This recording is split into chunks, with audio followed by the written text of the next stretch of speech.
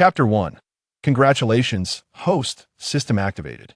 Young master, although we are not from a prominent family, we can still awaken our martial souls. Why do you insist on going to the small town of Nodding to seek out Su Yun Tao to assist you in awakening your martial soul? Who is this fellow? What level of soul master is he? Is he really capable of offering you a top-tier martial soul? Inside a carriage bound for Nodding, Yu leaned against the side, eyes closed in contemplation. Beside him sat a man in his 40s, Wang Taiju, his devoted bodyguard, a level 29 great soul master. Wang Taiju, a powerful attack-type soul master, was chattering incessantly like a gossiping hen, filling Hui's ear with his prattle. At just 6 years old, Yu exhibited a maturity far beyond his peers, his demeanor and speech betraying his age. He slowly opened his eyes, a hint of a smile gracing his youthful visage. Old Tai, that might not be the case. Sigh. Young master, you were walking at a month old, speaking at 3 months, and reading by the end of your first year. You truly possess exceptional abilities, but martial souls are predetermined. They are what they are. This is not a game of chance. Why pursue Su Yun Tao? Moreover, martial souls are almost always inherited from one's ancestors. Young master, it would be prudent not to have overly high expectations regarding your martial soul. The higher the expectations, the greater the disappointment. And furthermore, stop. Yu interrupted him, adding, Old Tai, you wouldn't understand of the saying. Ironclad Su Yun Tao, flowing water. Flowing water, what, young master? Forget it. I don't want to discuss this any longer. He'll take a nap, wake me when we arrive in Nodding. Yu halted mid-sentence, letting out a soft sigh before closing his eyes once more. Yu was a proud transmigrator. 6 years ago, he met an untimely demise while binge-watching videos at home, only to find himself transported to the world of Douluo Continent. As a seasoned web novel reader with 5 years of experience, he quickly accepted the reality of his transmigration. However, what vexed Yu was that he had been watching Pokemon that fateful night. How did he end up in the Douluo Continent? In a world where the strong prey on the weak, peril lurked around every corner, unlike the harmonious and idyllic Pokemon realm, where one could simply be a trainer, capture their favorite creatures, and grow alongside them. Now, 6 years later, Yu had grown indifferent to this matter, but the one thing that gnawed at him was, why was he not bestowed with a golden finger? Did they look down on him? Isn't this a requisite for transmigrators? For 6 long years, Yu felt as though he had encountered no sign of a golden finger. A transmigrator without a golden finger, was that even a qualified transmigrator? It was a disgrace among transmigrators. Fortunately, he was born into a fairly decent family, albeit not as prestigious as Tang San's, yet still belonging to a family of some renown within the Heavendo Empire. Their family martial soul was of above-average quality, the fire lizard. His father, Hui, age 33, was a level 51 soul king, possessing the beast martial soul fire lizard, while his mother, Lin Yao, 3 years his junior, was a level 49 soul master, just a step away from the soul king realm, with a plant-type martial soul known as greenleaf grass. With such familial genes, Hui's aspirations of reaching level 90 or above in soul power to become a title Duel seemed improbable, yet the chances of being unable to become a soul master at all were exceedingly slim. Soul masters were the most esteemed profession in the Douluo world as long as one could become a soul master. One could live a life above the common folk, take a beautiful wife, and have a chubby child. What could be better? However, if he could achieve great success on the path of a soul master, Yu certainly desired it. After all, soul masters not only wield immense power, but could also extend their lifespans upon reaching certain realms. From Hui's experience, any transmigrator seeking Su Yun Tao to awaken their martial soul invariably ended up with a divine-level martial soul. Thus, he resolved to try his luck and visit Nodding to find Su Yun Tao for his awakening. After all, one could only awaken a martial soul once in a lifetime, so spending some time on it was hardly a burden. Regardless of the outcome, at least he would have tried and would not harbor any regrets. Some time later, young master. Yu stirred from his slumber. We've arrived in Nodding, Wang Taiju announced. Oh good. Yu rubbed his eyes and sat up. He pulled back the carriage curtain, and the blinding sunlight flooded in, instantly clearing his mind. At last, we've arrived in Notting. It truly resembles the scenes from the anime. Huiyu marveled at the scenery within the city, experiencing a strange sense of familiarity and strangeness as he traveled. Of course, aside from that, there was little to behold after all. Notting was merely a small town, lacking the prosperity of his hometown, Wuhan City. I wonder if I might encounter Tang San logically. He should have already arrived at the Notting Junior Soul Master Academy. As Huiyu pondered this, he suddenly spotted a boy of similar age. With short black hair and sun-kissed skin, he was dressed modestly. He bore an uncanny resemblance to someone. At that moment, he had just exited the blacksmith shop and was heading in the same direction as Huiyu's carriage. Huiyu froze for a few seconds, and a name swiftly surfaced in his mind, prompting him to exclaim, Tang San. It's really Tang San. I can't believe I encountered him. After all, he is the protagonist of this world, blessed with a protagonist halo. Should I try to befriend him? A flicker of thought crossed Huiyu's mind. He was indifferent toward Tang San and his companions, save for a few of the girls. Yet, one could not deny that Tang San was indeed impressive. Forming a friendship with him could potentially benefit both himself and his family in the future. Let's go for it, Huiyu resolved, preparing to disembark and greet Tang San. Just then, a voice he had longed for echoed in his mind. Congratulations, host, system activated. The system is loading. Huiyu was taken aback, and moments later, a wave of elation surged within him, his heart racing with excitement. It's here, it's here. My golden finger has finally arrived. But why now? Could the system's activation be related to Tang San? The system successfully loaded. Please complete the activation task to unlock the system. Another activation task? This is rather troublesome. Huiyu mused, silently awaiting the details of the activation task. System activation task. Please land 10 punches on Tang San within 10 minutes to complete the task. Activation reward. Pokemon World, Beginner Martial Soul Charmander.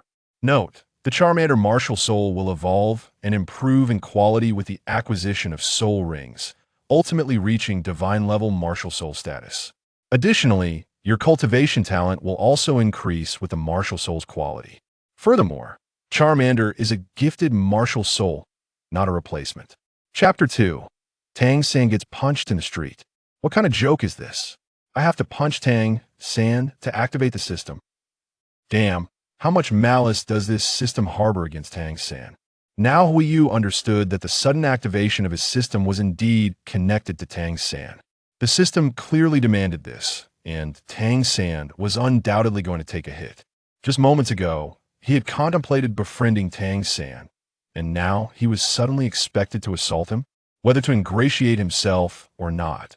Huiyu felt indifferent. It would have been nice to make an acquaintance today, but he never intended to harm him. Such a twisted turn of events could only lead to animosity, and once Tang San matured, it would be tantamount to courting death. Moreover, Huiyu was aware that Tang San's father, Tang Hao, seemed to be covertly protecting him. Damn it, no time to think. He'll just punch him and deal with the consequences. Huiyu gritted his teeth, determined to seize the golden finger at any cost. He began devising a strategy, hoping to find a way to strike Tang San without incurring his wrath. Time is of the essence. The Notting Junior Soul Master Academy is just ahead. Once Tang San enters the academy, it will be too late to act. Huiyu formulated a plan, albeit a somewhat flimsy one. But in this moment, he had no other choice. He quickly instructed the carriage driver to accelerate, then parked in an intersection ahead of Tang San's path, hastily exiting the carriage with Wang Taiju. Young master, the Notting Soul Hall is not here, yet what are we doing? Wang Taiju asked, puzzled. Stop asking questions, just do as I say when the time comes. Remember, no hesitation, Huiyu replied, his expression serious, though he felt immensely nervous inside. With the great soul master Wang Taiju at his side, taking down Tang San should be a breeze. His only concern was Tang Hao, the title de law. However, Huiyu believed that Tang Hao could not possibly be at his son's side at all times. Besides, they were just children fighting. He had no intention of killing Tang San, so surely he wouldn't come rushing out and deliver a fatal blow, right? Take a risk. A bicycle can become a motorcycle. With a sense of unease, Huiyu quickly approached the oncoming Tang San. At that moment, Tang San was engrossed in a book titled Fundamentals of Soul Masters. He was reading intently, seemingly oblivious to everything around him. Seizing the opportunity, Huiyu charged forward, yelling, "Thief! At last I've caught you. How dare you steal my soul coins?" Old Tai grabbed him. "A thief? Me? Is it me?" Tang San was instantly drawn to Huiyu's voice, glancing around to find no one else in sight. "Da-da. You refuse to admit your mistake." Tang San felt a surge of anxiety before he could finish his words. Wang Taizhu had already restrained him. "Hey, you! Slap!" Huiyan offered no opportunity for Tang San to explain, following up with a heavy punch to his face. "Wow, this feels surprisingly exhilarating," Huiyan thought, a strange excitement washing over him as the impact of the punch brought him immense satisfaction. Given Tang San's current abilities, he was utterly unable to break free from Wang Taizhu's grip, prompting Huiyan to unleash a flurry of blows upon him. "My apologies, brother." The entire ordeal was a blend of tension, thrill, and rapidity. Initially, the activation of the system required merely 10 punches, yet Huiyan, unable to restrain himself, delivered a few additional strikes. "That feels good." Huiyan paused, reflecting inwardly. Tang San, looking utterly disheveled, seethed with anger. "How dare you? What are you doing? I'm not a thief." In his life, Tang San had never been subjected to such humiliation. Especially without provocation, he suppressed his fury, his eyes glinting with murderous intent. "Not a thief? Wait, oh no. I think I've mistaken you for someone else." "Mistaken me?" Tang San scowled. "My apologies. You bear an uncanny resemblance to the person who stole my money. But wait, why don't you explain?" At that moment, Huiyun unleashed every ounce of his acting prowess. "Explain? You assaulted me right from the start. Did you give me a chance to explain?" Tang San trembled with rage. I truly apologize. Brother, it's all a misunderstanding.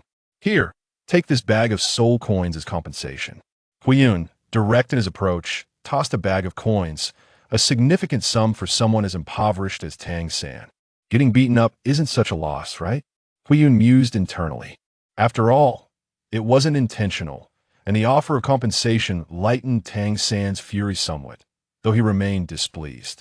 Were it not for the presence of a formidable soul master beside Huiyun, he would have retaliated.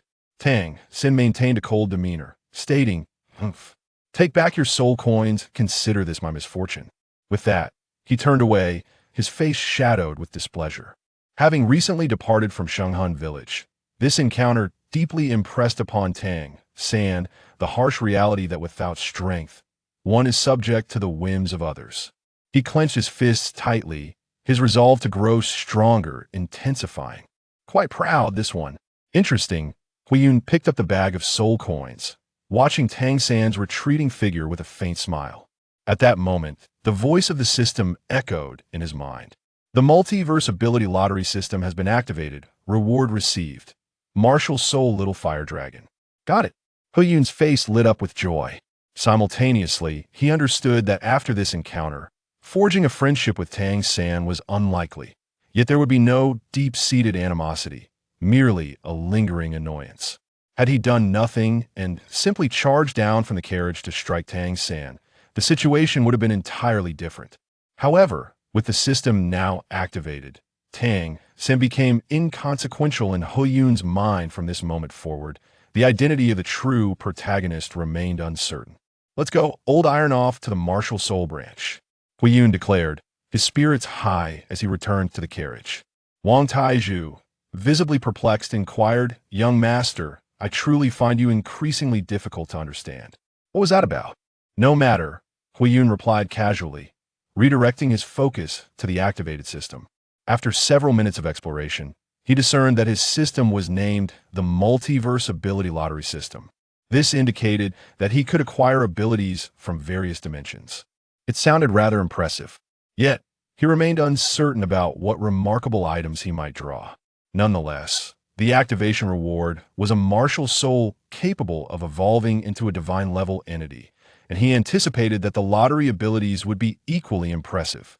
As for the lottery rules, he could draw once for every level increase in soul power. Huiyun began to feel a sense of eagerness for the ability lottery. Ever since the young master met that child, He has become increasingly self-assured. It's quite peculiar. Wang Taizhu pondered silently. Moments later, Huiyun finally arrived at the Martial Soul branch in Notting City. Gazing upon the most magnificent structure in all of Notting City, he slowly disembarked from the carriage and ascended the steps to the branch hall. Chapter 3. Martial Soul Awakening, a Pokeball. Old Iron, you wait for me outside, Huiyun instructed. Understood, young master. Before long, Huiyun stepped into the branch hall, and at that moment, he encountered a soul master from the Martial Soul Hall passing by. He politely inquired, "Excuse me, is Master Su Yuntao present?" The passing soul master glanced at Huiyun, noting his lavish attire and courteous demeanor, deducing him to be from a well-to-do family. He smiled and replied, "Are you here for something specific?" "I wish to seek Master Su Yuntao for my martial soul awakening." "Ah, today is indeed Master Su Yuntao's day for overseeing martial soul awakenings. He is currently in the awakening chamber. You can turn left here, pay the fee, and then proceed straight to Q." With that, the soul master departed, leaving behind Huiyun's expression of gratitude. The Martial Soul Hall regularly sends soul masters to nearby villages and towns to assist children in awakening their martial souls free of charge. However, those who come to the branch hall voluntarily must pay an awakening fee. Huiyu completed the payment as per the procedure and then walked into the awakening hall. At that moment, Su Yuntao was utilizing the awakening stone to awaken the martial soul of the child before him. Behind him, 3 other children were quietly waiting. For the majority of individuals in this world, the Martial Soul Hall is a sacred place. Upon entering, Huiyu remained silent, quietly joining the line. The martial soul is a kitchen knife, with an innate soul power of level 1, barely sufficient to become a soul master, Su Yuntao remarked, shaking his head. Next, the martial soul is a giant tooth rat, with an innate soul power of level 2, quite impressive. With diligence, perhaps in this lifetime, one could aspire to reach the rank of soul sovereign. "Thank you, Master Su Yuntao," exclaimed the child with the giant tooth rat martial soul, leaving with great enthusiasm. Upon witnessing this, Huiyu couldn't help but shake his head with a smile. If he were truly endowed with only a second-level innate soul power, he would undoubtedly feel despondent. However, possessing innate soul power does grant one the opportunity to become a soul master, and for the humble city of Notting, a second-level innate soul power is indeed commendable, as the majority of its inhabitants lack any soul power at all. Next, before long, it was finally Huiyu's turn. "I have long admired you, Master Su Yuntao," Huiyu greeted as he stepped forward. "Oh, you know me?" More than just knowing, Huiyu thought to himself. Yet he maintained a courteous facade and replied, "I often hear your esteemed name." "Haha, come now, stand before me and truly feel," Su Yuntao said with a subtle smile, proceeding without further ado to manipulate the 6 awakening stones. Huiyu nodded and stepped into the stone circle, filled with great anticipation. The system had awarded him the soul of the little fire dragon, with a hint indicating it was not a replacement. This meant that, in addition to the little fire dragon soul, he still possessed a soul that originally belonged to him. Huiyu was aware that he very likely possessed a twin martial soul. He was eager to uncover the true nature of his martial soul. Soon, a warm sensation enveloped him, and his body began to float gently. He felt as if something akin to shackles within him had shattered, releasing an overwhelming surge of energy. Suddenly, a bipedal beast-like creature materialized behind Huiyu. Its body was predominantly orange, with the exception of its belly and the lower part of its tail, which were a creamy hue, and it possessed large blue eyes that rendered it exceptionally endearing. Su Yuntao's gaze sparkled with excitement. Having witnessed the awakening of martial souls for a day, he deemed this child's martial soul to be the finest he had encountered thus far. Although it appeared to be merely a primary martial soul, it was indeed a rarity. A beast martial soul. Could it be a fire-scale lizard? No, that was impossible. A fire-scale lizard could not be so adorable. While there were some similarities, it was certainly not the same species. Yet, why had he never come across such a martial soul in the Soul Beast compendiums? Was it a mutation of the martial soul? Su Yuntao pondered, unable to reach a definitive conclusion with his current knowledge. Meanwhile, unbeknownst to anyone, a weapon martial soul manifested in Huiyu's left hand, a red and white sphere. With a furtive glance, Huiyu discerned the nature of his martial spirit with just a single look. A wave of astonishment washed over him. A Pokeball? What? How could it possibly be a Pokeball? What purpose could this contraption serve? In Fire Feather's heart, a multitude of questions suddenly arose. At that moment, Su Yuntao ceased his contemplations and spoke candidly. Your martial soul, akin to my lone wolf, is indeed a beast martial soul. As for its true nature, I am unable to provide an answer. Now, let us proceed to the next step of the soul power assessment. Very well. Fire Feather silently retracted his spirit ball martial soul. The phenomenon of twin martial souls is exceedingly rare across the continent. Apart from Tang San, only 2 others exist. The implications of revealing this secret are uncertain, and for now, he wishes to keep it from others. He extended his left hand and pressed his palm against the crystal orb. Su Yutao instructed. Hui Yu nodded in agreement and proceeded as instructed. Soon, the crystal orb emitted a brilliant blue light. This is it. This is it. Innate soul power level 6. Su Yutao's face was filled with delight. Hui Yu felt a tinge of disappointment. Only level 6? Yet, upon reflecting that his innate talent could improve with the quality of his martial soul, his spirits brightened considerably.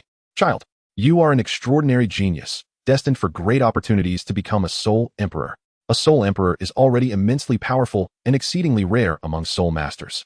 If you were to join our spirit hall, with our guidance, you might even attain the rank of soul sage. Have you considered this?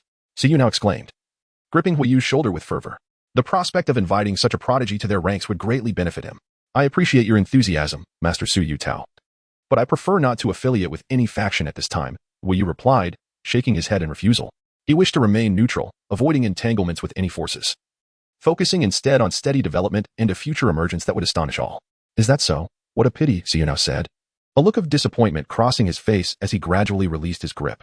He understood that he could not impose his will upon the young man. Oh. Then you may proceed to the payment office, where you will receive a certificate of awakening from our spirit hall. Once you have it, you are free to leave. Su Yutao sighed, still feeling a sense of regret. Very well, Master Su Yu now.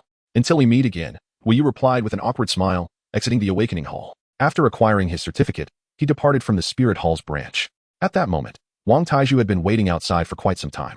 Upon seeing Hui Yu emerge, he hurried forward, concern etched on his face. Young master, how did it go? What was the result? Here, Hui Yu handed him the certificate.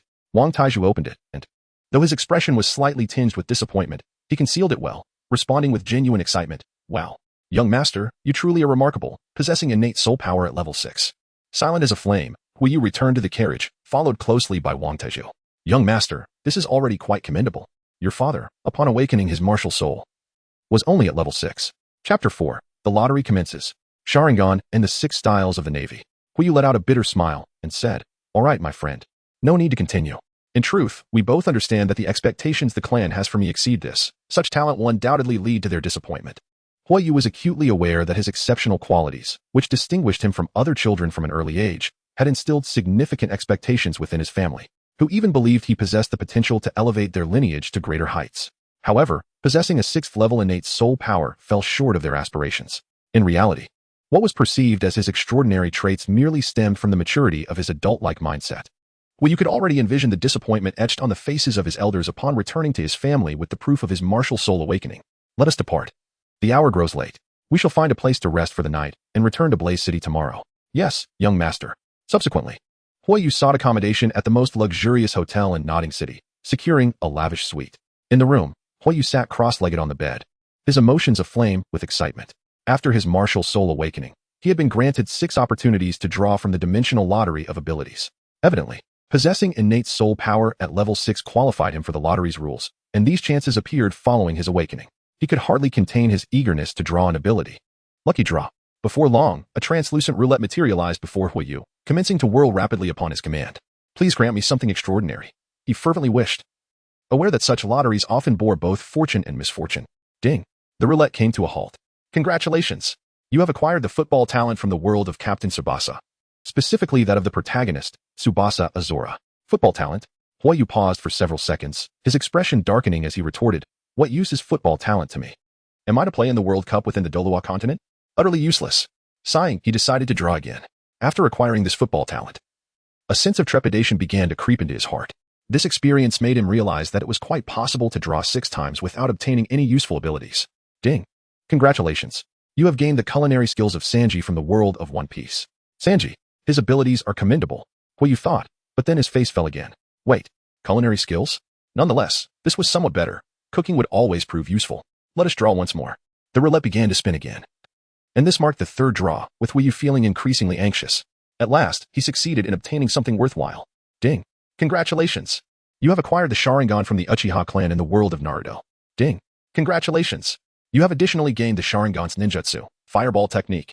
As the Sharingan evolves, you will acquire more skills related to this ability. The Sharingan. How splendid. Hui Yu leapt from the bed in exhilaration. This was indeed a remarkable outcome. The Sharingan is an immensely powerful ability within the Naruto universe. Even the ordinary 3-tomo variant possesses capabilities such as observation, replication, hypnosis, illusion, and superhuman insight. Not to mention the plethora of other formidable ocular techniques that follow. In the realm of Douluo Continent, the Sharingan would undoubtedly prove invaluable. This is solid. With the Sharingan in my possession and 3 more chances to draw, even if I do not acquire anything remarkable, I would still be satisfied. Continuing the lottery.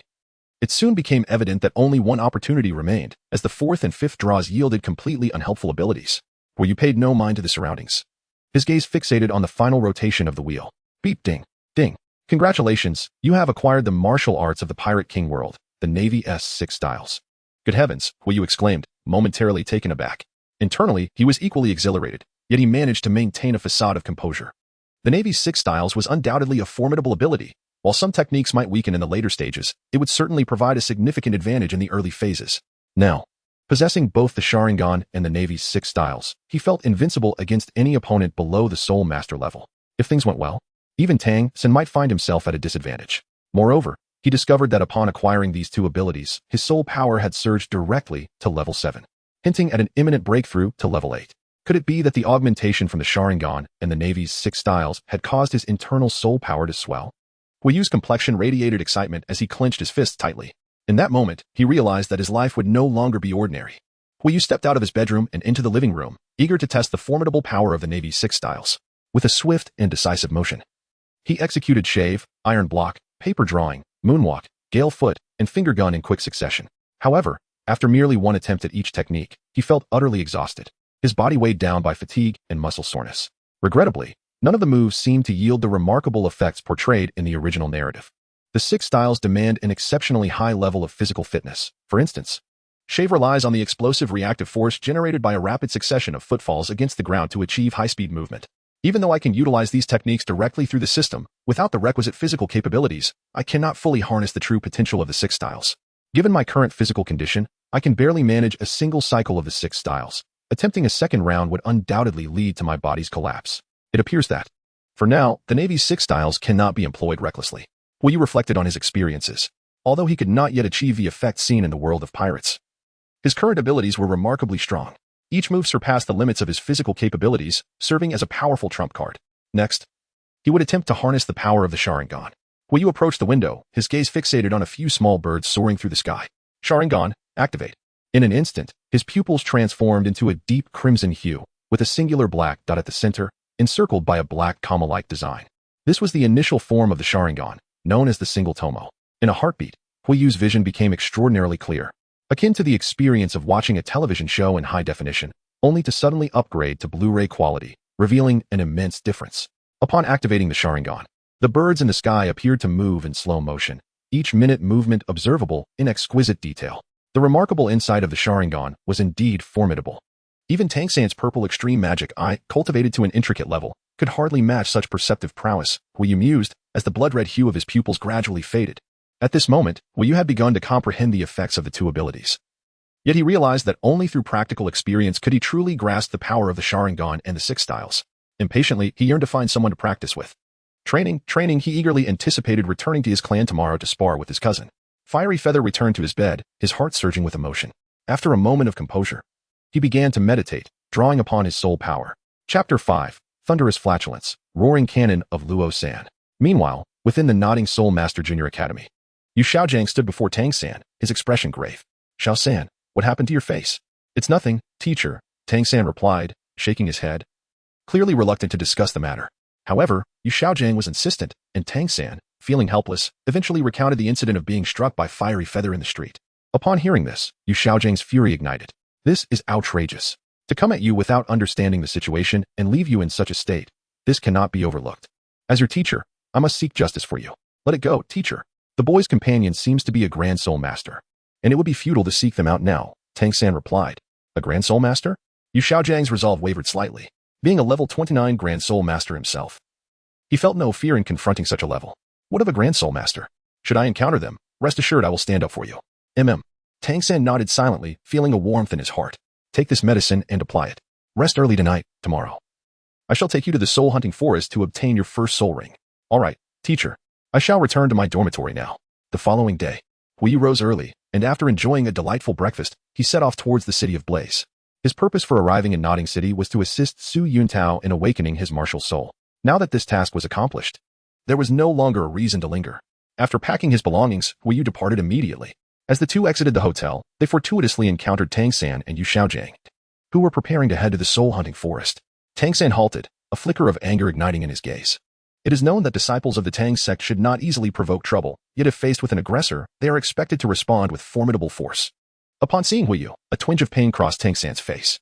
Although it was true that there had been a misunderstanding the previous day, he felt profoundly violated. He had chosen to endure because of Wang Taiju's presence beside Huiyu, but he vowed to reclaim his dignity if the opportunity arose. Yu Xiaojiang quickly sensed Tang San's unease and inquired, "What's wrong, Xiao San?" "Teacher, they were the ones who assaulted me yesterday." With a huff, he declared, "Come on, Xiao San, let us confront them." Yu Xiaojiang's demeanor shifted, and he grasped Tang San's arm, hastening towards Huiyu. Noticing Tang San at the hotel entrance, Huiyu recognized him and the man accompanying him, who seemed somewhat familiar. Could it be that the man beside Tang San was the infamous Yu Xiaojiang? Perhaps they had come to settle the score with him? "It's you, the one who left Xiao San in such a state yesterday? At such a tender age? Your actions are rather excessive," Yu Xiaojiang said sharply as he approached Huiyu, his posture rigid and exuding a subtle arrogance. Wang Taiju, sensing that Yu Xiaojiang was also a soul master, promptly shielded Huiyu behind him, his expression cold as he retorted, "What of it?" A hefty black iron rod materialized in Wang Tieju's hand, surrounded by a ring of 10-year spirit rings and a ring of 100-year spirit rings. He unleashed his martial soul, intending to intimidate Yu Xiaojiang with his strength. In an instant, Yu Xiaojiang felt his aura suppressed. He regarded Wang Taiju with a fluctuating expression, sensing that this individual might prove to be a formidable opponent. "Old Tai, you're impressive," Huiyu exclaimed, his thumb raised in admiration, suddenly eager to witness Yu Xiaojiang being bested by Taiju. However, Huiyu refrained from urging Taiju to engage. Should Taiju strike Yu Xiaojiang, the relationship between him and Tang San would irrevocably deteriorate, and he had no desire to become adversaries with Tang San. He stepped forward, stating, "We have already apologized for yesterday's incident and offered soul coins as compensation. Though he did not accept them, I owe you nothing." "Xiao San, do you accept his apology?" Yu Xiaojiang asked. "I do not accept," Tang San replied, shaking his head. "Very well. Teacher, hold him off for a moment. You may teach this boy a lesson, but do not go overboard." Wait. Huiyu furrowed his brow as he could no longer contain himself, pointing at Wang Taiju and saying, "Are you certain?" "He is a level 29 assault-type battle soul master." Huiyu was not oblivious to Yu Xiaojiang's prowess. His combat style predominantly relied on his mutated martial soul, Luo San Pao, which could only unleash 3 soul skills. Huiyu was well aware that these skills primarily generated impact through flatulence. While this might suffice against lower-ranked soul masters, it was entirely inadequate when facing a formidable assault-type soul master like Wang Taiju of the same rank. He thought to himself, "Don't let this turn into a debacle." What? Level 29 Yu Xiaojiang felt a weight in his heart. In Notting City, high-ranking soul masters were scarce, most barely surpassing the 20th level. He had presumed his opponent would be at a similar level, only to discover that the adversary was indeed a level 29 soul master. Yu Xiaojiang found himself in a precarious situation. Facing a formidable assault-type soul master of equal rank left him with little hope of victory. Just yesterday, he had confidently declared that he would avenge Tang San if the occasion arose. Yet now, he faced the dilemma of losing face if he refrained from intervening.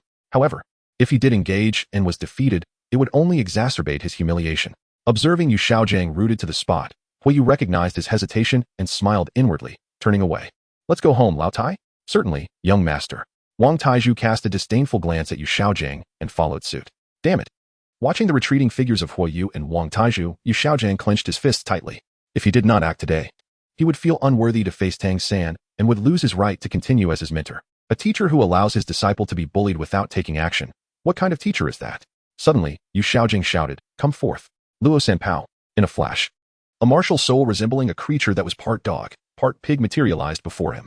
This is bad. Yu Xiaojiang has made his move. Huiyu's expression shifted to one of alarm as he urgently called out to Wang Taiju, "Lao Tai, attack that martial soul directly. We cannot allow them to unleash their soul skills. It will release flatulence. It stinks." Farting? Wang Taiju was momentarily bewildered, but he did not have time to ponder as he immediately followed Huiyu's instructions. With a thunderous sound akin to a storm, Luo San Pao. The first soul skill. Iron Rod Strike. Both parties unleashed their soul skills simultaneously, and powerful waves of soul energy manifested around them. However, forewarned by Huiyu, Wang Taiju seized the initiative, striking Luo San Pao with his rod before Yu Xiaojiang could release his soul skill. Boom. The tremendous impact sent Luo San Pao flying, and Wang Taiju expertly angled it so that it collided with Yu Xiaojiang, interrupting his soul skill in the process. Yu Xiaojiang nearly lost his balance. "Teacher, I'm fine." "Tang San, step aside." Yu Xiaojiang, somewhat disheveled, attempted to push Tang San away to take another shot, but Tang San stopped him. "Teacher, you need not act further. Allow me to handle this. I can resolve it." Chapter 6. Wuyu Sharingan vs Tang San's Purple Extreme Demon Eye. Tang San, being astute, discerned that after Wang Taizhu unleashed his martial soul, Yu Xiaojiang was likely not a match for him. He understood Yu Xiaojiang's predicament. He couldn't win in a fight. Yet not engaging was also not an option. If this continued, Yu Xiaojiang would only find himself in a more humiliating position. Tang San decisively stepped forward, ready to speak, but was interrupted by Huiyu. Never mind. Let us grant Yu Xiaojiang some dignity. Huiyu contemplated, signaling Lao Tai to step back. He then slowly approached the two, meeting their gazes. Isn't it your desire for Tang San to personally teach me a lesson? Then let us proceed directly. Let him and I have a match. Regardless of the outcome, we shall put this matter to rest once and for all. Huiyu genuinely wished to avoid escalating their relationship into a state of hostility. Since Yu Xiaojiang's intention was to have Tang San teach him a lesson, he decided to embrace the challenge. Deep within, he yearned to test whether, with the power of the Sharingan and the 6 styles, he could stand as a worthy opponent against Tang San. Tang San was somewhat taken aback. Yet this development aligned perfectly with his desires. His expression grew increasingly serious. Very well, regardless of the outcome, this matter will be settled afterward. With that, he proclaimed, Martial Soul Manifestation. Huiyu unleashed his little fire dragon martial soul, radiating a palpable aura of confidence. He recognized that Tang San possessed innate full soul power, putting them at a 3-level disparity in terms of soul power. However, the advantage of a beast martial soul lay in its ability to enhance the body, compensating for the gap between him and Tang San. After all, in the realm of soul masters, the difference of a few levels was often negligible. Moreover, he had not idly passed the last 6 years. He began training in combat techniques and physical martial arts under his father's guidance at the tender age of 4. Even without the Sharingan and the Navy's 6 styles, he was not an opponent that any mere child of his age could easily contend with. Nonetheless, Huiyu was acutely aware that against Tang San, he would need to exert his utmost effort. What beast martial soul is this? I have never seen anything like it before. Is it a fire scale lizard? Yu Xiaojiang observed Huiyu's martial soul with a furrowed brow. Wang Taizhu, on the other hand, was visibly astonished. Having followed the Hu family for over a decade, he could immediately tell that this martial soul was not a fire scale lizard. Although it bore some resemblance, it was evidently a mutated form of it. The young master's martial soul has actually mutated. A sense of concern washed over Wang Taizhu. Mutations in martial souls typically resulted in diminished quality, though there were rare instances where the quality improved. However, observing the adorably naive appearance of Huiyu's little fire dragon martial soul, he discerned that it was evidently weaker than the fire scale lizard. Tang San maintained a composed demeanor, swiftly advancing the moment Huiyu released his martial soul. His movements were remarkably light, exhibiting agility akin to a specter, as he launched a series of precise and unhesitating attacks. After several exchanges, it became clear that Huiyu was at a disadvantage, being firmly suppressed by Tang San. A slight smirk crept across Tang San's lips. He was confident that within 3 moves, he would be able to bring Huiyu to his knees. What an opportunity! Tang San dodged Huiyu's punch, swiftly gathering blue soul power in his left palm before delivering a merciless strike. He intended to impart a significant lesson to Huiyu, ensuring he would endure a few days of physical discomfort. However, to Tang San's astonishment, Huiyu showed no inclination to evade. In such circumstances, evading his attack seemed implausible. Yet, the lack of any defensive reaction from Huiyu was perplexing, as if he were deliberately offering himself as a target. Steel block. Tang San's palm struck Huiyu's abdomen, producing a sensation akin to hitting a solid iron block. He did not hold back. The force of the blow sent Huiyu flying at least 10 meters, leaving him sprawled on the ground, howling in pain. Yet, everything unfolded beyond Tang San's expectations. Huiyu was merely pushed back 2 meters, his expression revealing no trace of agony. It seemed as though the powerful strike he had just delivered was akin to a gentle tickle. How could this be? Tang San's brow furrowed in disbelief. Indeed, relying solely on his own strength, he could not hope to match Tang San. Had he not utilized the steel block technique, Huiyu felt a wave of relief. If he had failed to employ one of the 6 styles in time, he might have already succumbed. The defense provided by the steel block was not merely trivial. Tang San's strike felt akin to a playful girlfriend playfully pounding on his chest. The effectiveness of the steel block exhilarated him. It meant that as long as he maintained this state, he would remain unscathed, regardless of Tang San's assaults. In fact, at his current level, employing the steel block against the might of a Soul Master's soul techniques could mitigate any lethal threats. The mind of Huiyu whirred with rapid analysis, distilling experiences and conjecturing the limits of the current iron block's capabilities. However, he refrained from placing blind faith in the iron block's defense, for it was equally a double-edged sword. In the world of One Piece, CP9 had fallen prey to such folly, recklessly believing in the power of the iron block, only to be ruthlessly defeated by Luffy. Thus, Huiyu resolved to utilize the iron block only in unavoidable circumstances. Tang San, I shall now engage seriously, Huiyu declared, retracting the iron block state. In such a form, mobility was rendered impossible, and he had only a limited number of uses left. The only recourse left was to activate the Sharingan to contend with Tang San. Tang San's expression tightened as he pondered. This fellow has yet to unleash his full potential? Soon, He noticed the transformation in Huiyu's eyes, his heart gripped by astonishment. His eyes. How can they appear so peculiar? This individual is certainly no ordinary opponent. Tang San, wary and alert, sensed an air of mystery surrounding those eyes, hinting at immense power. No longer withholding his strength, Tang San launched another vigorous assault on Huiyu. Purple Extreme Demon Eye, he proclaimed, activating his ocular technique, as his black irises morphed into a striking purple. Two 6-year-old children, both endowed with extraordinary eyes, one crimson and the other violet, engaged in a fierce battle outside the grandest hotel in Notting City. Their fists and feet colliding in a display of equal prowess. Damn it. After the emergence of his red eyes, it's not merely his speed. No, it's his reaction time. His reflexes have become astonishingly swift. Tang San's mind raced with disbelief. Could he have cultivated a technique akin to my Purple Extreme Demon Eye? Yet, in this world, such powers should not exist beyond my own. As the battle intensified, Tang San found himself increasingly astounded. He had previously dominated Huiyu, but now they were evenly matched. The elevation in their combat levels felt as though they had completely transformed. Ghost Shadow Mysterious Steps, Huiyu exclaimed, taken aback by the sudden shift. Tang San's movements grew increasingly eerie, shrouded in shadowy illusions, his speed markedly enhanced. Huiyu focused intently on the Sharingan, striving to discern the intricacies of Tang San's technique. Yet, concentrating on the Sharingan came at a cost, as it rapidly drained his stamina, leading to fatigue. Chapter 7. Astonishment. The might of Huiyu. However, despite Huiyu's clarity of vision, his physical capabilities faltered, making it challenging to evade Tang San's accelerated Ghost Shadow Mysterious Steps. Huiyu had no choice but to once again wield the iron block to withstand the strike. The fiery feather was once again repelled 3 meters back. He slowly lifted his head. Despite being pushed away, his face radiated an expression of sheer exhilaration. He had seen it. He had glimpsed the intricate details, movements, and techniques of Tang San's Ghost Shadow Phantom Steps. If given another opportunity to observe, he could even surreptitiously learn Tang San's elusive art. How astonishing! Huiyu understood that the Sharingan possesses the remarkable ability to replicate the techniques of others. However, this replication is not merely a straightforward duplication. It relies on the Sharingan's extraordinary perceptive capabilities to discern and capture the intricate details of an opponent's techniques, including their skills, methods, and rhythms. Ultimately, one can master these techniques and learn them within a remarkably short span of time. This feat is not solely achievable by possessing the Sharingan. It also demands a profound ability to comprehend and learn. Huiyu was astounded to discover that he too could accomplish this. Unbeknownst to him, Tang San, oblivious to Huiyu's newfound prowess, advanced once more with his footwork, launching an attack. Huiyu fixated his Sharingan on Tang San's movements, a growing excitement illuminating his face. I understand now. It is becoming increasingly clear. So that's how it is. The Phantom Shadow's elusive steps. In a sudden movement, Huiyu synchronized his actions with Tang San, employing the same enigmatic footwork and velocity as he rushed towards him. With a resounding smack, both of them unleashed their punches.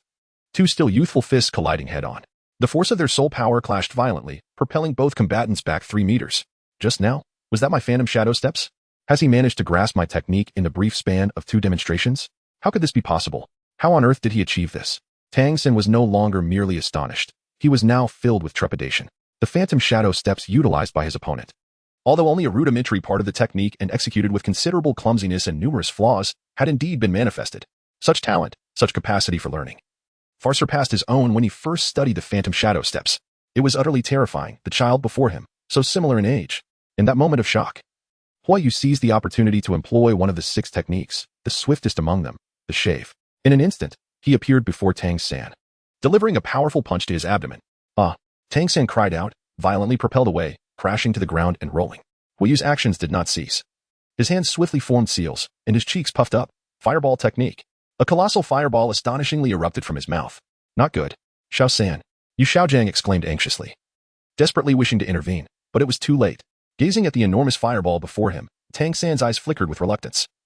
He never anticipated that he would find himself in such a predicament today. Should this fireball strike him, it would surely result in severe injury, if not death. Tang San's expression wavered. The concealed weapon in his sleeve was primed. Although evasion was impossible, he could choose to perish alongside Huiyu at any moment. Yet, contemplating Yu Xiaojiang behind him and the formidable soul master before him, he realized that if he were to kill the youth before him, it would undoubtedly endanger his teacher. Ultimately, Tang San relinquished the use of his concealed weapon, steeling himself for the inevitable. However, to his astonishment, the fireball veered off course. With a resounding boom, the fireball merely struck the ground beside Tang San. He gazed at Huiyu with a complex expression, pondering how such an impressive individual could commit such a grave error. It dawned upon him that Huiyu had shown mercy. Just moments ago, he should not have lost focus. Huiyu, embodying the demeanor and prestige of a victor, looked down upon Tang San from a position of superiority. though defeating Tang San filled him with exhilaration. He deemed it inappropriate to burst into an exuberant laugh at such a moment, thus his countenance appeared remarkably calm. Why did you show me mercy? Tang San, supported by Yu Xiaojing, slowly and laboriously rose to his feet. Need I explain? Wu Yu thought to himself. The might of the fireball technique is akin to that of a soul skill. Had it struck you, you would have either perished or sustained grave injuries. Your father is a titled Douluo. How could I dare to strike you with such severity? However, Wu Yu maintained a composed facade and remarked.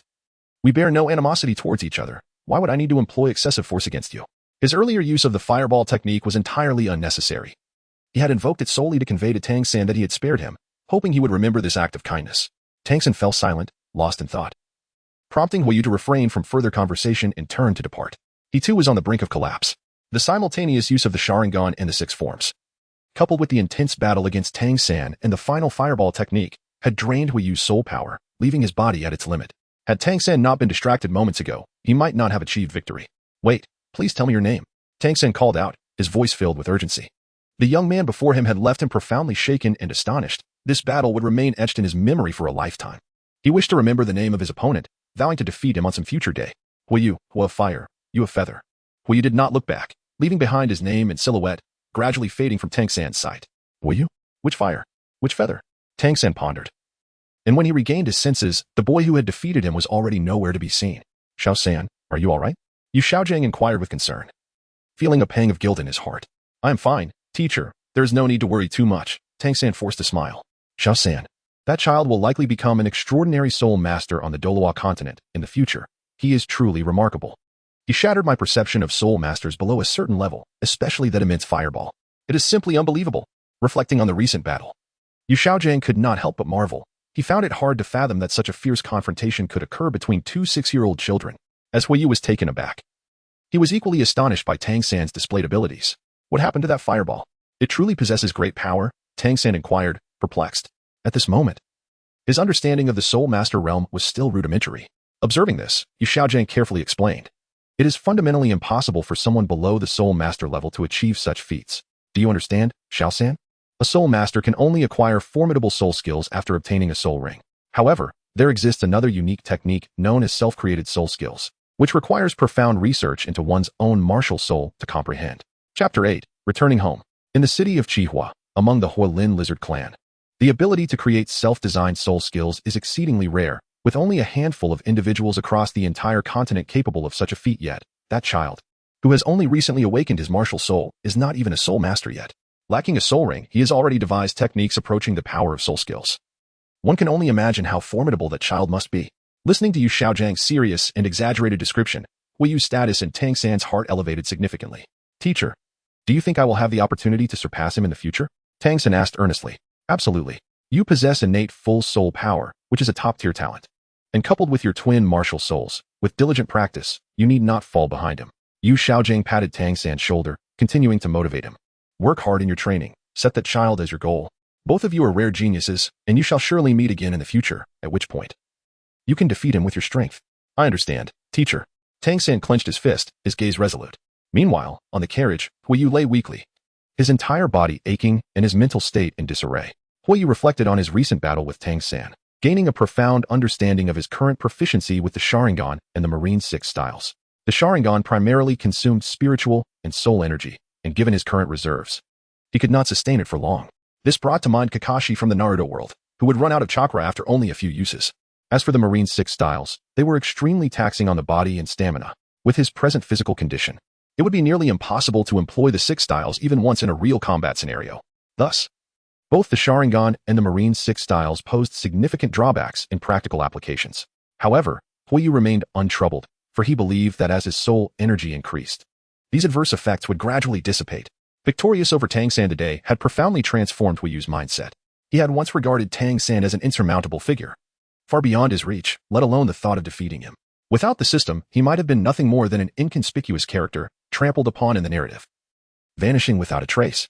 But now, everything had changed. Old Tai, are you done yet? Could you please refrain from being so animated? Wu Yu attempted to ignore Wang Taizhu, who was incessantly chattering beside him, as he envisioned his future. Yet, the cacophony was becoming increasingly irksome. How can I not be excited? Young master, you were absolutely magnificent. That fireball was undoubtedly a self-created soul technique. It is beyond what ordinary individuals could achieve. You truly are a genius among geniuses. This must be reported to the clan leader. Once we return, I shall relay today's events to the clan leader. Wang Taiju was unable to contain his enthusiasm, growing more animated with every word. He had countless questions and statements to express, but Huayu had grown weary of engaging with him. Several hours later, Wang Taiju finally calmed down. Huayu attempted to converse with him.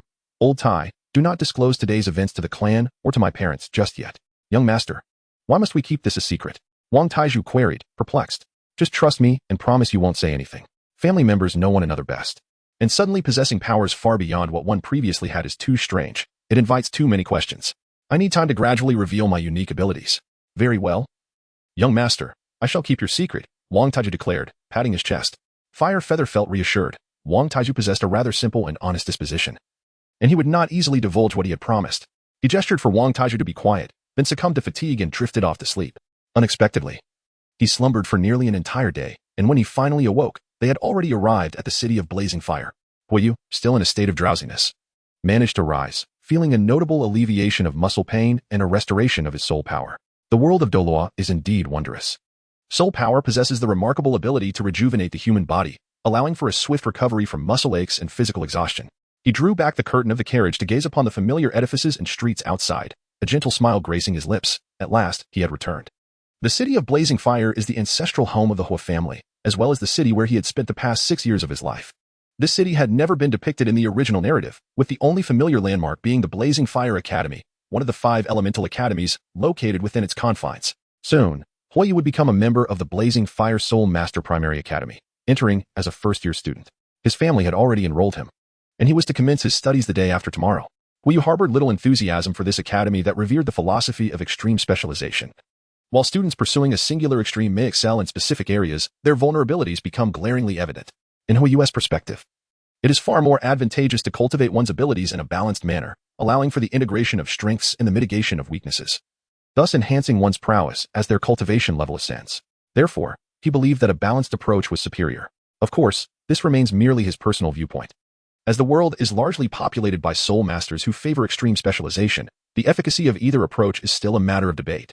After a brief interlude, the carriage came to a halt before an imposing estate. The grand entrance featured a magnificent design, prominently displaying the emblem of a fire lizard. Young master, we have arrived. Indeed. Let us proceed, Huayu nodded, stepping through the threshold of his family's abode. Young master Huayu has returned. Young master Huayu has returned. No sooner had he crossed the threshold than the news of his return reached the ears of the elders. Summon him to the grand hall. The fire-scaled lizard clan holds great expectations for Huayu, thus they regard him with utmost importance. Upon receiving the news of his return, they gathered together and dispatched someone to summon him. Upon receiving the news, Huayu hurried to the family hall without delay. Moments later, he arrived. He had anticipated such a gathering, yet he was taken aback by the magnitude of it. Even his grandfather was present, along with the elders of his grandfather's generation. Grandfather. Father, mother, I have returned. What was the outcome? Present your proof of the awakening of your martial soul. His father, Huayi, inquired. Very well. Huayu nodded. And under the eager gaze of her kin, she extended the proof in her hand to Huayi. Huayi is the current clan leader. Yet seated in the main position is his grandfather, Hualei. This year marks his 60th birthday, and he has remained stagnant at the 59th level Soul King for several years, unable to progress further.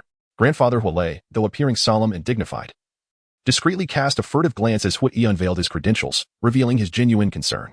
Soon, both father and son displayed matching expressions of disappointment, even their furrowed brows mirroring one another. A mere innate soul power of level 6, sigh. Huayi slowly set down the credentials, expressing his profound disillusionment. Chapter 9. The Enhancement of Soul Power. The Function of the Spirit Ball Martial Soul. Haha.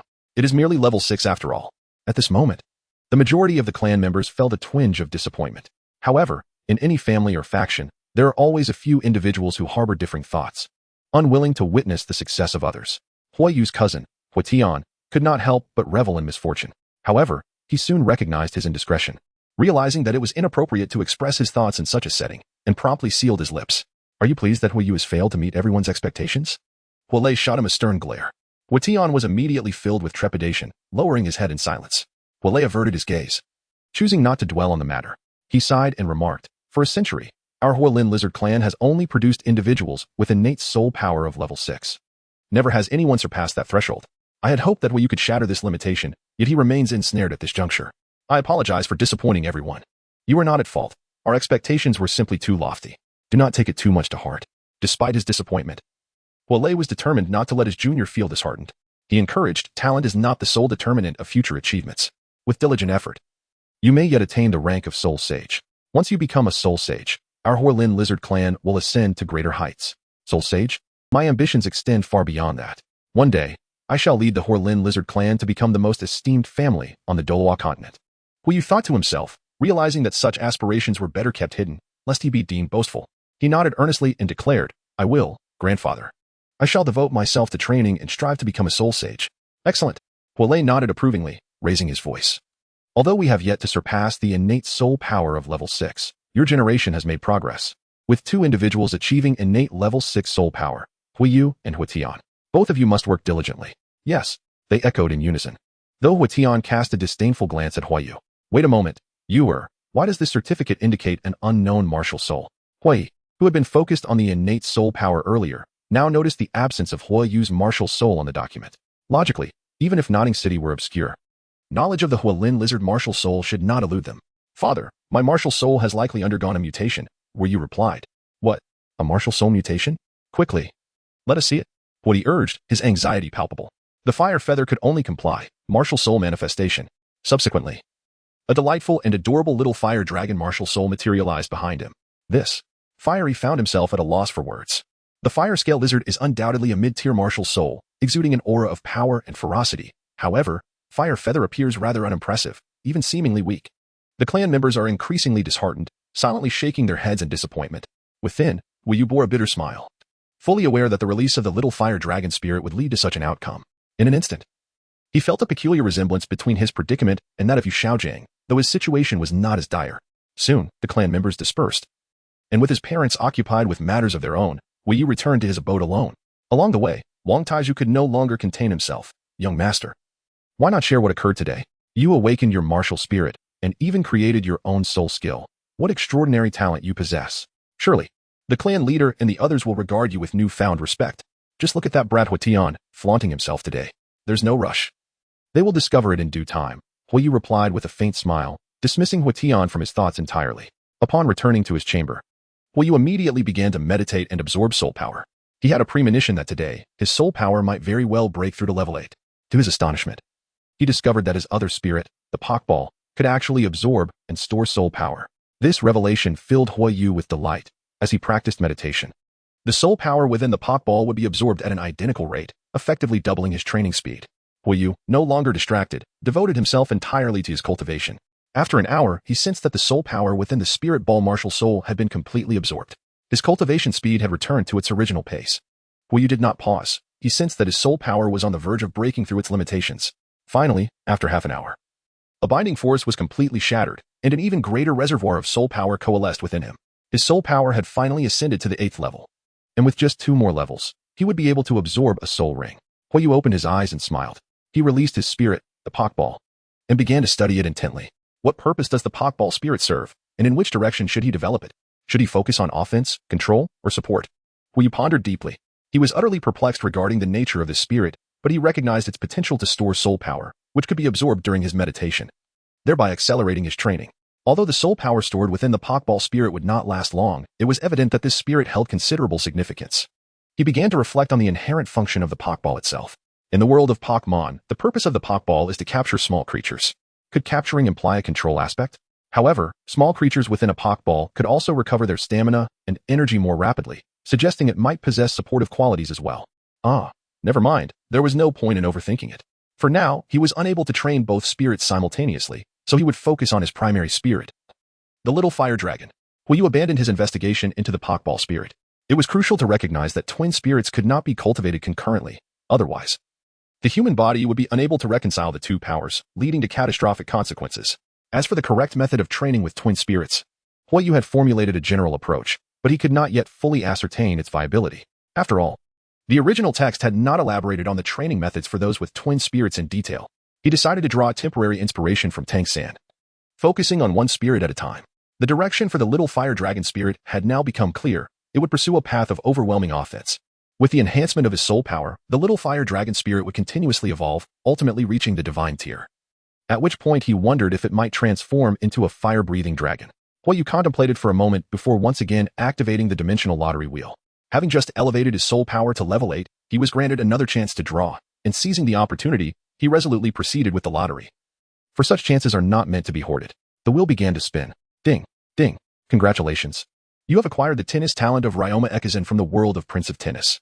Goodness, 2 athletic abilities in a row. Wuyu exclaimed. His expression one of bemusement. Chapter 10. A visit to the principal of the Blazing Fire Academy, a fortuitous encounter with Feng Xiaodian. Wuyu, feeling helpless, turned off the roulette. It was evident that once again, the lottery had failed to yield any desirable rewards, leaving her in a slight state of disappointment. She chose to dismiss these thoughts, opting instead for a refreshing bath before retiring for the night. The following morning, her mother, Lin Yao, personally prepared breakfast and brought it to Huiyu's room. A warm smile graced her face as she spoke in a calm tone. It's time to rise. After breakfast, your father will take us to visit Director Hua. All right, I understand, Huiyu responded, feeling no trace of morning irritability in the presence of Lin Yao. Her mother embodied a fresh and elegant demeanor, characterized by a gentle disposition and poised grace. Beneath her seemingly delicate exterior lay a remarkably resilient spirit. Lin Yao's smile seemed to possess an enchanting quality, capable of dispelling even the faintest worries from one's heart, offering a sense of healing.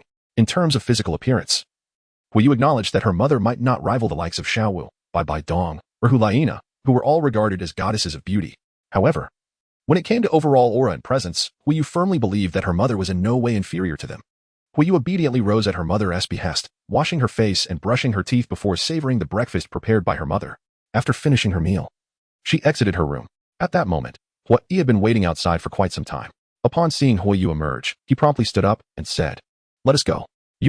Once we reach the residence of Director Hua, refrain from wandering about aimlessly or touching anything. Do you understand?" Huiyu admonished. Huiyu nodded in agreement. According to Huiyu's intentions, Huiyu was to study at the Blaze Primary Academy for 6 years, after which he would advance to the Blaze Advanced Academy, marking a journey that would last no less than a decade. Therefore, as the esteemed dean of the Blaze Academy, it was particularly vital for him to ensure that Huiyu would receive the necessary guidance and care throughout his forthcoming academic pursuits. Huiyu understood all too well that such efforts were largely futile. Only by demonstrating an exceptionally powerful talent would others begin to regard him with the respect he sought. For Huiyu, the sole aspect of this journey that piqued his interest was the prospect of encountering Huowu. It had been over a year since he last laid eyes on her, and he was curious to see how much she had changed. With these thoughts swirling in his mind, Huiyu found himself increasingly filled with anticipation. After a considerable period of time, Huiyu arrived at the Advanced Academy of Fire, adjacent to the Junior Academy, with the residence of the esteemed Fire Dean nestled within the confines of the higher institution. Upon entering the academy, one is immediately enveloped by the vibrant atmosphere of youthful exuberance. Numerous students, books clutched in their arms, traversed the pathways, some engaging in friendly sparring, while others congregated in animated discussions regarding the intricacies of martial souls. A young couple sat together on the verdant lawn, blissfully engrossed in one another, seemingly oblivious to the world around them. As Huiyu continued his stroll, he caught sight of several captivating beauties, delighting the eye. In truth, the average aesthetic appeal of women in the Douluo Continent far surpasses that of Blue Star, owing to the nourishing essence of soul power. The inhabitants here possess remarkably refined and exquisite skin, particularly those who have attained the status of soul masters. Thus, many are naturally stunning, and any lack of beauty can generally be attributed to less favorable facial features. Suddenly, a hurried female student dashed past Huiyu, seemingly late for class, her urgency palpable. In her haste, an empty water bottle slipped from her grasp and fell to the ground. "Sister, your bottle has fallen," Huiyu called out, failing to summon the female student, yet managed to capture the attention of several surrounding classmates. Huiyu shook his head in resignation, stepping on an empty bottle, which immediately sprang back up. Subsequently, Huiyu showcased his remarkable football talent. After a series of deft maneuvers, he delivered a powerful kick that sent the bottle soaring, perfectly landing it in a nearby trash can 10 meters away. This little brother is truly impressive. The surrounding students were astonished, and Huiyu and Lin Yao exchanged surprised glances at their son. Huiyu remained unconvinced, believing that the protagonist of Captain Tsubasa, Xiaoyi, could effortlessly achieve such feats due to his innate football talent. Moreover, after 2 days of exploration, he discerned that the skills acquired in football and tennis were not entirely futile in combat. By harnessing his physical strength, speed, and athletic prowess, he had effectively developed a form of martial arts, particularly when confronting tangible entities or manifestations of spiritual energy. During a series of ranged attacks, such as throwing, tossing, and flinging, Huiyu's body reacted with instinctive reflexes, allowing him to swiftly evade or accurately counterattack. Before long, Huiyu traversed the campus and arrived at the innermost part of the academy, where an isolated building stood several hundred meters away from the main study area, as if it were in a different realm altogether. This was the residence of the academy's director. "Ah, Huiyu, my dear brother, you have finally arrived," the director, having maintained a close relationship with Hui Yi's family, was well acquainted with him. Upon learning of Hui Yi's arrival at the academy, the director had taken the initiative to step out and greet him. Director Hua, whose true name is Hui Tianxin, is 43 years of age. Though he is merely a decade older than Qin Huidi, he has already attained the distinguished rank of Soul Sage at level 76. He is the father of a son and a daughter. His son, Hua Wushuang, is 10 years old and possesses the martial soul of the unique horned fire violent dragon, destined to become the captain of the Blaze Academy battle team. His daughter, Hua Wu, aged 8, wields the martial soul of Fire Shadow and is poised to be the vice captain of the same team. Forgive the intrusion, Director Hua, one might say, for even his grandfather. Hua Lei commands a measure of reverence in his presence, and Hui Yi holds him in deep admiration. Haha, my dear brother Hui Yi, you are too courteous. Come, let us retire inside. Hui Tianxin replied with a hearty laugh. Known for his magnanimous disposition, he disregarded matters of status, casually draping an arm across Hua Yi's shoulder as they entered together. Upon stepping into the room, Hui Yu's gaze fell upon Hua Wu and Hua Wushuang, and unexpectedly, there stood a familiar youth beside them, with a mop of short white hair and piercing eyes. This youth was none other than Feng Xiaotian from the Wind City and Wind Academy. Why is he here again? Hui Yu mused inwardly, bemused by the frequent encounters with this individual at Director Hua's residence. Hui noticed a middle-aged man in the room and promptly approached him with a greeting. It has been quite a while since we last met, Dean Feng. I did not expect to see you here. Dean Feng, the head of the Shinkong Academy and father of Feng Xiaotian, enjoyed a close relationship with Dean Hua, leading to frequent interactions between them. Notably, Dean Feng's soul power was even a level higher than that of Dean Hua. Indeed, it has been 2 years, hasn't he? I have heard that your son has awakened his martial soul. Dean Feng spoke with an air of arrogance, clearly not placing much importance on Hui Yi, and deliberately boasting. When my son awakened his martial soul, he possessed innate full soul power. What about your son? I wonder how his talent measures up. Hui Yi's expression was somewhat awkward and uncomfortable as he forced a smile, saying, hee, naturally, I cannot compare to your son. Hui Yi observed this scene keenly, aware that his father was feeling quite uneasy at the moment. However, he vowed that one day he would enable his father to hold his head high in front of these individuals. Subsequently, as everyone gathered together for conversation, Hua Yi clarified Hui Yu's plans to attend the Flame Academy, after which he encouraged the children to play outside on their own. Hui Yu followed closely behind Hua Wushuang, Hua Wu, and Feng Xiaotian as they exited the house. Chapter 11. The Hostility of Feng Xiaotian. Once the adults were out of sight, the children felt liberated. Hua Wu joyfully approached Hui Yu and remarked, Hui Yu, it's been over a year since we last met, and you've grown taller. I heard that you awakened your martial soul a couple of days ago. How do you feel after the awakening? Hua Wu harbored a fondness for Hui Yu, her younger brother by 2 years, whose intelligence she greatly admired. As soon as he emerged, she affectionately pinched his cheek, displaying a sense of closeness. However, Feng Xiaotian, standing behind them, felt a surge of discontent within. Having harbored feelings for Hua Wu since childhood, he was averse to witnessing her intimacy with another boy. This action sparked his irritation towards Hua Yu, as he glared at him with an intensity that belied his emotions. A smile flickered across Hui Yu's face as he cast a fleeting glance at Feng Xiaotian. He was well aware that Feng Xiaotian had harbored feelings for Hua Wu since childhood, and they were destined to become husband and wife in the future. However, at present, their relationship was inconsequential. He had no interest in Feng Xiaotian's thoughts. In the past, he might have felt a twinge of apprehension towards him, considering that Feng Xiaotian was also a prodigy endowed with innate full soul power, destined to become a formidable title de law. Yet, in this moment, what was Feng Xiaotian worth? He had already bested Tang San. Indeed, after awakening his martial soul, Hui Yu had experienced significant enhancements in various attributes of his physique. He chuckled softly, but his expression abruptly shifted to one of grave seriousness as he extended his left hand to caress Hua Wu's cheek. Hey, Hua Wu, you seem a bit unusual today. Huh? What do you mean? What's unusual? Hua Wu replied, momentarily taken aback. Observing Hui Yu's earnest demeanor, she found herself momentarily frozen. It's rather adorable. How annoying, she retorted playfully. Hua Wu initially believed there was something on her face, but upon realizing it was not the case, her cheeks flushed with a delicate hue, and she shyly spoke. Haha, Hua Yu smiled faintly. Such flirtatious banter, once overused in the world of Blue Star, is a rarity in the realm of Douluo Continent. Yet its effectiveness is undeniable, swiftly bridging the gap between him and the girls. Hua Wu is an exceptionally beautiful girl, with dark red, cascading waves of hair that reach her waist, a fair complexion, exquisite features, and a pair of large eyes that shimmer with a faint silver light, radiating beauty. She closely resembles the description from the original work, unlike the portrayal in the Douluo anime, where she appears far less stunning. She is undeniably goddess-like. Though merely 8 years old, she already possesses the budding beauty of a future enchantress. However, her youth renders her still unformed, lacking the curves that will eventually come. How vexing. Witnessing their intimate exchange, Feng Xiaotian could no longer contain himself. He stormed forward and pushed Hui Yu aside. You little brat. Stay away from Hua Wu. Feng Xiaotian, what are you doing? Wu possesses a proud and domineering character, and upon witnessing Feng Xiaotian's behavior towards her friend, she immediately felt a surge of anger. Wu, Feng Xiaotian, endowed with innate soul power, undoubtedly ranks among the most exceptional young soul masters. Having grown up in an environment where he was revered like a star, his pride is palpable. Yet, in the presence of Wu, he becomes remarkably submissive. If you continue to treat my friend like this, do not expect me to be kind to you, Wu declared, fiercely protective of Yu. This declaration struck Feng Xiaotian with a sense of profound threat, causing him to clench his fists, as he had subconsciously begun to view Yu as a rival in love. However, Feng Xiaotian understood that recklessly confronting Yu would only incite Wu's displeasure. Thus, he resolved to devise a strategy. A smirk crept onto his lips as he contemplated. You little brat, today I shall make you suffer a bit. Feng Xiaotian pointed at Yu and said, Hey, since we have nothing better to do, why not engage in a friendly competition? With nothing else to do, why would you choose to compete with me? I'm merely someone who has just awakened my martial soul. Do you really intend to challenge me? Yu replied with a smile, dismissing the idea. Indeed, Feng Xiaotian, I am aware of your affection for my sister. And while you may be frustrated with Yu, I isn't it a bit unfair to challenge someone who has just awakened their martial soul. Given your own soul power is already level 15? Wu Shuang interjected. I can refrain from using soul techniques and grant him 3 moves. Feng Xiaotian declared arrogantly. The others were already aware of his feelings for Wu, and with Wu Shuang openly acknowledging it, he felt no need to provide further explanation. This only fortified his rationale.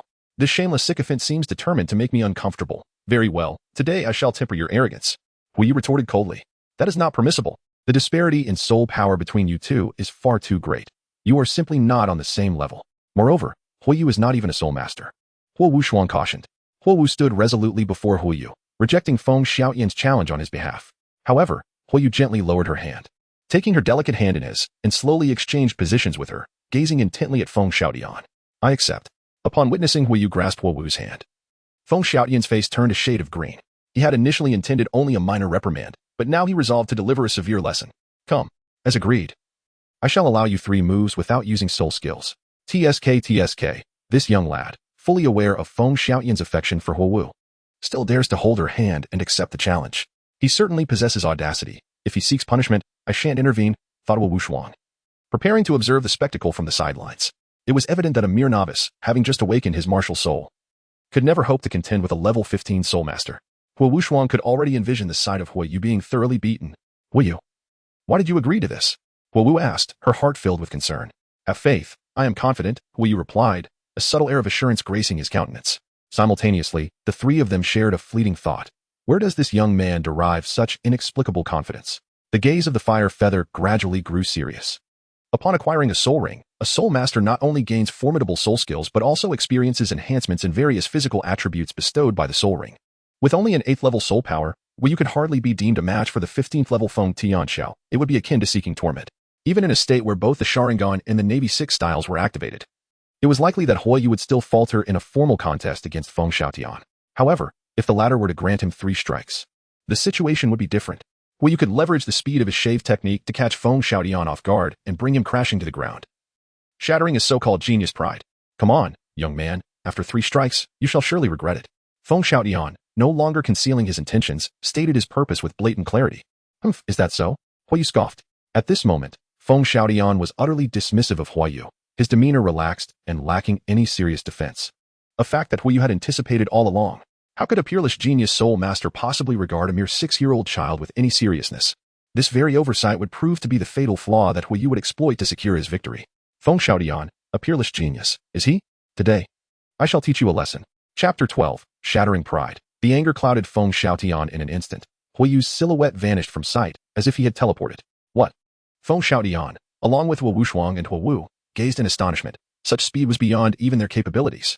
By the time Feng Xiaotian regained his composure, Yu had already materialized before him, a smirk playing on his lips.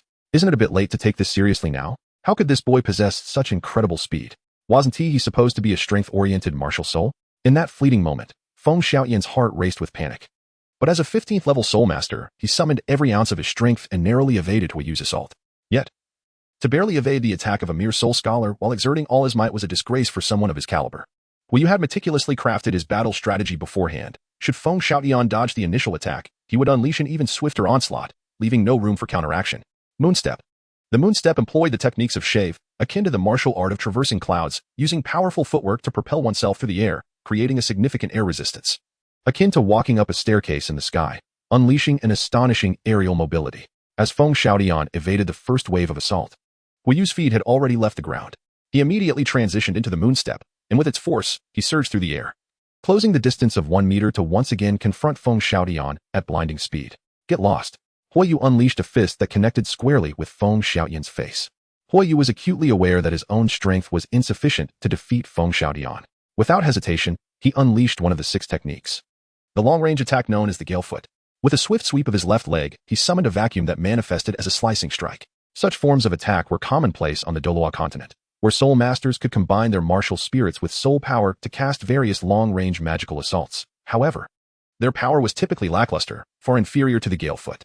Initially, Feng Xiaotian was struck down by Hu Yu's punch, his eyes filled with ferocity as he bellowed, "Ah! Today, I shall render you utterly defeated." Just as he attempted to rise, the vacuum slicing strike generated by the Gale Foot came crashing down. Boom. Ah! If Hu Yu's previous punch had barely grazed him, the Gale Foot struck him with the force of a heavy blow, rendering him immobile. Feng Xiaotian cried out in anguish, his shirt torn to shreds, leaving his pale chest fully exposed, marred by a distinctly visible mark. Had he been a woman, even with a bra, all would have been laid bare. His face flushed with embarrassment and rage, he cursed, shameless. Ah, a so-called genius with innate full soul power is nothing but this. Hu Yu smirked, speaking with an air of nonchalance. Feng Xiaotian, you have lost. How is this possible? I have been defeated by someone who has just awakened their martial spirit? Feng Xiaotian fell into a brief stupor, his pride severely wounded in that moment. Meanwhile, Hu Wu and Hu Wushuang stood by, utterly astonished and speechless, frozen in place.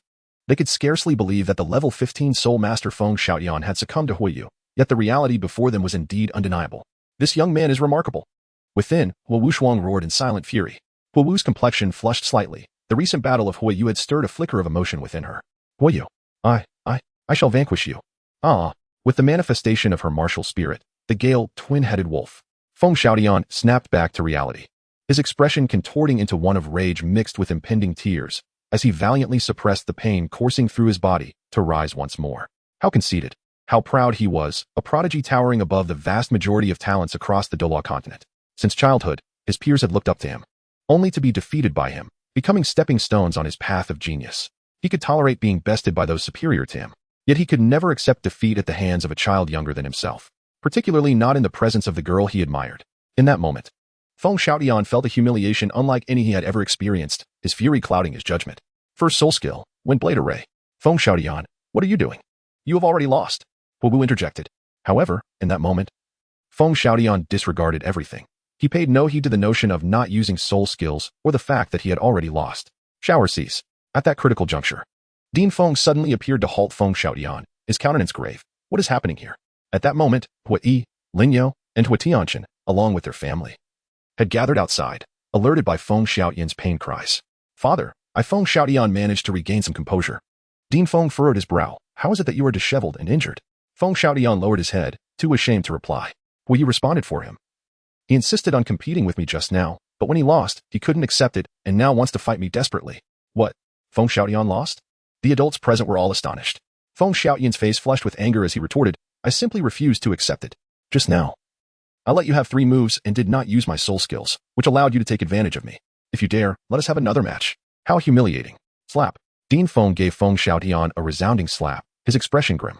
Just moments ago, he had been boasting before Dean Hua, extolling the virtues and prowess of his son, even going so far as to compare Feng Xiaotian with Hu Yu, subtly mocking Hu Yi. Yet now, his own son had been so thoroughly defeated by Hu Yi's son. It was not only Feng Xiaotian who felt humiliated. Dean Feng felt an acute sense of shame himself, unable to bear the thought of remaining any longer. As a level 15 soul master, even if you allowed him 3 moves without using your soul skills, you should not have lost. Now that you have lost, do you still have the face to continue competing? Feng Yuanchang shook his head in disappointment. Turning to Hu Tianchen with some embarrassment, Dean Hua, there are matters to attend to at the academy, so I shall take my leave for today. Oh, very well then. We shall meet again another day. Dean Hua understood his sentiments and did not press him to stay. Will you? The humiliation you brought upon me today shall not be forgotten. Await your reckoning. I will ensure you pay for this. Feng Xiaotian gritted his teeth, casting a resentful glare at Hu Yu before following Dean Hua out. You have truly brought honor to me today. Watching Dean Feng recede into the distance, Hu Yu felt an inexplicable joy within. Yet, he was simultaneously perplexed about how his son had managed to win. It is getting late, Dean Hua. We should take our leave as well, Hu Yu proposed after a moment's contemplation. Ah, Brother Hua, it's nearly lunchtime. Stay and have a meal before you depart. Chapter 13, Showcasing Skills. The culinary talent of Heizu Mountain. Is that really appropriate? Hori felt honored to be invited to dine at Dean Hua's residence, and naturally, he wished to accept. What is inappropriate about it? Come inside. Following Huayu's victory over Feng Xiaoyan, Dean Hua's demeanor became even more welcoming. Director Hua had long heard of a remarkable child named Huayu from the Hualin lizard family, known for his extraordinary intelligence and uniqueness from a young age. A few years prior, he had indeed encountered Huayu once when he was merely 3 years old. Even then, the child's gaze exuded a wisdom that was rare among children of his age. Huayu's exceptional nature became undeniable, and it was only after his recent victory over Feng Tianxiao that Director Hua truly began to regard this child with the seriousness he deserved. As the head of the academy, Hua Tianxian naturally aspired to identify and nurture promising talents, hoping they would bring glory to the academy in the prestigious Senior Soul Master Elite competition. However, this was merely one aspect.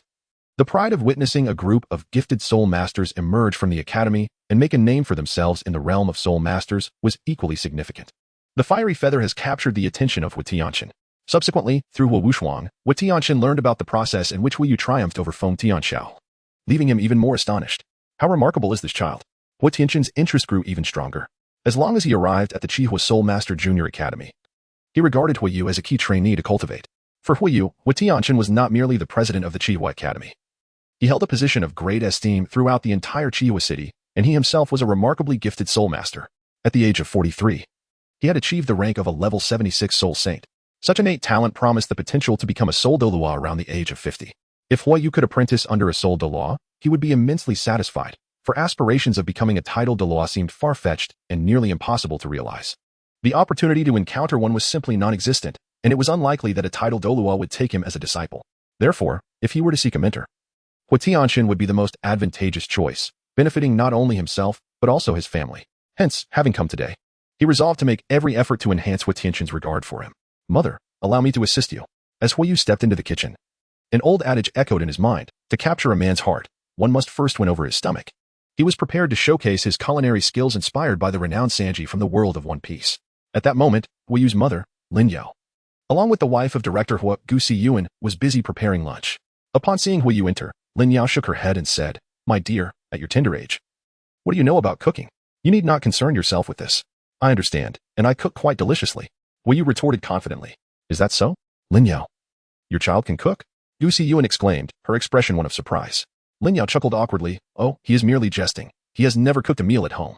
Come now, let him give it a try since he is so eager to help." Gu Siyuan replied with a warm smile, beckoning to Huayu. "Come here, Huayu. Can you chop these green onions? Just slice them into fine bits, like scallions." Lin Yao, ever indulgent toward her son, typically did not allow him to partake in such tasks. However, out of respect for Gu Siyuan, she held her tongue, albeit with a hint of concern that Huayu might cut himself. Yet the moment Huayu grasped the knife, his demeanor and gaze transformed entirely. The fiery feathers danced as if possessed by the spirit of Sanji, the chef's knife deftly manipulated between his hands. The speed at which the blade twirled and transformed was nearly imperceptible to the naked eye, though he initially hesitated. The mere grip of the knife compelled him to execute a series of flamboyant maneuvers. At last, as the knife struck the cutting board, it began to move with astonishing rapidity. Tap, tap, tap, thud, thud, thud. The knife produced a symphony of sounds upon the board, and within mere moments, it had transformed several green onions into delicate scallion shreds. The entire process was fluid and seamless, executed with precision. Each piece of scallion was remarkably uniform in thickness, both even and exquisite. Huayu effortlessly brought over the already washed onions and cabbage from the side, proceeding to chop them with remarkable precision. In less than a minute, an array of vegetables lay perfectly diced before them. Each piece was exquisitely cut, uniform in size, leaving both women utterly astounded. They were momentarily rendered speechless by the sheer skill on display. Gu Siyuan felt as though, despite a decade of culinary experience, she could not match Huayu's proficiency. Even the most esteemed chefs in the world would pale in comparison. She gazed at the beautifully chopped vegetables and, in a daze, remarked, "Lin Yao, your son possesses such extraordinary knife skills, and yet you deceived me into believing he was inept?" Lin Yao found herself at a loss for words, unsure of how to respond. Upon witnessing this, Huayu immediately exclaimed, "Do not blame my mother. She is unaware that I have been secretly practicing." Lin Yao, coming to her senses, looked at Huayu with delight and gently stroked his head. When did you acquire such proficient knife skills? It is truly remarkable." "So what you mentioned earlier about the delicious cooking is indeed true," Lin Yao added. The culinary prowess of Huayu is indeed remarkable, as evidenced by his earlier statements. She suddenly felt an overwhelming desire to savor the dishes prepared by her son. Surely, they would be immensely satisfying, leaving a lingering taste long after the meal. Huoyu displayed a childlike innocence appropriate for his age, intertwined with a palpable confidence that was truly enchanting. The anticipation was almost tangible. Huoyu, come.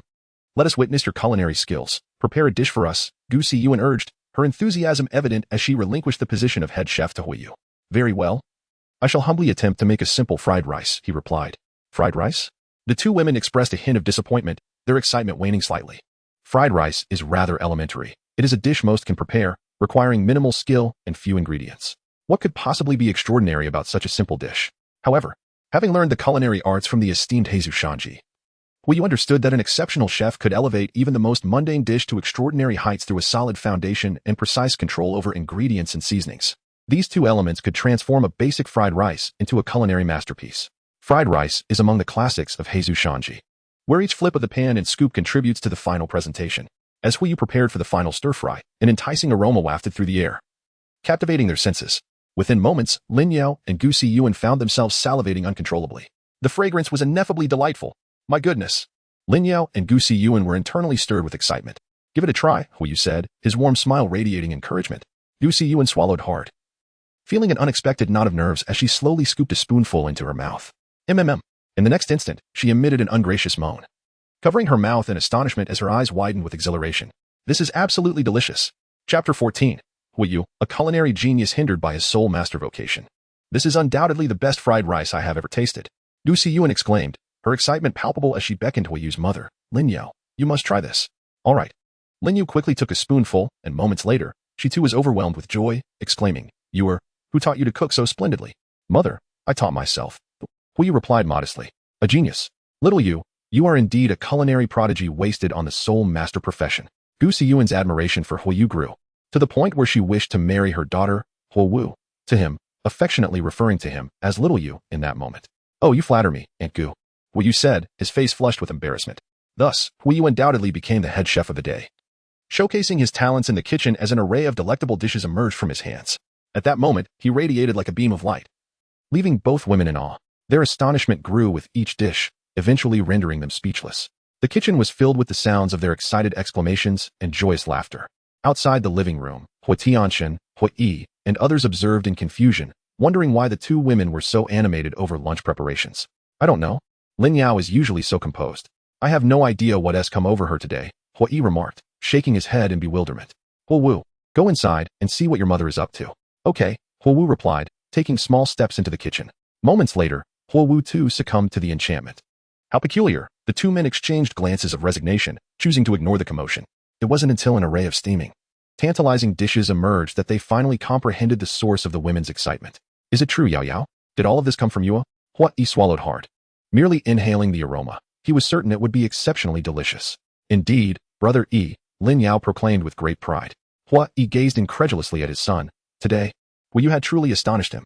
Please eat. I can no longer contain myself, Hua Tianxian urged, his mouth watering in anticipation. Soon enough, everyone began to indulge in the feast. At first, Hua Yi was somewhat reserved, mindful of the decorum surrounding the dining table and yielding to Director Hua's family. However, the food was so delectable that he soon cast all restraint aside. Lin Yao, who was typically poised and cultured, found her table manners becoming rather unbecoming. The Director Hua's family feasted voraciously, as everyone at the table swiftly devoured the culinary delights before them. In less than 10 minutes, the table was stripped bare, leaving only gleaming white plates. All present clutched their stomachs, their faces radiating bliss. Huoyu had anticipated this outcome. Each world exhibits significant differences in culinary arts. The methods and styles vary greatly, in contrast to the culinary explorations of the Douluo Continent, which are rather superficial. The culinary heritage of the Blue Star's Huaxia Kingdom stands far superior. The dishes presented at the table were a remarkable fusion of the characteristics of Heizu Mountain's cuisine and Huaxia's culinary traditions. Not only delectable but also offering a uniquely delightful experience for them. Such a level of culinary excellence could easily rival that of the finest chefs on the Douluo Continent. Simply marvelous.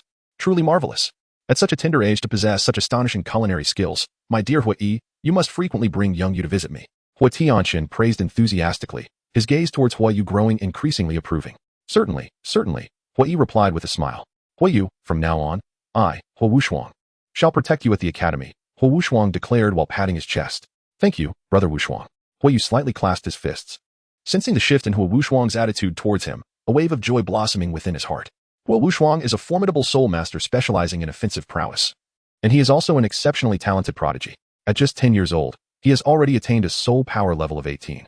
In the upcoming Advanced Soul Master competition, Hua Wushuang is poised to engage in a fierce contest with Dai Mubai, the most powerful attacker of the Shrek Academy team, indicating the remarkable potential he possesses. With such a gifted protector at his side, it is clear that no one in the academy would dare to bully him in the future.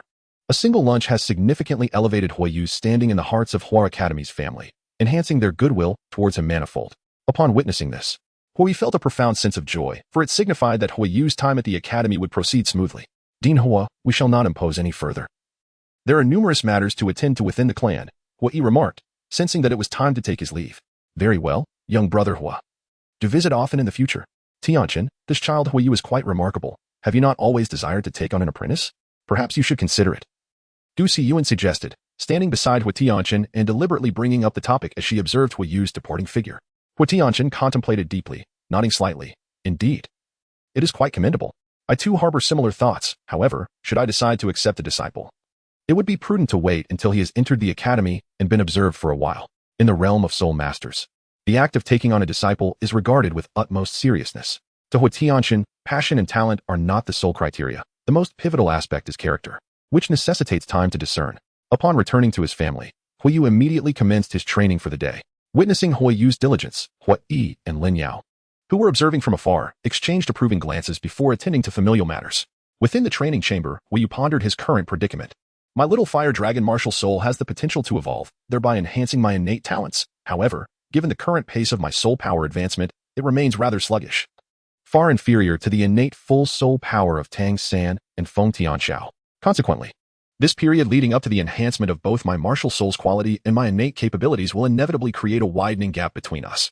Therefore, during this time, I must exert myself with even greater effort. Hua Yu gradually clenched his fist, sensing that he would inevitably cross paths with Tang San once more in the future. He harbored no desire to be subjected to a reversal of fortune at Tang San's hands. Moreover, Feng Tianxiao had completely taken a grudge against him, given the opportunity. He would undoubtedly seek to cause him trouble. Faced with these two innate geniuses of full soul power, he realized he must exert himself even more than before.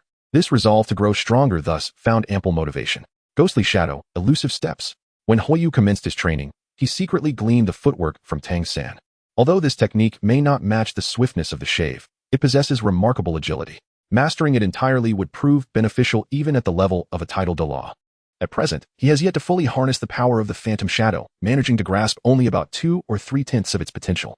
However, through relentless practice, he swiftly experienced significant improvement, growing increasingly familiar with it and able to unleash over half of the phantom shadow's might. Yet, upon reaching this level, Hua Yu found himself unable to advance further. It seems that to completely master Tang San's phantom shadow, he must observe it through the Sharingan a few more times. Chapter 15, Enrollment at the Blaze Academy.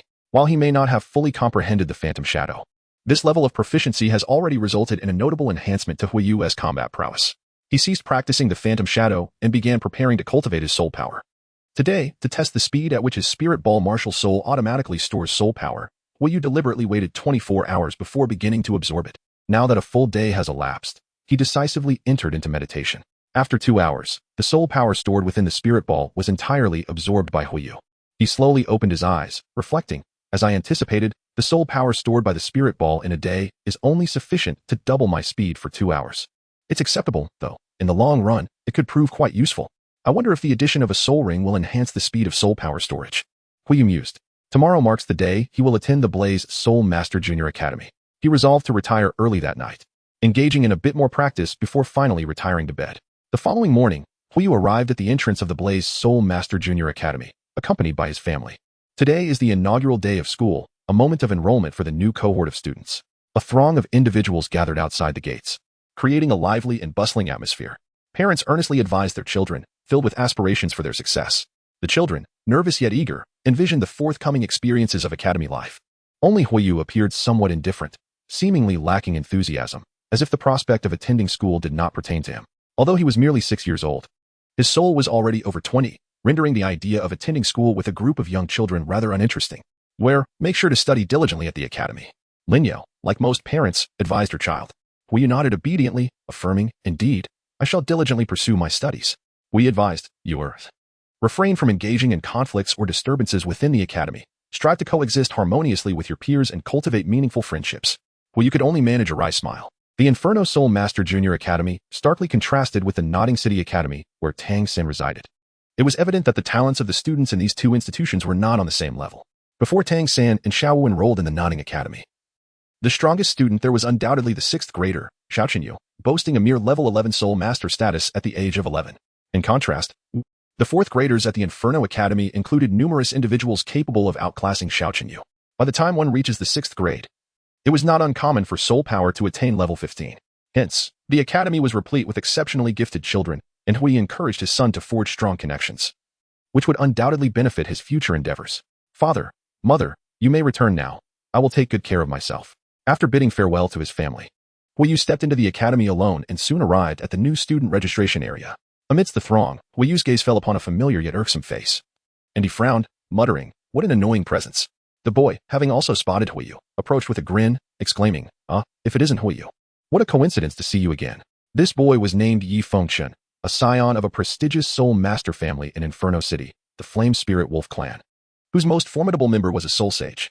Huiyu and Yi Fengchen have crossed paths on a few occasions. This young man possesses an exceedingly arrogant disposition, and their relationship is far from amicable. Do not obstruct the way. Huiyu chose to ignore him. Yi Fengchen would not easily let Huiyu off the hook. He blocked the path with 2 lackeys, mocking, "I've heard your martial soul has mutated, and it has become quite pitiful, hasn't it?" Haha. His companions laughed along. "It must have been Huitian who told you," Huiyu remarked indifferently. His martial soul had only awakened 3 days prior. Yet the news had already reached Yi Fengchen's ears, indicating that someone in the clan had been indiscreet, and that person was most likely his elder cousin, Huitian. Huitian and Yi Fengchen are indeed companions, often enjoying each other's company. "Never mind who informed me, come now. Hasten to unleash your martial soul so I may witness its feebleness," he taunted. Huiyu sighed softly, shaking his head in resignation. "A bunch of troublesome brats, indeed. Please step aside. I am not inclined to engage in conflict on my first day of school." "What did you say?" Yi Fengchen was taken aback, unable to believe that Huiyu had the audacity to speak to him in such a manner. His surprise quickly morphed into anger mixed with amusement. "You must be mistaken. I am a 3rd-year student, 2 years your senior, and I possess a soul power of level 9. You claim you do not wish to fight? Pray tell. Who could you possibly defeat? Unleash your martial soul at once, or you shan't pass. You seek your own demise." Huiyu's expression flickered with a hint of displeasure as he silently clenched his fist, poised to take action when a voice suddenly emerged from behind him. "Huiyu." Huiyu gradually released his tightly clenched fists and turned to see Huowu joyfully running towards him. The appearance of Huowu instantly captivated the attention of numerous students. "Look, it's the dean's daughter, Huowu. Indeed, how fortunate it is to encounter senior sister Huowu on the very first day of enrollment. Wow, senior sister Huowu is so adorable. Not only is she charming, but she is also formidable. It is said that her soul power has already reached level 14 in her 3rd year. I have also heard that it would be wonderful to befriend senior sister Huowu." The students chattered among themselves. "Huowu, it's been a while. How have you been during the break?" Upon seeing Huowu, Yi Fengchen lost all interest in Huiyu and hurriedly approached her with a smile. However, he halted mid-sentence, for Huowu had completely disregarded him and walked straight to Huiyu. "Huiyu, you finally arrived," Huowu exclaimed joyfully. Ever since savoring the meal Huiyu prepared yesterday, she had grown even fonder of the young boy. "Yes, Huowu, we shall be schoolmates from now on." Huiyu replied with a grin. "Have you completed your enrollment registration?" "Not yet. Come, I shall accompany you." Observing the two completely ignoring him, engaging in cheerful conversation as they walked away together, Yi Fengchen's expression darkened significantly, and he felt an overwhelming sense of embarrassment. He glared at Huiyu's retreating figure. Brooding, this guy is getting too close to Huowu. "Boss, are we just going to let him go like that?" His 2 lackeys timidly inquired. "What else can we do with Huowu around? We shall find a suitable time to confront him." Yi Fengchen shot them a glare and stormed off in a huff. TSK, walking alongside a beautiful girl certainly invites trouble, Huiyu thought with a bitter smile. Just moments ago, he had felt at ease on his own, but now, walking with Huowu, he suddenly sensed many unfriendly gazes around him, particularly from some upperclassmen, whose eyes seemed to convey a desire to confront him. Nevertheless, under Huowu's guidance, the process was remarkably swift. Huiyu soon completed his enrollment and was assigned to his dormitory. Chapter 16, Roommate, Fiery Strength. The Chihua Academy encourages students to reside on campus, and the majority of students typically choose to live there. This arrangement not only facilitates commuting but also fosters friendships among classmates or roommates, allowing one to connect with reliable soul master companions. Huiyu primarily cherishes the convenience and the exhilarating sense of freedom that comes from not being constrained by family. "Huiyu, this is the boys' dormitory. I shall not accompany you inside," she stated. "All right, Huowu, shall we dine together at the cafeteria later this noon?" Huiyu inquired. "I apologize, Huiyu. Although I would dearly love to join you, This afternoon, my father intends to take my brother and me for special training.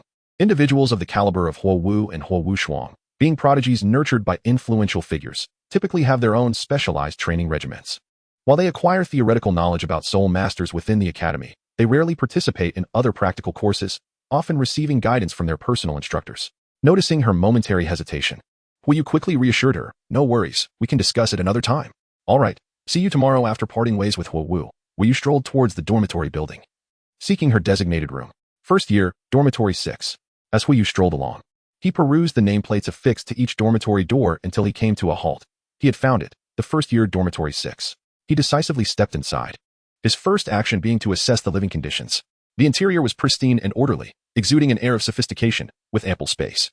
There were 8 beds in total, indicating it was a shared room for 8 occupants, each bed accompanied by its own wardrobe and desk.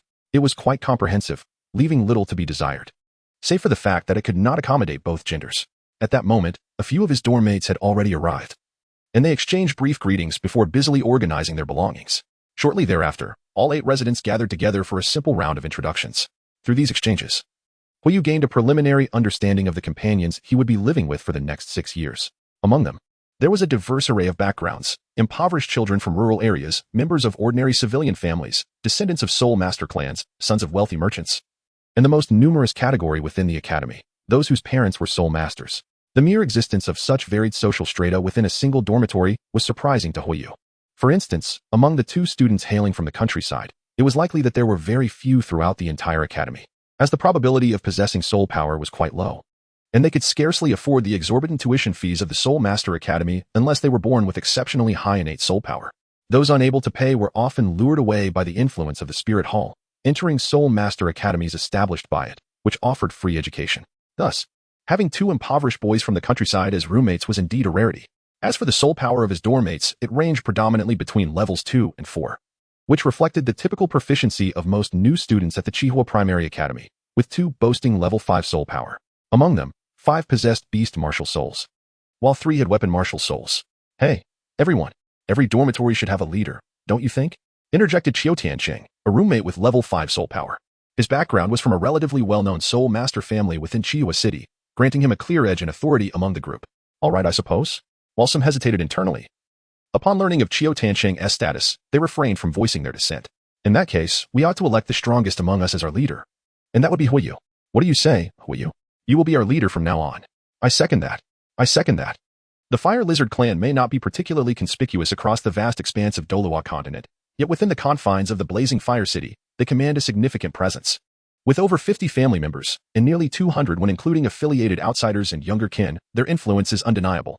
Furthermore, the clan is graced by the presence of a Soul Emperor, which elevates Fire's status to the highest within the confines of the 6th dormitory. His 7 roommates nearly unanimously agreed, and even during introductions, many had already begun to curry favor with Fire. The world of Soul Masters is decidedly pragmatic. It seems these youngsters have an innate tendency to seek out a leader. Fire reminisced about the scenes from the Douluo anime, recalling the camaraderie in the 7th dormitory of Nodding City Academy. "Very well, I shall assume the role of your leader. After all, we are destined to coexist for 6 years. As long as they refrain from causing trouble, he would readily lend a hand in times of need. Whether he is a leader or not holds little significance for Fire." Thus, it was settled. However, just as this arrangement was about to be finalized, a dissenting voice emerged. It belonged to a boy from a rural, impoverished background, sporting a crew cut and dressed in modest attire. His face bore an expression of sincerity and integrity, laced with a hint of defiance. He was another roommate within the 6th dormitory, possessing a soul power of level 5, named by Jiming, with a fierce attacking spirit of the flame mighty ox. "Hey, you country bumpkin, are you still unconvinced?" Qiu Tiancheng clearly looked down upon this impoverished boy from the countryside and was about to interject on Fire's behalf when Fire abruptly halted him. "From now on, within our 6th dormitory, there shall be no country bumpkins, nor distinctions of wealth. We shall all learn here as equals. Unity and camaraderie are the true spirit of our 6th dormitory." These words were directed at Qiu Tiancheng and those who fancied themselves of superior status. The disparity in social standing among the dormitory members was stark, and he felt compelled to address this issue. Otherwise, relationships would surely sour in the future, rendering his stay in this dormitory far from comfortable.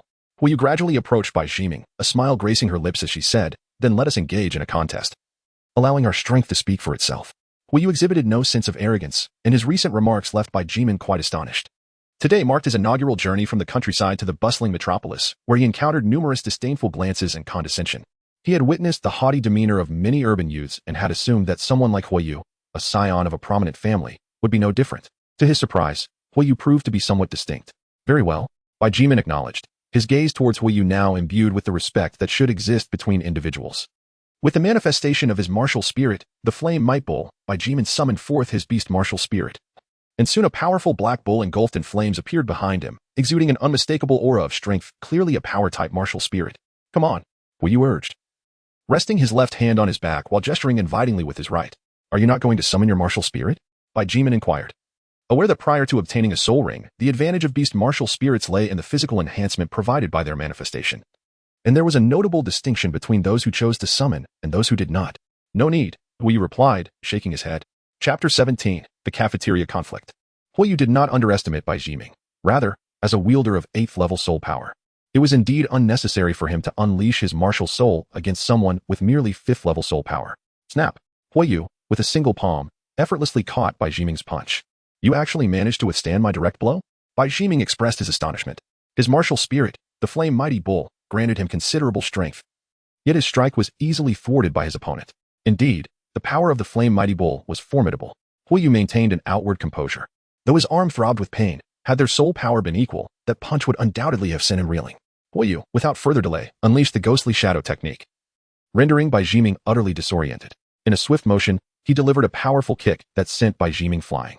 In an instant, Bai Jimin was defeated. Such strength. The admiration in the eyes of my roommates was palpable. At that moment, Huiyu had truly earned their respect. I felt as though I was in an entirely different league. Bai Jimin let out a bitter laugh, fully conceding defeat as he approached Huiyu and called him boss. At noon, Huiyu took the initiative to treat his roommates to lunch at the student cafeteria. The place was bustling with activity, packed with students from various grades, including some who had already reached the Soul Master level. Upon Huiyu's entrance into the cafeteria, countless gazes converged upon him. It was the same fellow who had earlier completed his enrollment procedures accompanied by Huowu. I had heard whispers about their apparent closeness. They were laughing and chatting, suggesting a complex relationship.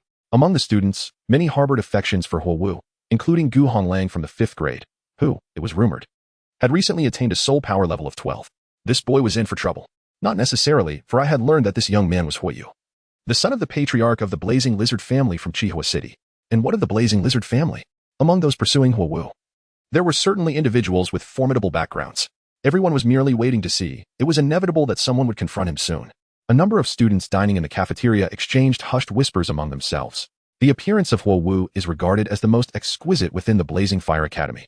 However, given her youth, in terms of overall presence and physique, she temporarily pales in comparison to the more mature upper-class woman. Yet, her status as the director's daughter elevates her to the pinnacle of popularity among the female students, garnering the admiration of countless male scholars.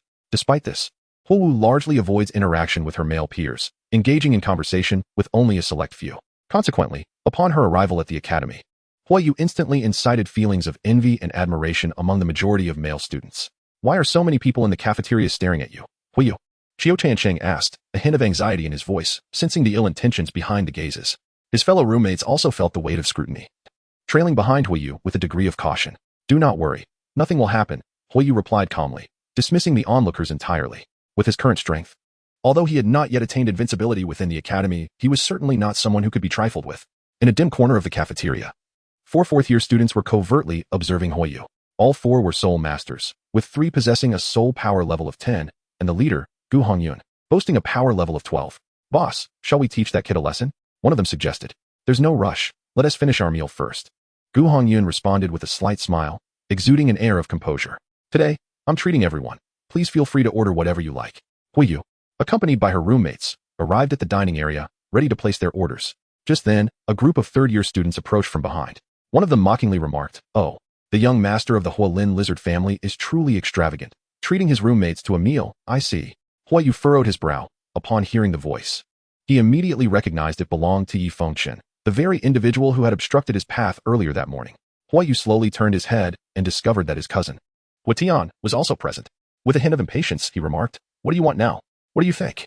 Yi Fengchen replied with a defiant expression. Huiyu's expression gradually turned frigid. Li Fengchen's repeated provocations had begun to irritate him. With a hint of impatience, he declared, "I'll say this only once. If you don't want to embarrass yourself, you should leave at once." Haha. Huitian, your younger brother is quite audacious. Li Fengchen laughed heartily. Indeed. He's been this way since childhood. Huitian shrugged nonchalantly. The two clearly dismissed Huiyu's words, even finding them somewhat amusing. How could someone with an innate soul power of merely level 6 possibly rival Li Fengchen? The disparity in soul power, alongside the understanding and mastery of one's own martial soul, was insurmountable.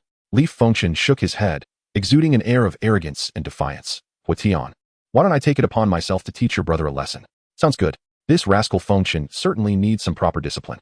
Huiyu discerned that these two individuals had come specifically to provoke trouble. Although he was reluctant to engage with such petty individuals, it was evident that without resorting to force, they would not comply. Huitian, instead of offering assistance, had conspired with others to bully a member of his own clan. You truly bring disgrace upon our family. You. Huitian wished to retort, yet he found himself momentarily at a loss for words. Huiyu cast a disdainful glance at him, slowly setting down the plate of food and stepping in front of Yi Fengchen, the two standing face to face. Why are you so defiant? Yi Fengchen raised his head, exuding confidence. Huiyu replied nonchalantly, before suddenly delivering a punch to Yi Fengchen's abdomen. Ugh. Yi Fengchen, caught off guard, was sent flying 5 meters before crashing to the ground.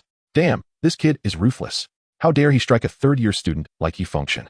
The punch instantly drew the attention of every student in the cafeteria, their gazes riveted, eager for the spectacle. How dare you hit me? Yi Fengchen could hardly believe that Huiyu would strike first. He was utterly perplexed by the audacity. What is there to fear in hitting a fool like you? Huiyu retorted. You're seeking death. Yi Fengchen's face darkened instantly, as a blazing werewolf materialized behind him. This was the flame spirit wolf, a soul of near high quality. Even more formidable than the fire scale lizard. It was incredibly swift, belonging to the agility-based soul type. Although Yi Fengchen's soul power is only at level 9. Even some ordinary level 10 soul masters may not stand a chance against him. This kid is in for a tough time. Gu Hongyan had intended to intervene, but it appeared he wouldn't need to take action himself. Soul manifestation. Sharingan activate. Huiyu unleashed his martial spirit and Sharingan, perceiving Yi Fengchen's movements with absolute clarity. He effortlessly evaded the opponent's blows and delivered a resounding slap to Yi Fengchen's face. The sound echoed loudly. Chapter 18. 2 years later, level 10 soul power. Alas, hitting someone's face is a blow to their pride. This slap incited Yi Fengchen's fury. However, no matter how hard he attacked, he could not inflict even the slightest injury upon Huiyu. In fact, he endured another 10 slaps from Huiyu. Could it be? Yi Fengchen was unable to defeat a first-year student? The onlookers were left astounded. Smack!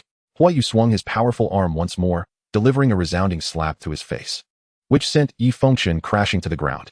Huiyu slowly approached Yi Fengchen, crouching down to grasp his hair, and spoke with an indifferent expression. I warned you this morning.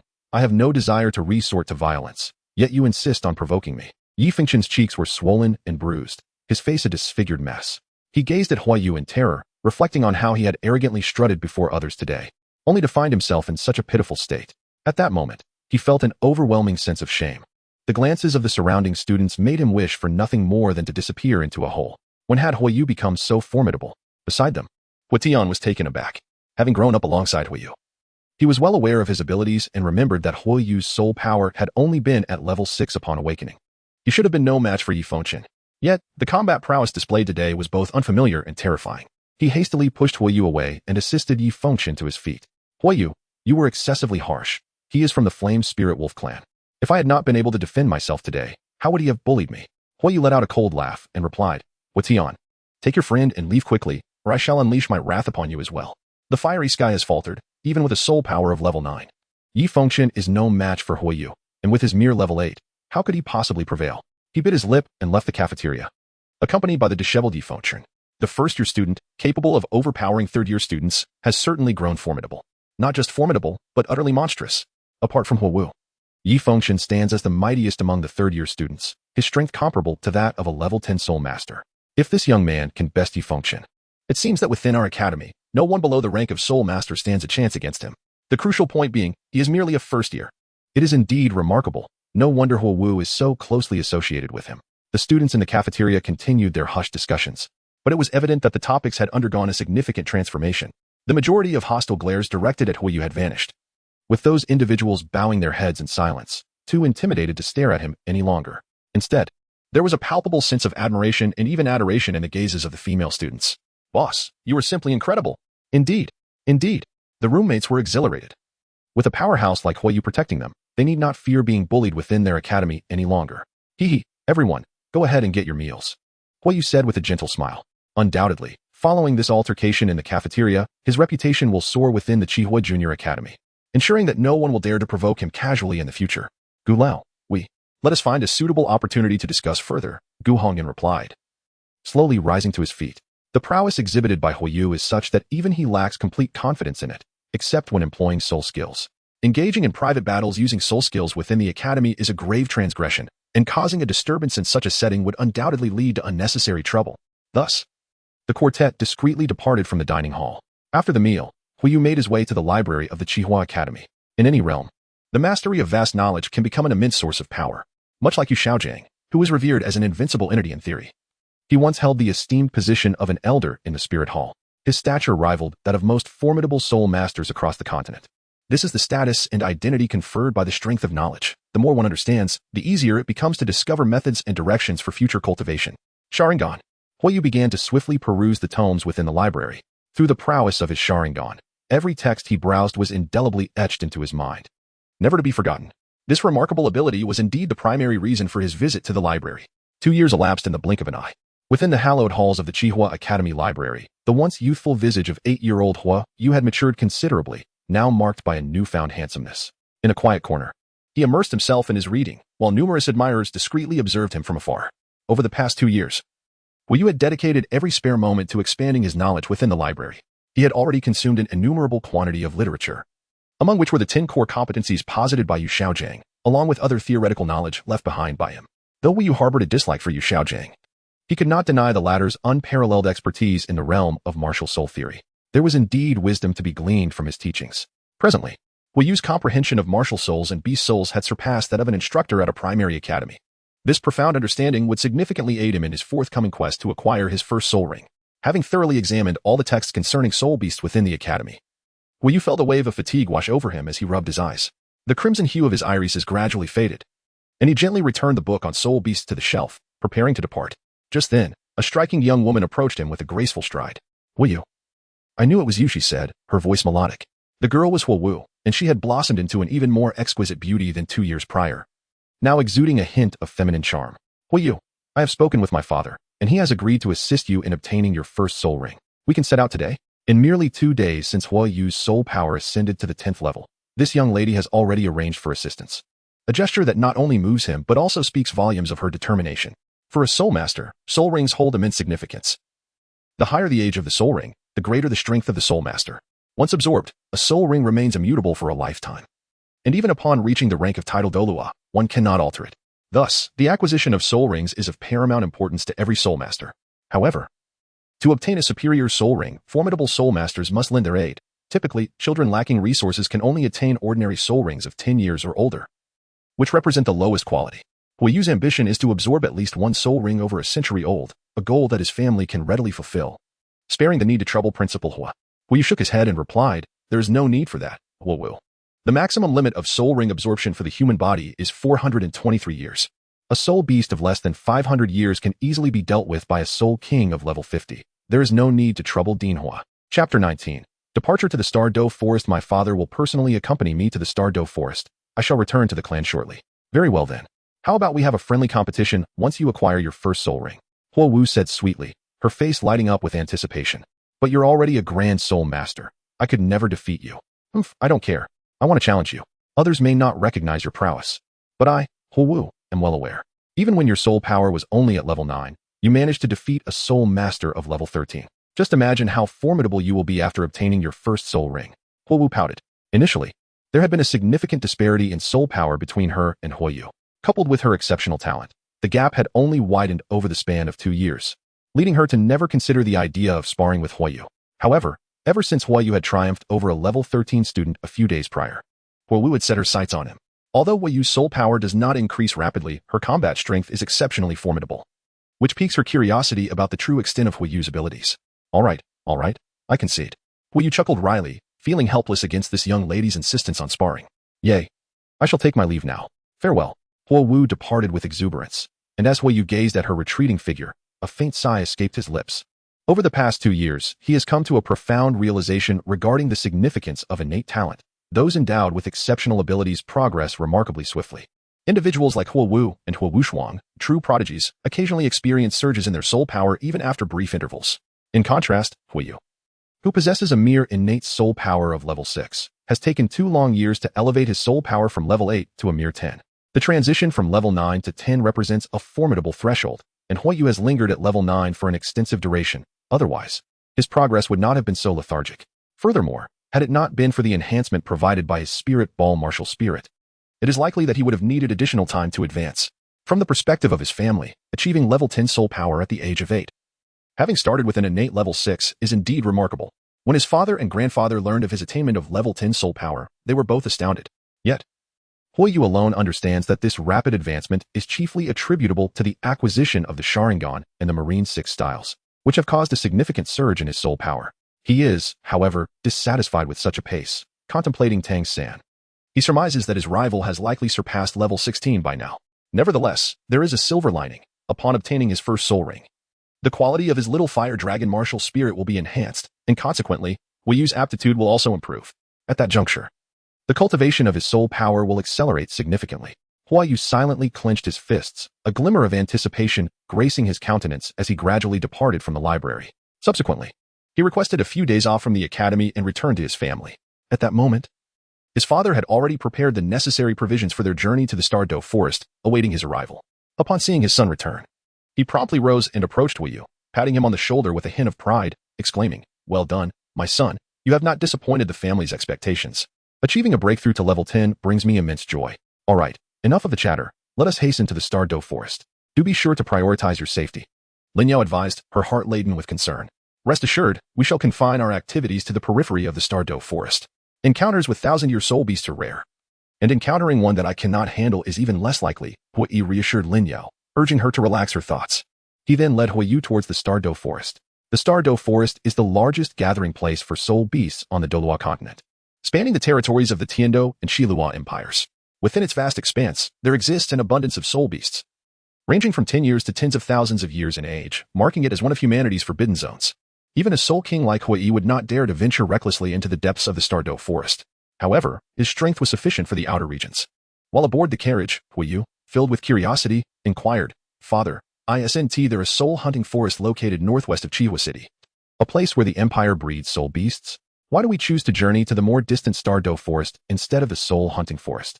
Hui chuckled softly and replied, "The soul-hunting forest in the northwest is primarily inhabited by soul beasts ranging from 10 to 100 years old. It is quite rare to encounter a soul beast over 200 years, let alone one that is suitable for your martial spirit. In contrast, the Douluo Forest makes it relatively easy to find a soul beast that has lived for several hundred years, and there is a great variety of soul beasts available, allowing us to gradually select one that fits your needs while striving to absorb a soul ring within your capacity for endurance." "I understand, but father, why are the soul beasts in this hunting forest so weak?" Huiyu queried, perplexed. He recalled that there was also a soul beast forest in the vicinity of Wuhan City, which was under imperial cultivation, where thousand-year soul beasts were seldom seen. Yet there were still many hundred-year ones. Why then was the area near Wuhan City so lacking? Upon discussing this matter, a hint of regret appeared on Huiyu's face. That is because, 20 years ago, the majority of the powerful soul beasts in the soul-hunting forest were exterminated by a soul emperor. What? Why would he do such a thing? Did the empire not intervene in time? Huiyu exclaimed. His father only had hearsay, stating that the soul emperor had suddenly gone mad and lost his sanity, leading to such devastation. By the time the empire was informed, most of the formidable soul beasts had already been killed. Well, let us not dwell on this. You are about to acquire your first soul ring. How much knowledge do you possess regarding the subject? I shall test you now to see what you have learned over the past 2 years, Hui said, waving his hand to change the topic. All right, this will pose no challenge for me, Huiyu declared confidently and began. Soul beasts are typically categorized into 5 levels: 10-year, 100-year, 1,000-year, 10,000-year, and 100,000-year soul beasts. They correspond to 5 colors of soul rings: white, yellow, purple, black, and red. The longer a soul beast cultivates, the stronger it becomes, and the more potent the effects of the soul ring it generates. Excellent, Hui remarked, nodding approvingly at Huiyu's confidence. He continued to inquire. Now, tell me, in what ways does the power of a soul ring manifest? The soul ring can enhance the attributes of a soul master and bestow formidable special skills. For instance, if I am an attack-oriented soul master and I obtain a 10-year soul ring that aligns with my attributes, my martial spirit's offensive capabilities would increase by 10. If it were a 100-year soul ring, the increase would be 100. Similarly, the skills attached to the soul ring follow the same principle. The higher the age, the greater the power. A 100-year soul skill far surpasses that of a 10-year soul ring. Therefore, when absorbing a soul ring, we must strive to absorb those of higher age. However, the requirements for soul rings are exceedingly stringent. First, The duration for which a soul ring exists after the soul beast's death is quite brief, and only the soul master who defeats it can absorb the resulting soul ring. Secondly, most soul beasts are exceedingly proud. They will not permit themselves to be captured, and if severely injured, they often resort to self-detonation to prevent a soul master from absorbing their soul rings. Chapter 20. A fortuitous encounter with Hulaina. Lastly, when a soul master absorbs a soul ring, their mental fortitude must be sufficiently resilient and steadfast. Otherwise, they risk being overwhelmed by the power of the soul ring, leading to catastrophic consequences. Fire Feather expounded upon the knowledge of soul rings in one uninterrupted breath, articulating it with remarkable comprehensiveness. He found himself momentarily taken aback. It was not that he lacked understanding, but rather that he could hardly convey such intricate details with the same fluency.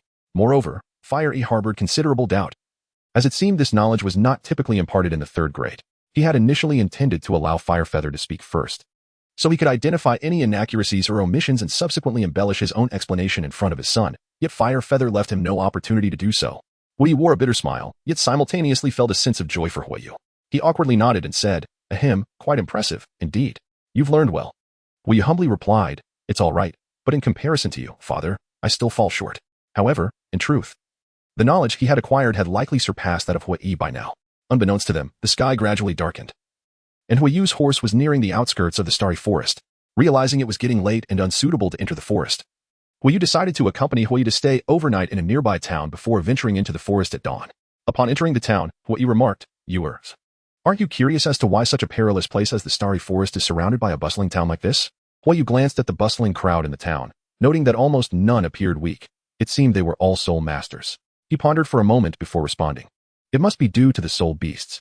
These individuals likely derive benefits from them. Indeed, each soul beast possesses valuable attributes that can be transformed into medicinal materials, weapons, or various other necessities for humanity. Consequently, many soul masters hunt these creatures to extract materials and amass wealth. Once a profit is involved, a multitude gathers, which explains the plethora of small towns surrounding the Stardow Forest, almost every 100 kilometers. "Ah, I see," Huiyu nodded. "Let us rest at this inn." Agreed. They soon halted before an establishment named the Prosperous Inn. Wang Taizhu went to secure the carriage while Huiyu followed Huiyu into the inn. Upon entering, Huiyu's gaze fell upon a group of knights clad in golden armor, each wielding a spear, exuding an imposing presence. "Are they from the Spirit Hall?" Huiyu mused, surprised to encounter such formidable figures in this locale. "Do not fixate on the Spirit Hall members," Huiyu cautioned. "These golden-armored knights are extraordinary. They each seem to possess a rank above the Soul Sect. It is likely that a significant figure from the Spirit Hall resides within this inn." A significant figure? Could it be Pope BBDong? Huiyu wondered internally. At that moment, a 12-year-old girl descended the staircase from the second floor. With flowing golden hair and clad in a pink vest and matching ultra-short shorts, she was strikingly beautiful. Though her age rendered her neither too young nor too mature, she exuded an air of sophistication and allure. At first glance, she did not appear markedly more attractive than Huiyu, but upon closer inspection, an unusual charm emanated from her, captivating the attention of men far more than any other girl. Huiyu found himself momentarily entranced, softly murmuring, "What a beauty. Come, let us return to our room." "Ah, yes." Huiyu regained his senses, nodded, and ascended the staircase. As the two passed each other, their paths converging on the same step, Huiyu couldn't help but steal a few more glances at the young girl. She seemed to sense the boy's gaze upon her, turned her head slightly, offered him a faint smile, and continued her descent. "Miss Hulaina, the hour has grown late. Where might you be heading?" "I'm just stepping outside for some fresh air." Upon hearing the voice from below, Huiyu momentarily froze and abruptly turned back. Hulaina? So she is Hulaina. No wonder she seemed so familiar. He had sensed an air of recognition about her but couldn't initially connect it to Hulaina. Had it not been for the golden-armored knight calling her name, he would have remained oblivious to the fact that he had encountered the future saintess of the Spirit Hall today. How intriguing. She is already so stunning at the age of 12. Imagine how breathtaking she will be at the time of the Soul Master competition. Huiyu took another moment to admire her before choosing not to linger any longer. Although he felt a twinge of curiosity regarding Hulaina's purpose in the Stardow Forest, he realized that it was of no concern to him. Given her noble status, it was clear that their paths would not cross further. The following day, at dawn, Huiyu arose early, accompanying his father as they prepared to enter the Stardow Forest.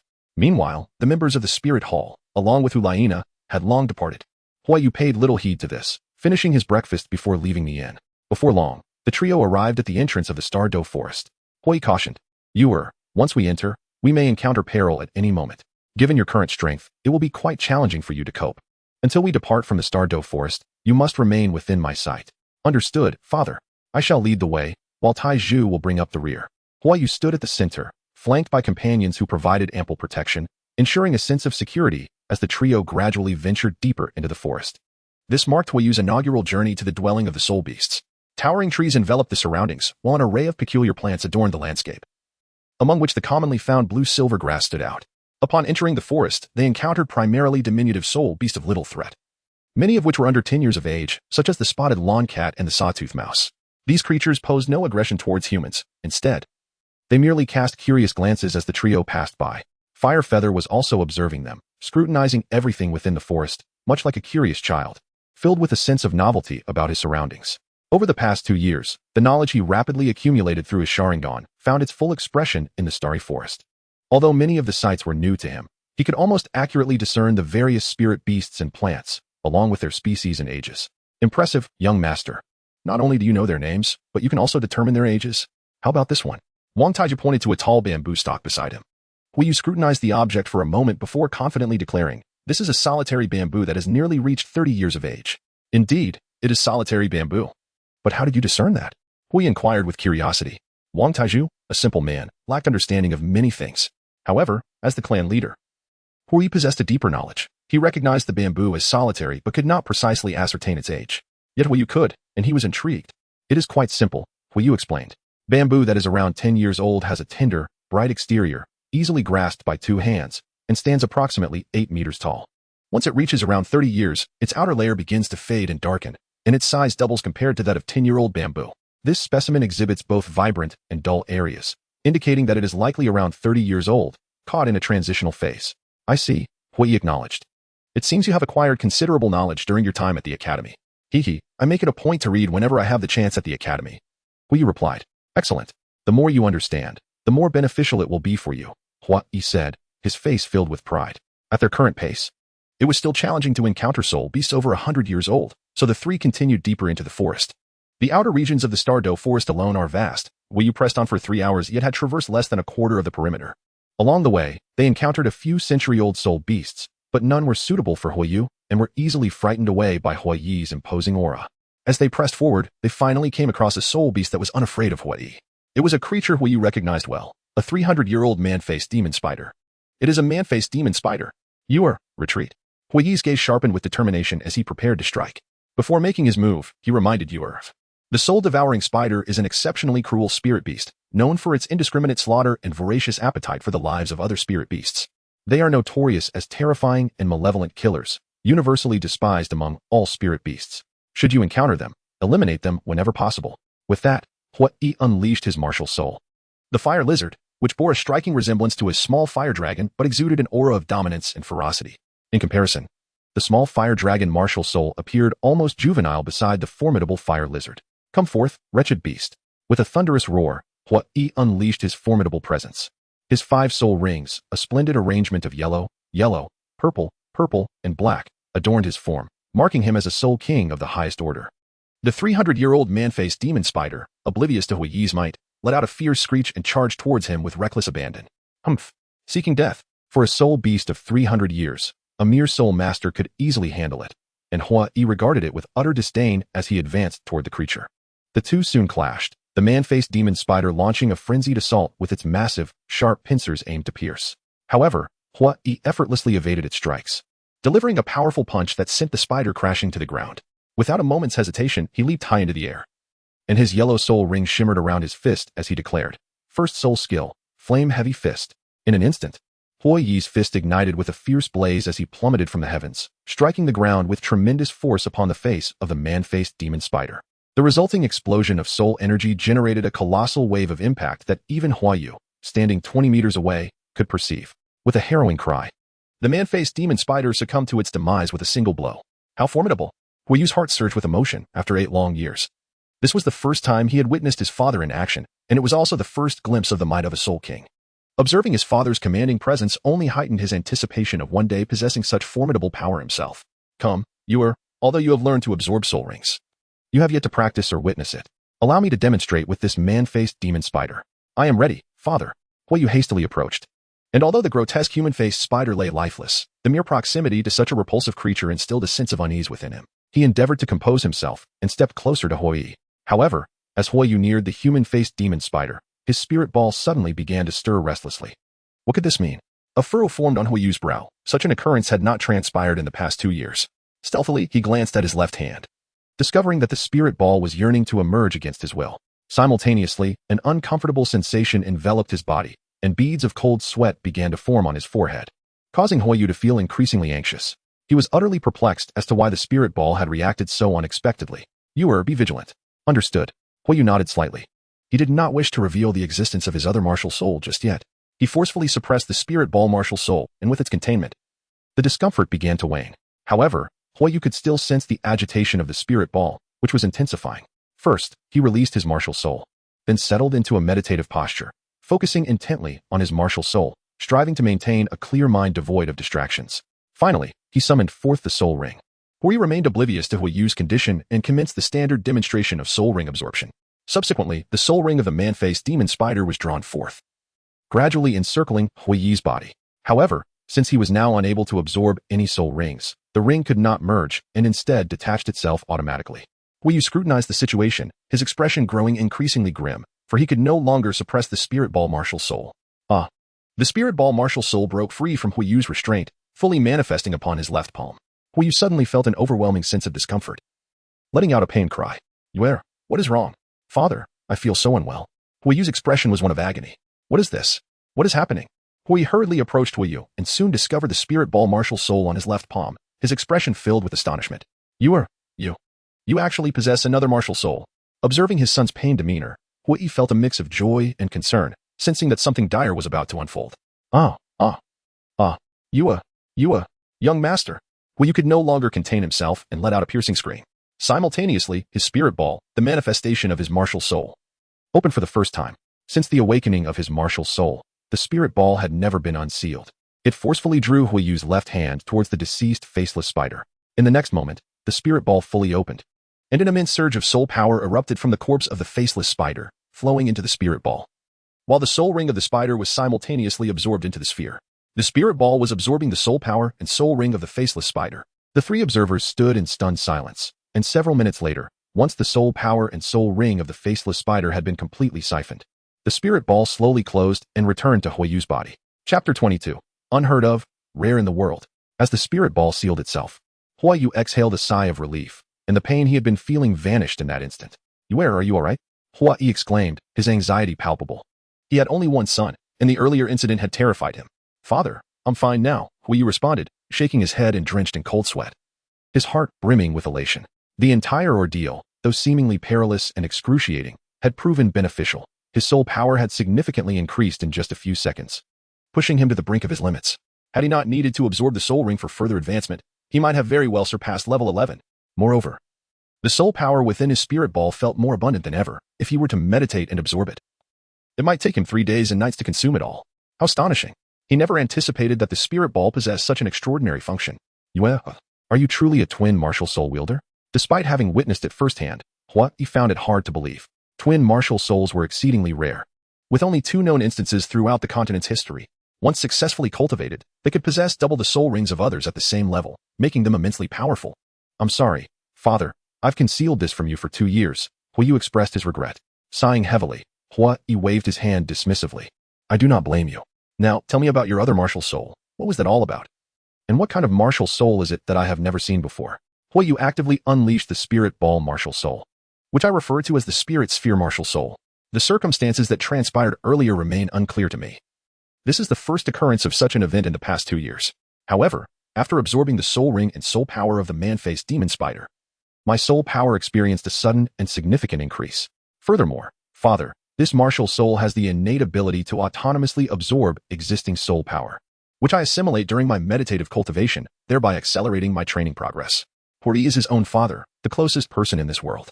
To him, Huiyu harbored no secrets and revealed the matter of his spirit ball martial soul. The absorption of soul rings and soul power accelerates the cultivation speed. No wonder you were able to elevate your soul power to level 10 before the age of 8. It is indeed due to this martial soul. A martial soul possessing such capabilities is truly unprecedented and exceedingly rare. After hearing this, Huiyu was profoundly astonished. If this is the case, even without additional soul rings, Huiyu might very well become a soul sage, or even a soul Douluo. The magnitude of the shock Huiyu brought him today was immense, and Huiyu suddenly envisioned a future of even greater prosperity for their family. The flame feather is undoubtedly destined to elevate the entire fire lizard family to greater heights. You mentioned that after absorbing the soul power of the human-faced demon spider, your own soul power surged dramatically. If that is the case, could it not be possible for you to enhance your soul power instantaneously by absorbing the soul power of soul beasts? The more he contemplated this, the more exhilarated he became, increasingly perceiving it as extraordinary. Father, at least not right now. Until I obtain my soul ring, no matter how much I absorb, I cannot break through to the 11th level. However, I can certainly try after I acquire my soul ring. Yu also expressed her excitement.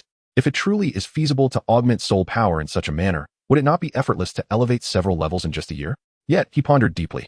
Is it genuinely that simple? All right. Hui found himself even more eager than Yu. By the way, the soul ring of the human-faced demon spider was absorbed by the spirit ball beast, not attached to the martial soul. Was it?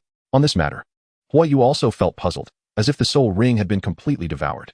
If consuming soul power enhances one's soul power, might consuming a soul ring extend its years of efficacy? Yu suddenly pondered an astonishing question, shaking his head as he said, I don't know either. Well, a few seconds later, Hui gradually regained his composure, his expression suddenly turning somewhat grave. The capabilities of your spirit ball martial soul are rather peculiar. This method resembles that of those nefarious soul masters who specialize in seizing other soul power. Coupled with your dual martial soul situation, it is bound to attract considerable attention. Once others become aware of it, while it may work to your advantage, it could also pose a threat to you, until you possess sufficient strength. I must advise you not to reveal your other martial soul. I understand, Yu replied solemnly. Wang Taiju, Hui called out loudly. Present. Today, only the three of us know about your situation. Keep the secret well. Rest assured, clan leader, I have followed you for many years and have watched young master grow up. I, Wang Taiju, would rather die than utter a word. Good. Hui nodded. Wang Taiju was his most trusted confidant. Otherwise, Hui would not have assigned him to protect Hui closely. Both Hui and Hui had no doubt about Wang Tieju's loyalty. Let us continue our search for soul beasts. The trio resumed their journey, and Hui began discussing the cultivation of dual martial souls with Hui. Only two individuals have ever appeared with dual martial souls on the continent. It is said that only one successfully cultivated, while the other perished during the process. Clearly, cultivating dual martial souls is no easy feat. Do you know who the successful one is? I know, the Pope of the Spirit Hall, BBDong. Hui responded. Indeed, Hui nodded. If you wish to apply a second spirit ring in the future, you may have to seek guidance from BBDong, as she is the only one who knows how to cultivate it. You must not attempt it on your own. Cultivating two martial souls simultaneously will undoubtedly present numerous challenges, and the risks are far too great. I would prefer that you refrain from adding a spirit ring rather than take such a perilous risk. But how could the exalted Pope teach me how to cultivate? If she does, it would surely require joining the Spirit Hall, right? Do not worry. I will strive to assist you with this matter in the future. Father, does our Huolin lizard family have any connection to the Spirit Hall? Huoyu furrowed his brow. Strive for what? How could we strive? In the eyes of the Spirit Hall, the Huolin lizard family is merely an inconspicuous small clan, with no possibility of striving for anything unless there exists some form of relationship between the family and the Spirit Hall. This lad. Hui cast a discreet glance, his expression remaining unchanged. No. Is that so? Hui scrutinized his father's demeanor, feeling an odd sensation within. Enough of such thoughts. In this area, we are likely to encounter soul beasts over 100 years old, so focus on the sounds around us. Understood. Hui nodded, temporarily setting aside his thoughts. In the following hours, Hui encountered numerous soul beasts aged over 100 years, some suitable and others not, yet none met his requirements. Chapter 23. Absorbing the Spirit Ring, Strength Amplified, Little Fire Dragon Martial Soul Evolves. The limit for a soul master absorbing their first spirit ring is 423 years. He aimed to approach the limit as closely as possible, as the more years the spirit ring possessed, the stronger it would be. As twilight descended, Hui finally located a soul beast that satisfied him. It was a fire-armored Tyrannosaurus. You are splendid. This fire-armored Tyrannosaurus is at least 300 years old. Its power is exceptionally domineering, and its defense is remarkable. Moreover, it is of the fire element, making it perfectly suited for you. No, father. It is a 400-year-old fire-armored Tyrannosaurus. 400 years? Indeed. The length of the sharp horn on its head can be determined. Hui exclaimed with joy, father. I want it. Very well, I shall assist you in defeating it. Hui dashed forward with great speed, delivering a series of strikes that ultimately brought the fiery armored tyrant to its knees, leaving it with but a breath of life for Hui to deliver the final blow. Swiftly strike its fatal point. Hui commanded. Yes. Holding the weapon he had meticulously prepared, Hui thrust it into the fatal spot of the fire-armored Tyrannosaurus. Excellent. Now absorb its soul ring. Remember the process your father demonstrated earlier, Hui instructed. Hui nodded in affirmation. First, he released his martial spirit and then settled into a meditative position, focusing on his martial spirit. Subsequently, Huiyu began to channel his soul power to draw out the soul ring of the fire-armored Tyrannosaurus. Soon, a yellow soul ring emerged from the creature's body, slowly enveloping Huiyu. At last, the day has come. Come forth, century-old soul ring. Huiyu felt an overwhelming surge of excitement within, yet he understood that excessive exhilaration would not serve him well. He swiftly calmed himself, striving to maintain clarity of mind. Moments later, he sensed the soul ring relentlessly impacting his body, a sensation that brought him considerable discomfort. His temperature rose significantly, and beads of cold sweat began to bead upon his skin, as if he were on the verge of bursting. At intervals, an incredibly domineering force seemed to bind him, intensifying his unease. How could the absorption of a soul ring be so agonizing?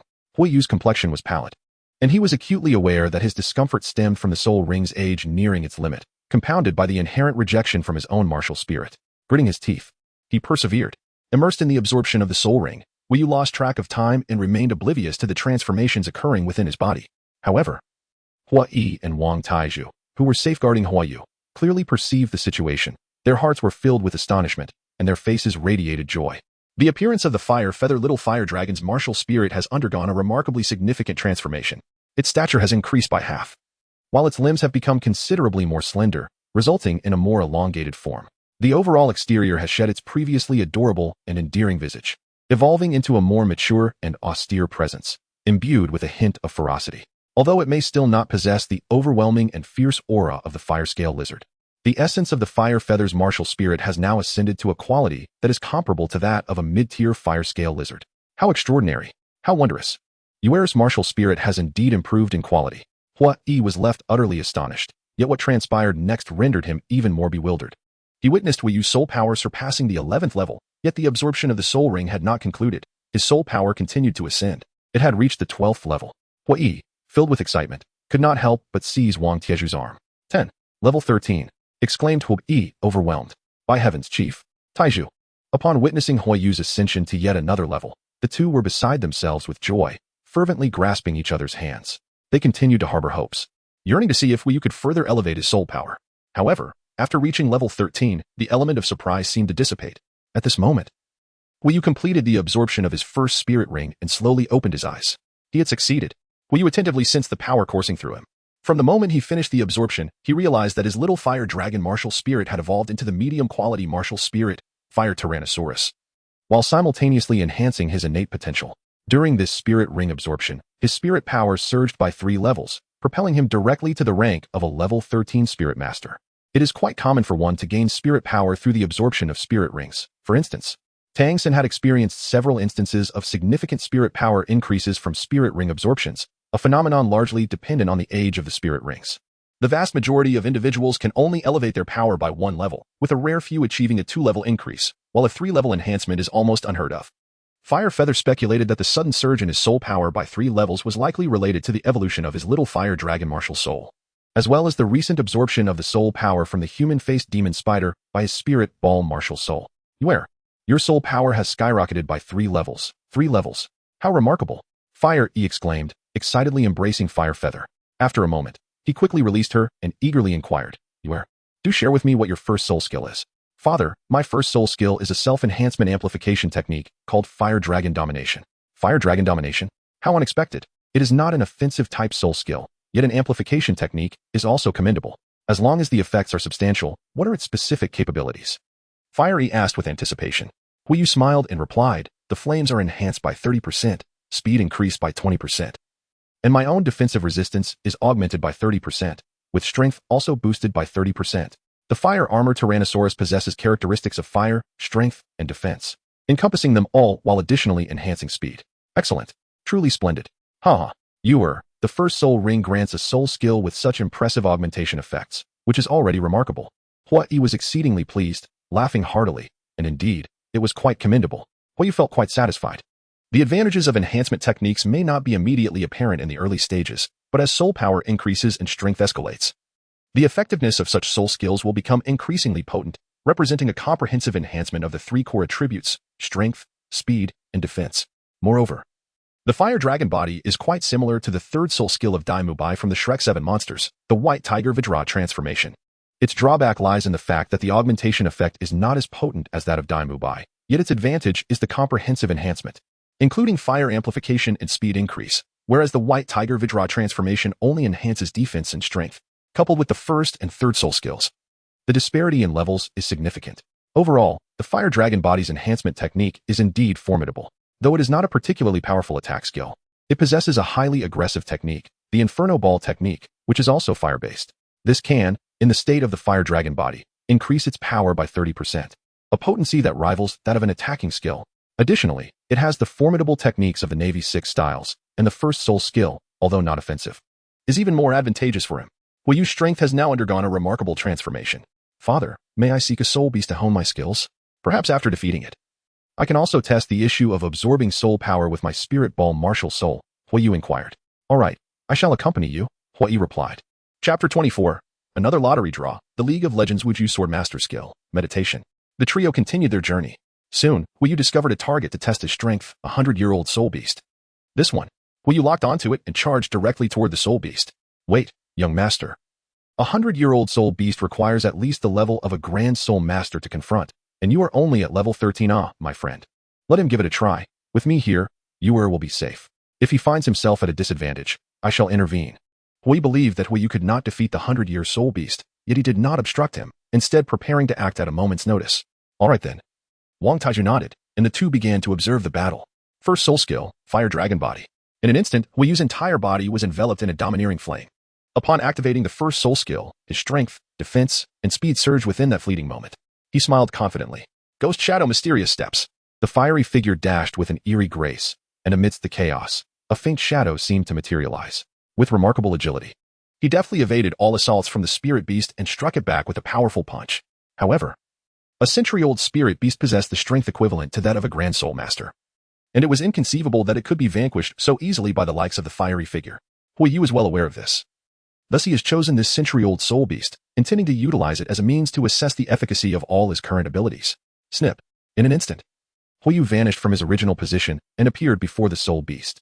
The speed had doubled, and the impact on his body was almost negligible. Wu was filled with exhilaration. Finger gun. With a mere flick of his finger, a fist-sized hole was punctured into the soul beast's body, causing its blood to erupt violently. The creature, now gripped by fear, sought to flee. Yet, Wu would not grant it such an opportunity. With a swift execution of the 6 forms of the Gale Kick, infused with the fiery essence of his martial spirit, he unleashed a force akin to a blazing crescent moon, merging it with the power of the Gale Kick. This innovative technique, born from the fusion of the Gale Kick and fiery soul energy, amplified the damage to an extraordinary degree, rivaling even the might of soul skills. As the attack landed, the soul beast was gravely injured. Realizing that escape was futile, it ceased its retreat and turned to glare at Wu, seemingly resolved to fight to the bitter end. At this moment, Wu has already affirmed his own prowess. Through the soul beast, he can ascertain that he could effortlessly defeat a person of the great soul master rank. Let it come to an end. The irises of Wu transformed into a blood-red hue, and he softly murmured, "Mighty fireball technique." A remarkably powerful fireball erupted from his lips, striking the spirit beast with precision. Enhanced by the 30% boost from the Fire Dragon Body, the potency of the fireball technique was even more formidable than before. The spirit beast let out a piercing scream, succumbing to the devastating fireball technique. Indeed, utilizing the 6 techniques now imposes no adverse effects on my body, and my current soul power is sufficient to sustain both the mighty fireball technique and the Sharingan. Upon becoming a soul master, the transformation of soul power is truly remarkable. No wonder reaching level 9 in soul power still renders one merely as an ordinary person. Wu smiled faintly. Is this truly happening, Wang Taiju? Chief, you did not misjudge. The 13th level young master has just defeated a century-old spirit beast. The two stared in astonishment at Wu. He had been preparing to take action, yet he found himself without the opportunity until that soul beast was vanquished. This outcome was utterly unexpected for him, as he had not anticipated Wu's extraordinary strength. Wang Taiju, having witnessed Wu's prowess in Nonic City, did not exhibit overt surprise, while Wu was left utterly astonished. Those peculiar techniques you employed just now, particularly that final fireball, could it be that you have developed your own soul skill? Indeed, Wu nodded affirmatively. Wu gasped in disbelief. Creating a soul skill at the 13th level. Is that even humanly possible? All right, father. I shall first investigate the issue of soul power absorption with the spirit ball martial soul, Wu replied. Very well, this is indeed a matter of great importance. Wu ceased further contemplation. Wu slowly approached the deceased century-old soul beast, attempting to activate his spirit ball. He aimed to absorb the soul beast's soul power and soul ring as he had done previously. However, despite his numerous attempts, he found himself utterly unsuccessful. Wu, filled with disappointment, shook his head, stating, "It's futile. I can no longer unlock it." Perhaps a certain method is required, which you have yet to discover. Hui pondered. I am uncertain. There are no discernible routes to pursue. It seems that a fortuitous opportunity is necessary. Hui sighed with resignation. The dream of an instantaneous enhancement of soul power had been shattered. He realized that diligent cultivation was the only path forward. Since it is unattainable, let us abandon it. After all, such means of augmenting soul power tread a dubious path. Even if one could absorb it, the repercussions on your body remain uncertain. Hui felt a tinge of disappointment as well. Yet, he harbored reservations regarding power acquired without labor. Perhaps this is for the best. Father's words hold wisdom. Hui nodded in agreement. Nevertheless, he vowed not to relinquish this endeavor. If the spirit ball's martial soul had opened once, it could surely do so again by discovering the right method. As the sky darkened, Hui remarked, "It is late. We shall spend the night here." "Very well." Hui replied. "Taizhu, please disperse the snake-repelling powder." "Understood." Wang Taiyu responded promptly, executing the task without delay. Do you know the purpose of this snake-repelling powder?" Hui inquired, eager to test Huiyu's knowledge. "It conceals our scent, making it difficult for soul beasts to detect us," Hui replied. Hui smiled and said, "You rascal, you truly understand everything." "Father, I wish to cultivate for a while." "Go ahead. Whether you choose to cultivate or rest, it is entirely up to you. Tonight, my old friend and I will take turns keeping watch." "All right." Fire Feather eagerly settled down, feigning the absorption of soul power while discreetly activating the lottery wheel. Having recently elevated his soul power by 3 tiers, he now possessed 3 opportunities to draw. Since acquiring the Sharingan and the Navy's 6 styles, he had not drawn a single ability of comparable strength. The 2 draws from levels 8 to 10 were entirely ineffectual. "Please do not disappoint me again, Wheel of Fortune." Fire Feather silently prayed. He resolutely initiated the lottery. The wheel spun rapidly, and anticipation filled the air. Beep. The wheel came to a halt. Yet again, he received an inconsequential ability from a mundane 2-dimensional world. Disheartened, Fire Feather shook his head and commenced the second draw, only to find the results equally unremarkable. This was the final opportunity. As the wheel spun for the 3rd time, Fire Feather awaited the outcome with bated breath. Soon, a chime sounded. "Congratulations. You have acquired the skill meditation from the world of League of Legends, belonging to the champion master E." "Oh, meditation?" Fire Feather's eyes brightened as he hurriedly examined the detailed description of the skill. "Meditation consumes 1/5 of your soul power to enter a meditative state, lasting 10 seconds. During this period, your soul power and injuries recover rapidly, while damage taken is reduced by 70%. Cooldown time, 30 minutes. The effect is quite similar to that of Master Yi's skill in League of Legends." "Splendid. With this ability, during times of significant soul power depletion and severe injuries, I can achieve swift recovery. Furthermore, when faced with unavoidable attacks, I can utilize meditation as a means of defense. However, the specifics of the recovery effect remain vague.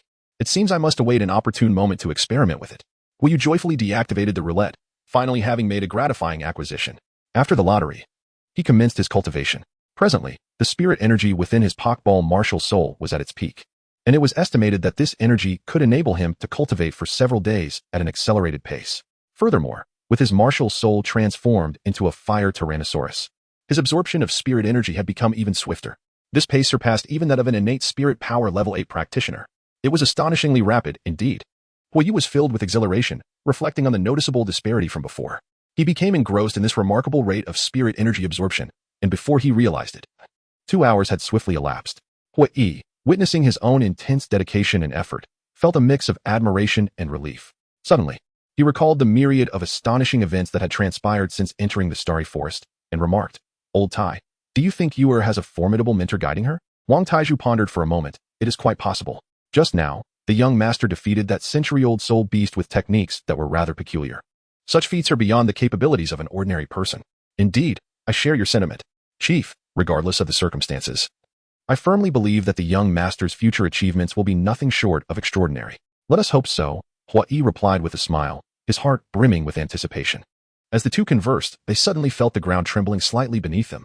A large soul beast was approaching. They exchanged a knowing glance. Thud, thud, thud. The tremors intensified, accompanied by the thunderous sound of a giant soul beast bolting forward. Hui's expression darkened as he realized that the creature's size suggested it was not a recent arrival. He quickly stood up and said, "Old Tai, call Yuer. I must investigate." Young master, came the urgent call. Hui slowly opened his eyes, confusion evident on his face. "What is it?" As he inquired, he too became aware of the tremendous footsteps approaching. "Get up quickly, a colossal soul beast is drawing near." How could such a large soul beast appear in this area? Hui's expression tightened. "I am unsure. The clan leader has gone to take a look."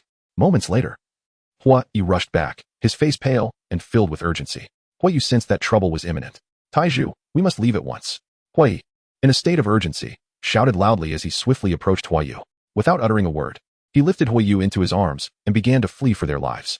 At that moment, an incredibly furious roar erupted from behind. A sound so formidable that even the Soul King felt a flicker of trepidation.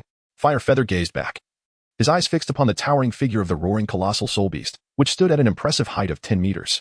It was indeed a fire-armored Tyrannosaurus, an entity of such magnitude that it must have existed for at least 7 millennia. How could such a soul beast manifest in the outskirts? His mind raced, and he soon grasped the reason for the appearance of this fire-armored Tyrannosaurus. Indeed, this creature hailed from the core region, and the one he had absorbed could very well be its offspring. As Fiery elucidated the situation, he quickened his pace. The fire-armored Tyrannosaurus I absorbed should likewise be from the core area. How could it have ventured into the periphery? He pondered. It must have strayed out of curiosity and, by sheer misfortune, crossed our paths. Fire Yi's expression darkened. He had not anticipated encountering such an unfortunate predicament. Casting a glance at the relentless pursuit of the fire-armored Tyrannosaurus behind them, he clenched his teeth and declared, "There is no time. Before long, it will catch up to us. Old Iron, take Yuer and flee ahead. I will hold it off." Hui directly propelled Huiyu towards Wang Taiju, then turned to confront the fire-armored Tyrannosaurus. "Father," Huiyu exclaimed, filled with concern. "Young master, we must leave at once. The clan leader may not necessarily be a match for that fire-armored Tyrannosaurus, but escaping unscathed should not pose a problem." "Is that truly the case?" "It certainly is. The clan leader is a level 54 Soul King. He will be fine." "Very well." Huiyu nodded and followed Wang Taiju as they hastily departed from the scene. The two sprinted towards the outskirts of the Star Doe forest, racing forward with great urgency.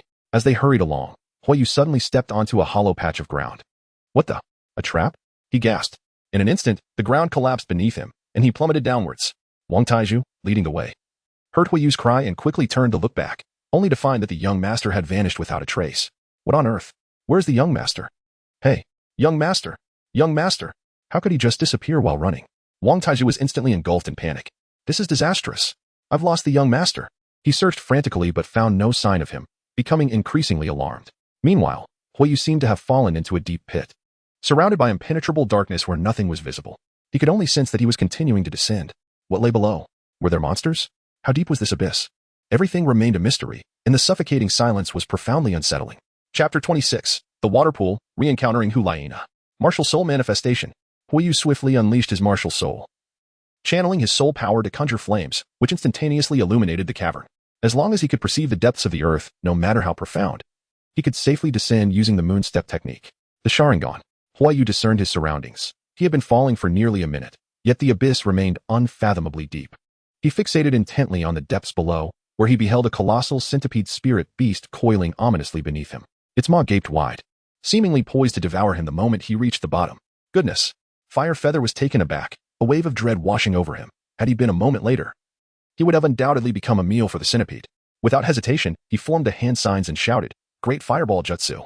The fireball propelled the colossal centipede into the earthen embankment on the left, and then, with the swiftness of a razor, it descended rapidly. To my astonishment, there existed a 500-year-old centipede within this profound chasm. Fire Feather was in a state of panic, deeply concerned that if the depths were sealed, the soul beast might leap down, leading to utter disaster. Fortunately, mere seconds later, the abyss revealed its bottom. Fire Feather beheld two paths, one slanted to the left, and the other to the right. On the leftward path, he glimpsed a faint glimmer and felt a refreshing breeze. There was wind. This surely indicated an exit. With a gleam of joy in his eyes, Huiyu unhesitatingly chose the path to the left slope. Utilizing the moonwalk technique, he leapt gracefully through the air, swiftly veering onto the left incline. At first glance, Huiyu spotted the exit and dashed forth. To his astonishment, this opening led directly to the precipice below. He exhaled in relief. Under the moonlight, Huiyu soared from the cliffside, with a perilous 500 meters still separating him from the ground. For any ordinary Grand Soul Master, such a fall would likely spell disaster. Yet, with the moonwalk at his disposal, Huiyu remained unperturbed. All he needed to do now was find a suitable landing spot. Fire Feather observed the surroundings beneath the cliff, resembling a secluded canyon. A magnificent waterfall cascaded down, forming a serene pool at its base, where an array of exquisite flowers and verdant plants flourished, creating an enchanting paradise untouched by the outside world. Huiyu was captivated not only by the exquisite scenery around him, but also by the allure of the tranquil waters. He effortlessly glided through the air using the moon step, intending to take a refreshing dip. Just as he was about to plunge into the pool, a breathtakingly beautiful maiden emerged from the water directly beneath him with an impeccable grace. With a charming smile illuminating her face, she frolicked joyfully in the water, the gentle moonlight casting a soft glow upon her unblemished skin, enhancing her enchanting allure. Slowly, she raised her long, fair legs in the water, attempting to caress and cleanse herself. Huaina. Huiyu was utterly transfixed, his eyes fixated on her form, momentarily ensnared in the captivating scene before him. At that moment, Huaina also noticed Huiyu hovering above, startling her into a gasp. Ah, ah. The shrill cry jolted Huiyu back to reality. Yet neither could evade the impending collision. He crashed directly into Huaina, plunging her beneath the water's surface. In the depths of the pool, they found themselves pressed together, face to face, inadvertently sharing a kiss.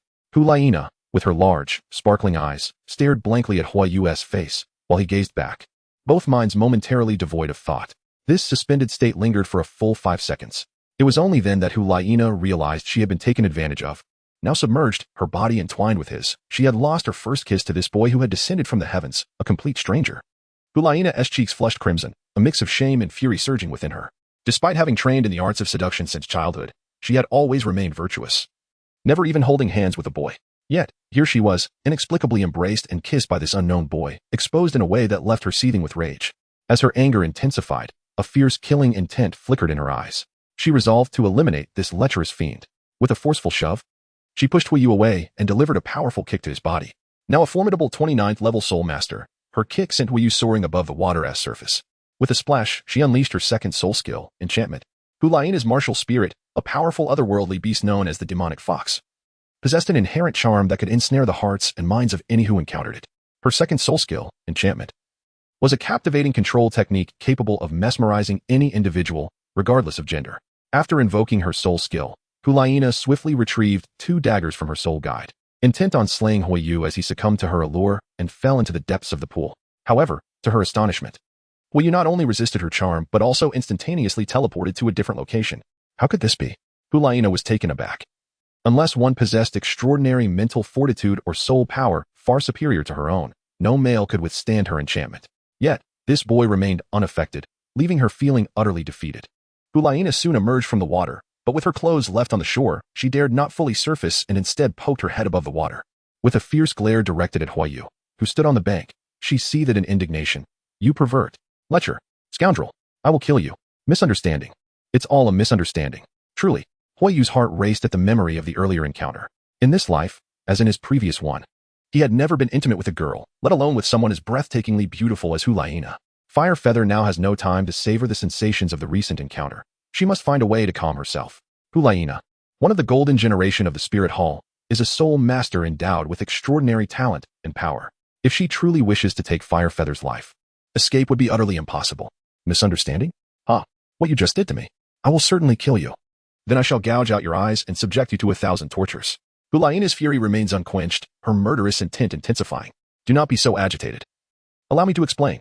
Fire Feather is at her wit's end, filled with urgency. What is there left to explain? Prepare to meet your end. With that, Huaina swiftly hurled the 2 daggers in her grasp, their speed remarkable. Seeing this, Huiyu hurriedly dodged, and 2 daggers plunged into the stone wall behind him. Infuriating. With the failed assassination attempt, Huaina had lost her means of attack. If she were to escape the water pool, she would be completely exposed. Earlier, Huiyu had been in a state of disarray, but now he realized that Huaina was too afraid to leave the water, which eased his mind considerably. Calm down for a moment, listen to me, he said. Huaina fell silent, though her eyes still burned with murderous intent directed at Huiyu. Chapter 27. Huaina in despair. Observing her furious demeanor, Huiyu inexplicably found her somewhat endearing. Although she was submerged, he could still faintly discern her enchanting figure, swallowing hard. Goodness. She appears quite mature for her age. Still looking? You claim you're not a pervert. Huaina noticed Huiyu's gaze and quickly shielded herself. Cough. Huiyu awkwardly averted his eyes, explaining, believe it or not, I truly did not mean to intrude.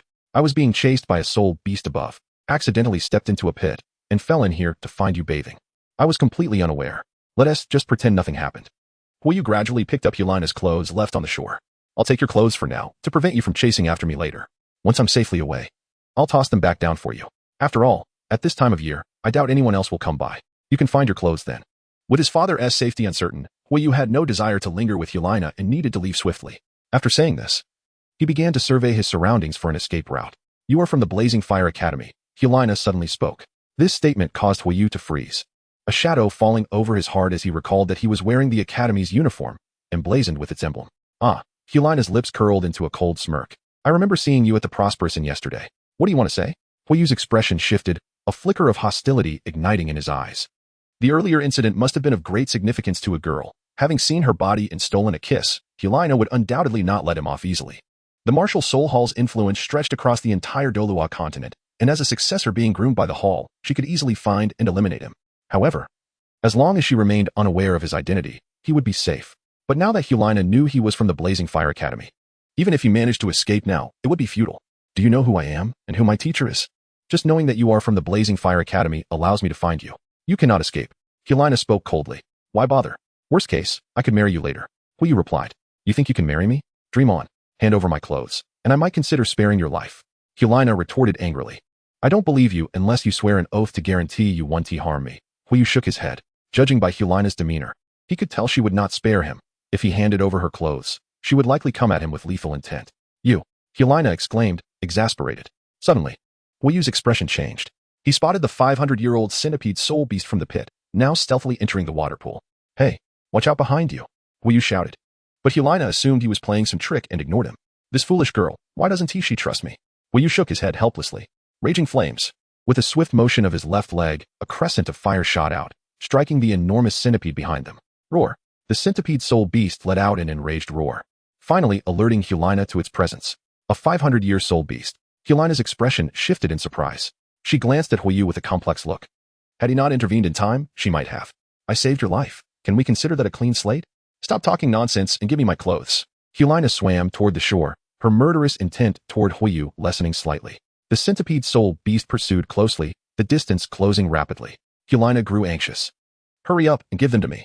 Swear you won't harm me, and I'll give them to you, Huiyu teased. Confident that Helena wouldn't be easily killed by the soul beast. Roar. The centipede soul beast opened its massive jaws and lunged forward, with no time to evade. Helena had no choice but to turn and defend herself, gripping its upper and lower jaws tightly. As a control-type soul master, she lacked the strength to endure for long. Gritting her teeth, she declared, Fine, I swear.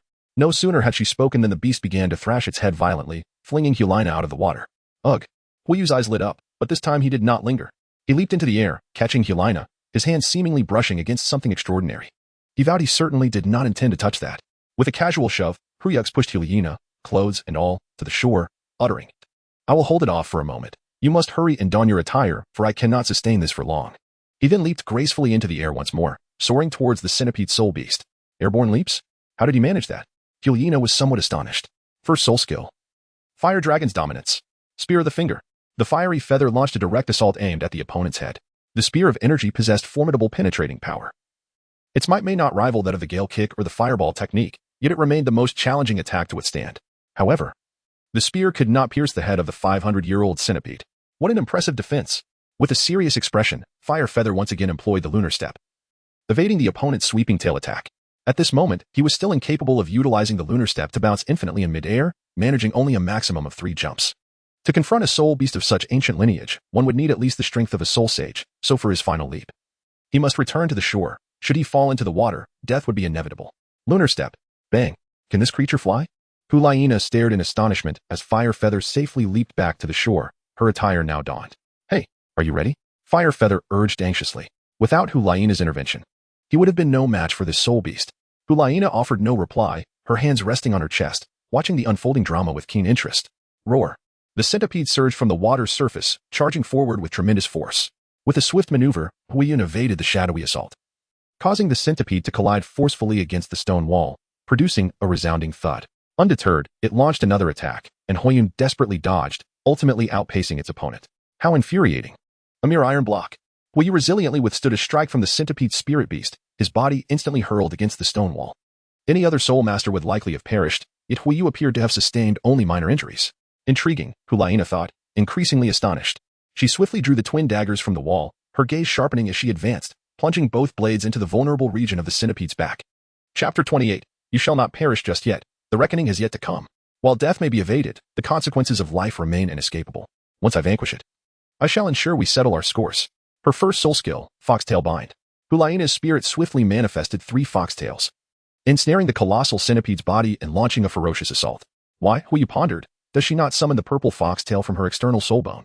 Could it be that she has yet to acquire it? The original text offered scant details regarding Hulaina's soul skills, aside from her second soul skill, enchantment. He was entirely unaware of her capabilities. The foxtail bind was a first for Huiyu. Yet both of her techniques were of a control nature and lacked substantial lethality. It would be arduous for her, wielding only 2 daggers, to slay this 500-year-old centipede. Huiyu meticulously observed the fierce clash between Hulaina and the colossal centipede. Her combat awareness and techniques were already remarkably formidable. Had she been facing a soul master of equal rank, she would likely have dispatched them with ease. However, the exterior of this soul beast was nearly entirely encased in a tough, iron-like shell, rendering Hulaina incapable of inflicting any substantial damage upon it. After pondering for a moment, Huiyu spoke. Both of your soul skills are of the control type, and this centipede possesses exceptionally strong defenses. Even if we were to join forces, defeating it would prove exceedingly difficult. I believe our best course of action is to flee. It's futile. The terrain here is enclosed. We can only escape by following the waterway to the west, which would take an hour, and we could never outrun it. Is there truly no other path? Huiyu inquired, furrowing her brow. There is a way to climb up from here, but do you think that's feasible with it around? Bang! Hulaina was knocked back by the adversary, landing beside Huiyu. With a soft sigh, Huiyu remarked, it appears that the only option is to eliminate it. Observing Hulaina once more advancing to engage the centipede, a fierce determination ignited within him, and his crimson eyes re-emerged, his expression grave. Together, we shall vanquish it. Indeed, Hulaina, having witnessed Huiyu's formidable prowess, recognized that although he was merely a one-ring soul master, his combat capability rivaled that of a great soul master. It was evident that only by joining forces with this young man could they hope to defeat the 500-year-old soul beast. May I borrow your dagger?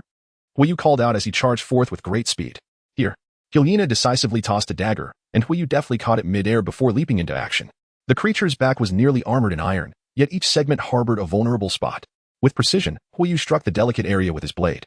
Thus, armed with their daggers, the duo engaged in a fierce struggle against the colossal centipede. The synergy between Huiyu and Hulaina was unexpectedly harmonious. However, despite this, it remained exceedingly challenging to vanquish one another. After several exchanges, Fire Feather and Hulaina leaned against each other, breathing softly. In this moment, the two stood on the same line, united by a singular purpose, to vanquish this soul beast. In the mind of Huiyu, thoughts whirled rapidly as he contemplated a strategy. He inquired, is your second soul skill, Charm, effective against soul beasts? Some are, while others are not. This particular soul beast is beyond my capabilities, came the reply. How disappointing. Depart. While the effects on soul beasts may be lackluster, it is effortless to deal with soul masters, Hulaina retorted, rolling her eyes. Very well. Do you have confidence in restraining it for a few seconds with your first soul skill? At most, 5 seconds. 5 seconds? That is sufficient. You shall use your soul skill to control it while I take the lead. Huiyu resolved, his mind made up. The two sprang into action once more. Huiyu charged towards the colossal centipede, while Hulaina deftly maneuvered to its rear. Attack. Quickly, Huiyu shouted. First soul skill, Foxtail Bind. Hulaina unleashed 3 ethereal foxtails, ensnaring the giant centipede's movements as it opened its massive jaws to roar at Huiyu. Most soul beasts exhibited this flaw, reveling in the act of bellowing. This gigantic centipede, adorned with a formidable iron shell, posed a challenge. Huiyu doubted he could vanquish it in one strike. The only viable option lay in attacking its mouth, where victory might be seized in a single blow. With a swift formation of seals, Huyu's fiery essence surged forth. Just as Hulaina was on the brink of collapse, a colossal fireball erupted instantaneously. Perish, Inferno Sphere. Bang. The immense fireball struck the gaping maw of the gigantic centipede with precision, igniting flames that danced brilliantly in the canyon illuminated by the moonlight. The monstrous centipede let out a piercing wail, and with a resounding crash, its head slammed against the ground, smoke curling from its jaws, remaining eerily still. Had it succumbed to its fate? Hulaina gazed breathlessly at the prostrate creature. No, it was not dead. Danger, retreat. The Sharingan's acute perception was astonishingly keen. Discerning even the most subtle of movements, it realized that the giant centipede was merely feigning death. The fiery plume shouted urgently, but it was already too late. The enormous centipede suddenly opened its eyes and violently lashed its tail, utilizing the 2 incredibly hard spines atop it, which instantly pierced through Hulaina's abdomen, sending her flying away. Hulaina. Huiyu immediately rushed forward, catching Hulaina in his embrace. Gazing at the pale and haggard beauty in his arms, a pang of guilt welled up within him. After all, it was he who had lured this soul beast. If Hulaina were to perish, it would be tantamount to his indirect hand in her demise. Huiyu had always believed that Hulaina would be safe, for she was the future saintess of the Spirit Hall, the most favored disciple of BBDong. Her esteemed status surely afforded her the protection of many formidable guardians. In Huiyu's recollection, the original narrative had also alluded to the fact that behind Hulaina, the formidable Ju Douluo Yueg was discreetly safeguarding her. Logically, in such a perilous place as the Star Do Forest, it seemed implausible for her to be without protection. Yet, in this dire situation, those who were meant to shield her had not yet appeared. This clearly indicated that Hulaina was alone. A heavy sigh escaped from Huiyu's heart. We are all destined to perish here. Hulaina gasped, her weary appearance rendered even more enchanting, evoking a profound instinct to shield her from harm. Fiery Feather gazed at the delicate Hulaina in his arms, a gentle smile gradually gracing his face. You won't die. You haven't yet settled the score with me. That smile ignited a flicker of hope within the despairing Hulaina, a 13th-level soul master, now confronting a 500-year-old soul beast. She inexplicably felt a surge of optimism. It was quite absurd. She stared blankly at the youth who held her close, pondering whether, perhaps from that very moment, she realized she no longer bore resentment towards this frivolous boy who had once belittled her. In fact, as she beheld the features of Fiery Feather, her heart stirred with an unfamiliar sensation, one that sent her heart racing uncontrollably. Huayu gently placed Hulaina on the ground, facing the colossal pincered centipede that was slowly advancing. The smile on his face vanished instantaneously, replaced by an icy intent to kill.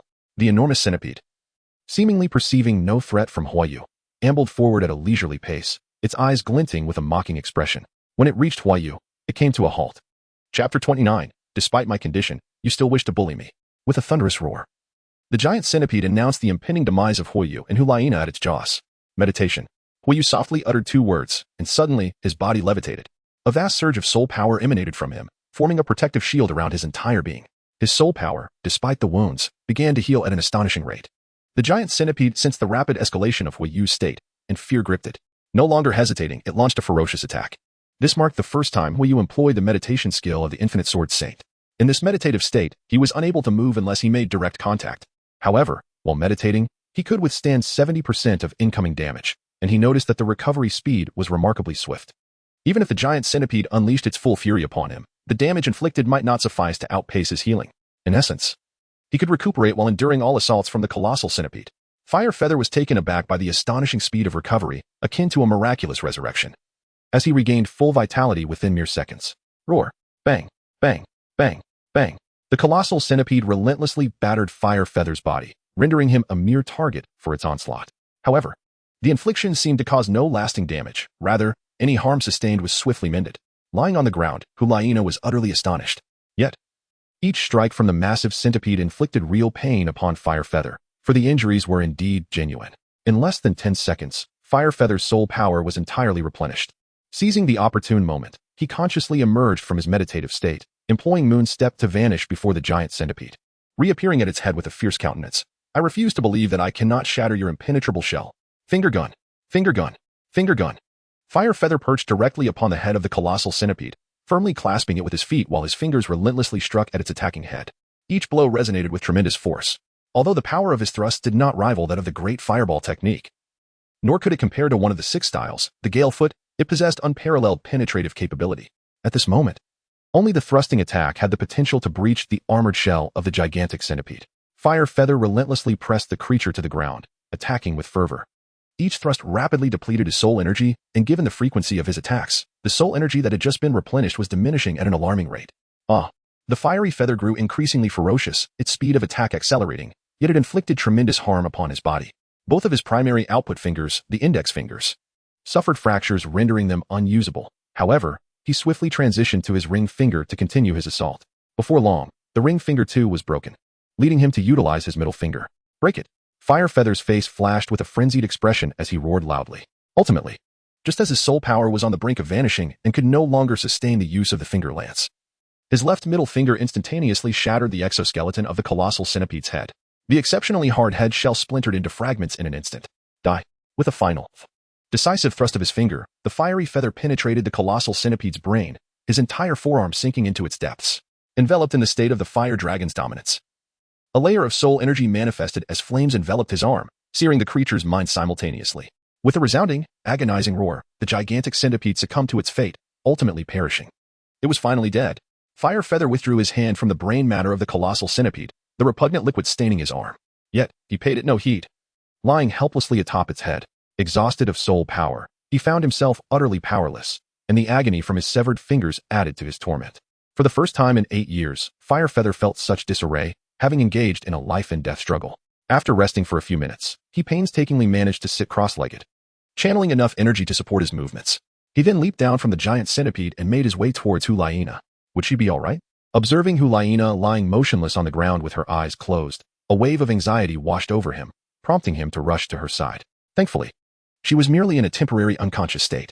Upon discovering that she still breathed, he felt a sense of relief wash over him. Huayu gently lifted Hulaina and, after locating a relatively concealed spot, laid her down carefully on the ground. In such precarious moments, the appearance of a century-old soul beast could spell disaster. Although the pointed tail of the iron-armored centipede was not highly venomous, in her current state, if the toxin were not extracted promptly, it could prove fatal. Huiyu examined Hulaina's body. She not only had a stab wound in her abdomen, but also bore several other minor injuries, with the wound on her thigh being somewhat deeper. Her once opulent attire was now tattered and stained with copious amounts of blood, and her abdomen continued to bleed. Had he not acted swiftly to staunch the bleeding, she might succumb to excessive blood loss before the poison could be neutralized. Thus, Huiyu resolved to tear open Hulaina's upper garment to apply pressure and halt the bleeding. Having already relinquished her murderous intent, he hoped she would not hold a grudge against him for past transgressions. In truth, Huiyu harbored no animosity towards Hulaina, and the Spirit Hall was not his enemy either. Regardless of the Spirit Hall's future ambitions, he, as a neutral fire, chose not to align with any faction or the Empire. As long as he refrained from intervening, he could remain an observer amid any unfolding drama. In his heart, he did not perceive the Spirit Hall as an inherently malevolent force. Rather, its existence had greatly contributed to the realm of soul masters and the entirety of Douluo Continent. Conversely, during the past 8 years, Huiyu had witnessed numerous sordid faces among the Empire's elite. If I have offended you, it was only in the name of saving your life. I had no choice, he lamented. Huiyu murmured to himself before forcefully tearing open Hulaina's garment. What are you doing? After all this, do you still wish to bully me? At that moment, Hulaina awakened, gazing at Huiyu with a look of delicate vulnerability. Do not misunderstand. I am merely attending to your wounds. Furthermore, the tail of the iron-armored centipede is venomous. Once my soul power is somewhat restored, I shall assist in expelling the toxins from your body. Huiyu explained, yet his movements remained unceasing. Then, please do not touch me so carelessly. Hulaina's cheeks flushed a faint shade of red. Rest assured, I am not a lecherous individual. What is a lecher? It's nothing. Just lie still and do not move. I will handle it. Be gentle. It hurts a bit. Hulaina covered her mouth. Endure it. It will be over soon. Fire Feather exercised caution in his movements, yet the process of applying the hemostatic bandage was inherently painful. No, please don't do that. Hulaina gasped, her face contorted in anguish as she struggled to suppress her cries. Each sharp sting compelled her to emit soft whimpers. The severity of her injuries coupled with the poison rendered her powerless, leaving her at the mercy of Fire Feather's ministrations. Once he had completed the task, Fire Feather stood up slowly. Where are you going? Hulaina asked anxiously. To gather some Qingling grass, he replied, advancing forward to kneel and pluck the delicate blue flowers from the ground. I have read that Qingling grass possesses disinfectant properties and accelerates the healing of wounds. There is an abundance of it here. In no time, Fire Feather returned to Hulaina's side with a handful of the grass, then proceeded to pluck the leaves, kneading them into a compact mass. With his left hand, he grasped the creamy white fabric of her stockings at the thigh. No, please don't tear that. Hulaina protested, her cheeks flushed with embarrassment. How can you just rip off a girl's stockings? Internally, she felt as though she might perish from shame. Yet for some inexplicable reason, she bore no resentment towards him. If I don't tear it, your stockings will adhere to the wound, causing you greater pain and preventing me from applying the Qingling grass. This wound is deep, and if not treated promptly, it could easily become infected. Furthermore, that iron-armored centipede was actually pursuing me. Had it not been for my presence, you would not have sustained such severe injuries. Now, you are unable to channel your soul power for healing, so it is my duty to tend to your wounds. As she watched Fire Feather diligently tending to her injuries, her heart raced. She found herself captivated by the boy before her, a sweet sensation blooming within her. With a rosy complexion, Hulaina inquired, "What is your name?" Fire Feather, he replied, feigning ignorance as he returned the question. And you? Hulaina. My second soul skill, enchantment, is difficult for even a soul master to resist. How did you manage to withstand it? Recalling the moment, Hulaina was filled with curiosity. By maintaining a clear mind, one can avoid being influenced, Fire Feather casually remarked. The reason Hulaina's enchantment had no effect on him was due to his Sharingan. Her enchantment primarily employed visual and auditory stimuli to launch a mental assault, ensnaring victims in a web of allure. Such techniques fall under the category of illusion, which the Sharingan can effortlessly dispel. The casual remark made by Huiyu, Duel implied that if one harbors no interest whatsoever, they will inevitably remain impervious to another's charm. Huiyu, for reasons unbeknownst to her, felt a twinge of discontent, her expression slightly melancholic. Your status within the Spirit Hall must be quite significant, Huiyu inquired. Indeed. My master is the current pope of the Spirit Hall, BBDong, Huiyu candidly replied. Oh, Huiyu nodded. You seem utterly unfazed, Huiyu observed, her gaze curious. Typically, others would be astounded upon learning of her identity. Oh, I can't believe it, a disciple of the Pope. Feather of Fire feigned astonishment as he spoke, yet Hulaina discerned his ruse with a mere glance and rolled her eyes. Since you are a disciple of the Pope, why are you alone in the Stardow Forest? Surely, you ought to have some form of protection. Did you not have many of your comrades with you at the inn yesterday? Feather of Fire inquired, perplexed. I was indeed accompanied, but I managed to shake them off. Hulayina replied with a subtle smile, her heart unconsciously opening to him without any concealment. My teacher often sends me to perilous places to train alone. Yet he always assigns numerous individuals to secretly safeguard me, which deprives me of the genuine sense of danger. I do not cherish such training. Ah. So you dismiss them all, Feather of Fire remarked with a wry smile. No wonder, in such a perilous situation earlier, there was no sign of the spirit hall. As their conversation flowed, Hulayina's wounds were tended to. Observing the flushed complexion of Hulayina, who lay disheveled on the ground, it would be disingenuous to claim he was not moved. However, he chose not to linger excessively and willingly removed his outer garment to drape it over her. Time is of the essence, Feather of Fire suddenly declared. What do you mean? Are you leaving? Hulayina gazed at him with her watery, expressive eyes. It seems you do not wish for me to depart. You are reluctant to part with me? Feather of Fire smiled at her. Hulayina immediately felt a wave of fluster. I am not. You have yet to cure my poison. Is that so? Feather of Fire replied, his expression earnest as he slowly leaned closer to Hulayina, their faces mere inches apart. They could feel each other's breath distinctly. What? What are you doing? No, do not. Hulayina protested shyly, yet there was no indication of her retreating. Her cheeks were flushed crimson. Akin to a delicate little rabbit gazing up at Feather of Fire, her heart in turmoil, nervous, resistant, yet tinged with a hint of anticipation, unsure of her next move.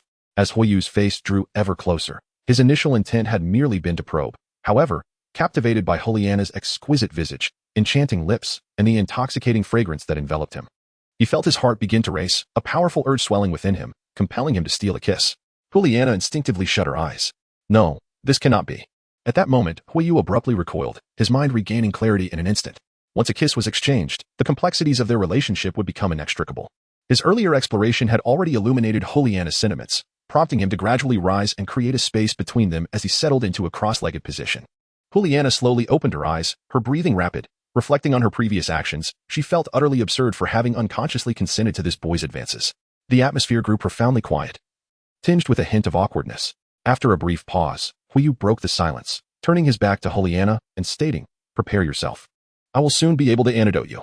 Oh, Hulayina softly replied, as she entered a state of meditation. As the fiery feather assumed a meditative posture, his body began to levitate, and a concentrated sphere of soul energy coalesced into a protective soul shield around him. His earlier remark about the time being up referred to the cooldown period for his meditation skill, which could be activated once every half hour. And now that time had indeed arrived. The soul power of Huayu and his injuries began to recover rapidly. The previously fractured fingers rejoined instantaneously, returning to their original state. Within 10 seconds, both his soul power and injuries were completely restored, and he radiated vitality. Your recovery speed is astonishing. Even the most exceptional healing soul masters cannot achieve such swiftness. How have you accomplished this? Once again witnessing Huayu's remarkable ability, Hulayina was left in awe. Chapter 31. The Arrival of the Spirit Hall, one of the Golden Generation, Yin. This youth seems to possess a myriad of extraordinary techniques, enveloped in an air of profound mystery that deeply intrigues Hulayina, prompting her to desire to uncover the essence of this young man.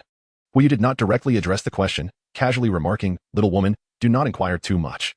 To her surprise, Hulayina obediently refrained from pressing further.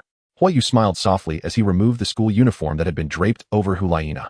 He then summoned his soul power and gently directed it towards her abdomen, expelling the venom of the iron-armed centipede from her body. Soul masters possess the ability to heal and detoxify through their soul power. Yet if the poison is excessively potent, even a typical soul master might find themselves powerless, as was the case with the toxic Douluo's venom. Furthermore, if the practitioner is not of the healing type, the effectiveness of an ordinary soul master is usually limited and laborious. After a brief period, Huayu was drenched in sweat, his soul power continuously depleting. It took a full half hour to completely purge the toxins from Hulayina's system. With the aid of meditation, he could restore his soul power rapidly, regardless of the extent of his prior exertion, so he proceeded to treat her external wounds. Several hours later, minor injuries had healed, and the discomfort in her abdomen and thigh had significantly diminished. She was now able to move, albeit with difficulty. "Thank you," she uttered. "No need for thanks. This serves as a recompense for previous events," Huayu replied, waving his hand dismissively, his expression tinged with concern. "May I ask for your assistance? Speak your mind. Last night, my family and I were ambushed by soul beasts and became separated. I am deeply worried about their safety. At dawn, I must return to the inn as swiftly as possible, yet venturing alone through the Douluo forest poses too great a peril for me. I hope you can summon those who protect you to escort me to the nearby town. The Douluo forest is vast, making it exceedingly challenging to locate individuals." Huayu speculated that if Huai and Wang Taiju had escaped danger, they would have surely sent Wang Taiju back to the inn to wait or to attend to their affairs. Thus, if Huayu could return to the inn, he would ascertain their current situation. If not, he would need to request Hulaina's assistance in locating them again. In light of your help in detoxifying and healing me, I shall assist you, Hulaina said with a charming smile. I am truly grateful. And so, the two spent the night in that enchanting canyon, growing considerably closer in the process. As dawn slowly approached, the darkness receded, and warm sunlight began to illuminate the entire gorge, signaling that their time alone was drawing to a close. Daylight has arrived, Yu remarked as he rose to his feet. Yes. Hulaina felt a tinge of melancholy. Given the choice, she wished this moment could linger a little longer. Yu. What is it? Hulaina hesitated. Her cheeks flushed as she struggled to articulate her thoughts, ultimately retracting her words and saying, it's nothing. She then retrieved a signal flare from her spatial soul tool and released it into the sky. In a short while, a group of soul zone dressed in the uniforms of the spirit hall descended from above, led by an elderly man of formidable strength, a soul emperor. Accompanied by a youth clad in black and red armor, with deep crimson hair cascading around him. Yu immediately recognized the identity of the young man before him. He was none other than Yin, one of the most exceptional talents among the younger generation of the Spirit Hall, a member of the illustrious Golden Generation. As the crowd approached Hulaina and Yu, the Soul Emperor, visibly relieved, stepped forward and said, Miss Laina, you have truly frightened this old man. What is there to be afraid of? Hulaina replied, her mood evidently sour. How can one not be concerned? If anything were to happen to you, the Pope would surely impose severe punishment upon us. Suddenly, the Soul Emperor noticed, wait, you are injured? Alarmed, he observed Hulaina's appearance. Although her Spirit Hall uniform concealed her injuries, her pallor was unmistakable, and she appeared quite haggard, with her attire disheveled and a faint trace of blood lingering about her. What? Upon hearing that Hulaina was hurt, Yin immediately pushed aside the Soul Emperor and stepped forward. Casting a fleeting, peculiar glance at Yu, who stood beside Hulaina, he redirected his concern towards her, asking anxiously, Laina, are you all right? How could you have sustained such grave injuries? I'm fine, Yin. Hulaina replied, shaking her head and instinctively pushing away the hand he had placed on her shoulder. Laina. Yin was momentarily taken aback. He had long harbored feelings for Hulaina, aware that she did not reciprocate them. Nonetheless, they had maintained a strong friendship, and their relationship was generally amicable. Thus, her recent act of pushing away his hand left him astounded. 500 years of ironclad centipede. The Soul Emperor noticed the deceased spirit beast and furrowed his brow. Observing Hulaina's complexion, he surmised that a battle had indeed transpired here the previous night. Miss Laina, the tail of that ironclad centipede is poisonous. The Soul Emperor stated with gravitas. There's no need for concern. He already helped me with the poison last night, Hulaina replied. A hint of shyness creeping into her voice as she recalled the events of the prior evening. All eyes turned to Yu, who had captured their attention since earlier. Although they had been curious about this young man, they had not given him much thought. However, Hulaina's tone and expression had now compelled them to regard him with increased scrutiny and suspicion. How is it that he is with Miss Laina in this canyon? Could her sudden disappearance and solitary venture be related to this young man? Has Miss Laina intentionally distanced herself from us to rendezvous with him? Yu is merely a level 13 soul master, and such a level of strength alone in the Stardow Forest equates to courting death. His presence here raises suspicions, particularly in such a secluded and hard-to-find location. The picturesque scenery only adds to the peculiarity of the situation. It is no wonder that the Soul Emperor harbors doubts. He collected his thoughts and inquired, Miss Nana, who is this? His name is Yu. A friend I have just made, she replied. A friend you have just made? The Soul Emperor pondered this. Golao, please step aside. Yin gestured for the Soul Emperor to retreat. Casting a hostile glance at Yu. Nana, does this mean you spent the entire night with this boy? Yin turned to Hulaina. Noticing that her face flushed at the mention of the previous night, which darkened his mood considerably, he exclaimed, Nana, did this boy do anything to you last night? Yin. What nonsense are you speaking? Hulaina's expression soured. Nonsense? Yin seized Yu's garment, his face filled with palpable animosity. Boy, speak honestly about what transpired between you and Nana last night. Yin, you are being excessive. Let him go. Hulaina said, her anger rising. Nana, you are angry with me for the sake of someone you have just met? Chapter 32 Yin declared, if you dare to approach Hulaina, I will certainly kill you. This only served to heighten Yin's agitation. He was aware that Hulaina did not harbor feelings for him, but he would not relent in his pursuit. He believed that one day his sincerity would move her, and he would ultimately win her heart. Yet, now he felt threatened, his grip on Yu's garment tightening. I advise you to release me. Yu regarded the taller Yin with indifference, the power of his finger poised and gathering strength. Should Yin continue to cling on, he would not hesitate to strike. Yin, if you do not release Yu, do not blame me for my lack of courtesy, Hulaina shouted, her expression turning icy. Nana, you. Yin did not anticipate Hulaina's fervent defense of Yu. Heartbroken, he gazed at the woman he cherished, then slowly loosened his grip on Yu's garment. He understood that if this continued, Hulaina would surely be upset with him. Yu also relinquished the power of the spear, adjusting the corners of his attire. Unless absolutely necessary, he He preferred not to provoke Yin, especially since he currently had business with the people from the spirit hall. However, Hulaina's earlier defense of herself might have incited Yan's resentment. I will accompany you back to the town. Very well, Yu replied with a nod. With the company of over a dozen soul masters and a soul emperor for protection, their entourage was formidable enough to sweep through the outskirts of the Stardow forest. Thus, Yu made his way back to the previous town with great safety. Yu hurriedly returned to the Xingwang Inn, only to find Wang Taizhu sitting despondently on the sofa in the lobby. Old Tai, Yu called out. Young master. Wang Taizhu, who had been looking utterly dejected, instantly perked up. He sprang from the sofa and rushed toward Yu, firmly pressing him against his sturdy chest. Tears streaming down his face as he exclaimed, Young master, you frightened me to death. I thought you were gone. Yu could hardly tolerate the sight of such a muscular man weeping, and the odor of sweat emanating from Wang Taizhu was quite unbearable. He quickly pushed him away, saying, your young master, am not so easily dispatched. Enough with the tears. Old Tai, where is my father? How is he? Yu inquired anxiously. Wang Taizhu wiped his tears and replied, the clan leader is unharmed. He is still in the Stardow forest searching for you. That is a relief.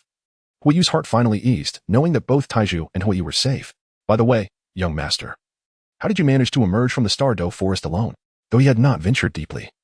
The journey was fraught with soul beasts that had existed for a century. For a level 13 soul master to survive a night alone and return unscathed was indeed miraculous. Wang Taizhu had initially feared that Yu would meet a tragic fate, yet he returned from the inn without a scratch. It's a long story. And it was all thanks to them. Yu gestured towards the crowd behind him. Only then did Wang Taizhu notice a group of spirit hall members standing behind. And he hurriedly expressed his gratitude. Thank you, esteemed sirs. Old Tai, please go summon my father back, Yu urged, estimating that Hui must be frantic by now. Very well, I shall do so at once. Wang Taizhu nodded and swiftly departed from the inn. Yu sat in the living room, awaiting the return of Hulaina, who had gone back to her room where a healing soul master was tending to her injuries. Yin remained in the living room, seizing the opportunity to approach Yu with a hostile demeanor. Listen here, kid, he warned, I don't care what your relationship with Nana is. If you dare to get close to her, I will surely kill you. Yu let out a faint sigh, reflecting on how women often led to entanglements with formidable adversaries. Gradually rising to face Yin, he retorted, is it really you I should fear? Yu exhibited no signs of trepidation. He had already provoked Tang San and Feng Tianxiao, so why should he fear Yin? Deep down, he was acutely aware that Yin would never dare to strike at him at this moment. His actions were merely a warning intended to intimidate. Yan's anger surged instantly, flames erupting in his palm, revealing his inclination to act. I am aware of your esteemed position within the spirit hall. But to think you could eliminate me solely on your own merits? You likely lack the capability, Yu retorted with a cold laugh. He held no fear of Yin. His only concern lay in the possibility that Yin might leverage the power behind him to target him. Yu deliberately spoke in this manner to dissuade Yin from harboring such thoughts. Individuals of this caliber often possess strong and arrogant personalities, and with this statement, Yin would undoubtedly fall into a trap. You truly are oblivious to your own limitations, young man. I can see that you possess a modicum of talent. Yet you are merely at the level of 13 soul power. Should I desire your demise, it would be as effortless as crushing an ant. Rest assured, I shall not rely on any assistance to end your life. Above all, remember my words. Do not approach Nia. With a final cold glance at Yu, Yin ascended to the second floor to visit Hulaina. Yu cast a fleeting glance, then chose to disregard her. After a considerable time, Hulaina, under the care of several healing soul masters, had significantly recovered from her injuries. With just a few days of rest, she would be fully healed. At this moment, Hulaina donned a new outfit, her hair and makeup evidently having been meticulously arranged, rendering her even more beautiful than when he first encountered her. Yu, about that garment of yours. She gracefully approached and shyly took a seat beside him, her long legs elegantly crossed. Oh, that piece is riddled with holes and no longer wearable. You might as well discard it, Yu replied. Hiki, very well then, Hulaina responded with a charming smile. The esteemed genius of the spirit hall, the future saintess, was now sitting beside Yu like a demure bride, witnessing their light-hearted banter. Everyone from the spirit hall felt a profound sense of bewilderment and astonishment, for Hulaina had never displayed such demeanor before. Yin, who had grown up alongside Hulaina, was acutely aware in this moment that she had likely developed feelings for Yu. Clenching his fists tightly, a surge of murderous intent welled up within him as he fixed his gaze intently upon Yu, muttering, Yu, should we meet again, I shall surely kill you. Yu felt the penetrating gaze of Yin, a look imbued with a palpable aura of menace, instilling within him a profound sense of threat. Yu comprehended that today marked an irrevocable rift with Yin. He would show no mercy towards an adversary who posed a lethal threat. From this moment forth, should the opportunity arise, Yu would not let Yin escape. After a while, Hui finally returned. It is a relief to be alive, a relief indeed, he said, his eyes glistening with unshed tears. I am sorry, father, for causing you such worry. In just a single night, He appeared haggard. His hair had lost much of its luster. Only profound anxiety could bring about such a transformation in such a brief span. Yu empathized with the turmoil a father experiences after the loss of a child, feeling a twinge of guilt. Chapter 33. The Evolution of the Sharingan into Double Tomo. Unveiling New Abilities. Yu subsequently recounted the events to Hui, deliberately omitting the details concerning the canyon. However, Hui discerned an underlying peculiarity. He could sense that Hulaina's gaze towards his son bore an unusual intensity, something amiss. Miss Laina, the Pope has commanded us to return to Soul Master City immediately. The elderly Soul Emperor interjected suddenly. Why must we return, Master? My training has only just commenced. Hulaina expressed her confusion, reluctant to leave at this moment. I am uncertain. You must inquire directly with the Pope, the old man replied. Very well, Hulaina conceded, albeit with reluctance. She knew she must heed BBDong's words. With a lingering gaze directed at Hui, she turned to the Soul Emperor and said, Please grant me a few moments. With that, Hulaina slowly approached Hui. Her demeanor tinged with shyness as she spoke. Hui, would you mind stepping aside with me for a moment? Sure, he replied. Hui cast a meaningful glance, following Hui as she exited the inn, a faint smile gracing his lips. Hui, I may have to leave first. Hulaina said, a hint of reluctance in her voice. Is that so?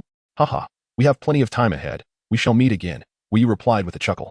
Hulaina lowered her head slightly, her fingers shyly brushing against each other, her small frame subtly twisting, an unmistakable sign of a young girl's bashfulness. Gathering her courage, she met Huyu's gaze and earnestly asked, Huiyu, would you accompany me to Spirit City? Huiyu was taken aback. I can introduce you to my teacher. My teacher is the Pope. If you join our Spirit Hall, you will receive the finest training. Your talent is commendable. And under our tutelage, you could undoubtedly become a formidable spirit master. These words had long lingered on Hulaina's lips. But she had been unable to voice them until now, acutely aware that this was her only opportunity. With anxious anticipation, she gazed at Huiyu, her large eyes pleading, leaving him feeling somewhat guilty for considering a refusal. Yet, Huiyu understood that he could not align himself with the Spirit Hall. He wished to avoid entangling himself deeply with a force that would inevitably face great turmoil. Such a path would bind his life to the Spirit Hall, subjecting him to future troubles. He yearned for stability and to cultivate himself freely, aspiring to become a titled Douluo without being embroiled in the disputes of any faction. Though he acknowledged the merits of the Spirit Hall, Huiyu believed in his own potential to become an unparalleled powerhouse. Thus, he could only decline Hulaina's invitation. Letting out a soft sigh. I'm sorry, Hulaina, I don't you want to see me often. Hulaina suddenly looked somewhat aggrieved, on the verge of tears. Although she had known Huiyu for less than a day, he had inexplicably carved a deep impression in her heart. The events of that night remained etched in her memory, and each recollection brought her a sweetness and happiness she had never experienced before, all stemming from those moments. She did not wish for Huiyu to depart from her life, nor did she want to endure a long separation from him. Is this what it feels like to like someone? Hulaina had pondered this question numerous times, but in that moment, she realized this was indeed the essence of affection. Huiyu was taken aback for a few seconds, suddenly at a loss for words. Observing Hulaina's demeanor, a sense of inexplicable heaviness settled within him. Huiyu slowly approached, gently wiping away the tears that threatened to spill from Hulaina's eyes. Of course I want to, he said, but each of us has our own path to tread. I refuse to be bound by any force, which is why I am reluctant to join the Spirit Hall. If I were to suggest that you leave the Spirit Hall and come with me to Flame City, would you consider it? Hulaina hesitated, genuinely contemplating the weight of his proposition. Huiyu felt a surge of anxiety. He had merely offered a metaphorical suggestion, never intending for her to actually follow him. If he truly managed to lure away the beloved disciple of the Spirit Hall's Pope BBDong, it would surely invite peril upon himself. He quickly added, in any case, we are good friends now. I will visit you often, and you can come to see me whenever you wish. How does that sound? A gentle smile graced his lips. Hulaina's emotion steadied considerably upon hearing his words, and her spirits lifted. Those sentiments conveyed a sense of care from Huiyu towards her. Let me see you smile. She teased softly. With a slight bite of her lower lip, a blush crept onto her cheeks as a smile began to bloom. Ah, your smile is truly captivating. It nearly ensnares my heart, she thought, playfully exclaiming, how annoying. Huiyu was somewhat taken aback by how easily Hulaina could be appeased, just a moment ago. She had appeared a tad aggrieved, and now she was beaming with joy. After all, she was still a young girl. Watching Hulaina's reluctant gaze as she departed with the group, coupled with Yan's fierce demeanor, Huiyu shook his head and smiled before turning to leave. After bidding farewell to Hulaina and the members of the Spirit Hall, Huiyu promptly set off for the city of Blazing Fire. On the carriage, Huiyu and Wang Taizhu exchanged knowing smiles while nodding at Huiyu, their expressions seemingly attempting to peer into his very soul. What are you two up to? Huiyu asked with a hint of disdain. You've done well, Huiyu exclaimed, patting Huiyu on the shoulder with delight. You're increasingly embodying the essence of your father in his prime. This girl will undoubtedly grow into an extraordinary beauty, likely rivaling your mother. You've got quite the talent, my boy. Huiyu adjusted his posture and said, Father, what nonsense are you talking about? Hu Yu could not help but roll his eyes. All right, enough of that. Hua Yi chuckled, his expression turning serious as he inquired, you were. That girl from the spirit hall must have a remarkable identity, considering the numerous powerful protectors around her. Indeed, she is the direct disciple of the spirit hall's pope, BBDong. Hu Yu replied. What? Both of them exclaimed in astonishment. They had anticipated that Hulaina's background might be significant, but they never imagined it to be this extraordinary. Being the pope's direct disciple implied that this girl could very well become the next pope of the spirit hall in the future. Hu Yi's expression suddenly turned gravely serious. Yuer, such an identity is not something our humble Hualin lizard clan can provoke. It would be wise for you to avoid getting too deeply entangled with her. Father. I understand, Hu Yi replied with a bitter smile. He had no intention of pursuing anything further and grasped his father's concern. The disparity in their identities was too vast. And any relationship would carry significant risks, potentially endangering the entire family. That is good to hear. The journey back would require some time. And Hu Yu chose not to engage in further conversation with Hu Yi, instead settling into a meditative posture in preparation for cultivation. Yet, before he began, a perplexing question lingered in his mind regarding the Sharingan. Chapter 34, BBDong, a woman of near-perfect beauty just last night. Hu Yu's Sharingan underwent a marvelous evolution, and he now possessed the double Tomo Sharingan. In this state, his perceptive abilities had grown significantly stronger. He had also comprehended a new ninjutsu, the Dragon Fire technique, as well as basic illusions. The Dragon Fire technique wielded power comparable to the Great Fireball technique. However, it was distinct in that it could unleash high-speed flames in a straight line, boasting greater velocity and range, making it far more difficult to evade, essentially. It was more practical than the Great Fireball technique. As for the extent of the basic illusions, Hu Yi was currently unaware, necessitating some experimentation. Yet, the pressing concern remained the evolution of the Sharingan. Unlike the little fire dragon martial soul, which evolved automatically with increasing levels, the Sharingan, as previously mentioned during its bestowal by the system, required specific and extraordinary circumstances to undergo its evolution. Hu Yu, having perused the original text, is acutely aware of the conditions for evolution.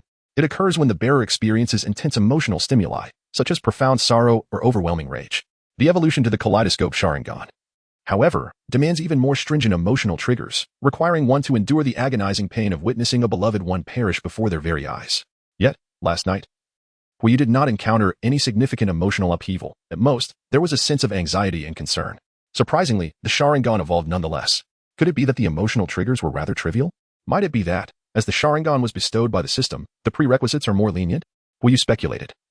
Wishing it were true, if the events unfolded as depicted in the original narrative, he would prefer never to evolve into the kaleidoscope Sharingan. Although the kaleidoscope Sharingan boasts an array of formidable ocular techniques, such as Amaterasu, Tsukuyami, Kodo Amatsukami, and Kamui, each possessing tremendous power, he would never trade the lives of his closest loved ones for such abilities. He hoped that the requirements for the evolution of the Sharingan could be as lenient as this instance, not necessitating intense emotional turmoil for progression. Muttering this thought to himself, he dismissed it and focused on his cultivation. Upon returning to his clan, Hu Yu retreated to his chamber to continue absorbing soul power. Following his recent experience in the Stardow Forest, his little fire dragon martial soul had evolved into a mid-tier fire Tyrannosaurus, consequently enhancing his innate talent, coupled with the vast reserves of soul power stored within his spirit ball. His current rate of absorption was equivalent to that of a genius with innate soul power at level 8. This level of innate talent places him among the elite of the Douluo Continent, akin to the configurations of the 5 Elemental Academy teams in the upcoming Advanced Soul Master Tournament. However, in comparison to prodigies like Tang San, Feng Xiaodian, and Yin, he felt inadequate and recognized the necessity of greater diligence. Meanwhile, in the spirit hall of Wuhan City, a woman of near-perfect beauty reclined gracefully on the papal throne. Her long legs crossed elegantly. Her skin was fair, and she wielded a scepter, adorned in a resplendent golden gown that shimmered with dazzling brilliance. The 9-curved purple-gold crown atop her head radiated a magnificent glow.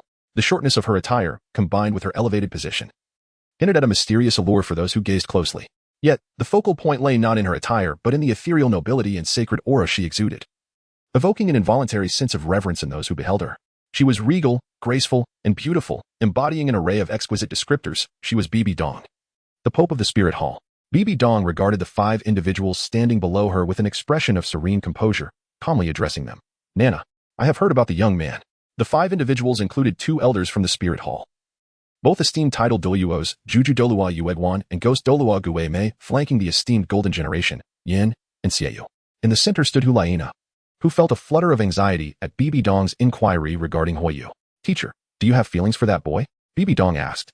Her countenance remained inscrutable, revealing neither joy nor anger, leaving Hulaina perplexed about her thoughts. She understood that revealing her sentiments was out of the question. Teacher, I do not. Let us hope so. You ought to prioritize your cultivation and refrain from becoming entangled in romantic affairs. You should grasp my meaning. BBDong's expression subtly shifted as she scrutinized Hulaina. I understand, teacher, Hulaina replied earnestly, recognizing the caution in BBDong's words. Yuegwan, Guei-mei, you may stay. The rest of you may withdraw. BBDong waved her hand gently, prompting the three from the golden generation to exit promptly. Nana possesses a high spirit. She is reluctant to have anyone protect her in secret during her ventures. Yuegwan, you shall henceforth ensure her safety discreetly. Your strength will make it challenging for her to detect your presence. Yes, your holiness, he replied. Guei-mei, you are to investigate the young man's background immediately. Understood. Enough. You both may leave as well. BBDong massaged her temples lightly, leaning back in her chair as her long, flawless legs swayed slightly. The two elders nodded and departed slowly. At that moment, Hulaina had returned to her chamber. She shed her garments and entered the bathroom, cleansing her body. With her eyes closed, she savored the water cascading over her skin. Each time she shut her eyes, Huiyu's figure materialized in her mind. Though the water was cold, her body felt a surge of warmth. She hurriedly finished her bath and emerged from the bathroom, suddenly recalling Huiyu's jacket. That jacket, which she had intended to discard, was instead preserved in her spatial soul guide. After washing it herself, she hung it prominently in her wardrobe. The following day, Huiyu arrived early at the academy. As he traversed the campus, students greeted him enthusiastically. Senior Huiyu. Good morning. Hello, Senior. Good day, Junior. He responded with a smile. Over the past 2 years, he had become quite a renowned student within the Qihua Academy, with nearly every student familiar with him. His formidable strength and exceptional talent, alongside the protection of Huo Wushuang and Huo Wu, had deterred any opposition since his initial entry into the academy. Yet, despite his prowess, without obtaining a soul ring, he remained undefeated among his peers but did not rank among the elite of the Qihua Junior Soul Master Academy. Now, however, his strength was sufficient to place him among the top 10 contenders. Along his path, aside from the students who greeted him, many whispered about him. Aware of his endeavors to absorb a soul ring, Chapter 35, kneel and apologize to him. This matter shall be settled thus. Before Huiyu became a soul master, he had already triumphed over a student possessing a soul power of level 13. Consequently, everyone was immensely curious about the extent of his strength once he ascended to the ranks of soul masters. However, Huiyu paid no heed to their clandestine discussions and proceeded directly towards the dormitory building. Upon returning to room 6, he encountered his roommate Bai Jiming, who bore a bruised and battered visage, clearly having been assaulted. 2 other roommates were nearby, tending to Bai Jiming's injuries with medicine. Huiyu furrowed his brow and approached. Bai Jiming, what on earth happened? Who has done this to you? Boss, you're back. Bai Jiming's gaze flickered, seemingly reluctant to divulge the details. Boss. However, the other 2 roommates, seeing Huiyu's return, hurriedly stepped forward to lament. Boss, you have finally returned. These past few days, we have been severely bullied by Gu Hongyun. Gu Hongyun, how dare he bully my roommates? Huiyu's expression darkened. He was aware of this individual, one of Huo Wu's suitors, a soon-to-be graduate in his 6th year, reportedly possessing a soul power level of 17. When Huiyu first arrived at the academy, this person had covertly resorted to underhanded tactics against him. But after Huo Wushuang vowed to protect him, Gu Hongyun had ceased his mischief. With Huo Wushuang's shield, it was unlikely anyone in the academy would dare to bully Huiyu and his roommates. They could practically strut about with impunity. Thus, Huiyu found it rather perplexing that they had indeed been victimized. What on earth was going on? We don't know either. It was only after you left that Gu Hongyun and his crew suddenly turned against us, and today, they went so far as to injure Bai Jiming. Seeking death. Huiyu's face darkened. It was evident that Gu Hongyun intended to target his roommates deliberately because of him. He clenched his fists tightly. Where are Qiu Tiancheng and the others? Oh, right. They went to confront Gu Hongyun's group. Qiu Tiancheng still has some loyalty, Huiyu thought to himself. He was well aware of his roommates' capabilities. Aside from himself, the strongest were Bai Jiming and Qiu Tiancheng. However, over the past 2 years, their soul power had only risen from level 5 to level 8, while the other roommates had barely reached level 5. To confront a soul master like Gu Hongyun with a level of 17 was tantamount to inviting trouble. Yet, Huiyu felt a swell of pride in their unity. At least the disparate members of Room 6 had come together, making his 2 years as their leader worthwhile. Where are they now? Huiyu inquired. In the B building dormitory, on the lawn at the back. All right, you stay here and take care of Bai Jiming. I will go check it out. Huiyu's gaze sharpened. This injury is nothing. I will accompany you. Bai Jiming stood up, resolute. Then let us go together. Huiyu cast a glance at Bai Jiming, choosing not to utter another word, for he was well aware of Bai Jiming's obstinate nature. He swiftly exited dormitory 6, making his way toward the lawn behind building B. This was a favorite spot for students to unwind after a day of classes, a place where instructors seldom ventured. At that moment, a group of over a dozen individuals stood at the center of the lawn. Among them were 4 of Huiyu's roommates. Gu Hongyun, how dare you lay a hand on someone from dormitory 6? Are you oblivious to who our leader is? Qiu Tian raged, his voice booming with indignation. Despite being outnumbered, His presence remained formidable. Ha, Xiu Tian, you, of all people, should know better. After all, you are the son of a notable family from Wuhan City, the future heir of your clan. Yet here you are, defending a country bumpkin. Gu Hongyun retorted with derision, further mocking. You may associate with Huiyu from the Hualin lizard clan, but Bai Jiming is merely a poor boy from the countryside. Is it truly necessary? Bai Jiming is my roommate. He is also Huiyu's superior. Oh, Huiyu? He is simply riding on the coattails of Huo Wushuang. Now that Huo Wushuang has graduated to a prestigious academy, he can no longer boast. Gu Hongyun sneered coldly. Is that so? At that moment, the gentle voice of Huiyu resonated in the ears of the crowd. Everyone turned their gaze towards the young man approaching from a distance, some with joy, others with furrowed brows. Boss. His companions gathered around Huiyu, declaring, I am aware of the situation, leave it to me. With that, he strode towards Gu Hongyun, followed by his 7 comrades, their confidence palpable. Gu Hongyun narrowed his eyes slightly, remaining steadfast in his position. A group had formed 2 factions, with Huiyu and Gu Hongyun at the forefront, while others aligned themselves with their respective leaders. Huiyu, congratulations. You are now officially a soul master. Gu Hongyun remarked with a smile. Fire Feather remained silent, merely pointing to Bai Jiming behind him, stating coolly, kneel down and apologize to him. And we shall let this matter rest. What did you say? Who do you think you are? Fire Feather's arrogant demeanor immediately irked Gu Hongyun. Are you hard of hearing at such a young age? I shall repeat myself. Kneel down and apologize. You. Gu Hongyun's anger surged, his face darkening as he retorted. Fire Feather, let me tell you, do not be so arrogant. You no longer possess the luxury of such pride. Oh? What do you mean? Fire Feather asked with keen interest.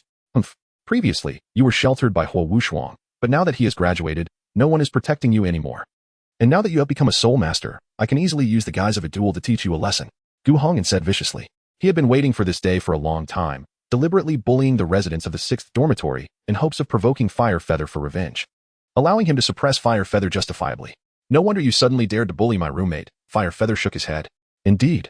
The rules of Qihua Academy allowed for private duels, but only among soul masters. Those below the rank of soul master were prohibited from engaging in such contests.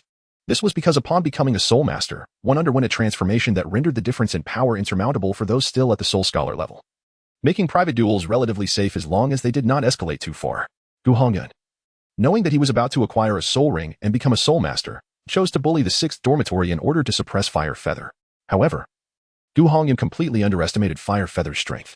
He chuckled and continued, I know you fancy Huo Wu, but she happens to be quite close to me.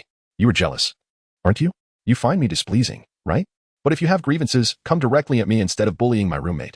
I will not let you go easily today. Haha. With Huo Wu and Huo Wushuang both absent, you think you can still stand against me? Chapter 36. I'm not acting. I'm not faking. Gu Hongyun laughed arrogantly, his lackeys joining in the mockery, taunting, ha. Boss, this kid is too amusing. Does he not understand the situation? Indeed, just a mere fledgling soul master. And he speaks with such bravado. Is he swollen with arrogance just because he had Huo Wushuang backing him? Does he truly think everyone fears him? After all, he has just become a soul master. With that air, one could almost mistake him for having obtained a 2nd soul ring and becoming a great soul master. Haha. What an overconfident fool. While Gu Hongyun and his entourage continued their raucous laughter, Fire Feather's figure had already vanished from their sight. What? By the time everyone reacted, Fire Feather had already delivered a powerful kick to Gu Hongyun's abdomen. Bang. Gu Hongyun let out a terrible scream as he was sent flying 10 meters away, rolling chaotically on the ground before crashing into a large rock.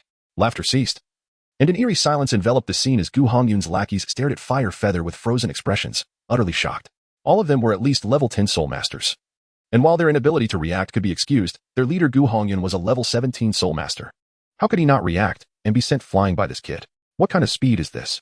Fear began to creep into their hearts as they instinctively started to retreat. Fire Feather, you actually ambushed me, Gu Hongyun shouted in fury, refusing to believe that he had been kicked away by someone who had just stepped into the realm of soul master. It must have been a sneak attack due to his unpreparedness. Let us see if it was an ambush or not. Fire Feather smirked, beckoning Gu Hongyun with his hand. Everyone step back. I will make sure he cannot get up today. Gu Hongyun trembled with rage, charging furiously at Fire Feather. The rest of the crowd quickly moved back, clearing a space for the confrontation between Fire Feather and Gu Hongyun. Boss, go for it. Boss, take him down. The onlookers cheered from the sidelines. The commotion had drawn quite a few other students to gather around. Meanwhile, on the rooftop of a nearby dormitory, 2 6th-year students were covertly observing the unfolding scene.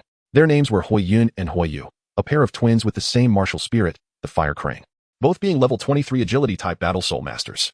They were key members of the Qihua Academy team for the upcoming Advanced Elite Soul Master competition, currently among the most outstanding talented students at the preliminary academy. After the graduation of the previous cohort led by Huo Wuxuang, the two had naturally assumed the mantle of the strongest fighters in the junior academy, earning the nickname the Fire Crane Brothers. As for Huo Wu, she was a control-type soul master, slightly inferior in individual combat prowess compared to the Fire Crane Brothers, yet still ranked as the third strongest in the academy. I really don't understand why Huo Wuxuang and Huo Wu are so fond of him. I too am perplexed. Fire Feather, having just entered the realm of Soul Master, dares to attack Gu Hongyun, a level 17 Soul Master. He is nothing but a self-righteous, arrogant fool. The Flaming Brothers lounged at the edge of the rooftop, expressing their skepticism. Meanwhile, Gu Hongyun had already surged to the forefront of Huayu, a formidable force of flames converging upon his fist, launching a fierce assault. Iron block. Huayu stood his ground, neither dodging nor blocking, allowing his opponent to strike him directly. Ancient Hongyun felt a twinge of confusion, pondering the boy's antics. Yet he dismissed it, launching a powerful punch. To his astonishment, Huayu remained unfazed, his composure only heightening Hongyun's delight. He believed victory was assured. And with a vicious expression, he unleashed a forceful blow that should have sent Huayu sprawling. You're finished, Huayu. With a resounding thud, Hongyun's confidence surged, convinced of his triumph. However, to his utter disbelief, Huayu stood unscathed, his expression one of icy indifference, leaving Hongyun feeling like a mere jester. How could this be? Hongyun was bewildered, staring blankly at Huayu, a dull ache beginning to throb in his fist. At that moment, Huayu could have easily retaliated, sending Hongyun reeling, yet he chose to refrain, frowning as he remarked, "Could you exert a bit more effort? That tickles." The surrounding students were equally perplexed, voicing their disbelief. Indeed, what is going on? You're at level 17, and he stands there, and you can't even move him? What is up with you, Hongyun? Are you too scared to hit him? They jeered, some even speculating that Hongyun was staging a farce. Among the onlookers, many male students harbored jealousy towards Huayu for his closeness with Huo Wu, eagerly anticipating that Hongyun would teach Huayu a lesson. But was this the result? To the observers, Huayu appeared to be merely an 11th level spirit master, and none could fathom how a 17th level Hongyun could fail to harm him with a single punch. Misunderstood by his peers, Hongyun felt an overwhelming sense of frustration and indignation, internally lamenting his predicament. Why would I be afraid to hit him? I'm not pretending. I'm giving it my all. He raged silently, knowing that even if he voiced his thoughts, no one would believe him. They would only perceive him as intimidated. Hongyun struck once more, yet the result was no different. Faced with the derisive glares and mocking comments from those around him, he realized that if he failed to land a hit on Huayu, he would be utterly humiliated, the subject of ridicule among all the students. He cast a twisted glance at Huayu, who remained unmoved, a flicker of madness igniting in his eyes. Hongyun suddenly erupted in a frenzy, unleashing a barrage of wild punches at Huyu's form.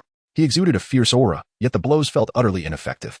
The students around him were thoroughly unimpressed, showering him with scorn. You, Hongyun, are nothing but a waste. How embarrassing. If you're too afraid to fight, then stop pretending.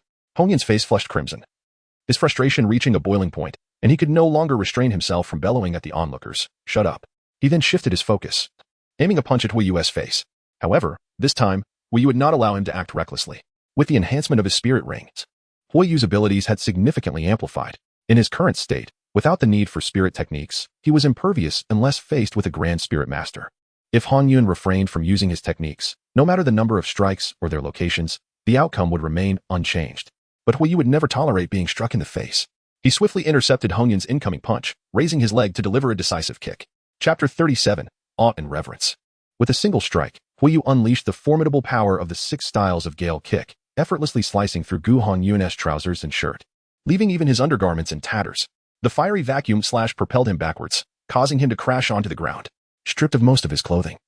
Gu Hongyun found himself utterly exposed, even his shameful parts laid bare for all to see. This spectacle elicited a chorus of horrified shrieks from the female students nearby. Oh my, how disgusting. That ass all exposed. What have I seen? My eyes are tainted. I feel unclean. The girls, frightened, quickly shielded their eyes, though a few bold and mischievous ones remained unfazed, only to disdainfully remark, so small. Though the Gale Kick did not render Gu Hongyun unconscious, it dealt him a severe blow, compelling him to hastily pull his clothing together to cover his body. In that moment, he wished he could disappear into a hole. Fully aware of the humiliation he had just endured, the shame he felt today would likely haunt him in the academy, making it impossible for him to hold his head high in the future. The mocking comment from earlier about his anatomy further struck him deeply. Gu Hongyun glared at Huayu with intense loathing, yet an undercurrent of fear coursed through him. This individual was disturbingly abnormal, far more terrifying than he had anticipated. Regret washed over him as he pondered why he ever provoked Huayu in the first place. Boss. His underlings rushed forward, shedding their outer garments to drape over Gu Hongyun, helping him to his feet as they attempted to flee. Just then, Huayu's voice echoed behind them. Did I say you could leave? A chill ran down the spines of the boys, their steps faltering as they recalled their prior taunts directed at Huayu. Fear gripped their hearts. Gu Hongyun's expression soured as he ceded. Huiyu, what more do you want? I already stated it clearly. Kneel and apologize to my roommate. Apologize to a country bumpkin? Absolutely not. Gu Hongyun roared defiantly, his stance unwavering. Is that so? Very well.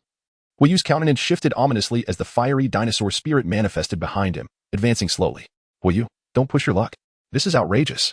Brothers, let us take him down together. His loyal followers braced themselves to confront Huiyu, fully aware that a collective brawl within the academy was strictly forbidden.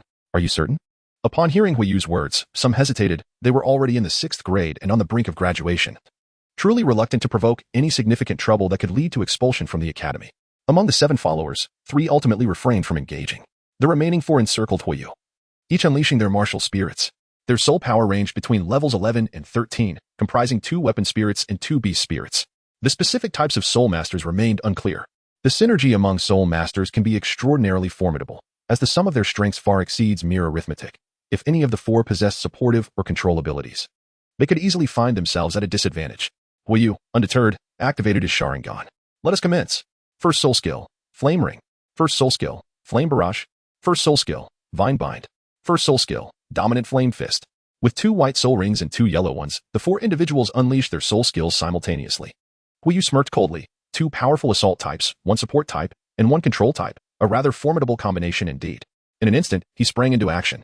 Under the enhancement of the support soul master's flame ring, their speed and strength surged, with the 2 assault types leading the charge. Ghostly shadow steps. In the state of his Sharingan, the attacks of the 4 adversaries appeared to slow significantly in Huiyu's perception.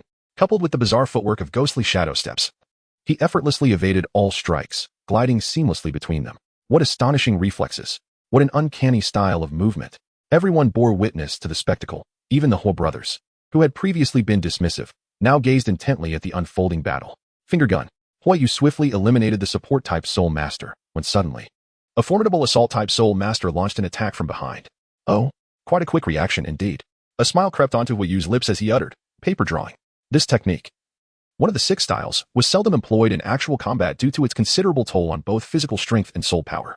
It is a defensive maneuver that dissipates all bodily force. By utilizing the changes in airflow generated by the opponent's movements, one can render the body as insubstantial as paper, narrowly evading an imminent strike. The adversary's attack unexpectedly missed its mark. Storm steps.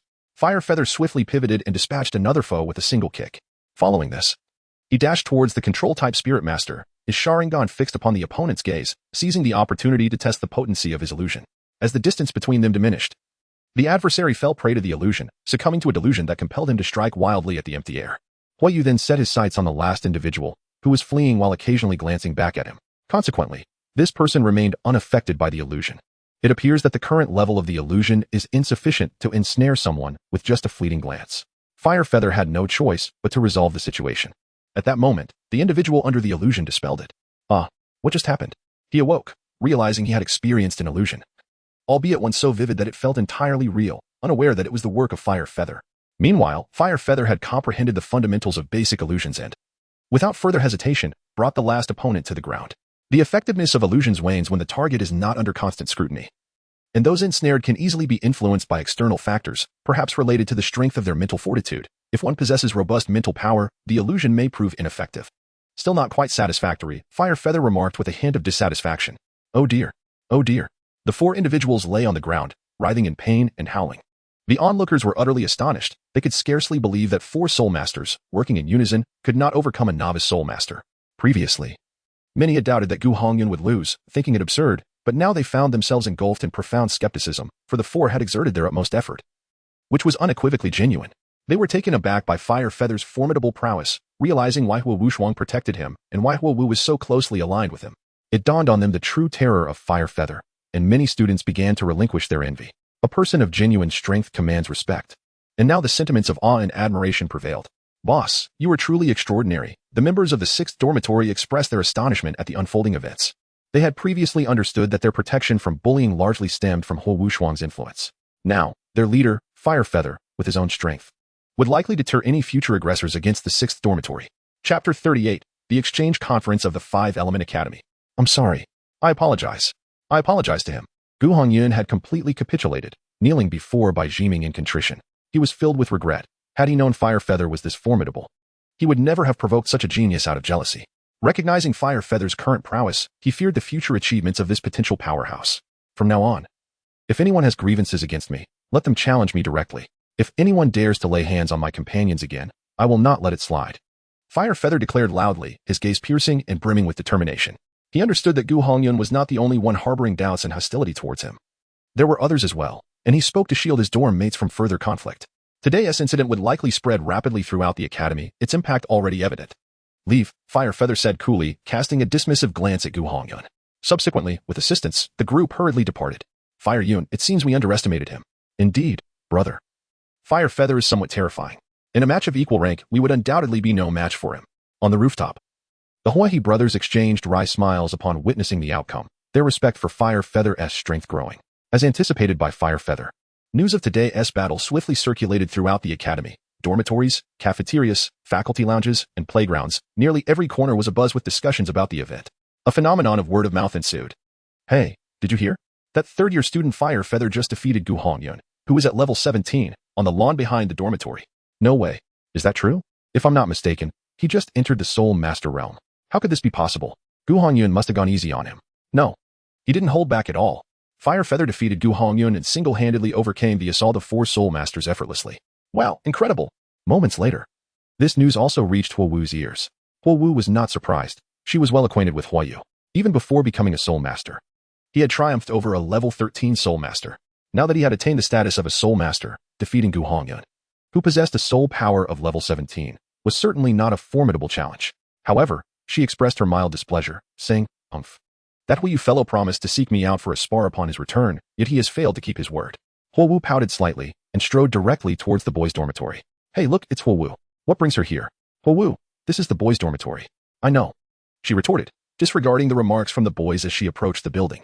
Within a minute, she located the 6th dormitory. She refrained from vandalism, instead. She turned the lock and then forcefully kicked the door open, entering in a huff. Huo Yu. Oh my. Brothers, cover me. The sudden intrusion of Huo Wu startled the boys in room 6, as they were preparing for a communal shower. Fortunately, they were all clad in their undergarments. Avoiding complete exposure, 8 of them almost simultaneously dove under the covers. Why are you all not dressed? Fire Dance was taken aback. Her small face instantly flushed with embarrassment as she let out a loud shriek. She quickly turned around, stamping her feet in a mixture of shame and anger. Sister Fire Dance, this is the boys' dormitory. What is wrong with us not wearing clothes in our own quarters? One of her roommates exclaimed. Indeed. But Sister Fire Dance, what brings you to the boys' dormitory? They added helplessly, aware that she was looking for the esteemed Fire Feather. I came to find Fire Feather. Fire Dance stammered, her cheeks still crimson. She anxiously urged, you all hurry and put on your clothes. Fire Feather, you too. Get dressed and come out. I'll be waiting for you outside. But we were just about to take a shower. Fire Feather replied. What kind of peculiar habit is this? Why do you all shower together? Fire Dance rolled her eyes, utterly perplexed by the boys' behavior. Isn't that quite normal? They retorted. Yes. Oh dear, hurry up and wash. I'll be waiting outside the dormitory. If you make me wait too long, I swear I'll give you a beating. With that, Fire Dance hastily exited the 6th dormitory, her heart racing. After taking a moment to calm herself outside, she felt considerably more composed. This girl is becoming increasingly domineering. Fire Feather chuckled wryly, shaking his head. Huo Wu possesses a competitive spirit, often exhibiting a certain degree of arrogance and dominance, coupled with a fierce determination. Nevertheless, she is also a girl of genuine character. As she gradually matures, these distinctive traits have begun to surface more prominently. Fire Feather hastily finished his shower, donned his attire, and ventured forth in search of Fire Dance. Fire Dance, I'm here, he exclaimed. Weren't we supposed to engage in a one-on-one duel as soon as you returned? Why did you first go and confront those from Gu Hongyun? Fire Dance replied, her tone tinged with displeasure. Isn't this a special circumstance? Fire Feather, sensing her discontent, proceeded to elucidate the matter regarding Bai Jiming's beating. Huo Wu is not an unreasonable girl. Upon hearing this, she immediately turned the page, her small face lighting up with anticipation as she recalled their earlier challenge. Let us have a duel. However, Huo Yu felt a sense of reluctance. He genuinely did not wish to compete with Huo Wu at this moment, having already reached the rank of a level 22 Great Soul Master. Engaging in a match with her would require him to exert his utmost strength, revealing nearly all of his hidden capabilities. Moreover, there was no guarantee of victory. Even if he were to win, given Huo Wu's competitive nature, she would undoubtedly contest the outcome and seek a rematch. Unless he could utterly dominate Huo Wu, he was disinclined to take action. Huo Yu hurriedly interjected, steering the conversation away. By the way, Huo Wu, I've heard that the 5 Elements Academy Exchange Conference is going to be held soon, right? Yes, registration is already open, Huo Wu replied. Are there any rewards? Huayu asked curiously. As the daughter of the dean, you must know some insider information. He was not merely trying to divert attention from the duel. He was genuinely interested in the event. Huayu, you wouldn't want to participate, would you? Huayu looked at him with a puzzled expression. Well, I do have that thought, Huayu nodded. The 5 Elements Academies consist of the Flame Academy, the Aqua Academy, the Gale Academy, the Thunder Academy, and the Earth Academy. Each of these institutions is renowned and holds significant prestige on the Douluo Continent, consistently performing well in the elite Soul Master competitions. This is especially true for the Earth Academy and the Thunder Academy. The Earth Academy is backed by the Earth Sect, one of the 4 sects under the 7 great sects, specifically established to train direct disciples. The Thunder Academy boasts even greater prestige, being associated with the Thunder Tyrannosaurus family. One of the top 3 sections. Chapter 39, the 5 Elements Academy, Rules and Rewards. Although the Flame Academy has support from the Fire Leopard sect, one of the lower 4 sects, their relationship is merely cooperative and not particularly close. In summary, the rewards offered by this joint exchange conference of the 5 academies are indeed substantial. The rewards for this exchange conference are quite impressive. Every participant who makes it onto the field receives a reward of 10 gold soul coins, with the individual competition's first prize being 1,000 gold soul coins, along with a 1 cubic meter spatial storage soul guide. The team competition's first prize awards each member 500 gold soul coins and a soul gathering herb. However, Wuwu hesitated. Aware that with Huayu's current strength, he might not even secure a chance to compete. Huayu, given your capabilities, she began, unsure how to proceed so as not to discourage him. Wow, that's a generous offering, Huayu exclaimed, astonished. After becoming a soul master, one can receive a monthly subsidy of 1 gold soul coin from the Wuhan Hall, equivalent to 10 silver soul coins or 1,000 copper soul coins, which roughly translates to 10,000 renminbi. A single gold soul coin can sustain a common family for a year. Yet, winning first place in the individual competition grants a staggering 1,000 gold soul coins, enough to allow a commoner to live without ever working again, spending their entire life as expenses without worry. However, this calculation only pertains to a commoner's standard expenses. Many things in this world are exorbitantly priced. And if one truly needs to spend, then 1,000 gold soul coins may not be as substantial. For Huayu's family, this amount is not particularly significant. What truly astonished him was the spatial soul guide. This item is essentially priceless. Even affluent and powerful soul masters may find it difficult to acquire. Typically, such items are found only within the imperial royal families or among the powerful sects and families. Nevertheless, this spatial soul guide is somewhat small. With only 1 cubic meter of space, in contrast to Tang San's 24 bridges under the moonlight, which offers 24 1 cubic meter sections. Nonetheless, it is still quite useful if obtained. It could easily store clothing, potions, and weapons. Additionally, the soul gathering herb is also an exceptionally rare item. While it cannot be compared to celestial herbs, it can significantly accelerate a soul master's soul power growth for a short duration after consumption. Even with Huo Wu's background, she might only consume 1 herb a year, and it is advised not to exceed 2 or 3 in that time frame. Overall, the combined rewards greatly excited Huayu, prompting him to ask, Wu, what are the rules for the 5 Elements Academy Exchange Conference? Seeing Huayu's interest, Wu explained, well, firstly, each academy has 15 competition slots. However, only 10 slots can be obtained through individual merit. The academy will select 5 participants based on their criteria, particularly for team competitions, which require consideration of the soul master types in their formations. The academy typically selects support, healing, and control type soul masters for these slots. Huayu, you are a power type soul master, and our academy has no shortage of that type. Therefore, if you wish to represent our academy at the exchange, you must compete for one of those 10 slots. That is not an issue. Now, what are the competition rules? Huayu confidently inquired. Huayu felt a tinge of surprise at his assuredness, knowing he was not one to boast. However, she also recognized that he had only just begun his journey as a soul master. In her eyes, Huayu could only manage to defeat those below the great soul master rank, and he would surely struggle against those at that level. To prevent Huayu from facing disappointment, Huayu felt it necessary to inform him about the standards of other participants. Huayu, currently, our academy has more than 10 students who have reached the great soul master level. Are you really certain about this? Don't worry, Huayu. My soul power is already at level 13. Even a great soul master at level May 20th not be my match, Huayu replied with a smile. What? Didn't you just absorb a soul ring? How did you reach level 13? Did you break through 3 levels while absorbing it? Huayu exclaimed, astonished. Yes. Huayu confirmed without hesitation. Huayu, you truly are a prodigy. Huayu inhaled sharply, her curiosity piqued as she inquired, what is your first soul skill? It is a self-enhancement technique called the Fire Dragon's Dominance, which augments my flames by 30%, increases my speed by 20%, boosts my defensive resistance by 30%, and enhances my strength by 30%. Wow, that effect is already remarkably potent, Huayu exclaimed, genuinely pleased for him. All right. Now tell me about the rules of the exchange meeting, Wu urged. Well, Wu nodded and continued. The competition at the exchange meeting is divided into individual and team matches. For the individual competition, participation is optional. Students from the 5 academies will be grouped through a lottery to engage in 1v1 battles. The team competition consists of 7v7 matches, with the 5 academies competing in succession, and the academy with the most victories ultimately triumphing. I see, Wu acknowledged with a nod. When does it commence?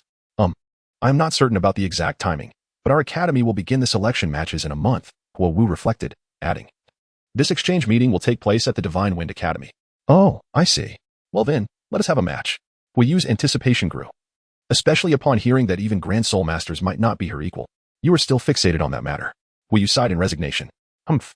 Don't think that by changing the subject, I will forget, Wu declared, hands on her hips, in a proud manner. How about this? We cannot just challenge each other anywhere. Why not settle it at the exchange meeting? Wu suggested with a spark of inspiration. That won't do. With your current strength, you might not even last in the individual competition before being defeated by someone else. Wu, caught between laughter and tears, remarked, have you underestimated me so greatly? Very well. Should we not cross paths at the conference, I shall certainly engage in a match with you upon my return. Remember your promise. Do not go back on your word when the time comes. Hurry up. Wu extended her pinky finger, urging, all right, let us make a pinky promise. Wu, albeit reluctantly, extended his pinky finger. Upon completing the pact, Wu's face brightened with joy as she cheerfully remarked, well, I have a knowledge class to attend shortly, so I shall take my leave. Goodbye. After bidding farewell to Wu returned to his dormitory and reclined on his bed, contemplating the upcoming exchange meeting. Currently, he need not worry about the Academy's competition quota. However, securing first place in the individual competition appeared to be a daunting challenge. Chapter 40. In-depth exploration of Spirit Ball Martial Souls. The 5 elemental academies are brimming with prodigious talents. Foremost among them is Feng Xiaotian, undoubtedly Huiyu's most formidable opponent for the championship. Given their previous encounter, Feng Xiaotian harbors considerable animosity towards him, and it is likely that he will show no mercy. In addition to Feng Xiaotian, the enchanting ladies of the Tianshui Academy are not to be underestimated. One such talent, Shui Binger, is formidable in her own right. Alongside Hu Yan Li from the Xiangjia Academy and Yu Tianxin from the Thunder Academy, each of these individuals is a highly skilled spirit master, possessing exceptionally high-quality martial souls. Yu aspires to vanquish these prodigies and seize the coveted first place. However, at present, such an achievement appears nearly unattainable. For these individuals are estimated to be 2 or 3 years his senior, resulting in a substantial disparity in their spiritual prowess. One need not be overly concerned about the issue of age. Modifications have been made in this narrative. The protagonist is contemporaneous with Tang San, whereas in the original work, Wu is 4 to 5 years older than Tang San. Here, the difference is merely 2 years. And the other members of the Element Academy are similarly situated. Wu suddenly recalled the scene in the Starry Forest when his spirit, the Spirit Ball, absorbed the soul power and soul rings of the faceless demon spider. He realized that if he wished to swiftly enhance his soul power, he must first comprehend how this spirit could effectively absorb soul energy. He quickly rose from his bed, intent on seeking a tranquil place to further research and experiment. Wu, it's nearly dark. Where are you headed? At that moment, among his 7 roommates, some were engrossed in books, others were playing with toys, and a few were practicing. Noticing Huiyu's departure, one of them inquired with curiosity. Oh, it's nothing. I'm just going to find a spot to practice for a while. Huiyu remarked that he had departed from the 6th dormitory. The leader truly exerts remarkable effort. Someone admired. Bai Jiming, who was meditating to absorb soul power, slowly opened his eyes and stated, if Huiyu, with such innate talent, works so hard, how can you all still indulge in play? Alas, we wish we could, but our rate of soul power enhancement is exceedingly slow, and the training is utterly tedious. Came the reply. Indeed, I cannot emulate your and the leader's commitment to training at every spare moment, Qiu Tianqing said, while shuffling a deck of cards. Bai Jiming shook his head in resignation. Qiu Tianqing, if you do not exert yourself a little more, not only will the leader leave you far behind, but I shall also surpass you. What do you mean? Are you about to break through to level 9? Qiu Tianqing halted his actions, asking anxiously. Yes. Within 3 days at most, my soul power will reach level 9. Wow, Bai Jiming, how are you advancing so rapidly? It's not that I am swift, rather. You are lagging. That won't do. I cannot allow myself to be outdone by you. The spirit of competition ignited within the young boys, instilling Qiu Tianqing with a newfound determination to train diligently. And you all as well. If you do not attain the rank of Soul Master before graduation, you will not even qualify for advanced academies. Let us all strive a little harder. There is still hope. Bai Jiming served as a diligent role model for the 6th dormitory, exemplifying that hard work begets excellence. However, for boys of their age, it is indeed challenging to endure the monotonous rigors of training day and night. Firstly, they possess an exuberant sense of play. Secondly, they lack formidable willpower. For Huiyu. In this world devoid of mobile phones, computers, and the internet, there are no dramas to binge or films to watch. The absence of training renders time particularly tedious, as boredom significantly contributes to Huiyu's motivation to practice diligently. After a while, Huiyu ventured to a secluded area, where he subsequently summoned his spirit, a Pokeball. How does one activate this? Huiyu pondered earnestly, experimenting numerous times, yet met with no response. Undeterred, he devoted himself to researching this spirit. Soon, days passed by in a blur. Every day, Huiyu endeavored to unlock the Spirit Ball martial soul. After absorbing the spirit power from the human-faced demon spider, he noticed that the energy stored within the spirit ball had diminished considerably over the past few days. By the 5th day, only 2/3 of the spirit power remained within the ball. However, on this day, Huiyu finally made progress in opening the Spirit Ball martial soul. The ball was half red and half white, with a button switch in the center. He had just managed to control the button, causing the sphere to slightly open before closing again. This filled Huiyu with immense joy, as it indicated that he could now independently open the spirit ball. He began to speculate whether it was only possible to unlock the ball when the spirit power inside was depleted, allowing him to absorb the spirit rings and energy from spirit beasts. With this hypothesis in mind, Huiyu devoted even more time to cultivating his spirit power. Soon, 5 more days passed. During this time, whenever he had a moment, Huiyu would meditate to absorb spirit power. With the energy stored within the spirit ball, each time he absorbed spirit power, he experienced a significant enhancement in speed, resulting in rapid growth of his own spirit power. Over these 5 days, he further validated his earlier hypothesis. As the spirit power within the spirit ball dwindled, the degree to which he could open it increased, becoming progressively easier.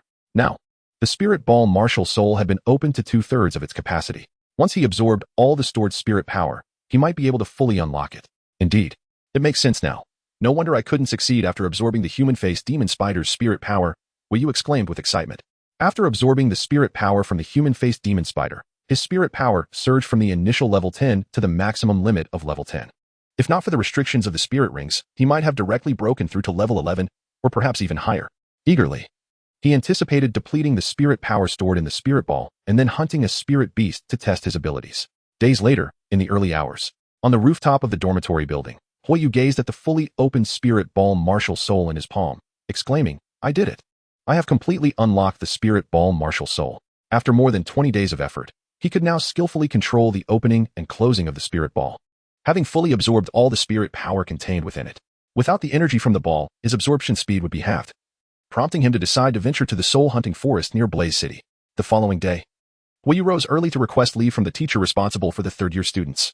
On his way, he passed the academy's duel arena and noticed that preparations had begun for the selection competition for the 5 Elemental Academy Exchange Conference. Huiyu quickened his pace and soon entered the teacher's office. Generally, teachers arrive earlier than their students, and upon entering, Huiyu spotted his teacher in charge. "Oh, Huiyu, what brings you here?" The teacher responsible for the 3rd grade was a woman named Chu Mimi, who at 30 years of age was still unmarried. With a soul power level of 29, she possessed a captivating figure, her ample form evident to the naked eye, and her appearance bore a certain elegance, embodying the archetype of a mature woman. She was regarded as the most beautiful female teacher in the academy. Chapter 41. The Trial in the Soul-Hunting Forest. Every time Huiyu encountered Chu Mimi, he could not help but steal a few extra glances. The imposing aura surrounding her made him awkwardly divert his gaze, and he earnestly remarked, "Teacher Mimi, you look exceptionally lovely today. You have quite the silver tongue, always uttering words to charm the ladies." Chu Mimi chuckled, covering her mouth with a smile. "I'm merely speaking the truth," he replied. "All right then, enough flattery. What brings you to seek me so early?" Chu Mimi inquired, her mood evidently bright. Huiyu candidly expressed, "Teacher Mei, I wish to take a few days off." "A leave of absence? I recall that you have registered for the 5 Elements Academy Exchange Conference, which commences in just 5 days, she replied. "I am aware, Teacher Mei. I shall return before it begins." "Very well, but do ensure you are not late, or you risk disqualification from selection," Chu Mei cautioned. "Rest assured, I will make it on time," Huiyu reassured her, patting his chest. "Off you go then." The Soul Master Academy is not as stringent as schools on Earth. It is relatively more liberal. After securing his leave, Huiyu promptly rented a carriage and set off for the soul-hunting forest. This journey was not merely about absorbing soul beasts. Huiyu approached it with a mindset of self-training. Hence, he chose not to inform his family, desiring to explore the gathering place of soul beasts alone. The soul-hunting forest, located near Chihuahua City, is not far away and within half a day's travel. Huiyu arrived at the entrance by afternoon. Numerous soldiers from the Spirit Hall were stationed there, exuding an imposing presence. The Soul Beast Forest, cultivated by the Spirit Hall, is not accessible without an official token. Otherwise, a fee must be paid. Entering requires the payment of 3 gold soul coins, and one must not indiscriminately hunt soul beasts, meaning they cannot take the corpses of the soul beasts for profit. Thus, few soul masters venture into such forests, as most come only to accompany their juniors in obtaining soul rings. After settling the fees, Huiyu ventured directly into the soul-hunting forest. This place, once ravaged by the Soul Emperor, had nearly eradicated the formidable soul beasts, rendering those over 500 years old almost non-existent, and those exceeding a century exceedingly rare. Soul beasts under 100 years were no match for Huiyu, who unhesitatingly plunged into the inner circle of the forest. Soon, he encountered a pack of 10-year-old blue wolves that sought to harass him. He paused, cracking his knuckles. "I shall use you little rascals for a warm-up." "How?" The blue wolves, upon noticing the audacity of a mere human child, became incensed and launched a vicious assault. With his martial spirit activated, a powerful aura of soul energy emanated from Huiyu. He effortlessly sent one wolf flying with a single punch, and within a few moves, only one remained standing. The others sprawled on the ground. With the warm-up nearly complete, Huiyu delivered a final, precise strike, shattering the last blue wolf's skull, blood gushing forth. The remaining wolves, witnessing this gruesome spectacle, were utterly terrified and hastily fled. Huiyu had no intention of indiscriminately slaughtering soul beasts. He disregarded the fleeing blue wolves and instead approached the one he had slain. He intended to experiment with this blue wolf to see if he could absorb its soul power. Spirit Ball Martial Soul. Huiyu unleashed his martial soul, a red and white Pak ball materializing in his palm. In truth, the moment he approached the azure wolf, the Pak ball had already reacted, just as it had before. Huiyu understood that this time success was assured. He slowly opened the spirit ball, directing his martial soul towards the deceased blue wolf. His body began to heat up once more, yet it was not as uncomfortable as before. Soon, a tremendous surge of soul power swiftly entered the sphere, followed closely by the blue wolf's white soul ring, which emerged from within and entered the ball. This process was slightly painful, but Huiyu endured it. The moment the spirit ball sealed, the sensation of pain diminished, and he felt his soul power augmenting. Not only that, the enhancement effect of his first soul ring's soul skill, Fire Dragon's Dominance, exhibited subtle changes. Indeed, the absorbed soul ring could extend the lifespan of the soul rings I have already absorbed. How formidable! Flame Feather was so exhilarated that he nearly exclaimed. The spirit ball's martial soul could indeed absorb the soul rings as well, a notion he had previously contemplated, and it turned out to be true. Consequently, all the soul rings he had absorbed could potentially be elevated to the status of a 100,000-year soul ring. It was merely a matter of time. Within Huiyu's heart, an overwhelming joy surged. In his view, this effect rivaled any ability. He composed himself and continued to venture deeper. However, one question lingered in his mind, regarding the spirit ball martial soul after absorbing a soul force. Must he wait until the soul force within the ball is entirely depleted before proceeding with further absorption? Or is there another approach? Huiyu swiftly encountered another 10-year spirit beast, and, after vanquishing it, prepared to absorb its essence. However, this time, the process proved to be exceedingly arduous. Fire Feather immediately abandoned the notion of absorption, as he seemed to comprehend that once the spirit power within the spirit ball martial soul exceeded a certain limit, further absorption would become impossible. Currently, he could manage a limited absorption, but should he proceed with this one, it was likely that future absorptions would be hindered. This meant he had to fully digest the spirit power of these two 10-year soul beasts before he could continue absorbing more. Essentially, the spirit ball could only absorb once at a time, rendering it incapable of infinitely absorbing soul beasts or endlessly enhancing his spirit power in the age of his spirit rings. Upon fully grasping the intricacies of the spirit ball martial soul's absorption capabilities, Fire Feather felt a twinge of disappointment. However, it was still a significant advantage. Finding a soul beast of a higher age would likely elevate him by a full level in one go. While the growth from absorbing the spirit power of 10-year soul beasts was minimal, he resolved to directly absorb those over 100 years old, subsequently filling the spirit ball with spirit power before departing from the soul-hunting forest. Unbeknownst to him, Fire Feather had already spent 3 days in the soul-hunting forest. During this time, he continuously engaged in battles with formidable soul beasts, and these life-and-death struggles significantly enhanced his combat awareness. Yet, he had also found himself teetering on the brink of death several times, fortunately aided by his Moon Steps aerial mobility, which allowed him to escape perilous situations.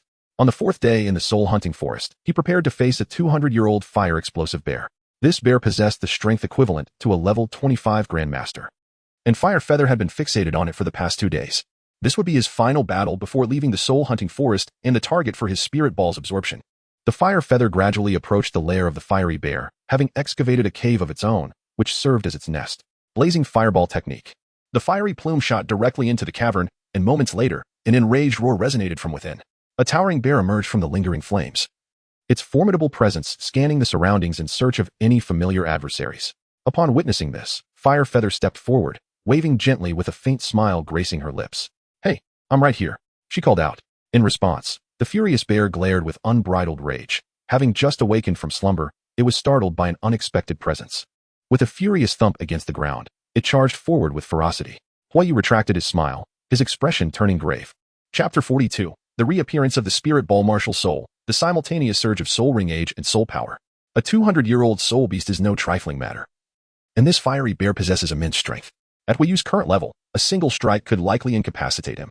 Ghostly shadow, mysterious steps. Although the fiery bear is renowned for its exceptional strength, its level dictates that its speed is not significantly lacking. With an enigmatic gait, the fire feather deftly evaded the bear's powerful paw. Sharingan, basic illusion technique. The magatama within the fiery red eyes began to spin rapidly.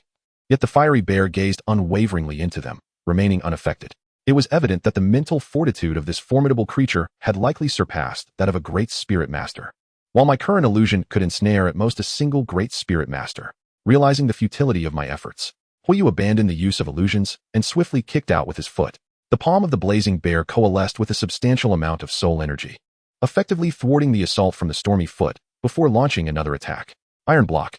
Bang. Huiyu braced himself against the powerful strike of the firestorm bear, the immense impact propelling him backwards several meters, a subtle ache radiating through his body. Without a moment's hesitation, he swiftly launched a counterattack, executing a swift maneuver that brought him instantly before the firestorm bear. A flurry of precise strikes ensued. Ha! Bang! Bang! Bang! Bang! The fiery feather unleashed a frenzied assault. And within mere moments, the body of the blazing bear was punctured by several gaping holes. With a pained roar, it swung its massive paw in a desperate attempt to fend off the fiery feather. It must come to an end. The fiery feather panted slightly, as the finger spear technique unleashed a barrage of strikes through the potency of the finger spear, necessitating a precise control of soul energy. Under these circumstances, each use of the finger spear consumed more soul energy than usual. Yet, this intensity rendered the technique even more formidable, and the blazing bear was now gravely injured. The flame feather no longer hesitates, preparing to unleash its most formidable technique to deliver a fatal blow. First soul skill, Dragon's Dominance. Fire release, Dragon technique. Upon unleashing his martial soul, Huiyu swiftly formed intricate seals, and in an instant, a massive inferno surged forth in a straight line. Under the influence of the fire dragon's formidable aura, which augmented fire-based attacks by 30%, any assault of this nature would be significantly intensified. The already gravely wounded blaze bear was struck by the fire dragon technique and collapsed onto the ground, sealing its fate in battle. With a sigh of relief, Huiyu acknowledged the toll of defeating the blaze bear, a foe that had reigned for 2 centuries, which had drained a considerable amount of his soul power. He promptly employed a meditation skill, and after a brief moment, his condition was restored to its peak. Gradually, Huiyu approached the fallen blaze bear, preparing to summon the spirit ball to absorb its soul power and soul ring. Come forth. The fire feather unleashed the Pokeball, and a torrent of soul energy began to be rapidly consumed. Its 200-year soul ring swiftly emerged and was drawn into the orb. Huiyu sensed that his soul power was burgeoning at an astonishing rate. Simultaneously, the process of absorption remained exceedingly agonizing. It seemed that the higher the age of the soul beast being absorbed, the more unbearable the experience became. Huiyu settled down, harnessing his soul power to activate his spirit ball martial soul. Soon, the spirit ball detached from his palm and floated before him. This was indeed the correct method for the spirit ball martial soul to absorb soul power. Under Huiyu's guidance, the previously arduous process became significantly more manageable, and the absorption of soul power flowed with greater ease. Before long, Huiyu sensed his soul power breaking through the barriers, officially entering the 14th level. Yet, the growth of his soul power continued unabated. Huiyu, suppressing his excitement, continued to channel the spirit ball's martial soul. After 5 minutes, the soul power of the fiery bear was completely absorbed. Feeling the surge of soul power within him, he realized that a breakthrough to level 15 was imminent. It was exhilarating. Huiyu felt invigorated as he retracted his martial soul, his heart racing with anticipation as he mused. To absorb a 200-year soul beast and nearly elevate my soul power by 2 levels. What if it were a 500-year or even a 1,000-year soul beast? The rate of soul power augmentation would be utterly astonishing. Gradually rising to his feet, he gazed at his palm with excitement. With each absorption, a portion of my soul power increases, yet the majority remains stored within the spirit ball. It seems I will require additional time to fully extract it, implying that I can absorb soul power through the spirit ball approximately once a month. Thus, the pace at which my soul power is rising will rival that of any prodigy, even those with innate soul power at level 10.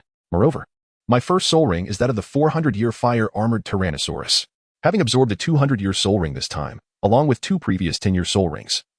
If we were to sum them up, the current age of my first soul ring should amount to 620 years. Remarkably, I have progressed from level 10 to level 14 in just the span of a month. Huiyu once again sensed the evident enhancement of his soul power and rings. The transformation was indeed remarkable. Casting a fleeting glance at the lifeless fiery bear, he concluded, it is time to depart from the soul-hunting forest. He swiftly exited the area, making his way toward the entrance of the soul-rending forest. Upon reaching the entrance, the personnel from the spirit hall guarding it were taken aback upon seeing Huayu. They remembered this young man. Having not seen him for several days and assuming he had perished within, little did they expect him to emerge unscathed. Huayu did not delay. Tomorrow marks the commencement of the selection competition for slots within the academy. As the hour grows late, he must return before the academy closes its doors. He promptly rented a carriage and hastened back to Wuhan City. On the following day, the Five Elements Academy's exchange event officially commenced, heralding the selection competition for participants. Several hundred students gathered at the venue, eagerly awaiting the start of the contest, creating an atmosphere of unparalleled excitement. However, the actual participants in the selection were fewer than 100, as most students possessed the self-awareness to attend primarily as spectators for learning purposes. Among the participants, only about 20 had attained the rank of Great Soul Master, with the majority falling within the 20th to 21st levels. The focus of the audience was predominantly on these 20 Great Soul Masters, as it was evident that the 10 available slots would likely be filled by them.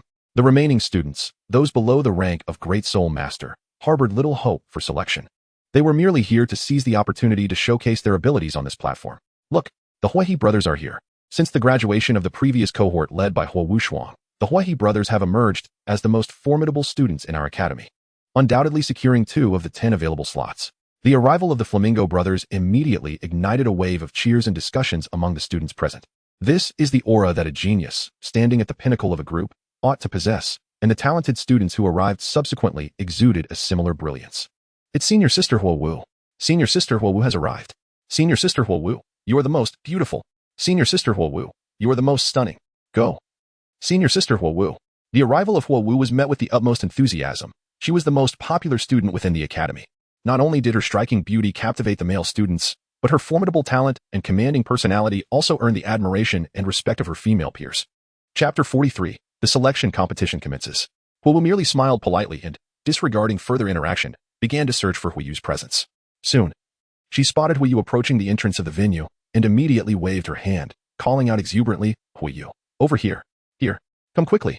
With a shout from Huo Wu, the attention of the crowd was instantly captivated, all eyes turning in that direction. Well, it's Senior Huiyu.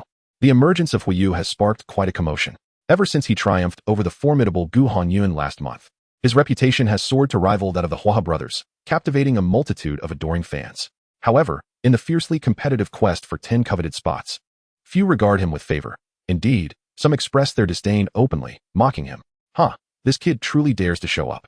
Does he think that defeating a level 17 Gu Hongyan entitles him to contend for a place in the competition and represent our academy? He is sorely mistaken. Others chuckle, relishing the prospect of witnessing this young man face defeat. Indeed, from this perspective, his participation seems rather entertaining. TSK, you boys are so envious. What's wrong with Huiyu entering the selection? To have vanquished a level 17 soul power like Gu Honyun already places him above many of the other contestants. Exactly. Some of Huiyu's devoted admirers, upon hearing such remarks, engaged in spirited debate with the detractors. Huiyu, sensing the peculiar atmosphere surrounding him, shook his head with a smile as he navigated through the crowd to reach Huo Wu's side. "Where have you been these past few days? I've been worried sick," she exclaimed. Noticing Huo Wu's less than cheerful demeanor, Huiyu felt perplexed. Could my brief absence have upset her? It wasn't until Huo Wu discreetly handed him a notebook that he grasped the reason behind her displeasure. Gazing at the notes within, a wave of warmth enveloped him. "These are the profiles of our academy students who have reached the Great Soul Master level. I had intended to give this to you days ago, but you were nowhere to be found. Now hurry and take a look. It's about to begin," Huo Wu said, somewhat irked. The notes detailed each Great Soul Master student's information, including their martial spirits, soul skills, and a plethora of weaknesses and peculiarities, making it exceedingly comprehensive. Huiyu knew that Huo Wu was not one to gather information on her peers, given her own formidable prowess. It was evident that during his absence, she had exerted considerable effort to inquire and compile these profiles for him. Firefeather felt a profound sense of gratitude. This girl had always treated him with such kindness, silently offering her assistance over the past 2 years. He had taken note of all her efforts and, in his heart, had come to regard Fire Dance as a significant person in his life. With sincere eyes, he gazed at her face and gently remarked, "It must have been quite arduous to gather all this information." "Well, it's not too bad," Fire Dance replied, feeling a sudden shyness under Firefeather's earnest gaze. Thank you, Fire Dance. Oh dear, why be so polite with me?" Unable to maintain eye contact with Firefeather, Fire Dance averted her gaze, her cheeks slightly flushed. A smile graced Huiyu's lips as he activated his Sharingan to swiftly record the gathered information. Over the past month, he had indeed sought knowledge, yet never with such comprehensiveness. This data held significant importance for Huiyu, as the Academy would undoubtedly orchestrate the matchups of formidable contenders. given that the selected participants would compete against those from the other 4 elemental academies. No one wished for their institution to suffer defeat. Thus, the student selection process for this competition was meticulously manipulated behind the scenes, with promising seed candidates intentionally placed in separate groups to ensure they could endure until the final round. As Huoyu remained unnoticed by the academy, he was certain that regardless of the group in which he was placed, there would inevitably be a genius student among them ranked within the top 10 of the academy. Therefore, acquiring knowledge about these students was essential. Moments later, Huoyuan arrived, accompanied by several instructors to the scene. Dean Hua, taking the lead, addressed the assembly. Students, the selection competition is about to commence. Before we begin, I have a few words to share, so please quiet down. Instantly, the venue fell silent, with not a single student daring to whisper under Hua Tianqin's presence. Hua Tianqin nodded in satisfaction and continued, this time. Each of the 5 elemental academies will have 15 spots for participants, 5 of which I will personally select, while the remaining 10 will be decided today. During the competition, it is imperative to remember one principle. Friendship comes first, and competition second. Let us keep it brief. Should anyone engage in malicious pressure or harm other contestants, regardless of the outcome, their qualifications will be immediately revoked. Is that clear? The students responded loudly in affirmation. Soon after, Teacher Chu Mimi announced the rules for the selection competition. After Hua Tianqin took his seat, Chu Mimi continued. The selection competition will divide nearly 100 participants into 10 groups, labeled from 1 to 10, for one-on-one battles. The victors will advance, while the defeated will be eliminated. Ultimately, the winner from each group will secure a spot in the competition. Here is the grouping information. Please take a look. In 10 minutes, the first group will take the stage. Chu Mimi unveiled the large screen behind her, displaying the detailed groupings, including the first opponents for each participant. As Huoyu glanced at the groupings, he felt a twinge of helplessness upon realizing he was placed in the 10th group, the last to compete. He had hoped to finish his match sooner. As he had suspected, the acknowledged strong contestants had been strategically distributed, and in his group, the strongest student ranked 9th in the academy, a formidable attack-type soul master named Hua Guangliang, who possessed a level 21 martial soul, the Fire Leopard.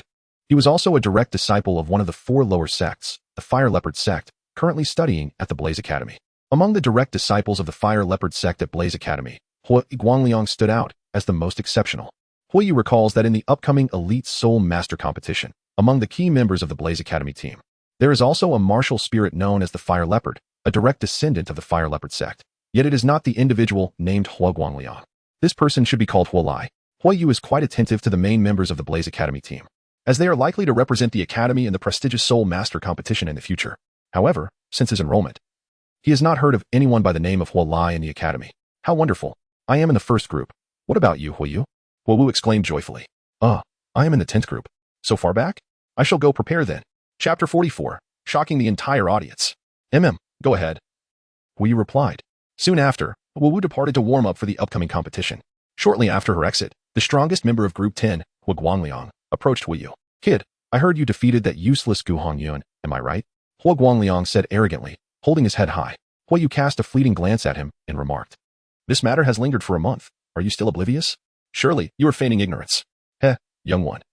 I hope you can endure until the final round of the group, so I may thoroughly teach you a lesson. The flickering flame emitted a cold chuckle before gradually departing. Huoyu paid little heed to the surroundings, seeking the optimal vantage point to observe the first Group S selection matches. 10 minutes swiftly elapsed, and the competition commenced in earnest. The first contestant was none other than Huowu, facing a formidable level 16 Assault-type Soul Master. Among all Soul Master classifications, Control-type Soul Masters are renowned for their prowess in one-on-one duels, adept at restraining and manipulating their adversaries. This presents a significant challenge, even for the most explosive damage dealers of the Assault type. In both individual matchups and team combat, Control-type Soul Masters are indispensable, serving as the core of any strategy. Huowu's brilliance lies not solely in her inherent talent for cultivation, but also in her exceptional mastery over soul power, which truly distinguishes her abilities. Undoubtedly, she emerged victorious in this battle, defeating her opponent in a mere minute. The matches progressed rapidly. Within half an hour, Huowu vanquished the last contender of the first group, securing her place in the next round. Following her triumph, the second and third groups saw the Huohi brothers advance, outcomes that were anticipated by all. Several hours later, the selection tournament was drawing to a close. And at last, it was time for Huoyu's group, the 10th, to compete. This group comprised only 8 contestants, and Huoyu needed to defeat just 3 more to qualify. The first match of the 10th group commenced. Huoyu faced Tong Xingwen. The 2 contestants prepared to take the stage. Chu Mimi announced loudly, her chest rising and falling with excitement. Go, Huoyu. Huoyu cheered. Many female contestants around shouted in encouragement. Senior Huoyu, you can do it. Defeat him.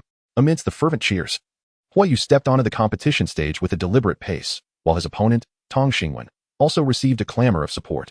Yet, deep down, Tang understood that the reason for the crowd's enthusiasm was not due to his own merit, but rather because he was pitted against Huoyu.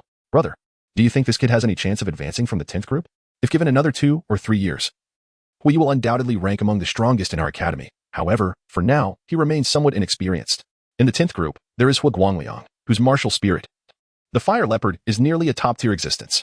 As a fellow Assault-type Soul Master, Huoyu is undoubtedly at a disadvantage. The Phoenix brothers engaged in conversation.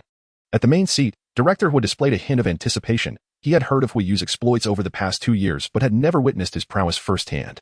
Curiosity enveloped him. How could Huoyu, at such a young age, triumph over other Soul Masters despite the disparity in levels? Young man, allow me to witness your growth over these 2 years, Hua Tianchen mused internally. A 6th grade student, Tang Xingwen, a level 17 Soul Master, humbly stated, "Please, enlighten me." A fiery stag materialized behind Tang Xingwen, for he had heard of Huoyu's victory over the level 17 Gu Hongyun, and thus he approached the challenge with utmost seriousness. A 3rd grade student, Huoyu, a level 14 Soul Master, seeks your guidance, he proclaimed respectfully. At that moment, the fire dinosaur martial spirit manifested behind Huoyu, encircled by a golden soul ring. Yet, unbeknownst to all, this century-old soul ring had long surpassed the limits that humans could typically endure with their initial soul rings. It was Huoyu's first public display of his martial spirit, and few were aware of the nature of his previous soul ring. However, a small number were cognizant, including his cousins Hua Tian, Hua Tianchen, and Hua Wu, who were utterly astonished. This kid's martial spirit has grown stronger. Has it evolved? Hua Tianchen mused in disbelief. Throughout the Douluo Continent, instances of beast martial spirits undergoing mutation or evolution were not entirely absent, yet they remained exceedingly rare. Such transformations typically required the consumption of exceptionally compatible celestial herbs or arose under extraordinarily unique circumstances. Moreover, changes in martial spirits were relatively common among plant-type martial spirits, usually manifesting after the application of soul rings. While the revelation of Huoyu's martial spirit merely astonished a select few, it was his soul power that left the entire assembly in shock. Good heavens! Level 14. What the devil? Is this for real? He has achieved level 14 soul power? This must be a joke. An 8-year-old in the 3rd grade with level 14? That's utterly preposterous. The surrounding students were completely flabbergasted, their faces reflecting disbelief. Even the Hua brothers and those who had already secured advancement spots began to take notice. In the Qihua Academy, a 3rd grader with level 14 soul power was not unheard of, but such an achievement typically belonged to the Academy's elite prodigies. What truly astounded everyone was that just a month ago, Huoyu had only been a level 10 Soul Master. To elevate 4 levels in a mere month was unprecedented at Qihua Academy. This lad truly surprises me. Hua Tianchen stroked his beard, nodding in profound satisfaction. In the presence of Hua Tian, Gu Hongyun, and those students who had once been vanquished by Huoyu, a profound sense of despondency washed over them. In that instant, they comprehended that Huoyu had transcended their realm. Come forth, Huoyu spoke with an air of nonchalance. To overcome this adversary, he need not exert excessive power or soul techniques. A mere application of ghostly shadow could suffice to defeat Dong Xingwen. Although the ghostly shadow had yet to be fully mastered, its effects were such that even a formidable soul master of the great soul master level, specializing in agile attacks, might find it insurmountable. Fire Feather advanced with an enigmatic grace, deftly evading a flurry of attacks from his opponent. He then concentrated his sphere of soul power into a fiery orb upon his fist. With a resounding thud, a single punch sent Tang Xingwen tumbling off the dueling platform, eliciting gasps of astonishment from the crowd. How formidable! The rumors were indeed true. Fire Feather could effortlessly defeat a level 17 Soul Master. Chu Mimi cast an admiring glance at Fire Feather and proclaimed, "Fire Feather wins. Next group, please." In no time, the first round concluded, leading into the second round of 4-2. In the second match, Fire Feather faced an opponent of the highest caliber, a level 19 Soul Master. Even against this formidable foe, Fire Feather relied solely on his skillful ghostly shadow to secure victory once more. How infuriating! This Fire Feather defeated a level 19 Soul Master without even employing soul techniques. Could he truly advance? Impossible. The disparity between Soul Masters and Grand Soul Masters was immense. Even if he triumphed over all the Soul Masters, he could never best the level 21 Soul Master, Hua Guangliang. Chapter 45. How astounding. Just how strong could he be? Indeed, with Hua Guangliang from the 10th group participating, this lad stood no chance. Many students who wished to see Fire Feather falter wore grim expressions, placing their hopes squarely on Hua Guangliang's shoulders. Moments later, Hua Guangliang triumphed over another Grand Soul Master in his group, but due to substantial soul power depletion, a 10-minute break was granted for fairness before the final round. During the respite, Hua Guangliang was taken aback that Fire Feather had truly made it to the final round. Yet he remained convinced that Fire Feather would not pose a challenge, maintaining his condescending demeanor. The final match of the 10th group commenced, Fire Feather versus Hua Guangliang. Both contestants, please prepare to take the stage," announced Mimi. Fire Feather must exercise caution. After all, Guangliang hails from the esteemed Duel leopard sect, and his strength surpasses that of an ordinary soul master at the same level. His martial spirit is nearly unparalleled, and his offensive power is formidable. You should strive to avoid direct confrontation with him, cautioned Wu. Rest assured, I will not be defeated, Fire Feather replied with a confident smile, gradually making his way to the stage. Ah, impressive. I didn't expect you to reach the final round. However, your journey ends here. The last competition slot is undoubtedly mine, Guangliang arrogantly declared as he approached Fire Feather. Everyone heard Guangliang's audacious proclamation, yet to their astonishment, Fire Feather responded with equal bravado. In plain view of all, he slowly extended his index finger and shook it, exuding an air of haughtiness as he stated, "You are not my opponent." What? What did you say? Guangliang's face twitched slightly, and the simplicity of Fire Feather's assertion ignited his fury. Alas, another hard of hearing. Fire Feather sighed in exasperation, reiterating, "I said, you are not my opponent." Haha, that is the finest joke I have ever heard. Guangliang laughed heartily, but his expression darkened abruptly as he narrowed his eyes, vowing, "Very well, your arrogance has thoroughly provoked me. I initially intended to merely teach you a lesson, but now you shall face the consequences. I hope you do not concede too early. Come on, let us finish this. I need to get back to training," Fire Feather pouted in response. "I can't believe you." The flames flickered ominously, threatening to explode, a spectacle that would test anyone's patience. Before him stood an individual, utterly inferior, yet exuding an air of arrogant superiority. Just as the confrontation was about to commence, Mimi interjected, sensing the rising tension. "Mimi, this person is infuriating," Fire Guangliang exclaimed, his frustration palpable. "Ah, can't you see that Huoyu is deliberately provoking you?" Mimi sighed, recognizing the calculated nature of Huoyu's demeanor. She understood Huoyu's character well. He possessed a maturity and composure far beyond his years. At times, she felt he exhibited greater maturity than herself. In contrast, the others remained adolescents, their minds still in a state of immaturity compared to Huoyu, making them susceptible to anger and the loss of composure. Such a loss could easily cloud their judgment. With kindness, she advised, "Fire Guangliang, one must maintain composure at all times. Do not let impulsiveness dictate your actions." "I understand, Mimi." Fire Guangliang took a deep breath, regaining his calm as he slowly returned to his position, preparing for the challenge ahead. Upon witnessing this, Huoyu remained unfazed. Even without employing psychological warfare to sway his opponent, he held unwavering confidence in his ability to vanquish Guangliang. His true objective lay not in this encounter, but rather at the inter-academic exchange of the 5 elemental academies, where the foremost prodigies from various elemental institutions would gather. Fiery Feather gradually began to take the matter seriously, as the 22nd level of Firelight was sufficient to warrant his full attention. As Mimi announced the commencement, Firelight, like a hunting leopard, pounced forward with unbridled eagerness to launch his attack. The Fire Leopard sect, after all, is one of the lesser 4 sections. Their direct lineage spirit, the Fire Leopard, is undeniably formidable, exhibiting not only immense power but also remarkable speed. It can be said that they possess a harmonious blend of offensive strength and agile prowess. In terms of the amplification provided by their martial spirits, even the mid-tier Fire Tyrannosaurus is completely overshadowed. Additionally, in terms of soul power, Fire Feather lags behind by a staggering 8 levels. Given just these 2 factors, few would believe that Fire Feather stands a chance of victory. What is it? Were you not boasting earlier? Why do you continue to evade? Show us your mettle and strike back. The flames blazed fiercely as they relentlessly pursued the Fiery Feather's assault. The 2 figures darted across the stage with astonishing speed, engaging in a flurry of attacks. Yet, he failed to make contact with the Fiery Feather even once, each attempt falling just short. Although it appeared he held the upper hand, he had yet to gain any tangible advantage. Very well then, I shall unleash the spear. Suddenly, Huoyu spun around and pointed. "Ha! You dare to confront me head-on without using your soul skills? You seek your own demise." Guangliang laughed heartily, seizing the moment without hesitation to unleash his soul skill. First soul skill, Fire Leopard Flame Fist. "You are finished." What is that boy smiling about?" As the 2 were about to collide, Guangliang caught a glimpse of a faint smile at the corner of Huoyu's mouth. Before he could ponder further, their powers clashed violently. Bang! 2 immense forces generated a shockwave, pushing against each other. 2 seconds later, the combined might erupted explosively, sending both combatants tumbling several meters back. How is this possible? The flames flickered as I stood in astonishment. He, without employing any soul skills, matched the potency of my own soul techniques. Am I seeing things?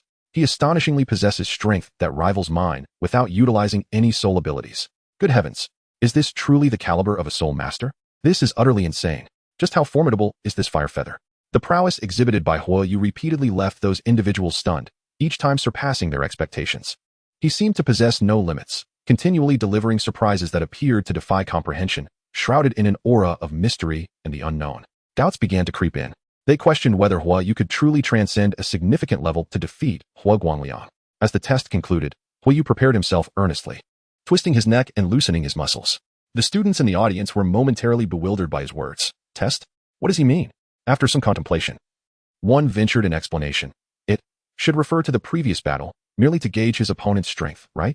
So, are you saying he hasn't even begun to fight seriously? Astonished, they realized that despite a 7-level disparity in soul power, he had dared to hold back. Was he jesting? This marked Huayu's first encounter in combat at the Great Soul Master level. The earlier display of speed and strength was merely an effort to ascertain the gap between him and the Great Soul Master. From this moment forth, he would officially enter the fray. Chapter 46. His confidence knows no bounds. Observing the palpable shift in Huayu's aura, Hua Guangliang could no longer afford to underestimate him. He gazed intently at Huayu, fully aware of the gravity of the situation, and at that moment, he truly regarded this seemingly insignificant level 14 Soul Master as a formidable opponent. First soul skill, Dragon's Dominance. In an instant, the entire form of Huayu was enveloped in a formidable cloak of flames, and his aura surged dramatically, instilling a sense of pressure among many Soul Master level students in the audience. Huayu unleashed his soul skill. Astonishingly, his first soul skill was a self-enhancement technique. The students finally beheld the manifestation of Huayu's martial soul, exclaiming in awe. At that moment, the fiery glow reignited as Huayu prepared to launch another attack. I will not concede to you. I must secure my place in the exchange event, he declared passionately. With your level of strength, what purpose would you serve at the exchange? You would only bring disgrace to the academy. Relinquish your spot to me. The fiery feather sprang to life. Its speed and strength significantly enhanced under the amplification of the fire dragon's might. It charged forward once more to engage the opponent, and an intense clash ensued. The two combatants were locked in a fierce struggle, neither yielding to the other. The audience was captivated, their spirits ignited, while on the main stage, Tianchen cheered loudly, beckoning his daughter over. My dear, are you aware of the efficacy of Huayu's self-enhancement technique? It appears rather impressive. Huayu responded. The enhancement of flames is 30%. The increase in speed is 20%, and my own defensive resistance is augmented by 30%, alongside a 30% boost in strength. What?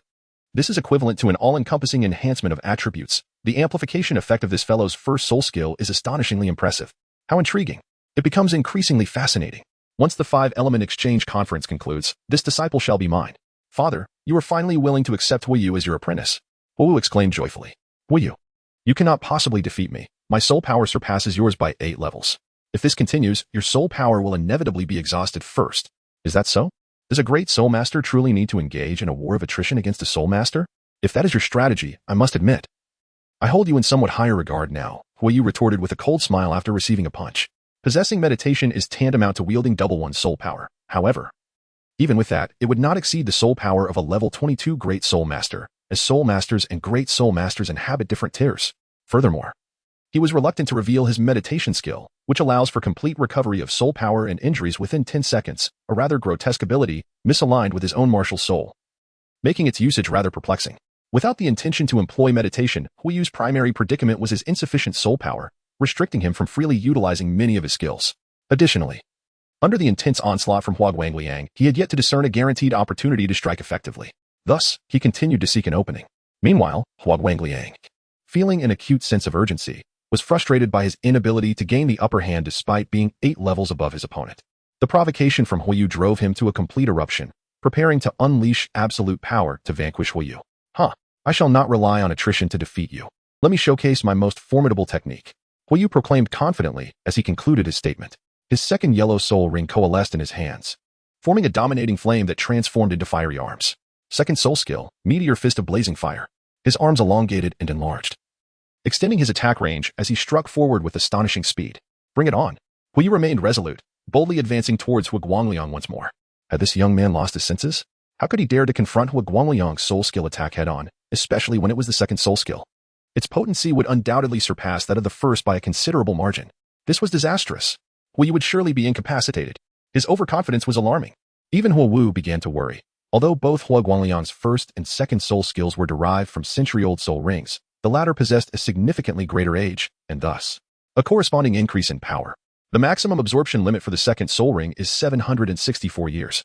And those with suitable qualifications typically opt for a value close to this limit, around 600 years. The brilliance of the second soul skill, Firelight, is indeed formidable. Does this fellow ever engage in endeavors without confidence?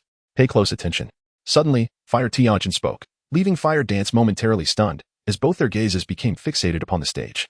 A barrage of spear strikes, seeking demise. Such an approach will undoubtedly lead to your ruin.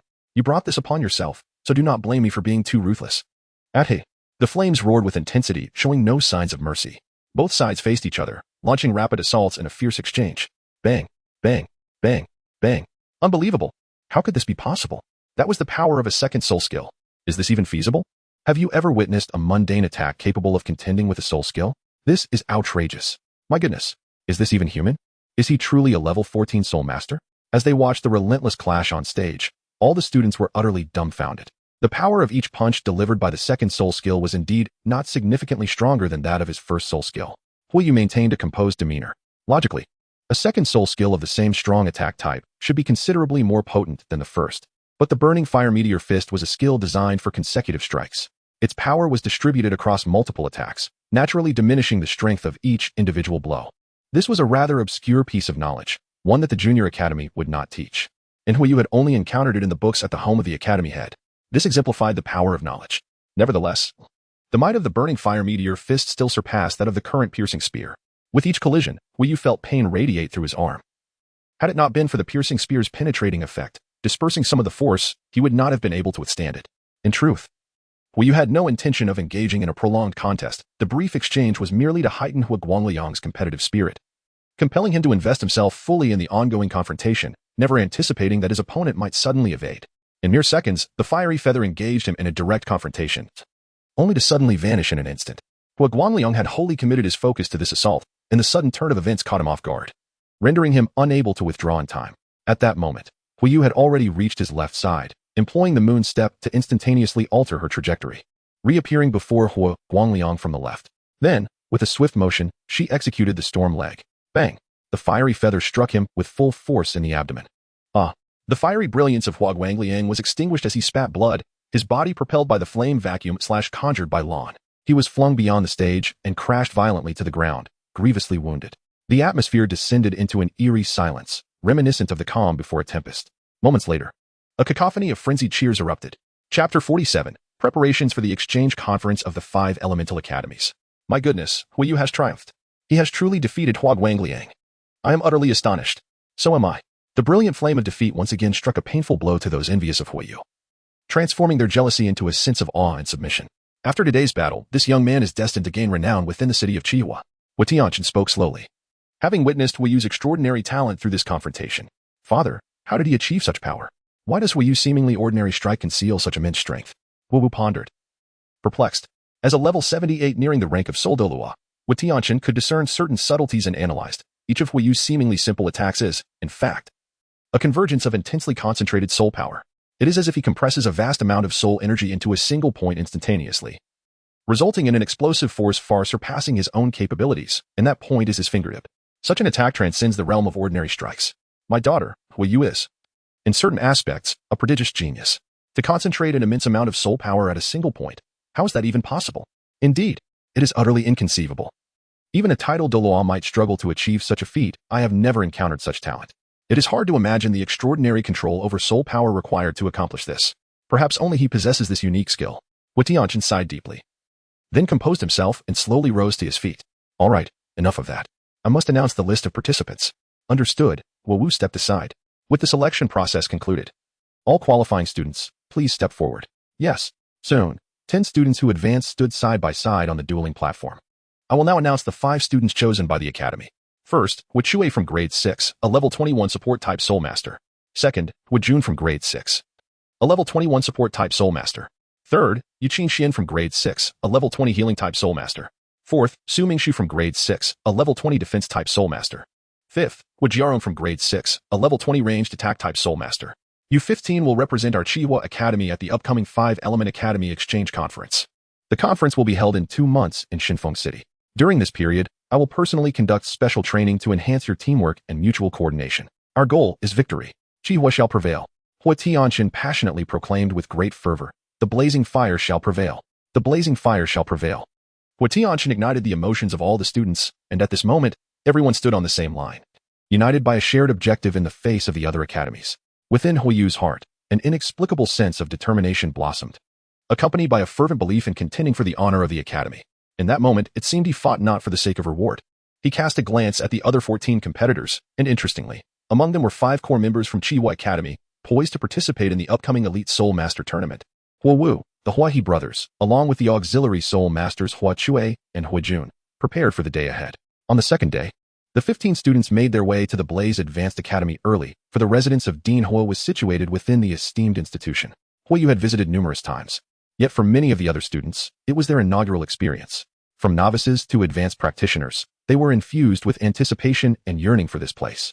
For the Ignition Advanced Academy boasted the most specialized metamorphic training grounds, along with many formidable seniors who had emerged from the Junior Academy.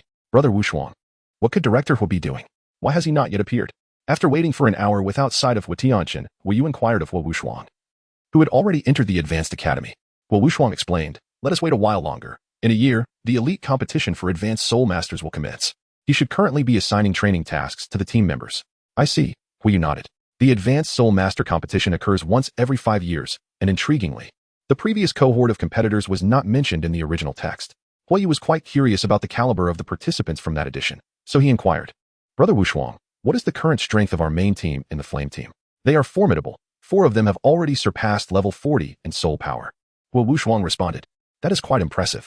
According to Hua Wushuang's description, the current batch of team members exhibited similar levels of soul power, albeit they were somewhat older, lacking the exceptional talent of the future group led by Hua Wushuang. After exchanging a few more words, Hua Wushuang went off to practice. Feeling a bit bored, Hua Yu also decided to engage in some training, but just then, Hua Tianqian arrived. Good day, Director. The 15 members quickly lined up in unison. All right, follow me. Hua Tianqian nodded, leading everyone to a spacious area behind the director. First, let us discuss your knowledge of the other 4 elemental academies. Hua Yu, you may begin. Very well, Hua Yu acknowledged, stepping forward. The 4 elemental academies are the Water Element Academy, the Earth Element Academy, the Lightning Element Academy, and the Wind Element Academy. The Water Element Academy, known as the Heavenly Water Academy, is characterized by its meticulous and gentle approach that overcomes brute strength. The Earth Element Academy, the Armor Academy, excels in defense. The Lightning Element Academy, known as the Thunder Academy, is renowned for its overwhelming force. Lastly, there is the Wind Element Academy, the Divine Wind Academy.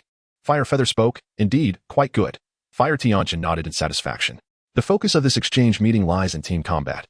It is acceptable if you do not secure first place in the individual competition, but in the team contest, we must strive for the top position. The strengths of the other 4 elemental academies are undisclosed, so I am unaware of their capabilities, yet we must not underestimate them. We should pay particular attention to Tian Shui Academy and Shinfeng Academy.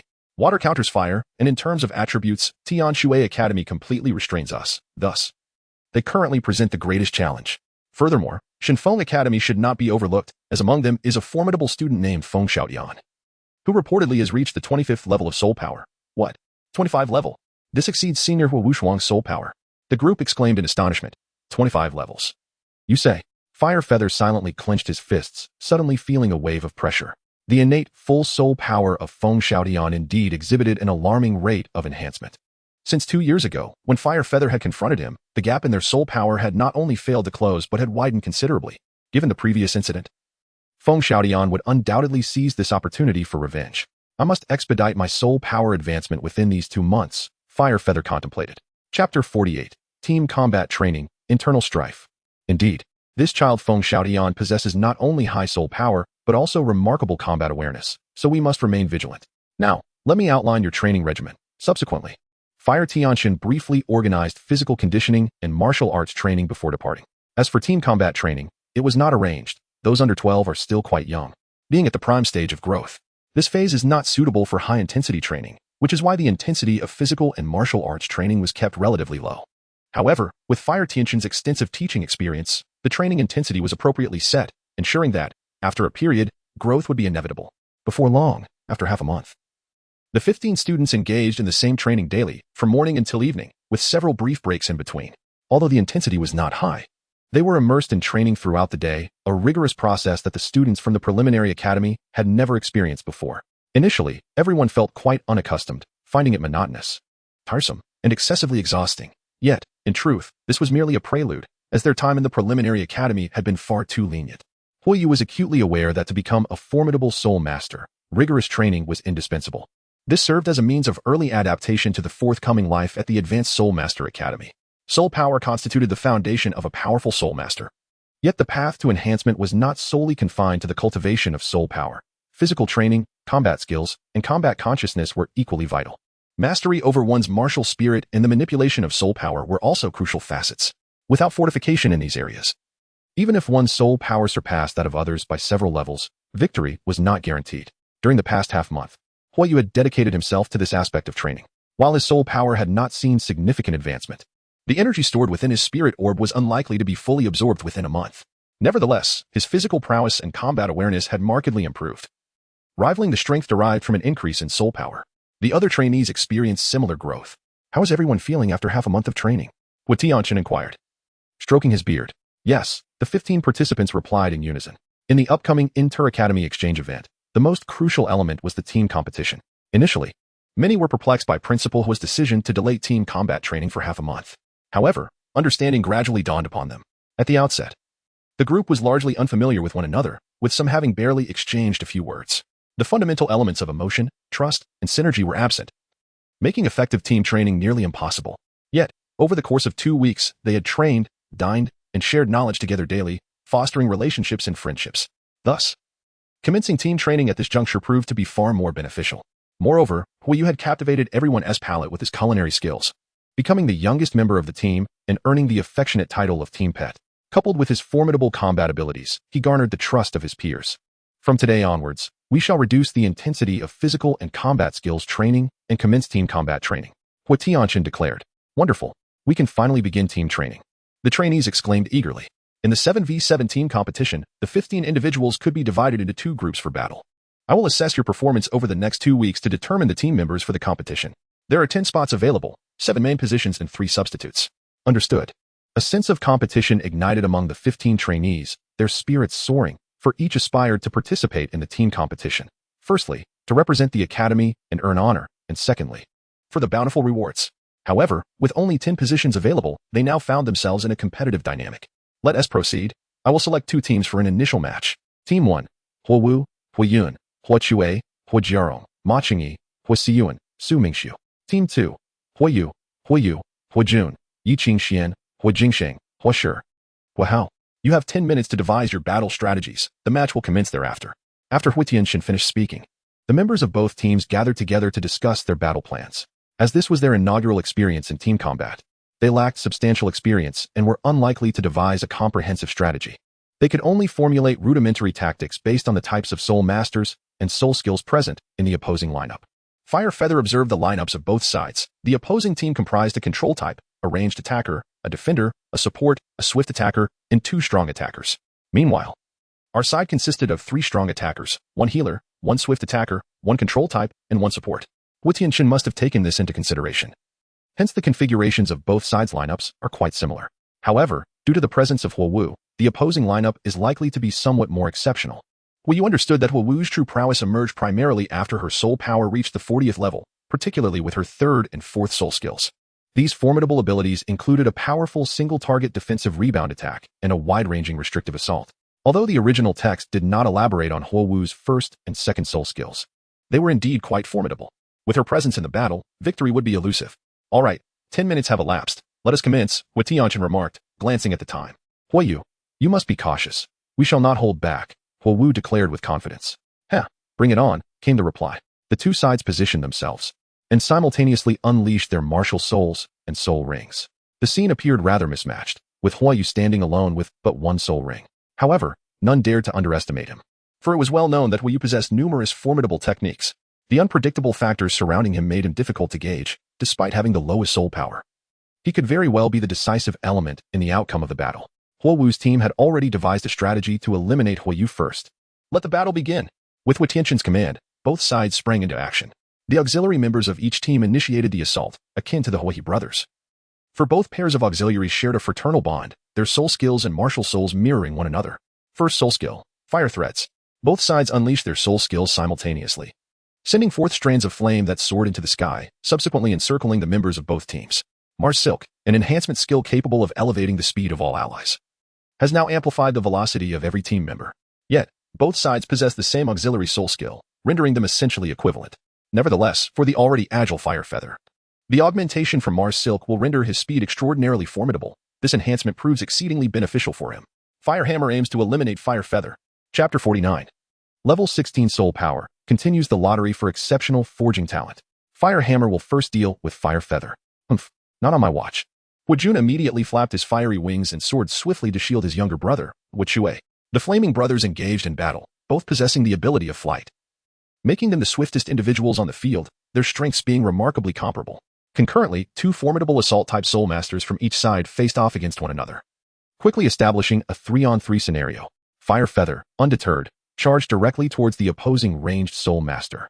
In team competitions, a prevailing strategy remains. If feasible, eliminate the adversary's backline first. When both sides are evenly matched, neutralizing the control and support-type Soul Masters often seals the fate of the match. Charge, Fire Feather. His teammates urged fervently. Behold my prowess. First Soul Skill, Fire Dragon's Dominance. Fire Feather declared with a confident smile, propelling himself towards the opposing ranged Soul Master. Ranged specialists excel in long-distance combat, proving ineffective in close quarters. Thus, Fire Feather believed that once he closed the distance, victory would be swift. First Soul Skill, Flame Eruption. The ranged Soul Master attempted to thwart Fire Feather's advance with his Soul Skill, yet Fire Feather skillfully evaded all ranged attacks.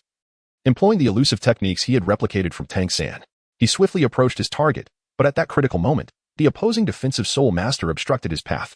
No passage for you. The defensive Soul Master proclaimed with unwavering conviction, only to be swiftly ensnared by Fire Feather's control-type Soul Master. Indeed, the second team exhibited a more strategic approach, as Fire Tianqian observed from the sidelines, nodding in silent approval. The Fiery Feather disregarded the defense-oriented Soul Masters and advanced towards the rear line. At this moment, Huowu made her move. Her first Soul Skill, Fire Shadowbind. The first Soul Skill of the Fire Dance is a single target locking control technique, which conjures a fiery shadow that relentlessly pursues the enemy. Once ensnared by this fiery apparition, escape becomes exceedingly difficult. Its formidable aspect lies in its unwavering pursuit, ceasing only upon capture, while simultaneously inflicting a burning effect upon the immobilized foe. However, Fire Feather had long devised a countermeasure and abruptly altered direction, charging towards the defensive Soul Master. The Naruto closely pursued from behind, as the Fire Feather swiftly approached the defensive Soul Master. Suddenly, with a deft step, Fire Feather altered direction. In contrast, Naruto, akin to a tracking projectile, lacked the ability to change course as instantaneously as Fire Feather. Consequently, he became ensnared by the defensive Soul Master. Not only did he come into contact with the control of Fire Dance, but he also advanced to the front of the ranged Soul Master with a graceful step, spear thrust. Bang! The immense force propelled the adversary out of the arena, swiftly eliminating one opponent. The Flame Feather did not linger, heading straight for the support-type Soul Master. How infuriating! Second Soul Skill, Shadow Clone. Huowu never anticipated that Huoyu could so deftly transfer his control. She sought to intervene, but it was already too late. Huoyu's speed was astonishing. He arrived before the support-type Soul Master with a resounding thud. The Fiery Feather has dispatched another foe. With the fall of the support-type Soul Master, this battle can be deemed essentially concluded. The auxiliary of the Fire Feather team unleashed the second Soul Skill, augmenting the strength of the entire team. Soon, the Fire Feather side achieved a resounding victory in this team battle. Well done, Fire Feather, cheered the 7 members. I refuse to accept this. I demand a rematch.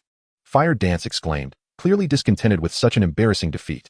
Thus, for the next 2 weeks, they resumed their rigorous regimen of physical training, combat skill practice, and team coordination exercises. Eventually, the roster for the team competition was officially determined. Captain Fire Dance, Team Commander Fire Feather, and members Fire Crane, Dual Sensitive Attackers, Fire Hammer, Fire June, Dual Supporters, and Fire Stone, a formidable attacker.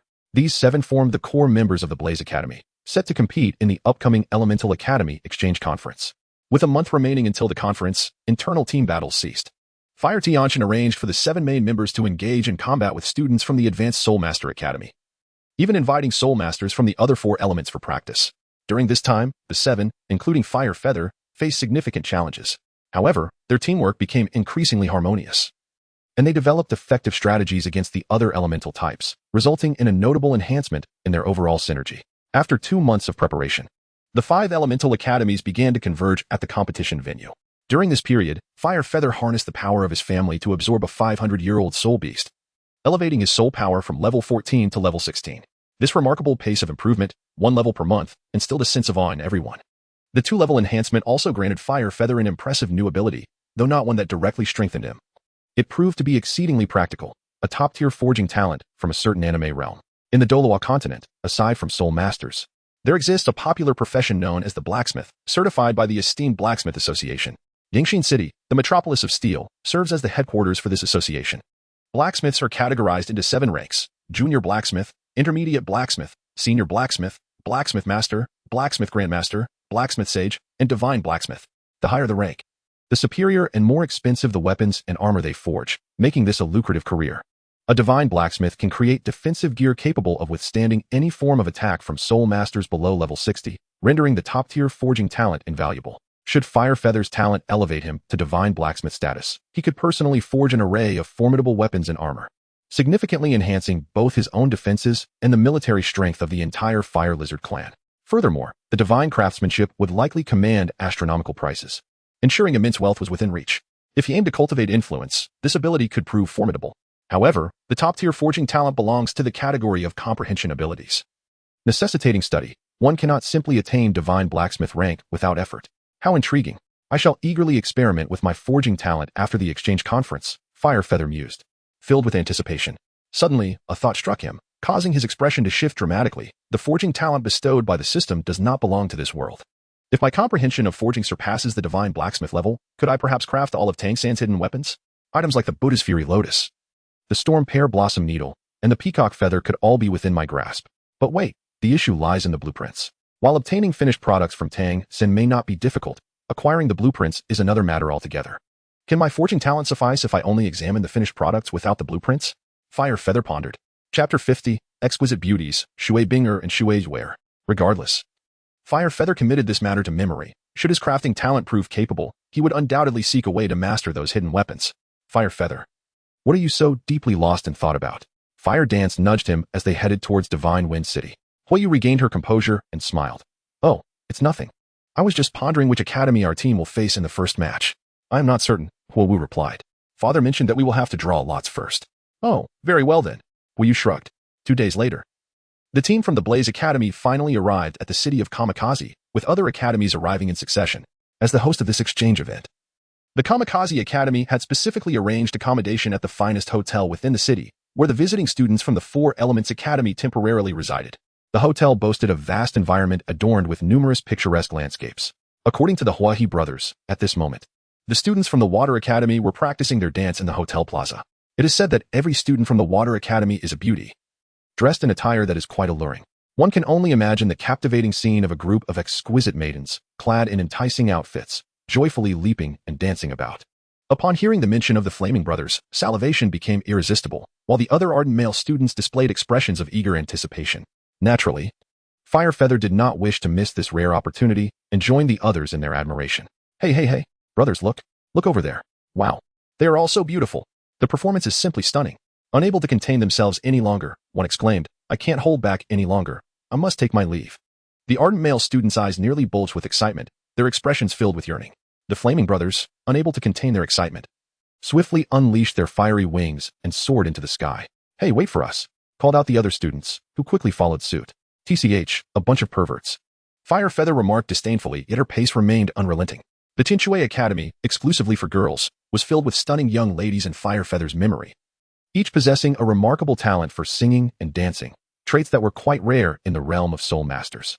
Their personalities were delightful, embodying kindness and beauty. At that moment, the Tinshui female students were rehearsing the opening dance for their team competition, a signature element of their style that they performed before the contest. Firefeather found it somewhat perplexing, yet not entirely disagreeable. Surrounding them were the male students from the Blazing Fire and Thunder Elephant Academies, all fixated on the girls, wishing they could immerse themselves in the scene. The Tinshui girls, however, were unfazed. Dancing was meant for an audience, and they relished the attention, smiling sweetly and occasionally casting flirtatious glances that left the boys utterly captivated. Goodness, who can withstand this? One exclaimed, I can't take it anymore. How will we compete if we keep watching? Then just leave. Stop looking. Another replied, no, I must observe. I need to gauge their strength. Gauge what? They're dancing. Just enjoy the view. There's no shame in that. Amused by the boys' infatuated expressions, Firefeather smiled wryly as she made her way into the crowd, seeking a vantage point to quietly admire the Tinshui girls. They all sported uniform, water blue hair and attire, relatively modest on top, but the focus was clearly on their lower halves. Each girl showcased her individuality. Some wore extremely short shorts, others donned skirts, while a few even wore outfits that left much to the imagination, relying on their tops to obscure certain parts, revealing glimpses of their mysterious allure while dancing. The only commonality among them was the water blue stockings adorning their right legs, while the other leg flaunted long, fair skin, which seemed even more enticing. It was undeniable that these girls embraced a bold fashion sense. The uniform hair color and similar attire rendered each of them radiant, resembling a group of ice and snow goddesses, exuding an overall aesthetic of beauty. Moreover, their dancing prowess was commendable. Such a group of girls, if assembled into a singing and dancing girl group, would likely achieve great fame in the world Fire Feather once inhabited. Indeed, they were all beauties, Fire Feather silently praised. After a while, his gaze inevitably gravitated toward Shui Binger and Shui Yuer, the two stunning half-sisters among the girls. The elder sister, Shui Binger, possessed extraordinary beauty and a well-proportioned figure, not the exaggerated voluptuousness of Zhu Zhuqing, nor the petite flatness of Xiao Wu. If one were to evaluate a particular feature, Fire Feather would deem her a C cup. Her facial features were exquisite, not strikingly breathtaking, yet she carried a distinct, ethereal charm. Calm and composed, she was adept at concealing her emotions, maintaining a rational demeanor unaffected by moods, embodying great wisdom. In contrast, her younger sister, Shui Yuer, was equally stunning but exuded a playful and cheerful demeanor, her emotions vividly displayed on her face, providing a stark contrast to Shui Binger. Truly remarkable. Fire Feather found himself struggling to maintain composure as he suppressed his wicked thoughts, focusing intently on the mesmerizing dance performance before him. It had been an eternity since he last witnessed a group of young women dance, and he was prepared to revel in the spectacle. Dear sisters, these young men are truly amusing. One of them chuckled, and there are a few who are rather handsome as well. I believe the youngest brother in the Blaze Troop is the most striking of them all, Shui Yuer remarked with a radiant smile. Indeed, he is quite handsome. But he is still too young. Once he matures a bit more, he will undoubtedly become exceptionally attractive, the girls from Tianshui chimed in, their enchanting voices harmoniously blending as they exchanged glances filled with admiration towards Fire Feather, who sat quietly on the steps. Hui Yu was aware that they might be discussing her, for in terms of appearance, she was not to be underestimated.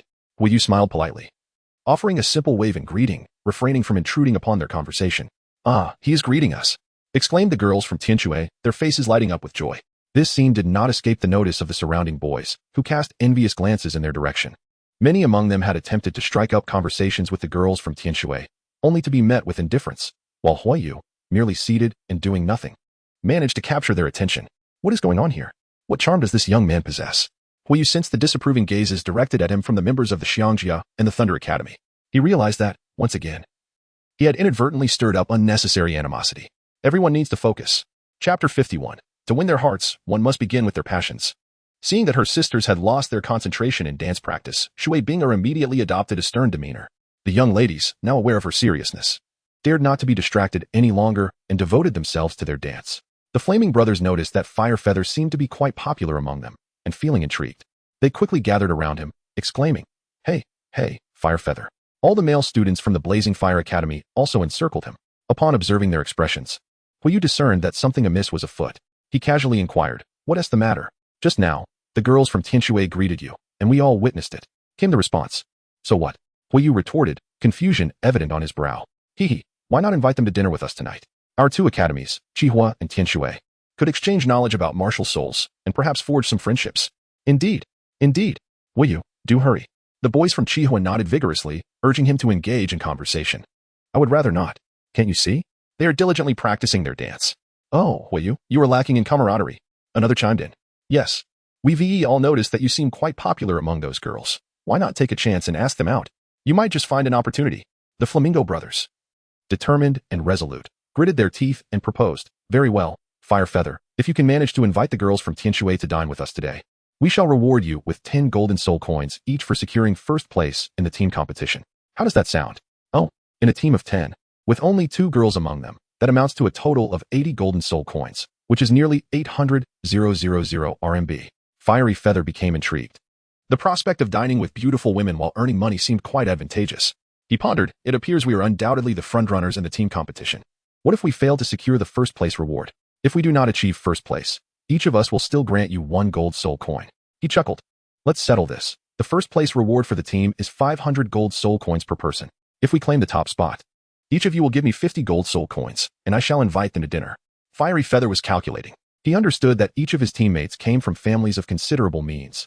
Thus, 50 gold soul coins amounted merely to half a year's living expenses for them, which did not seem excessive, especially considering it was merely 1/10 of the 500 gold soul coins reward.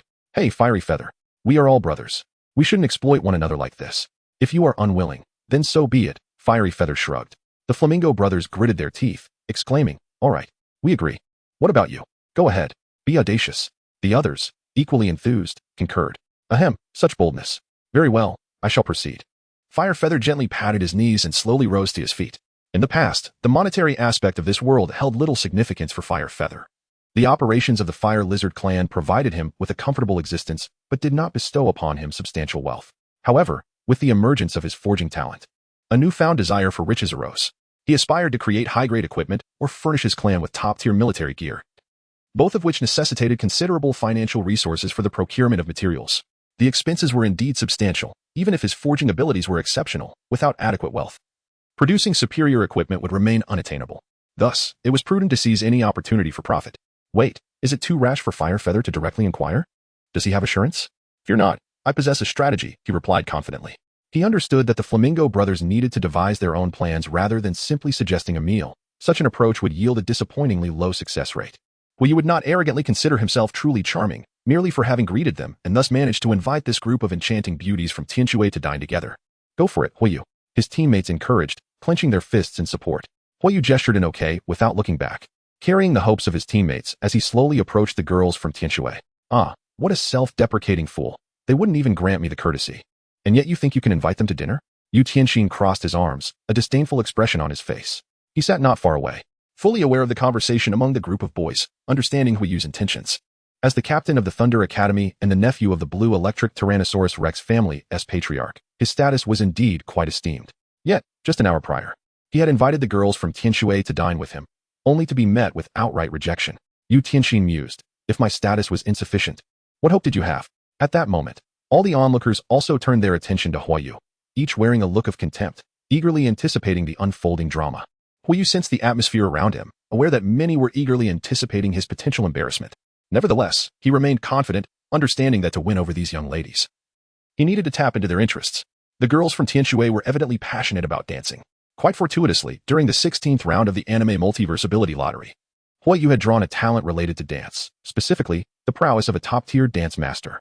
Indeed, he was also a dancer of the highest caliber. Every move he executed was of masterful quality.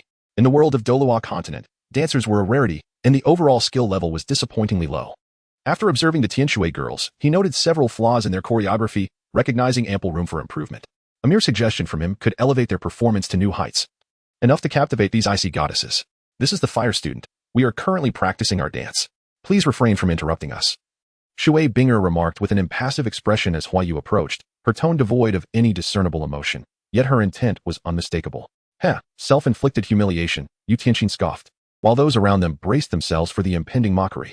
However, Huiyu remained remarkably composed, having anticipated such a reaction. This was beneficial, saving him from unnecessary pleasantries. With a subtle smile, he directly addressed the matter. The second segment of your dance contains several movements that are not executed properly. They do not appear aesthetically pleasing. Huh. The unexpectedness of Huiyu's statement left everyone in shock, including the members of the fire team. Is Huiyu out of his mind? How could he dare to criticize their choreography? This is the end. I sense no hope for him now. The fire team members lamented, feeling embarrassed. He clearly doesn't understand what girls appreciate, sighed Huiyi. What did you say? The girls from Tianshui were momentarily taken aback. But Huiyu had successfully captured their full attention, though not necessarily in a favorable way. This was the effect he sought. Upon hearing Huiyu's words, the Tianshui girls grew displeased, with Shui Binger furrowing her brow. She had encountered many boys who employed reverse psychology, intentionally making negative comments to draw attention, yet lacked any substantial skill. Though Shui Binger intended to ignore him, her sister Shui Yuer stepped forward, hands on her hips, indignantly stating, my sister is the most outstanding and youngest dancer in Tianshui City. This dance was choreographed by her. What could possibly be wrong with it? We believe it looks best this way. What do you, a boy, know about dancing? Humph. I certainly know. Huiyu retorted firmly, confidently striding toward Shui Yuer. Not only do I know how to dance, but I also believe my skills surpass yours. If you doubt me, we can compete. In the Douluo world, dancing was predominantly a female pursuit, with males being virtually extinct, let alone those of exceptional talent. The Tianshui girls were skeptical of Huiyu's claims, dismissing him as boastful and refusing to engage in a dance-off. However, Shui Binger aimed to dismiss Huiyu, thus she agreed. All right, let us compete. If you lose, you must leave immediately and cease your interruptions. Not a problem, Huiyu replied with a slight smile. Let me outline the rules. We will engage in an improvised dance. And you may choose any music you like. Humph, I'm eager to see what you can bring to the table. I'll show him what I've got. Shui Yuer declared. Music. Soon, an upbeat melody filled the air, prompting Shui Yuer to sway her body to the rhythm. She moved gracefully, quickly entering the flow of her performance. With confidence radiating from her, Her sweet smile complemented her beautifully sculpted lines as she tantalizingly twisted her waist and hips, leaving the nearby boys drooling. As she danced closer to Huayu, her alluring form swayed enticingly, creating an intimate atmosphere, yet they maintained a teasing distance. Why am I not the one standing there? Why? What luck this guy has? The surrounding boys lamented, their envy palpable. The proximity was a bold challenge to the boys, as even a slight move could result in contact with Shui Yuer's curvaceous figure. Yet Huayu remained stoic, observing her performance with tranquil focus. Such moments tested one's character. If he were to touch Shui Yuer now, his appeal would plummet, earning the disdain of the Tianshui girls. As the music approached its midpoint, Shui Yueo completed her final move, signaling Huayu's turn to showcase his skills. All eyes turned to him, eager to witness his impending failure. Yet, before he began dancing, Huayu offered a critique of Shui Yuer's recent performance, and his observations were astoundingly precise and professional. Your improvised dance was overly focused on superficial appearances, lacking the intrinsic charm of dance itself. Your rhythm is commendable, but your musicality falters, resulting in movements that are not fluid or cohesive. Your timing, rhythm, coordination, and balance all need refinement. Shui Yuer was momentarily speechless, taken aback by his analysis. Even Shui Binger, the most talented dancer among them, was astonished. She recognized the shortcomings in her sister's impromptu dance, but could not articulate them as effectively as Huayu had done. His critique was astute and to the point. Could it be that he truly possessed remarkable skill? Without delay, Huayu began to dance, perfectly synchronized with the rhythm. Each movement, each detail, and each transition was executed flawlessly, leaving no room for criticism. In mere seconds, he exhibited his profound talent and technique. The style of dance he performed was entirely novel to the Tianshui girls, who had never encountered such a form before. Goodness! Binger, I've never seen dance performed like this. What type of dance is this? It seems incredible, they exclaimed, their initial disdain transforming into admiration and excitement. They gathered around, animatedly discussing, their voices occasionally rising in delighted gasps. In the end, Huayu executed a final move, concluding with Michael Jackson's iconic moonwalk, halting in perfect synchrony with the music. With a smile, he approached Shui Yuer and inquired, "What do you think, ladies?" Huayu did not put on airs or deliberately suppress them to create an antagonistic atmosphere. Rather, his tone was amicable and devoid of hostility, making everyone feel at ease. It was merely an exchange among dancers. This immediately elevated Shui Binger and her friend's fondness for Huayu. Incredible. Wow. I never expected you to be this skilled. It's astonishing to see a boy dance so well. How did you execute that final move? It was magical, as if you were floating. And what style of dance were you performing? This group of dance enthusiasts did not harbor jealousy towards someone more talented. Instead, they were filled with joy and admiration. They eagerly surrounded Huayu, animatedly discussing matters of dance with great enthusiasm, particularly fascinated by the unique style he showcased. Do tell. Please share. The girls were so excited that, despite the notion of propriety, they found themselves in close physical contact with him, each clutching one of his arms, completely encircling him. Coupled with Huayu's growth stage, he was slightly shorter than these beauties, allowing him to maintain eye contact without tilting his head, while his gaze was met with the sight of delicate, fair curves, enchanting and dazzling. As the dozen or so girls jostled around Huayu, someone inadvertently pushed him, causing him to stumble directly into Shui Binger, who stood right in front of him. Huayu was momentarily dazed. He had never experienced anything quite like this. With others pushing from behind, he found himself unable to escape, almost gasping for breath. Amidst the chaos, Shui Binger sensed something amiss. Despite her calm demeanor, the intimate contact flushed her cheeks a brilliant red, and in her flustered state, she momentarily forgot to push Huayu away. Chapter 53. You stinky men. This scene left the surrounding boys gaping in shock, their emotions indescribable, jealousy and envy emanating from them. They longed to shout, "Let them go. Let me in. Ladies. Please. Don't crowd. I can't breathe." Huayu felt overwhelmed, the heat rising to his face. His plea jolted Shui Binger back to reality. Blushing furiously, she shouted, "Everyone, calm down." At her outcry, the girls finally settled down. She quickly pushed Huayu away from her, her face aflame as she adjusted her slightly disheveled clothing. Huayu cast an apologetic glance at Shui Binger, fully aware that this fleeting look only served to intensify her shyness. In her heart, she murmured, "That fellow truly had it easy just now." Shui Binger pondered this, yet she held no resentment towards Huayu, for she understood that such circumstances were not to be blamed on anyone else. Huayu let out a sigh of relief and explained, "Ladies, the dance I just performed is called locking, also known as the lock dance. The concluding steps are referred to as the space steps." "Locking?" The young women inquired with great curiosity. "Yes, I can teach you whenever I have the time," Huayu nodded. With his exceptional dancing talent, coupled with the memories of dance from his previous life, he could master not only locking but also modern dance, classical ballet, jazz, and a myriad of other styles. For the girls in the Douluo world, these were all novel and enchanting experiences. "Wonderful," the young women exclaimed joyfully, gathering around Huayu, bouncing with excitement. The dance prowess of Huayu has garnered the admiration of all the maidens of Tianshui. Shui Binger, not forgetting the matter at hand. Recalled Huiyu's earlier remarks regarding the choreography for the team competition. She inquired, "You mentioned that such a performance would not be visually appealing. What should we do instead?" "It's quite simple," came the reply. In the foundation of their choreographed dance, Huiyu made adaptations, demonstrating it live, and then pointed at Shuibing. "You give it a try." "All right." Shuibing, like a tame little rabbit, obediently mimicked the movements. "Sister Binger, you've improved significantly." The sisters exclaimed joyfully. "Really?" Shuibing responded with delight, her eyes sparkling as she gazed at Huiyu. "Huiyu, are there any areas in this dance that can be further refined?" "Certainly, but I have a request," Huiyu replied. "What is it?" Shuibing inquired. "Join us for dinner with the boys from the Chihua tonight." Huiyu gestured towards the nearby Hua brothers. Hee. Shuibing smiled radiantly. "Sounds good." In less than 10 minutes, Huiyu had formed a close rapport with the Tianshui girls, assuming the role of dance instructor, guiding them through each movement with hands-on assistance. Openly touching each Tianshui girl's body in plain sight.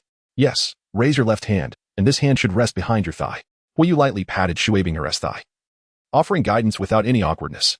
The girls were unfazed, accepting the physical contact as part of their dance practice. Meanwhile, Yu Xiangxin, unable to tolerate the scene any longer, left with a thunderous expression. Within a couple of hours, Huiyu and Shuibing had become excellent friends. Due to her younger age, Huiyu was affectionately regarded as their little brother, with them calling her Huiyu, our little brother, in an endearing manner. This familiarity deepened their bond, leading to playful arm-linking and hugs. Some couldn't resist giving Huiyu a quick peck on the cheek. However, Huiyu did not view Shuibing and the other girls as sisters. What a lively group of girls. Huiyu mused joyfully amidst the girls. Thus, Huiyu successfully invited the Chihua boys to share dinner with the Tianshui girls, and the atmosphere at the dinner was delightful, especially as the boys were all quite exuberant. After the meal, night had fallen, and the two academies stood at a crossroads. Shuibing paused, her skirt swaying gently in the breeze. "It was a pleasure meeting you all, and I'm thrilled to know you, Huiyu. Although we consider you our little brother, we want to go easy on you in the competition. You must be cautious. Of course, regardless of our personal relationships, we will give our all on stage. Fighting for our respective academies," Huiyu replied with a subtle smile. "See you tomorrow," Shuibing beamed. "Yes, see you tomorrow." After bidding farewell to the Tianshui Academy, Huiyu returned with the Hua brothers. Along the way, the boys excitedly chatted, but upon reaching the hotel floor where Chihua was located, their laughter abruptly ceased. For at that moment, Huiyu stood in the corridor, her expression furious. With hands on her hips and a countenance as unfriendly as a volcanic eruption, she demanded, "Where have you all been today?" Well," the boys stammered, sensing the gravity of Huiyu's demeanor. Feeling like guilty thieves unsure of how to respond, they all feared Huiyu, while her beauty rivaled that of Shuibing and the others. Her domineering personality made her less endearing compared to the gentle Tianshui girls. "Humph, don't think I'm unaware. The competition is tomorrow, and you all went out to dinner with the rival academy. Ah, you bunch of stinky boys." Fiery Dance, in a fit of anger, hurled a few choice words before forcefully slamming the door and retreating to her room, visibly incensed. Was it truly necessary for her to be so furious? After all, it was merely a meal. The boys, bewildered, struggled to comprehend the source of her ire, their previously buoyant spirits dampened by her outburst. It was evident, was it not? The cause was undoubtedly Fire Feather. The brothers of Fire Crane remarked, clutching the back of their heads. "Ah, be cautious with your words." Fire Feather shot a glare in their direction. It was clear to any discerning observer that Fiery Dance regarded him differently than she did others. The brothers of Fire Crane refrained from further elaboration, and one by one, they returned to their respective rooms, leaving Fire Feather alone. He cast a glance at Fiery Dance's door, contemplated for a moment, and decided to check in, only to find the door securely locked. A gentle knock yielded no response. It seemed she was indeed quite angry. With a sigh, Fire Feather retreated to his own room. The following day marked the commencement of the Elemental Exchange Conference among the 5 great academies. At the Shinkei's Academy competition venue, individuals from all 5 academies gathered, each occupying their designated area. The majority present were from Shinkei's Academy, accompanied by citizens from Shinkei City. Chapter 54, The Blue Electric Tyrannosaurus Family, Yutianshin. The competition was set to be broadcast live, allowing students from the other 4 academies to witness the event in real time from their respective institutions via display screens. Within the halls of the Blazing Fire Academy, all faculty and students had taken their seats, eagerly anticipating the commencement of the matches. As he gazed upon Fire Feather's visage on the screen, Fire Tian, his elder cousin from the same clan, found himself engulfed in profound self-doubt. Was he truly a level 6 innate soul power wielder? As a direct descendant of the Fire Forest Lizard family, Fire Tian, possessing level 6 innate soul power, was already deemed qualified to become the next clan leader. However, his sole rival, Fire Feather, also endowed with level 6 innate soul power, had, in the span of merely 2 years, transcended into a figure he now felt compelled to look up to. Returning to the competition scene. When Xiaodian approached the territory of Blazing Fire Academy with measured steps, 2 years had matured him significantly, He was no longer the impulsive individual he once was. Fire Feather. At long last, we meet again. Oh, it's Xiaodian. Long time no see. How have the past 2 years treated you? Fire Feather responded with a smile. Xiaodian? Humph. Spare me the pleasantries. I assure you, I have not forgotten the events of 2 years ago. I intend to settle the score today. Wen Xiaodian declared with a piercing gaze. Since I managed to defeat you once, I can surely do so again. Come at me whenever you wish. I stand ready. Fire Feather retorted nonchalantly. Very well, just be cautious. Once we are on the competition stage, I shall show no mercy, Wen Xiaodian warned. At that moment, Fire Dance returned from drawing the competition order, and upon seeing Wen Xiaodian standing before Fire Feather with ill intent, a strong instinct to protect surged within her. Wen Xiaodian, what are you plotting? She exclaimed. Fiery Dance, I'm not doing anything. Just having a brief chat with him, Wen Xiaodian replied, his bravado faltering. A sheepish smile gracing his face. Don't play coy. Don't think for a second I'm unaware of your feelings towards Fire Feather. Return to your own position. Huowu stood resolutely before Huoyu and said firmly, Huowu, why do you always show such kindness to this lad? Return. All right, I shall go. Huowu replied. Witnessing this, Feng Xiaodian had no choice but to depart, his expression one of dejection. Seeing this, Huoyu felt a warm sensation in his heart. This was Huowu, a girl who would be the first to stand up and protect herself when others sought to bully her. He shook his head with a smile. Standing behind her, gently grasping her arms. Leaning forward slightly, he looked at her from the left side and said, Hey, Huowu. What is it? Huowu pouted, refusing to let Huoyu see her face. This girl had spoken to him since yesterday, clearly still upset. Although the appearance of Feng Xiaodian had eased the tension somewhat, she still seemed to harbor a hint of annoyance. Huoyu smiled charmingly as she approached her. Huowu stood still, deliberately turning her face to the left, while Huoyu swiftly approached, pressing his palms against her cheeks to realign her head. Their gazes locked. What are you doing? Let me go? She exclaimed. Stay still, he commanded. What's the matter? Huowu glared with wide eyes, yet her body remained obediently still. I suddenly feel that there is something that would suit you perfectly, Huoyu declared, retrieving a resplendent golden ornament from behind him. A choker? Huowu's eyes sparkled with interest. Yes, let me put it on you, he replied. Chokers, be it among the girls of Earth or those from the Douluo Continent, are a favorite adornment among certain circles. Those unfamiliar with the trend might wonder why girls wear something akin to a dog collar around their necks. However, chokers serve a dual purpose. They protect the carotid arteries and undeniably enhance a woman's allure, elegantly framing the neck and visually elongating it, thus captivating the beholder. With the impending competition, Huowu's lingering moodiness could easily affect her performance, requiring some coaxing. Hence, earlier that morning, Huoyu had visited a high-end mall in Sharingan City, selecting this exquisite golden choker crafted by a master blacksmith, having spent 20 gold soul coins, a considerable sum. Not only does it serve as a beautiful accessory, but it also provides effective protection for the neck during battles, mitigating the impact of enemy soul masters' attacks on that vulnerable area. Huoyu gently fastened the collar around her neck, drawing them close together, a gesture that instantly made Huowu feel somewhat bashful. Is it beautiful? Huoyu inquired. Although Huowu did not respond, her expression betrayed her fondness, and a sense of delight blossomed within her, dissipating the last remnants of her mild irritation. How did you know I favor this color? Fire Dance, in a cheerful mood tinged with a hint of playful arrogance, smiled as she said, Well, it's a secret. With a slight scoff, Fire Feather chuckled softly. Fire Dance, her cheeks flushed, chose not to inquire further. Fire Feather was unaware of the significance behind gifting a girl a collar. However, Fire Dance understood, and a flutter of emotions began to stir within her. On a serious note, who are our opponents in today's 2 matches? Fire Feather inquired. In the realm of the Fire Dance path, the Xiangjia Academy and the Thunder Academy stand in stark contrast. The Xiangjia Academy boasts formidable defensive capabilities, yet their sluggish speed renders them less concerning. Today, however, the primary adversary remains the Thunder Academy, mused Huoyu. The team competition of the exchange meeting is set to unfold over 3 days, with matches scheduled for both morning and afternoon sessions, each academy taking turns to compete, and the institution with an unblemished record emerging as the champion. In Huoyu's estimation, the Xiangjia Academy appears to be the weakest link. As the exchange meeting approaches its commencement, the inaugural match features the Blaze Academy pitted against the Thunder Academy. Please ensure your teammates are prepared. The official commencement will be in 10 minutes, announced the host, soaring gracefully through the air while clutching a microphone at the center of the stage. The teams began strategizing for battle, with Hua Tianxin offering tactical guidance. The Thunder Academy employs an exceptionally domineering combat style, and their lightning possesses a paralyzing effect. It is imperative that you avoid direct confrontation. Additionally, pay special attention to their captain, Yu Tianxin. This young man is one of the twin stars of the blue electric Tyrannosaurus family, whose martial soul is reputed to be the mightiest beast martial soul on the continent, and his soul power has already reached level 24. Apart from Feng Xiaodian, he ranks as the highest in level. Go forth and exhibit your true strength, he encouraged. Yes, Dean. The Blaze team responded solemnly as they ascended the stage. mirroring the Thunder Academy's readiness, each side assuming a position of opposition. The blue electric Tyrannosaurus is indeed formidable, capable of amplifying attributes related to lightning, strength, and speed, far surpassing other beast martial soul wielders. Nevertheless, the true prowess of the blue electric Tyrannosaurus martial soul manifests only when it reaches level 30, at which point it begins to awaken.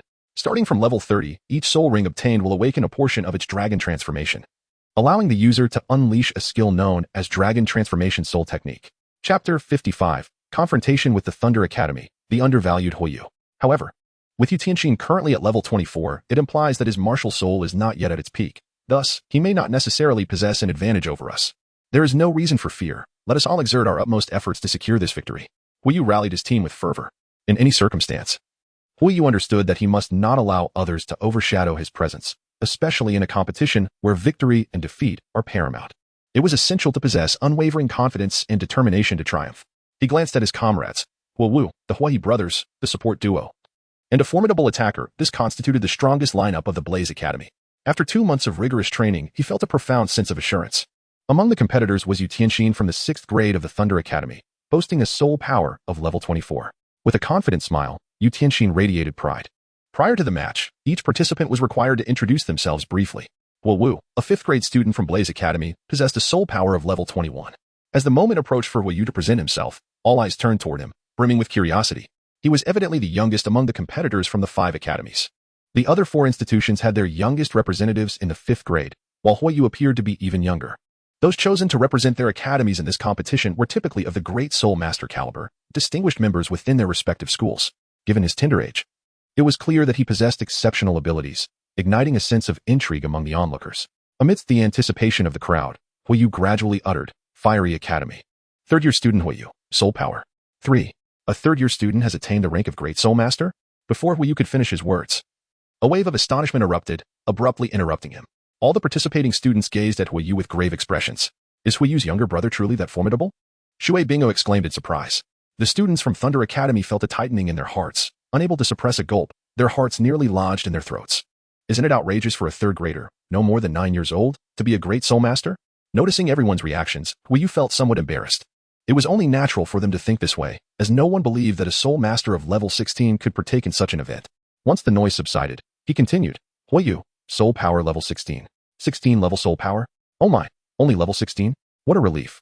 For a moment, I genuinely thought someone could reach the great soul master level in 3rd grade, which startled me. Someone remarked, "Wait, don't you find it a bit odd? How can he represent the Blaze Academy with a soul power level of 16? Another questioned, "Indeed, what is going on here? Did he take the backdoor route? They probably just sent him for some experience." The audience below expressed their confusion. On stage, Yu Tianxin let out a long sigh of relief. Talented individuals often do not wish to see someone who surpasses them. Learning that Huoyu was merely level 16 brought him immense joy, and he burst into laughter, saying, "Haha, level 16? Has the Blaze Academy truly run out of candidates to send a level 16 soul master onto the stage? What are you laughing at? Did you reach level 16 when you were in 3rd grade? It's not much different." Huoyu retorted angrily. The audience watching the match nodded in agreement, commenting, "Indeed.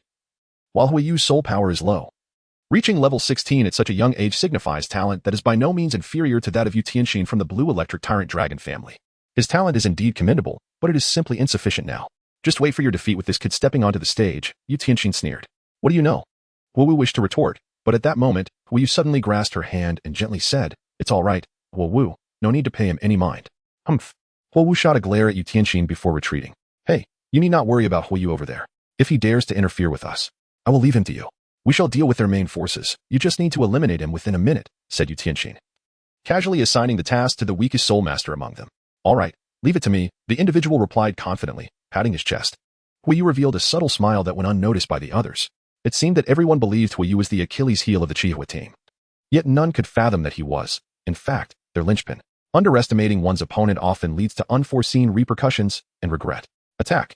Aside from the support members, the entire Thunder Academy charged into battle. Though their tactics appeared haphazard, their positioning was meticulously calculated. First soul skill, Meteor Sparks. 2 Chihua support members unleashed their skills simultaneously, enhancing the speed of all their comrades. The effects were cumulative, allowing the speed enhancers to move even faster. The Chihua side also sprang into action, and the 2 teams clashed fiercely. The blue lightning Tyrannosaurus Wuhan descended from the heavens with a deafening roar, and Yu Tianxin's formidable aura instilled a sense of pressure within Chihua, a testament to the dominance of a top-tier beast Wuhan. The Thunder team focused on the main forces. neglecting Huiyu. Observing this from the stands, Feng Xiaotian remarked, foolish. Though Feng Xiaotian harbored a deep disdain for Huiyu, he was acutely aware of his capabilities after being defeated by him 2 years prior. Otherwise, Chihua would not have allowed him to attend the exchange meeting. Meanwhile, the overlooked Huiyu began to maneuver towards the rear of the Thunder team. Yu Tianxin noticed Huiyu and coldly commanded, you go and swiftly eliminate him. Yes. A Thunder student began to advance towards Huiyu. Sharingan. Basic illusion. The crimson eyes manifested as Huiyu faced the approaching adversary, their trajectories converging. Just lie down nicely. Kid. The Thunder student sneered, gathering lightning in his palm before delivering a punch to Huiyu's face. Too weak. Can't you even stand after one punch? It's absurd that a weakling like you is on stage, he chuckled arrogantly as he watched Huiyu struggle to rise. Unbeknownst to him, he had already fallen victim to Huiyu's illusion. Everything he perceived was merely a figment of his imagination. To the spectators, the Thunder student appeared comically flailing at thin air. What is he doing? Has he lost his mind? The audience gawked in confusion, with some even suspecting him of being a traitor. Meanwhile, the real Huiyu had long since slipped past him, penetrating the rear of the Thunder team and effortlessly dispatching their support Soul Master. It's over for you, kid. The Thunder student, still ensnared in the illusion, prepared to deliver a final blow to send Huiyu out of the match, only to watch in astonishment as Huiyu miraculously vanished before his eyes. Chapter 56. The Weeping Maiden. What on earth? Where did he go? The student was left utterly flabbergasted. How did he just vanish mid-fight? Fool. What are you doing? Yu Tianxin shouted in exasperation as he witnessed his teammate flailing at the air like a fool, his frustration reaching a boiling point. This exclamation jolted the Thunder student from the illusion, and suddenly, the scene before him was starkly different from what he had previously perceived. What is happening? How could this be? I distinctly knocked him down just now. Captain. He stammered, struggling to articulate his confusion, as everything had felt so real. Useless. Why are you still standing there? Go provide support. Yu Tianxin, hindered by the assault from Chihua and Huowu, was desperate for assistance and shouted urgently. Too late. Raging Gale. With a swift strike of his foot, Fire Feather, endowed with the extraordinary soccer talent akin to that of the famed Tsubasa, executed a perfect shot in conjunction with the Gale Step. Given the distance, he was fully capable of achieving 100% accuracy. Consequently, he unleashed a blade of fiery true air that struck precisely at the only female student from the Thunder faction, who specialized in control techniques. The Thunder student attempted to resist with her soul power. However, the formidable Gale Step shattered her defenses and struck her directly. She was sent several meters back, severely injured, while her clothing was rent asunder by the sharp air blade. The fleeting gust of the Gale Step materialized into countless diminutive yet razor-sharp wind blades, which mercilessly shredded the Thunder female student's attire into tatters. In but a few breaths, the onlookers were confronted with a vision of a fragmented figure, her disheveled garments mingling with the delicate fragrance of youth, swirling through the air. A few remnants of fabric, fortunately, managed to obscure the girl's modesty. Such pristine blades, so exquisitely beautiful, so lustrous, so tender, exclaimed a student from the Divine Wind faction, overwhelmed.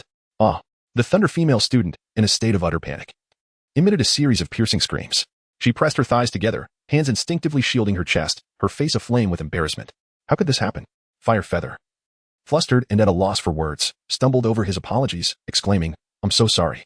I didn't mean to. Please let me explain. Hey, you scoundrel, pervert, bastard, disgraceful, she cried, tears streaming down her face as she fled the competition stage. How infuriating.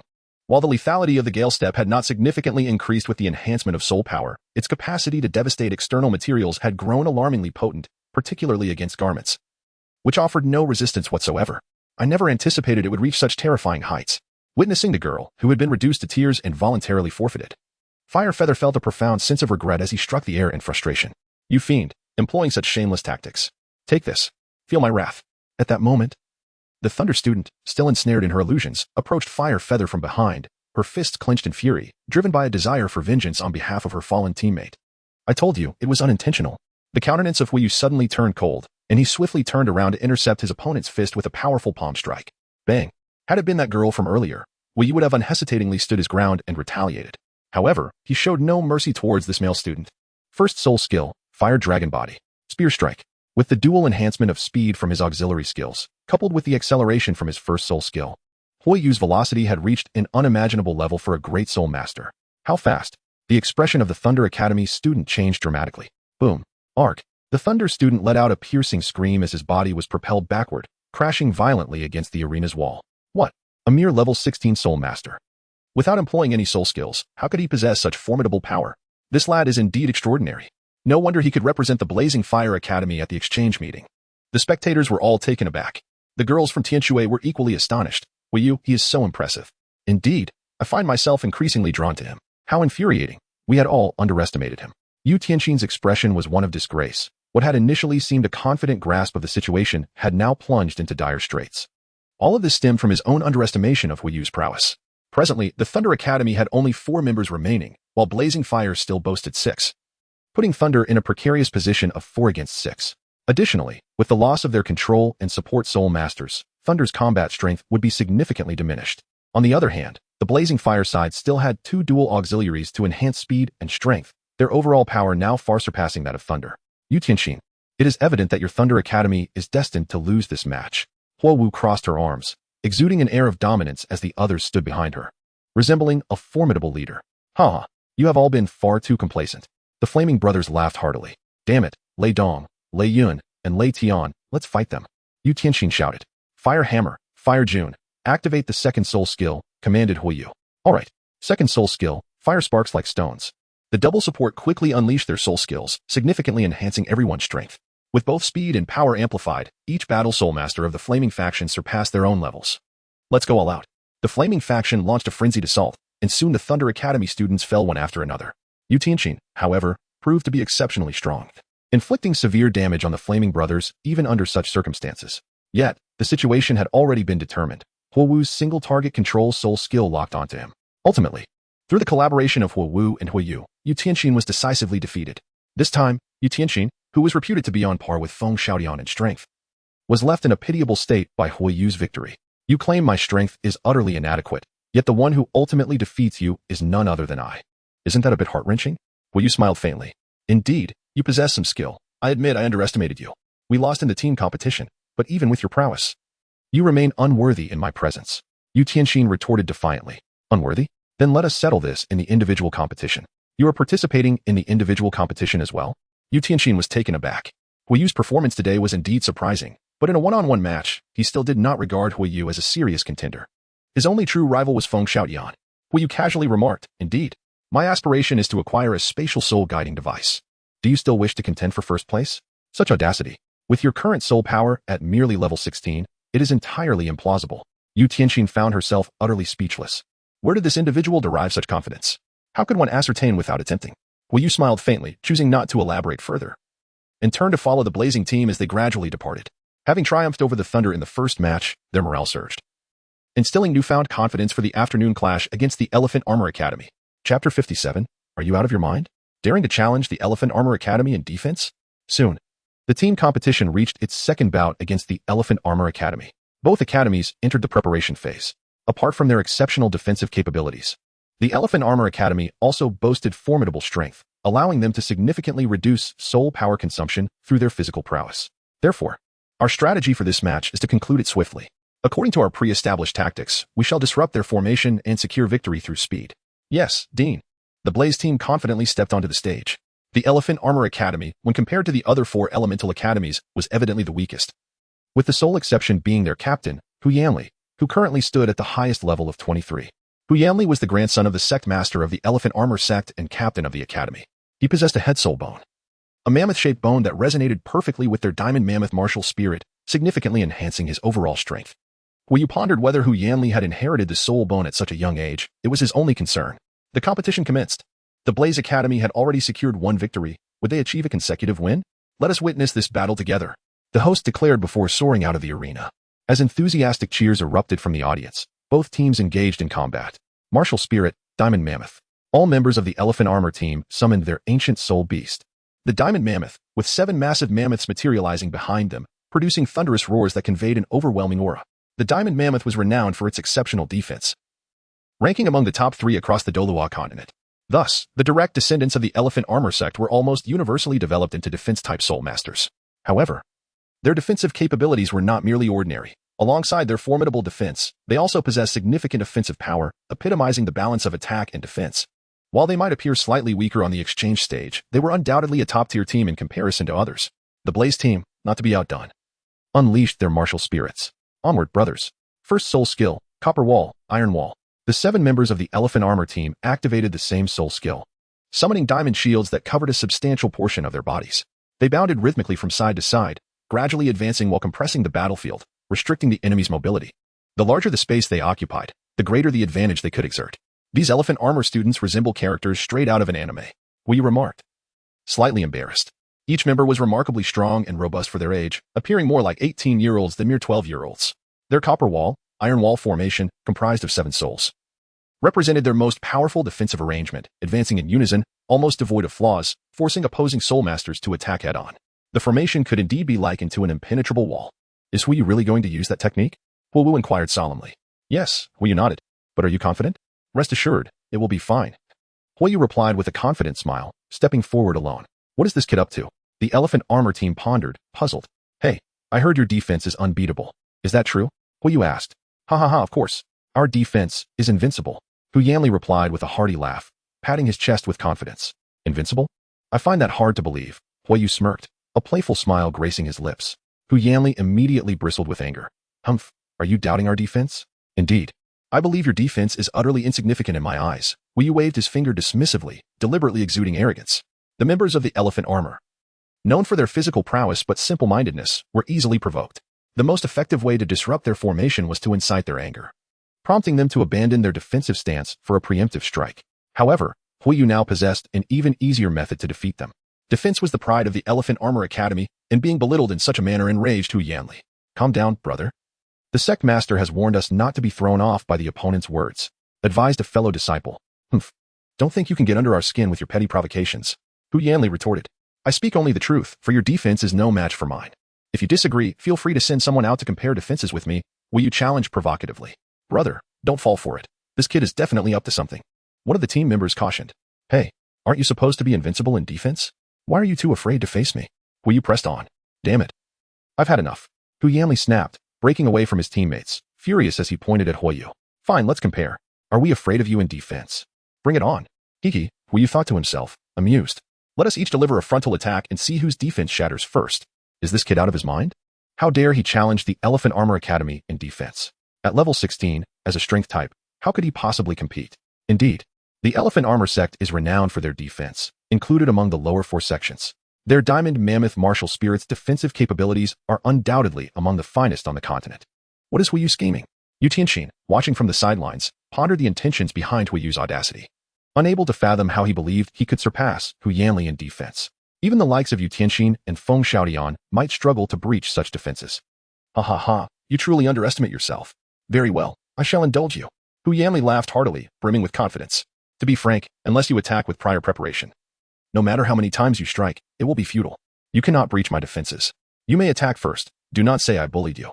Then I shall not hold back, Hui Yu declared, rolling his fists.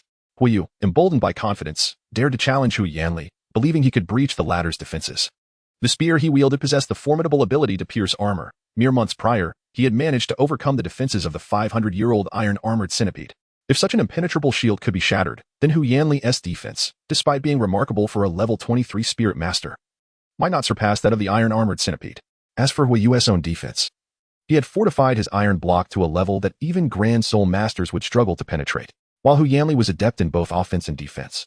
His attacking prowess paled in comparison to the might of those from the Thunder Academy or the Divine Wind Academy. In Chapter 57, titled The Midnight Knocker, Shui Ware, it was evident that a simple iron block sufficed to withstand Hu Yanli's assaults. Should the core of the Elephant Armor team, Hu Yanli, fall, the remaining members would pose little threat, allowing Qi Hua to secure victory with ease. The spear thrust forth. Bang! The fiery feather coalesced into a formidable force, aimed directly at the edge of Hu Yanli's diamond shield, and with a swift motion, it struck forth. What tremendous power! Hu Yanli managed to deflect the assault, yet was profoundly astonished within. He adjusted his mindset and declared, Ha! I told you, you cannot breach my defenses. A subtle smile graced Hui Yu's face. Yet he offered no reply. Unbeknownst to Hu Yanli, Hui Yu's Sharingan possessed an extraordinary insight, revealing the barely perceptible cracks that had begun to mar his diamond shield. With no more than 5 targeted strikes at the same point, he would undoubtedly shatter Hu Yanli's defenses entirely. It's my turn now. Witness how I deliver a blow that will bring you down. Hu Yanli cracked his knuckles, his countenance radiating confidence. He resembled a robust titan, exuding an aura of undeniable strength. Come at me. Hui Yu stood resolutely in place. What about your defenses? Surely, you do not intend to withstand my punch in this manner? Is there something amiss? I truly fail to comprehend your strategy. Merely enduring my assault? You are quite literally courting disaster. Hu Yanli was taken aback. He genuinely began to question whether Hui Yu was of sound mind. Is this what you call defense? It appears you are simply inviting your own demise. Enough with the prattle. Hasten your actions. Wu Yu urged. Has Wu Yu lost his senses? The strength of the armor students is exceptionally formidable. The girls from Tianshui expressed their concern. I initially thought you were plotting some clever scheme, but it appears you were merely misguided. This is your own folly. Ha ha ha. Taste my punch. Fall before me. Hu Yuanli swung his powerful arm, unleashing a punch toward his opponent. This is it. This fool truly intends to withstand the blow? If he takes this hit, he is surely finished. The spectators collectively shook their heads in resignation, already envisioning Hu Yu being felled by a single strike. Iron block. The body of the fire feather instantaneously transformed into a substance as unyielding as steel. When Hu Yanli delivered a punch, it merely staggered the fire feather a few meters back. To everyone's astonishment, Hu Yu emerged unscathed, his brow unruffled. Witnessing this scene left all in a state of disbelief. Incredible! He withstood Hu Yanli's punch with nothing but his flesh, and he seemed completely unharmed. How on earth is this possible? Is his body forged from iron? A collective gasp echoed through the crowd. How could it be that his physical defense was so astonishing? Even I, without employing my first soul skills shield, could not achieve such a feat. Who exactly is this individual? Hu Yanli stood in stunned silence, incredulous at the spectacle before him. The faint pain emanating from his fist made him feel as though he had struck an unyielding piece of mysterious iron. I underestimated you. You indeed possess some skill. No wonder you dare to challenge me to a defense contest. However, I maintain my stance. You cannot breach my defenses. In my next attack, I shall not hold back. Hu Yanli cast aside his earlier disdain, acknowledging Hu Yu's demeanor. Once more, Hu Yanli bellowed, assuming a defensive stance. Finger spear. Hu Yanli once again thwarted Hu Yu's assault. He launched another strike, this time with all his might, yet still could not shake Hu Yu's steadfastness. Infuriating. Soon, the defense contest reached its fourth round. And Hu Yanli was thoroughly enraged. I refuse to believe this. Witness my ultimate power. Maximum rotation. Maximum strength. Mammoth whirl. This was Hu Yanli's most formidable singular attack. A rapid spinning motion, utilizing the razor-sharp edges of his mammoth martial spirit to strike with tremendous force. At last, this technique pushed Hu Yu to his limits. And the onlookers held their breath in anticipation. After a tense moment, he held firm. He has withstood the blow. The spectators erupted in excitement. Fire Feather's lips curled into a smile as the diamond shield could no longer withstand his final finger attack. It is over, Hu Yanli. With a resounding crash, he shattered the diamond shield for the fifth time, striking Hu Yanli squarely. Without the shield, Hu Yanli's physical form was utterly incapable of resisting Fire Feather's direct assault. A single move sent Hu Yanli crashing to the ground. Remarkably, he had triumphed over Hu Yanli in defense. The participating students and their accompanying mentors wore grave expressions. This young boy, merely a third year with a soul power of level 16, was undoubtedly the most extraordinary among the 5 esteemed academies. Possessing a speed unmatched by the Academy of Divine Wind, superior defense compared to the Academy of Elephant Armor, an attack power that rivaled that of the Thunder Academy. Was this child truly a paragon of versatility? Such a remarkable youth would surely stir the entire soul world in the future. Hu Yanli's defeat left the Academy of Elephant Armor bereft of its core, leading to a swift loss against the Academy of Blazing Fire, which secured its second victory. With 2 consecutive wins, the Academy of Blazing Fire's confidence soared. And the next day, in the third match against the Academy of Heavenly Water, they performed exceptionally well, narrowly clinching victory. After several days of competition, the final 2 teams were determined. The Academy of Blazing Fire and the Academy of Divine Wind, both boasting an unblemished record and vying for the championship title. Should Fire Feather vanquish the Academy of Divine Wind, he would earn a reward of 500 gold soul coins and a soul gathering herb to expedite his soul power enhancement. Following the match against the Academy of Heavenly Water, Fire Feather returned to his room to rest. Around 11 o'clock that night, Shui Yuer hurriedly knocked on his door. Fire Feather, can you come out for a moment? She called out. At that moment, Fire Feather had just finished his shower, wrapped in a white towel and yet to change into his sleepwear. Seeing that Shui Yuer appeared to have something urgent to discuss, he reluctantly opened the door. What is it, Shui Yuer? What brings you here at such a late hour? Yu discovered that Shui Yuer was also clad in sleepwear, her lower half adorned with extremely thin and short shorts. Though lacking in ostentation, she emanated a simple and pure charm, a subtle fragrance of youthful innocence wafting around her, captivating the senses. There's no time for explanations. Hu Yu, come with me quickly, Shui Yuer urged, taking Hu Yu's hand and leading him towards their hotel room. As he grasped her delicate hand, Hu Yu felt a twinge of anxiety. In the darkness of the night, a male and female together, what could this imply? Surely she wouldn't lead him to some secluded grove? This seemed improper. After all, he was still but a child. Wait, Shui Yuer, I'm still in a bath towel. At least allow me to change my clothes, Hu Yu stammered nervously. Oh, don't bother changing. I don't mind at all. Why should you be concerned? Chapter 58, Shui Bingos Sleepwear, a tempting allure. I don't think this is quite appropriate, he replied. What are you thinking? Shui Yuer seemed to sense Hu Yu's thoughts. Her cheeks flushed as she explained. My sister is unwell, and you're the only one who can help her. We must hurry. Shui Bingo is in trouble? Wu Yu felt a wave of relief wash over him, yet upon hearing that Shui Binger needed assistance, his expression turned serious. All right. The hotel was vast, and it would take at least 10 minutes to reach the room of the Tianshui girls. Although Wu Yu was filled with curiosity as to why only he could offer assistance, he refrained from asking further questions and followed Shui Ware directly. Hurry, it's this room. Wu Yu nodded and stepped inside. As soon as he entered, he was enveloped by a chilling aura. The temperature in the room was remarkably low, reminiscent of stepping into an air-conditioned room set to a brisk 20 degrees on a sweltering summer day. The air was also imbued with a scent that was distinctly provocative, easily stirring one's masculine instincts. At first glance, Wu Yu noticed Shui Binger, nestled on a pink circular bed, her form tightly swathed in a layer of quilt, exuding an aura of chill. The entire assembly from Tianshui was present, a dozen enchanting Tianshui maidens adorned in an array of alluring nightwear, each style more daring than the last, verging on the realm of intimate apparel. Some young ladies had even foregone sleepwear altogether, rendering Shui Ware, in her modest attire, strikingly innocent by comparison. They sprawled across the circular bed, forming a protective barrier around Shui Binger, their alluring figures inadvertently presented to the newly arrived Wu Yu. What is the situation? I truly cannot endure this. Wu Yu stood frozen, swallowing hard as an overwhelming heat surged within him. It was late, and the girls had undoubtedly changed into their night garments. He could surmise that Shui Binger's circumstance was unexpected, and the maidens, concerned and pressed for time, had hastily come to attend to her. Yet, knowing a male was among them, could they not at least have taken measures to conceal themselves? Within her heart, Wu Yu felt a profound sense of helplessness. Shui Ware, too, thought her sisters exceedingly audacious. Considering the presence of males, they ought to dress more modestly. She felt a wave of embarrassment for her companions, exclaiming, "Oh dear sisters, Wu Yu has arrived. Could you perhaps cover up a bit?" Yue responded, "Wu Yu is our younger brother, and so innocent in his youth. It's no concern. Besides, if Sister Binger can dress this way, why should we worry? These beautiful women truly regarded me as one of their own." Wu Yu forced a bitter smile, acutely aware of the fervent activity surrounding him, silently questioning himself. Am I truly so innocent? Do as you wish, just step aside for a moment. The young ladies promptly scrambled off the bed, eagerly pushing Wu Yu back onto it. In that instant, Wu Yu felt akin to a lamb ensnared by a pack of wolves, being thrust into their jaws. Had it not been for witnessing that Sister Binger was genuinely in distress, he would have seriously doubted whether this group of girls intended to punish him for their defeat against the blazing fire today. Wu Yu feigned calmness. Yet inwardly he was in a state of utter turmoil, for he could not comprehend how he might assist Shui Binger. He could only inquire about the situation. What has happened to her? Shui Ware, with a troubled expression, replied, Sister's body has been infiltrated by an icy aura, which is relentlessly penetrating her flesh and marrow, tormenting her incessantly. If we do not expel this chill from her body swiftly, she may succumb to frostbite. As she spoke, the countenances of the 10 or so maidens surrounding them were filled with concern. An icy aura? How could this be? Shui Binger possessed an ice attribute martial soul. Did she not? Moreover, it was the most prestigious martial soul, the Ice Phoenix. Logically, one would expect a soul master of ice to be more resilient against such frigid forces. Well, he was thoroughly perplexed. My sister possesses an extremely cold physique. An extremely cold physique? Wu Yu's expression tightened. He was familiar with this concept, having encountered it frequently in novels.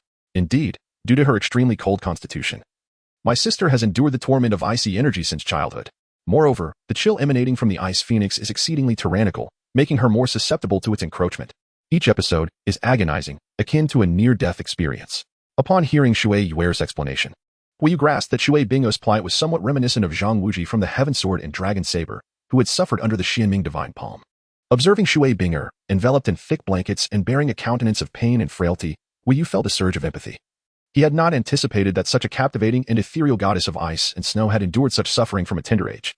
Wu Yu had likely surmised the purpose of their summoning, which was presumably due to his fire attribute. With a serious expression, he inquired, "What must I do to assist her?" The need for a fire attribute soul master was evident, as only through the infusion of soul power could the chilling aura be dispelled. I understand, but you should seek others instead. My soul power is merely at level 16. What if it is insufficient? Furthermore, my martial soul is only of average quality. Our team has the Hui brothers and Hu Wu, whose martial souls possess superior quality and whose flames are far more formidable. They would be better suited to aid Shui Binger. Not every fire attribute soul master is capable. It must be a fire attribute martial soul that resonates harmoniously with Sister Ice Phoenix. During today's competition, we discovered that your martial soul aligns remarkably well with hers, allowing for a unique interplay between ice and fire, even a potential fusion. We were all astounded. For finding a fire attribute soul master that could harmonize with Sister Ice Phoenix is exceedingly rare. You are the third, and the most compatible one at that.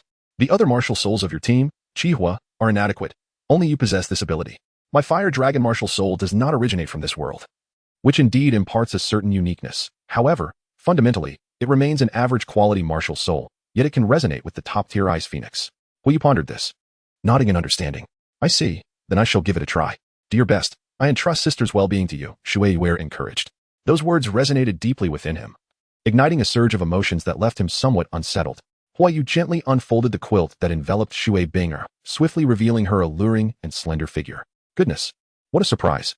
One would not have known until seeing it. The sheer audacity of Shui Binger's nightwear is indeed astonishing. One cannot help but wonder why the young lady has chosen such provocative attire for her nightly repose. Flame Feather was utterly astonished, clad in a white nightgown ensemble. Adorned with lace straps, the sheer fabric so translucent that one could nearly discern the body beneath. It was akin to wearing nothing at all, yet infinitely more alluring. The nightgown was exceedingly brief, fully exposing her long, fair thighs, an irresistible sight for any man, a veritable embodiment of Victoria's Secret allure. Chapter 59. Assisting Shui Binger in dispelling coldness. Gazing at Shui Binger, who lay sensually and captivatingly on the bed, Flame Feather felt a surge of heat rise to his nostrils. Unbeknownst to him, crimson droplets began to trickle from his nose. Ah, Flame Feather, dear brother. Why are you bleeding? It's nothing, he replied, slowly dabbing away the blood with a hint of embarrassment. Just hand me a tissue, please. Once he had tended to the wound, Flame Feather gently propped Shui Binger up. Her skin was remarkably smooth and pale, yet also chillingly cool to the touch. This frigidness instantly tempered his fervor. Given the inconvenience of handling the fiery plume, several young ladies collaborated to assist Shui Binger in donning her attire, after which they gracefully settled into a seated position with their legs crossed. Huiyu ascended the bed, sitting cross-legged before Shui Binger. The proximity between them felt rather unsettling. Perhaps I should change my position. I will move behind her, he thought. Her nightgown was exceedingly sheer, almost indistinguishable from nudity. Facing Shui Binger, Huiyu found it unbearable. Just as he was about to rise, the girls pressed him down, exclaiming, No, no, no. You must infuse your soul energy from the front. This will expedite the expulsion of the cold. Very well then, he conceded. Calm down, calm down. Focus on channeling the soul energy. Fire Feather took a deep breath, constantly reminding himself to refrain from wandering thoughts and to maintain his focus. Yet, he found it exceedingly difficult to concentrate.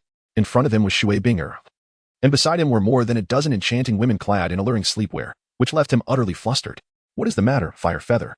Hurry up, Shui Binger urged anxiously.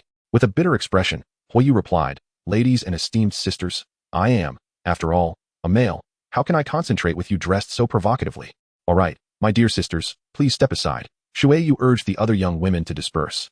Soon, only Huiyu and Shui Binger remained on the pink circular bed. Huiyu then became serious, swiftly channeling his soul power. I beg your pardon, Miss Shui Binger. After speaking, he pressed his palm against her chest. He was not one to take advantage of others, making every effort to avoid any inappropriate contact. However, Shui Binger's development was quite remarkable, and he inadvertently pressed against a rather soft area. Shui Binger let out a soft moan, though still in a semi-conscious state. This gesture seemed to awaken something within her. What an overwhelming chill. Huiyu furrowed his brow, as though his palm had been instantaneously frozen, causing his body temperature to plummet. A solemn expression began to settle upon his face, marking his complete immersion into the moment. The fiery dinosaur spirit manifested behind, as a substantial amount of soul power began to flow into Shui Binger's body. The soul energy of Huiyu continuously warmed Shui Binger's body, gradually dispelling the chill enveloping her. After 10 minutes, her consciousness began to return. She slowly opened her eyes to find Huiyu seated before her, wrapped in a white towel, his hands resting on her. What to do? It was utterly mortifying. The realization that she was still clad in such sleepwear made her too embarrassed to fully open her eyes. Her lower lip gently bitten. How vexing. His soul energy was nearly depleted. Huiyu was already drenched in sweat, and the excessive consumption of his spiritual energy had rendered his body somewhat weakened. He had no choice but to resort to that technique. Meditation. Fire Feather decisively employed the meditation skill of the Sword Saint, and within a mere 10 seconds, his soul energy was fully restored. It was astonishing that he could regain his soul power in such a brief span. Could this be the ability of a soul bone? The young women were somewhat taken aback, and Shui Binger opened her eyes in surprise, exclaiming, Fire Feather, you, just now. Huiyu had long sensed that Shui Binger had regained consciousness, yet she pretended to remain asleep, and he naturally would not expose her. He had initially intended to keep his meditation abilities concealed until after the individual competition. However, the urgency of saving her took precedence, and if he had to reveal it, so be it.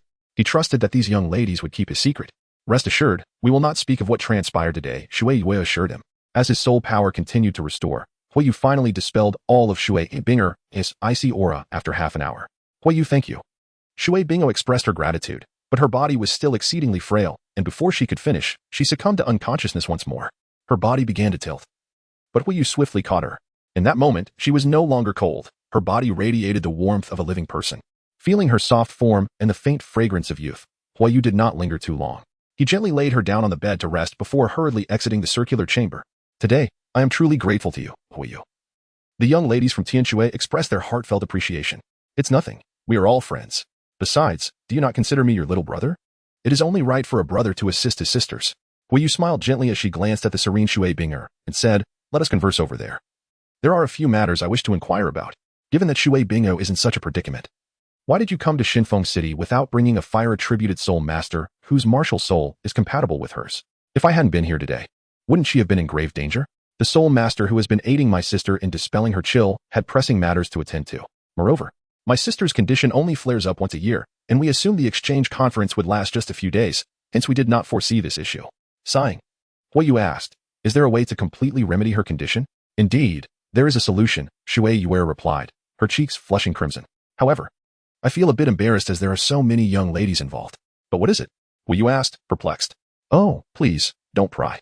Shui Yue's face reddened further. What is there to hide? Perhaps we can assist. Only someone my sister has feelings for can provide assistance. You cannot help. Only someone Shui Binger loves can aid her? Huayu pondered, her heart racing. Could it be that a fire-attributed soul master must unite with her in a profound manner? Ahem, very well then. Actually, there is another method, albeit an exceedingly rare one, which we may never find. What is it? Huayu inquired. Are you familiar with celestial herbs? Shui Yue responded. I have heard of them, Huayu replied. Comprehending that only such extraordinary herbs could cure a body afflicted by extreme cold, how could he not be aware of these celestial herbs? The world possesses a woefully inadequate understanding of them, and despite perusing countless tomes, he had never encountered a single one dedicated to celestial herbs. Only a minuscule number of individuals possess even a modicum of knowledge, and among them, few could identify several celestial plants. Nevertheless, Huayu could likely recognize a dozen celestial herbs and was well aware of the locations of numerous exceptional varieties. Do you know of the pure yang liero grass? Chapter 60. Shui Bingo sacrifices for love, the ice and snow romance, and the spatial soul guidance device capable of storing living beings. I have not heard of such a celestial herb, but if the opportunity arises, I could assist in the search, Huayu replied, shaking his head. He carefully reflected and confirmed he had not encountered mention of this herb in the original text. You truly have a kind heart. But there is no need for you to make any special efforts. Such celestial herbs are exceedingly rare, and the pure yang liero grass is particularly elusive, appearing only once every several millennia. It is improbable for my sister to resolve her extreme cold condition through absorption of such herbs. Shui Yu and the others held little hope, but Huayu remained undeterred. While he was unfamiliar with the pure yang liero grass, he believed that a location existed abundant with hundreds of rare celestial herbs, among which might be precisely what Shui Binger needed. He was determined to venture to this treasure trove, though it was fraught with peril. When the time was ripe, he would gather every last celestial herb without leaving a single one behind. Huayu smiled faintly, choosing not to elaborate on the topic of the celestial herb. Now that the individual was cured, it seemed inappropriate to linger late at night in the company of a group of young women. Since Shui Binger is fine now, I shall take my leave, he declared. After exiting the room, both brothers of Huayu regained their composure, and he cautiously made his way to his own chamber. It would be quite scandalous to be caught wandering out from the girls' quarters in nothing but a towel at such an hour. Fortunately, he encountered no one along the way, and Huayu hurried back to his room, collapsing onto his bed with a sigh of relief. However, his mind could not help but replay the vivid scenes he had just experienced, each detail etched into his memory. The following day marked the finals of the communication team competition, where Jihua faced off against the Shinfeng Academy in the arena. Huayu stood beside Huayu, sensing an inexplicable, peculiar fragrance emanating from him, yet unable to articulate precisely what it was. Something felt amiss. You seem to carry a rather unusual scent today, she remarked. Is that so? Perhaps it is the aroma of the hotel as shower gel, Huayu quickly clarified. Why don't you take a whiff of your own self? You might detect a similar fragrance. Oh, she responded. Huayu did not harbor any suspicions. After a brief moment, Shui Binger slowly approached, and upon seeing each other, both recalled the events of the previous night, their faces slightly flushed. Shui Binger, feeling a bit shy, lowered her gaze and stepped forward to Huayu. Huayu, may I have a private conversation with you? Shui Bingo exhibited a maturity far beyond that of typical girls her age. She embodied the essence of a refined woman, skillfully concealing her emotions behind a gentle smile. The competition is about to begin. Do you have something to discuss with him? Huayu interjected. I merely wish to discuss matters related to dance. It will not take much time, Shui Binger replied with composure. Huayu had also heard that the opening dance performed by the Tianshui Academy yesterday was taught by Huayu, so she did not intervene further. She harbored quite a fondness for Shui Binger, who exuded an elder sisterly aura. I shall return shortly. Huayu nodded, following Shui Binger to a secluded spot. Thank you for last night, Shui Binger said earnestly, her gaze towards Huayu markedly different from before. Oh, it's nothing. You needn't dwell on it. Huayu replied with a smile. How can it be a trivial matter? To me, it is akin to a life-saving grace. I am at a loss for how to repay you, so you must accept this. The talented and mature young man had already garnered Shui Bing'er's affection, and after the events of the previous night, he held an even more significant place in her heart. She had come to regard Huiyu as a friend worthy of deep connection, yet she felt compelled to do something in return for him. What is this? Huiyu beheld as a resplendent necklace of crystalline blue material materialized in Shui Bing'er's hand. The chain bore a pendant shaped like a delicate snowflake, exuding an aura that suggested it was far from ordinary and undeniably exquisite, though clearly designed for a woman. Its name, the love of ice and snow, denoted its function as a spatial soul guide capable of storing living entities. I now bestow this upon you. Please cherish it, she urged. What? Huiyu gasped in astonishment. The craftsmanship and effect were evident. It was undoubtedly more precious than the spatial soul guide awarded to the champion of the personal competition at this exchange event. No, I cannot accept this. It is far too valuable. Moreover, it would be inappropriate for a boy like me to wear such a feminine necklace. Fire Feather wished to decline.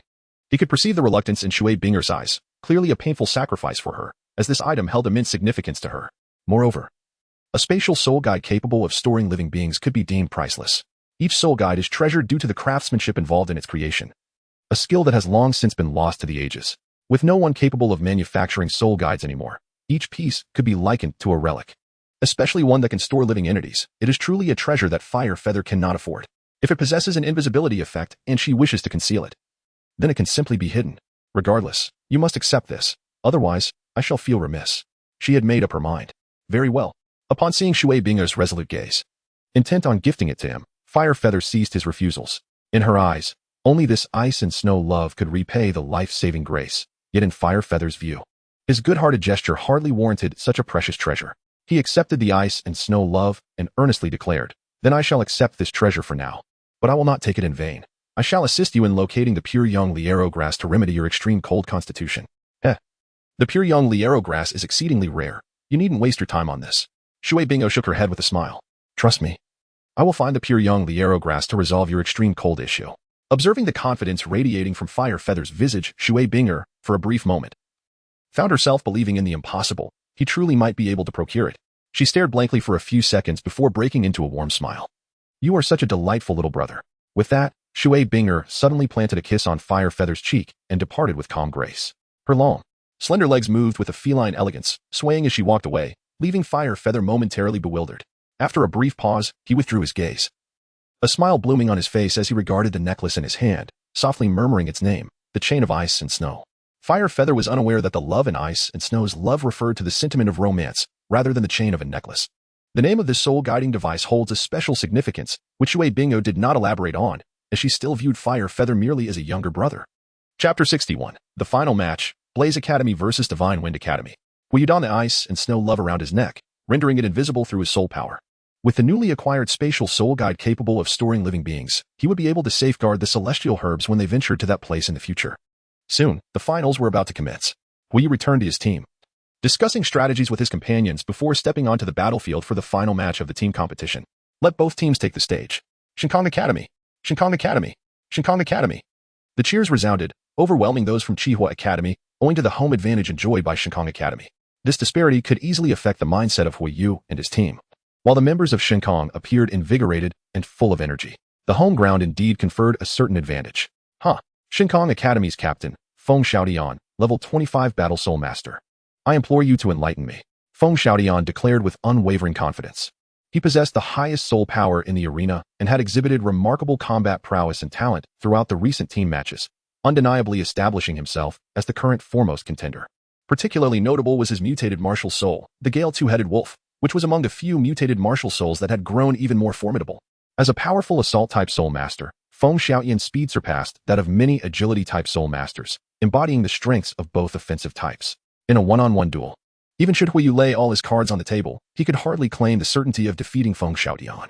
On the opposing side stood Huiyu, the captain of Chihua Academy, a level 21 control-type soul master. Despite the 4-level difference in soul power, Huiyu's presence was undiminished.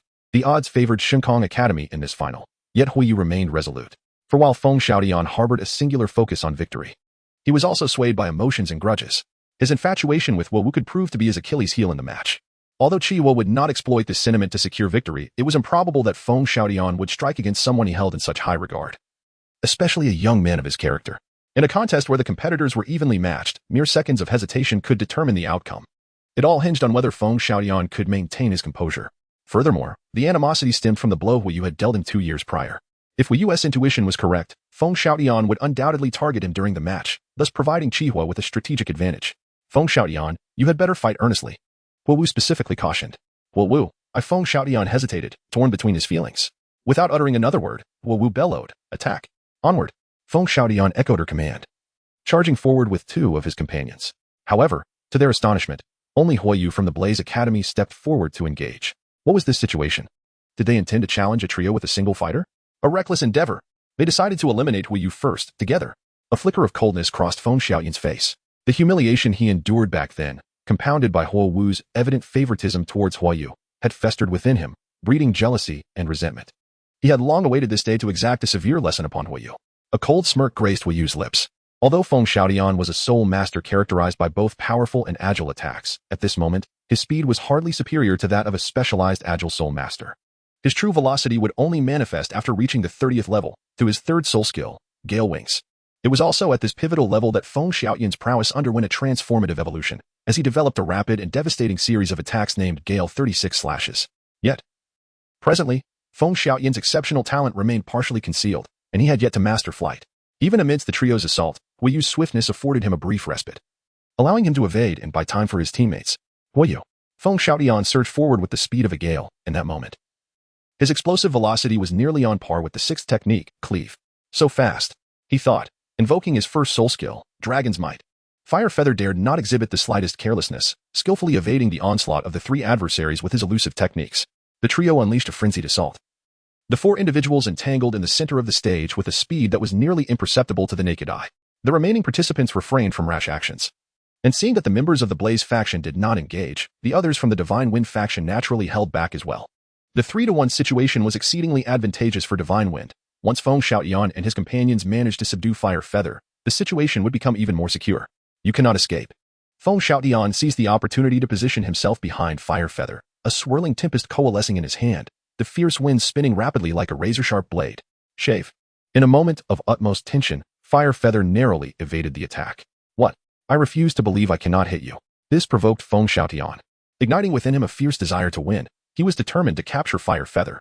Meanwhile, Fire Feather's strategy was to incite Feng Xiaoyan's overconfidence and await the opportune moment to exploit his teammates' coordination to deliver a devastating blow to Feng Xiaoyan first. In the face of the 3 assailants, Hu Yu found himself in a dire predicament. The Spectre of the Shadow Flicker and the formidable Fire Dragon Dominance had both been summoned, along with the power of the Sharingan. Yet, even the slightest distraction or a moment's hesitation could lead to his instant demise at the hands of his adversaries. For Hu Yu, there was no room for error. Fortunately, the extraordinary insight provided by the Sharingan allowed him to anticipate his enemy's movements and identify the optimal points for evasion. Feng Xiaoyan, you haven't changed a bit since 2 years ago. With a surge of frustration, Feng Xiaoyan's face contorted, veins bulging as he could no longer contain himself. 2nd soul skill. Dual Wolf Manifestation. This transformation accelerated his speed exponentially while simultaneously enhancing the ferocity of his attacks. The heads of 2 wolves enveloped his fists, resembling a pair of wolf-like gauntlets. It is time. Feng Xiaoyan had completely lost his composure, and as he frantically evaded the relentless onslaught of his 3 opponents, Hu Yu too was approaching his limits. The consumption of soul power was alarmingly rapid, and he was on the verge of collapse. In an instant, Hu Yu leaped into the air, marking his first attempt to evade above, lacking the ability to fly. Ascending into the air as a means of escape proved to be rather imprudent, for the airborne position rendered him immobile, akin to a cul-de-sac, allowing his opponent to lock onto him. Moreover, Hu Yu shot straight upwards, effectively preparing his adversary for an attack. You're finished, Hu Yu. Meet your demise, laughed Feng Xiaoyan. However, his teammate from the kamikaze squad sensed something amiss. After days of competition, they recognized Hu Yu as a meticulous strategist, one who approached battle with careful planning. He would never recklessly throw away his life. Everything had felt off from the beginning, yet they could not discern the exact nature of the anomaly. Feng Xiaoyan pursued him in the air without issue, unless Hu Yu possessed the ability to maneuver while airborne. Chapter 62. The Final Champion. The 2 members of Kamikaze instinctively attempted to obstruct him, but Feng Xiaoyan had already sprung upward, racing towards Hu Yu suspended in midair. Hu Yu, you're doomed. First soul technique. Wind blade formation. Ya.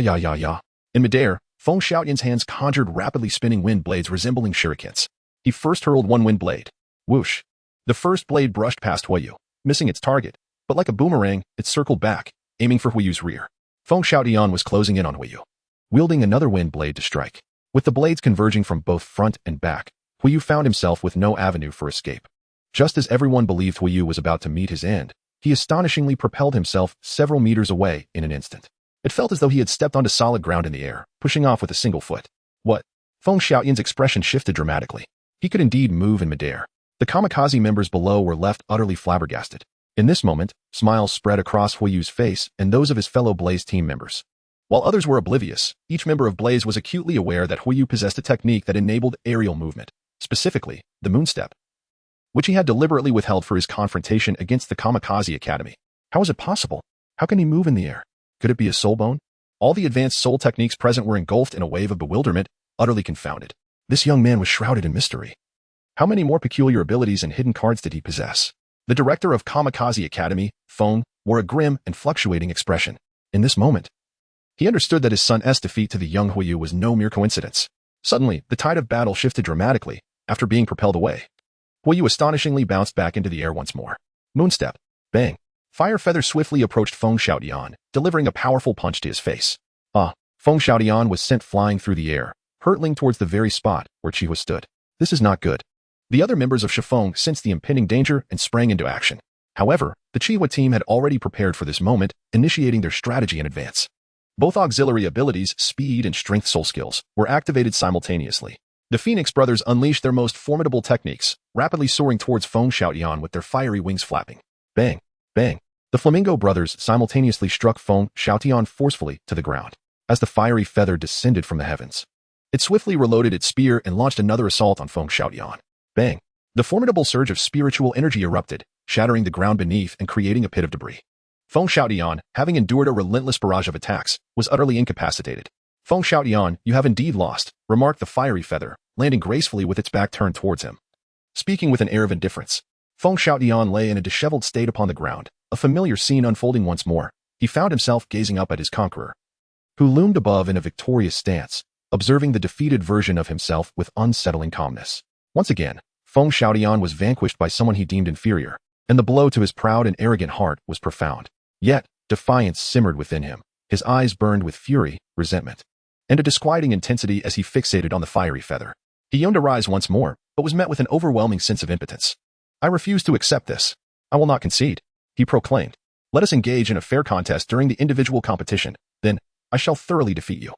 Huiyu cast a fleeting glance at Feng Xiaotian lying on the ground, then swiftly vanished from his sight to join the fray. Without Feng Xiaotian, the Shifeng Academy quickly succumbed to defeat, ultimately leading to the triumph of the Qihua Academy in this Grand Inter-Academy exchange event, claiming the championship title in the team competition. What an exhilarating battle it was. Let us extend our heartfelt congratulations to the victorious team, Qihua Academy, the host proclaimed with fervor. Yet, the applause was markedly subdued, which was to be expected, given that this was the home ground of Shifeng Academy. Now, may the members of the Qihua team come forward to receive their awards. The host hastily proceeded with the program. The main squad of Qihua consisted of 7 members, accompanied by 3 substitutes, each receiving a reward of 500 gold soul coins along with a prized soul-gathering herb. While the monetary amount was modest, the inclusion of the soul-gathering herb was indeed a generous gesture. The worth of 10 such herbs equaled that of the first-place prize in the individual competition. A spatial soul-guiding device, as these herbs were exceedingly rare. Even a wealthy and influential family like Huiyu's might struggle for 2 years to acquire a single herb. It is well known that celestial herbs are classified into grades, and in Huiyu's estimation, the soul-gathering herb could be regarded as a type of celestial herb, albeit merely of the first-grade quality. The Qihua team members returned to their hotel in high spirits, animatedly discussing how they would spend their winnings along the way. Hey, how do you plan to use those 500 gold soul coins? One inquired. Well, first a lavish feast, then I'll upgrade my equipment, came the reply. Exactly. My weapon is practically worn out, and I have no desire to buy something ordinary. I might as well exchange my 500 gold soul coins for something superior. Hee. I'm thinking of purchasing some jewelry and a few new outfits, a female member chimed in. The boys showed little interest, casually responding as they continued their conversation. I heard that the blacksmith in our Qihua City has crafted a new type of battle boots, both in quality and appearance. They're exceptional. I intend to save up to buy a pair.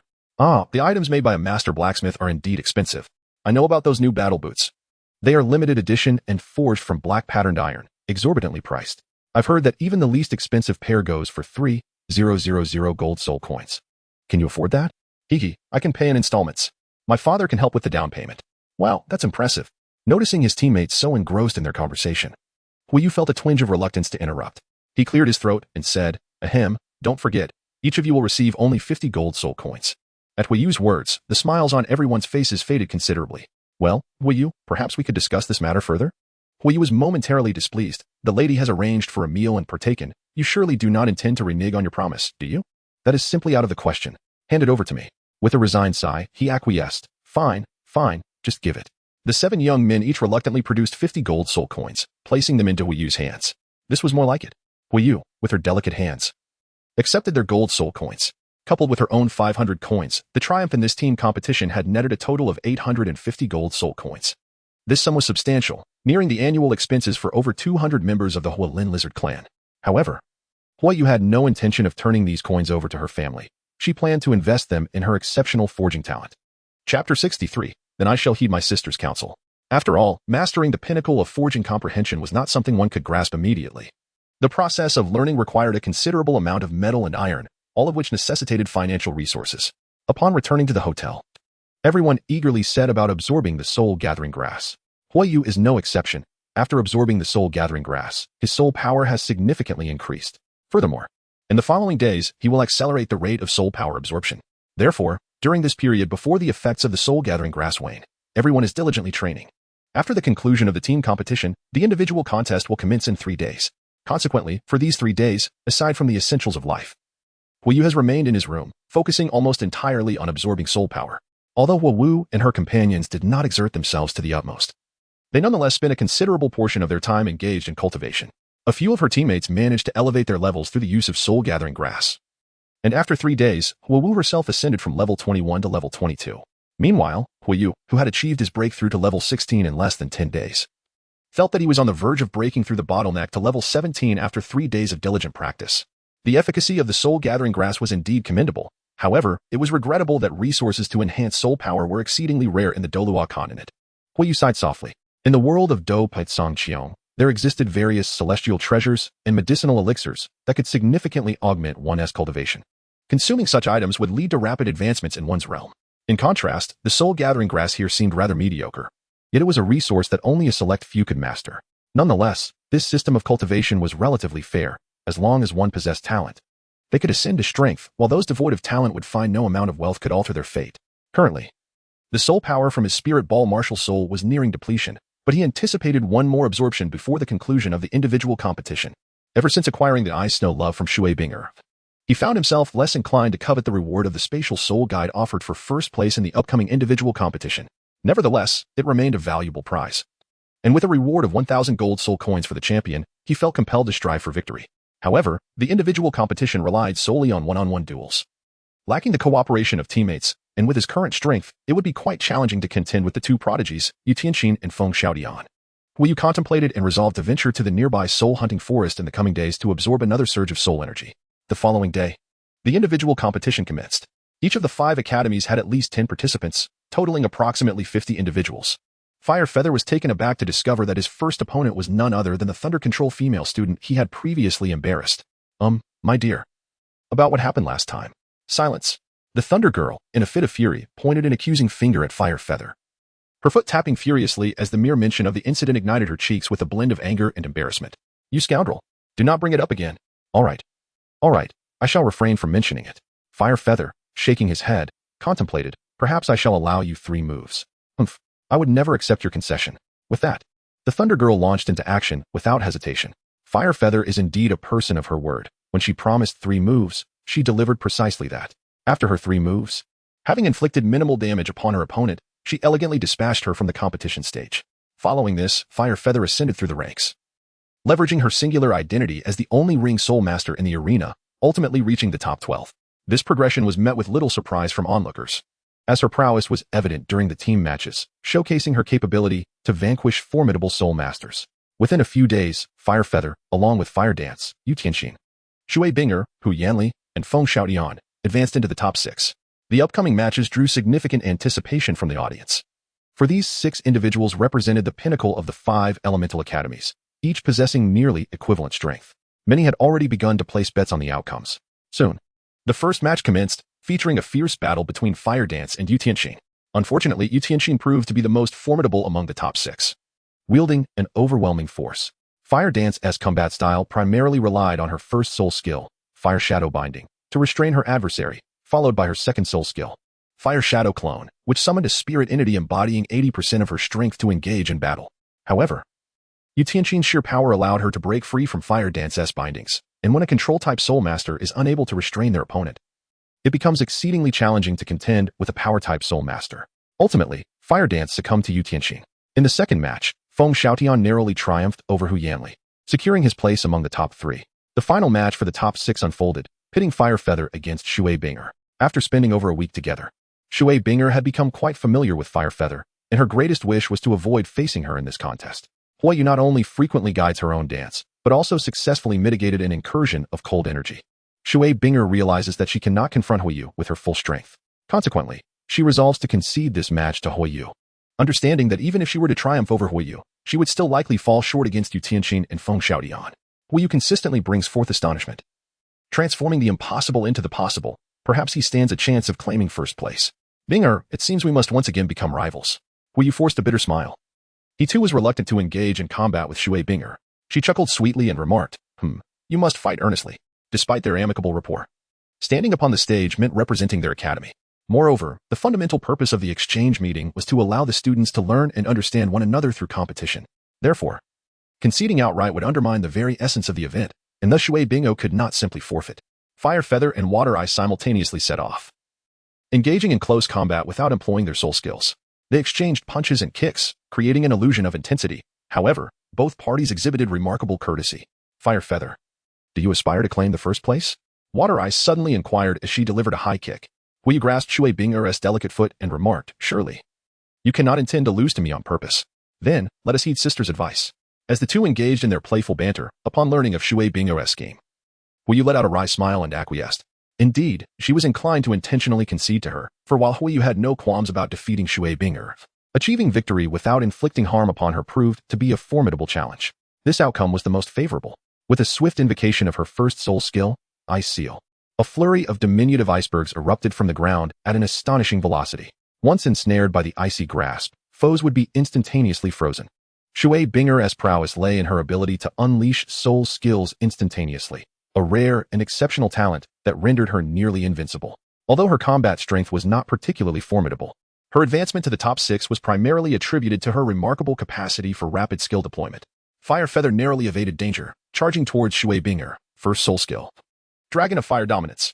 Shui Bingo continually employed her ice sealing technique to impede Fire Feather, performing with such realism that it appeared to be an authentic confrontation.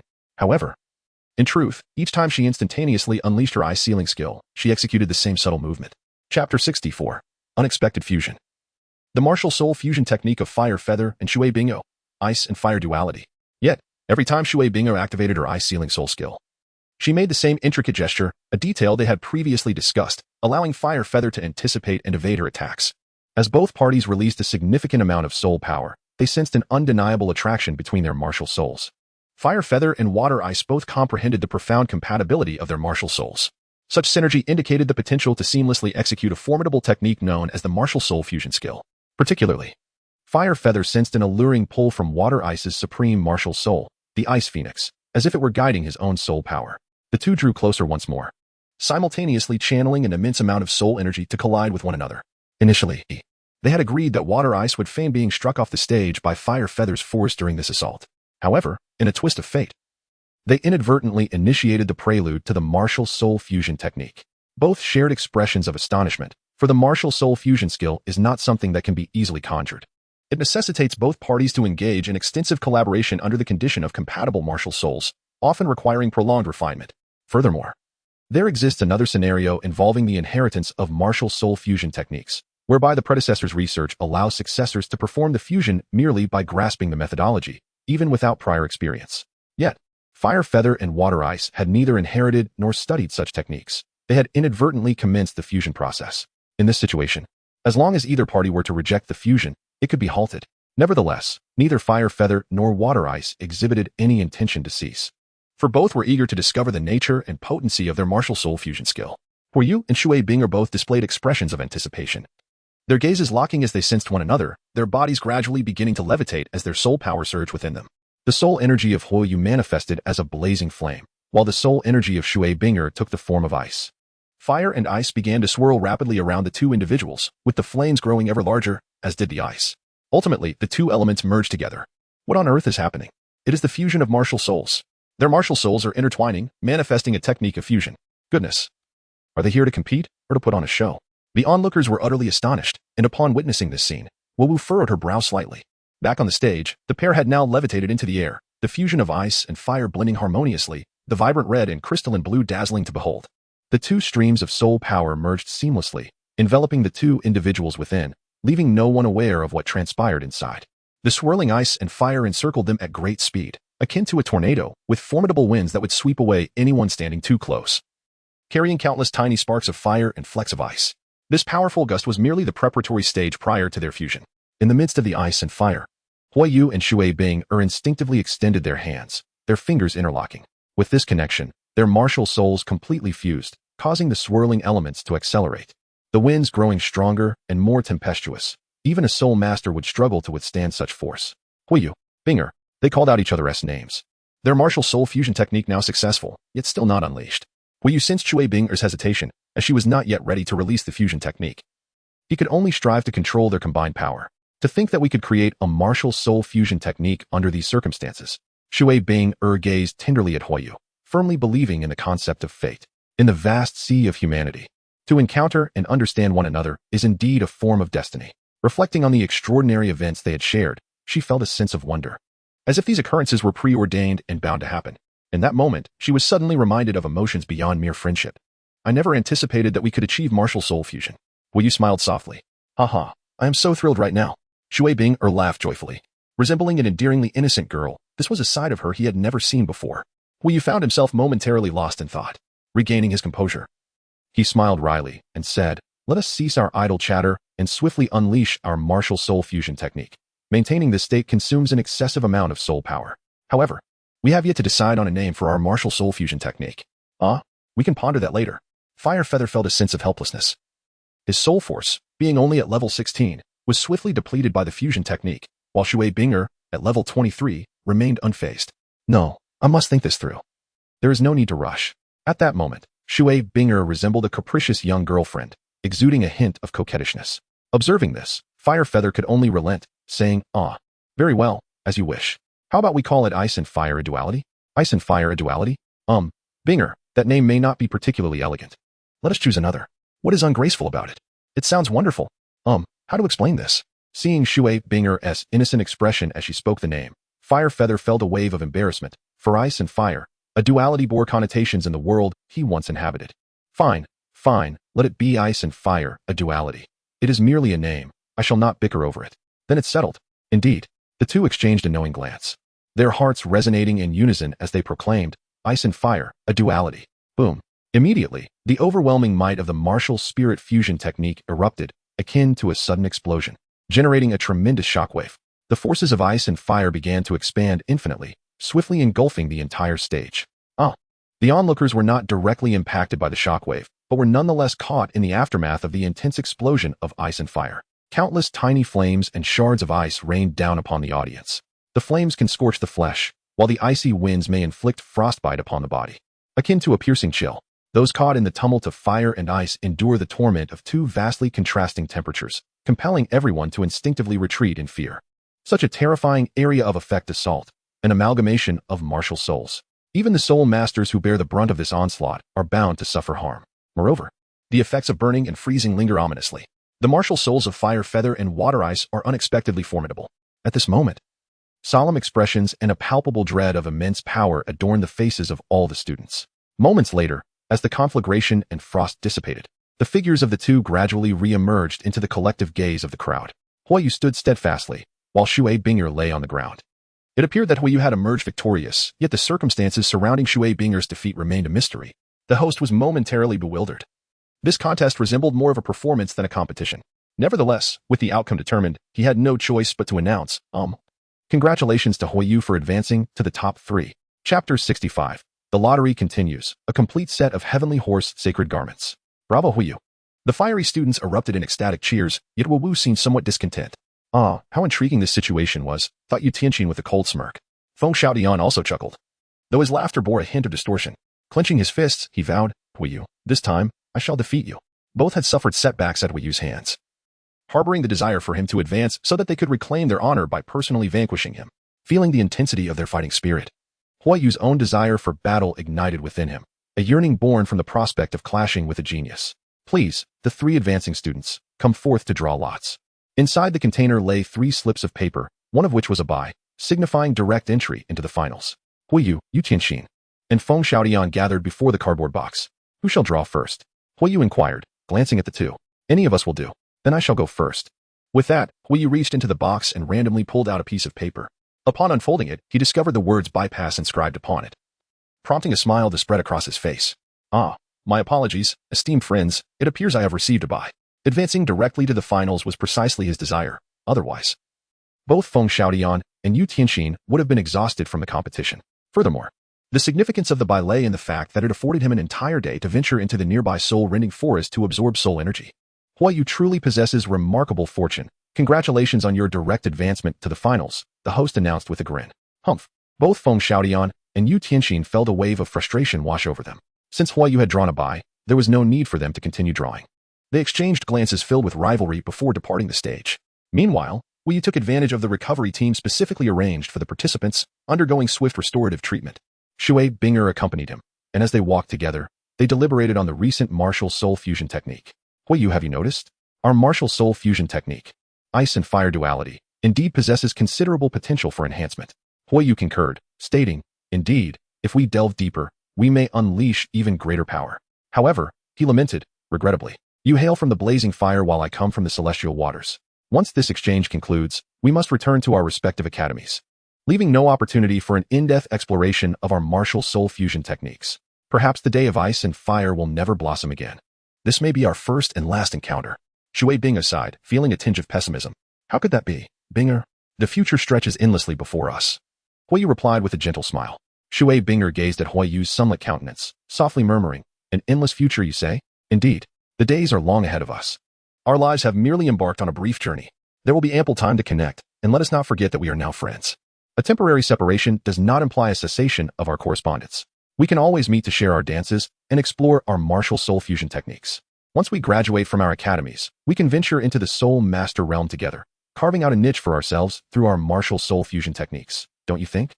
Will you turn to face Shui Binger earnestly? You are right. I suddenly feel a spark of anticipation, Shui Binger replied with a sweet smile. The words of Huayu suddenly broadened her horizons, allowing her to see beyond the confines of the present moment. Shui Binger began to feel an inexplicable sense of anticipation, yearning, and longing for the days ahead in the soul master realm that Huayu had described. Huayu, you are truly more mature than I had imagined. Shui Binger remarked with admiration. Indeed, in terms of soul age, I am considerably older than you. Huayu thought to himself, casually responding, is that so? Yes. Shui Binger nodded affirmatively. Soon after, both of them underwent their restorative treatments and returned to their respective rooms. After dining with the team in the evening, Huayu retired early to his room, leaving behind a note before stealthily departing the hotel to venture towards the soul-hunting forest near Shifeng City. Fire Feather must keep her expedition to the soul-hunting forest a secret, for there exists no plausible rationale for her journey, rendering it difficult to explain. Moreover, the distance is considerable. If she does not depart tonight, returning before nightfall tomorrow would be perilous. By the time the clock struck 9 the following morning, the fiery students were still indulging in their slumber, save for Fire Dance, who rose early to summon Fire Feather from her chamber. To her surprise, she discovered Fire Feather's absence, which sparked a sense of bewilderment within her. However, her curiosity was soon quelled upon discovering a note left behind, which read, I went out for a morning jog and ran into an acquaintance. I shall return tonight. Does this fellow truly have acquaintances in the Wind Spirit City? Fire Dance pondered. Meanwhile, Fire Feather had already ventured into the Rift Soul Forest, successfully hunting a soul beast that had lived for over 2 centuries. Bring forth the soul power, she declared. Huayu unleashed the spirit ball martial soul, fervently absorbing the soul power of the soul beasts, resulting in a remarkable surge in his own soul power. Moments later, a resounding impact resonated as he felt the sensation of breaking through a barrier. Huayu had officially entered the 17th level. As my soul power continued to ascend, the efficacy of the spirit ball martial soul began to wane. Were it not for my imminent approach to the 17th level, the 200-year-old soul beast would scarcely suffice to elevate me by a single level. If I were to reach the ranks of a great soul master or soul sovereign, the progression would undoubtedly slow even further. After several absorptions, Yu discerned that the current limit of the spirit ball's absorption was the soul power from 500-year-old soul beasts. Anything beyond this threshold would result in a saturated spirit ball, indicating that it could absorb the soul power of soul beasts no older than 500 years. Although the initial gains were swift, the effectiveness of such enhancements would inevitably diminish as my soul power continued to grow. At the present rate of advancement, it posed no challenge to reach level 20 within 6 months. Yet, a cloud of frustration loomed over me. Why had my first soul ring, with its years of existence, yet to surpass the 1,000-year mark? Yu felt a profound sense of vexation. He sensed a transformation occurring within his soul ring, according to his earlier deductions. The accumulated years of the absorbed soul rings had indeed surpassed 1,000. However, the soul ring remained stubbornly devoid of its purple hue. This left Yu at a loss for a solution, though he was certain a method existed. Dismissing further contemplation, he resolved to return after completing his abilities. Yu activated the two-dimensional ability lottery wheel, directly utilizing the recently acquired chances. Beep, ding. Congratulations! You have obtained a complete set of Pegasus bronze armor from the world of Saint Seiya. Your soul power can nourish the Pegasus armor. And as your soul power continues to enhance, the armor will evolve into silver armor, then golden armor, and ultimately reach the divine armor. What a splendid treasure! To think I have received the armor from the Saint Seiya universe. Ha ha ha, it appears this lottery is exceptionally fortunate. Yu exclaimed with exuberance. The power system of the Saint Seiya world is derived from cosmic forces, immensely potent. Even a piece of bronze armor is far from ordinary. Chapter 66. The Power Amplification of Pegasus Bronze Armor. At this moment, Yu had removed the Pegasus armor, which lay within a square bronze chest, intricately carved with the shape of the Pegasus armor on all sides. This sensation is remarkable. Gazing at this chest, I suddenly feel as though I am destined to become a saint of Athena. He chuckled, eagerly anticipating the moment he could unveil the chest and experience the power bestowed by the Pegasus bronze armor. Yu tugged at the switch of the box, and suddenly, an extraordinarily intense white light flashed forth from within. The brilliance was almost blinding, prompting him to shield his eyes with his hand. Through the glaring radiance, he faintly discerned a winged white horse. As the light faded, the holy armor coalesced into the shape of a horse. The fiery feather gently advanced, and with a mere touch, the sacred armor of the horse instantaneously disassembled into several protective components, which then autonomously reconfigured into a suit of silvery white armor that adorned his form. The bronze sacred armor is not an entirely encasing suit of armor. Rather, it is primarily composed of several key protective elements, including a helmet, shoulder guards, wrist guards, a chest plate, a waist guard, and leg armor. Its design does not compromise the overall appearance or silhouette, resembling more the donning of a finely tailored garment. Yu closed his eyes, communicating with the power of the Pegasus armor through his mental prowess. It seemed as if he had forged a profound bond with this sacred garment, and in an instant, an immense force surged within him. His speed, strength, and physical form began to undergo remarkable enhancement. His six senses, sight, hearing, taste, smell, touch, and mental acuity, were also significantly elevated at that moment. Notably, his mental strength experienced a pronounced amplification. Most remarkably, under the state of the armor, his soul power began to surge exponentially. What was once a level 17 soul power now equated to that of a level 26 or 27 soul master. Such formidable strength coursed through him. Adorned in the Pegasus armor, he felt capable of overpowering even the mightiest of soul masters with ease. Yu gazed at his own fists, his heart swelling with exhilaration. He turned to face a towering tree before him and suddenly unleashed Pegasus Meteor Fist. In mere seconds, the colossal tree was reduced to splinters by Yu's assault. This was the soul skill bestowed by the Pegasus armor, Pegasus Meteor Fist, which allowed him to unleash hundreds of punches in the blink of an eye. The Pegasus Meteor Fist had quickly become his most potent damage-dealing technique, its power far surpassing that of the six styles in the Fire Dragon Body Enhancement combined with Fire Release Ninjutsu.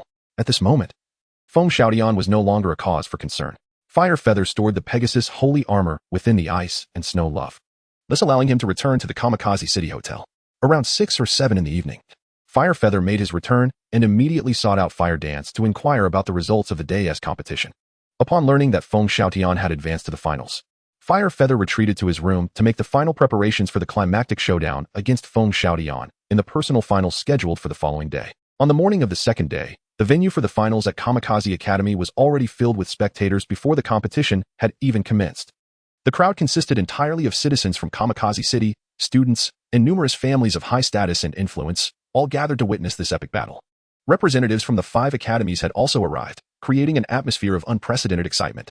In the spotlight of countless spectators, Yu and Feng Xiaotian gradually approached the dueling platform.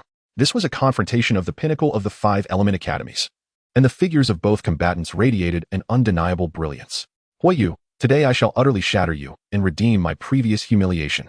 Feng Xiaotian clenched his fists tightly, For this final match, he had deliberately donned a new set of armor, signifying that he had long since set aside any underestimation of Huiyu.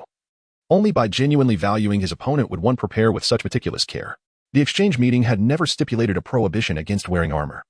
Only that one should not be fully equipped or carry weapons, though it was unlikely anyone would do so. Wearing armor is a customary practice, such as shoulder and knee guards, which help protect vital areas during combat and avert severe injuries. The Pegasus Holy Armor, as long as it was devoid of a helmet, also fell within the permissible range for the competition, albeit its effects were somewhat extraordinary. Thus, it would be somewhat embarrassing to unveil it now. However, upon noticing that Feng Xiaotian had also upgraded to a more advanced set of armor, Huiyu felt a considerable sense of relief. There is a saying that luck is also a form of strength. In other words, being well-equipped is equally a demonstration of capability. Feng Xiaotian. I fear today will not unfold as you wish, Huiyu declared, his expression brimming with confidence. This revelation caused Feng Xiaotian's demeanor to harden. Over the past several days, he had come to understand Huiyu more deeply. This youth was never blindly self-assured, yet today, he appeared to be the most confident Feng Xiaotian had ever witnessed.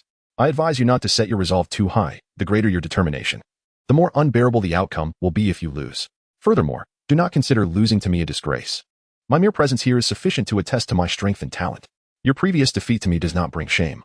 So let go of notions of redemption for past grievances. You should strive to demonstrate that you are superior to me, rather than dwelling on bygone events. Huiyu kindly suggested. Feng Xiaotian's obsession with defeating Huiyu ran deep. If he were to lose again today, it could very well shatter his prideful spirit, plunging him into self-doubt, leading to a state of despondency. There is fundamentally no deep-seated animosity between Huiyu and Feng Xiaotian. In truth, he does not hold much regard for past grievances. Moreover, Feng Xiaotian is not of ill intent, and it is unnecessary to exacerbate their relationship further. Without further ado, I shall resolutely declare that I will not accept defeat today. Feng Xiaotian, however, paid no heed to such words, returning to his position, prepared for battle. Upon witnessing the situation, Huiyu returned to his designated position. With a commanding voice from the host, both combatants simultaneously unleashed their martial spirits, a fiery red fire dinosaur and a pale green two-headed wolf, establishing their opposing forces. The first soul skill, Fire Dragon's Dominance. The second soul skill, Dual Wolf's Embodiment. As the match commenced, both participants engaged in a fierce battle, charging toward one another on the expansive arena. They fought relentlessly, exchanging blows in close combat, neither gaining a clear advantage, although it was evident that Huiyu was gradually falling behind. Despite the attribute enhancements from Fire Dragon's Dominance and the elusive Ghostly Shadow, Feng Xiaotian's second soul skill equally amplified his strength and speed, coupled with his naturally swift movements. Huiyu found himself increasingly strained amidst the intensity of the confrontation. Here it is worth noting that the setting regarding the holy garments has been diminished. If adhering strictly to the original lore of the Saint Seiya series, it would be exceedingly formidable. To illustrate the enhancement provided by the Bronze Saint Cloth, consider an ordinary soul master at level 20. Upon donning the armor, they could contend with ordinary soul masters below level 35, at the very least. This is a preliminary assessment, and further refinements will be made as necessary. Additionally, a segment of this narrative caters to readers on QQ Browser, and certain remarks may only be expressed within the main text, as those in the author's notes may not be visible there. Chapter 67, A Rematch with Feng Xiaotian. With a powerful shout, Feng Xiaotian propelled himself forward, his fist imbued with the lethal force of a tempestuous wolf's head. Huiyu, compelled to respond, utilized his finger spear. The impact resonated with a thunderous boom, sending both combatants staggering back several meters. Feng Xiaotian showed no inclination to grant Huiyu a moment's respite, advancing upon him once more. This relentless foe offers me no opportunity to breathe. Huiyu's expression turned grave as he swiftly formed hand seals, inhaling deeply. Fire release, dragon fire technique. In an instant, a searing line of flame erupted from Huiyu's mouth.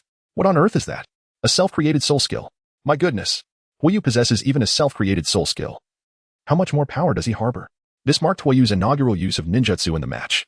Although the audience was taken aback, their mental fortitude had considerably strengthened over the past few days, rendering them less astonished by the unfolding events. It seemed that what transpired around him no longer evoked disbelief or incredulity.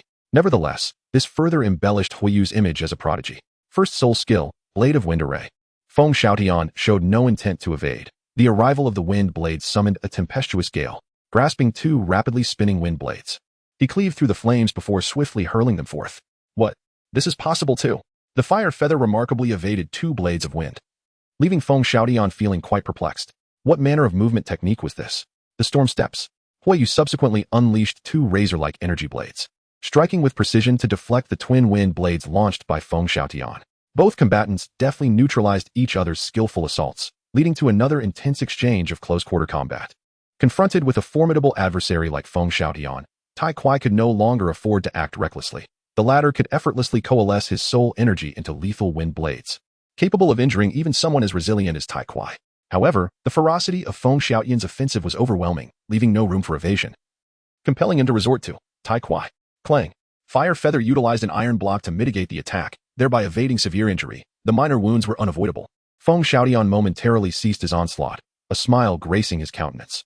Although I am unaware of the method you employed to instantaneously harden your body, which is no less effective than a defensive maneuver, I discerned that in such a predicament, your body was rendered immobile. Am I not correct? Within the depths of his heart, Huiyu felt a tinge of astonishment. In his efforts to conceal the vulnerability of the iron block, he had meticulously disguised it each time he unleashed his power, yet it had still been discerned by another. What if I were to say you are mistaken? Huiyu refrained from speaking outright.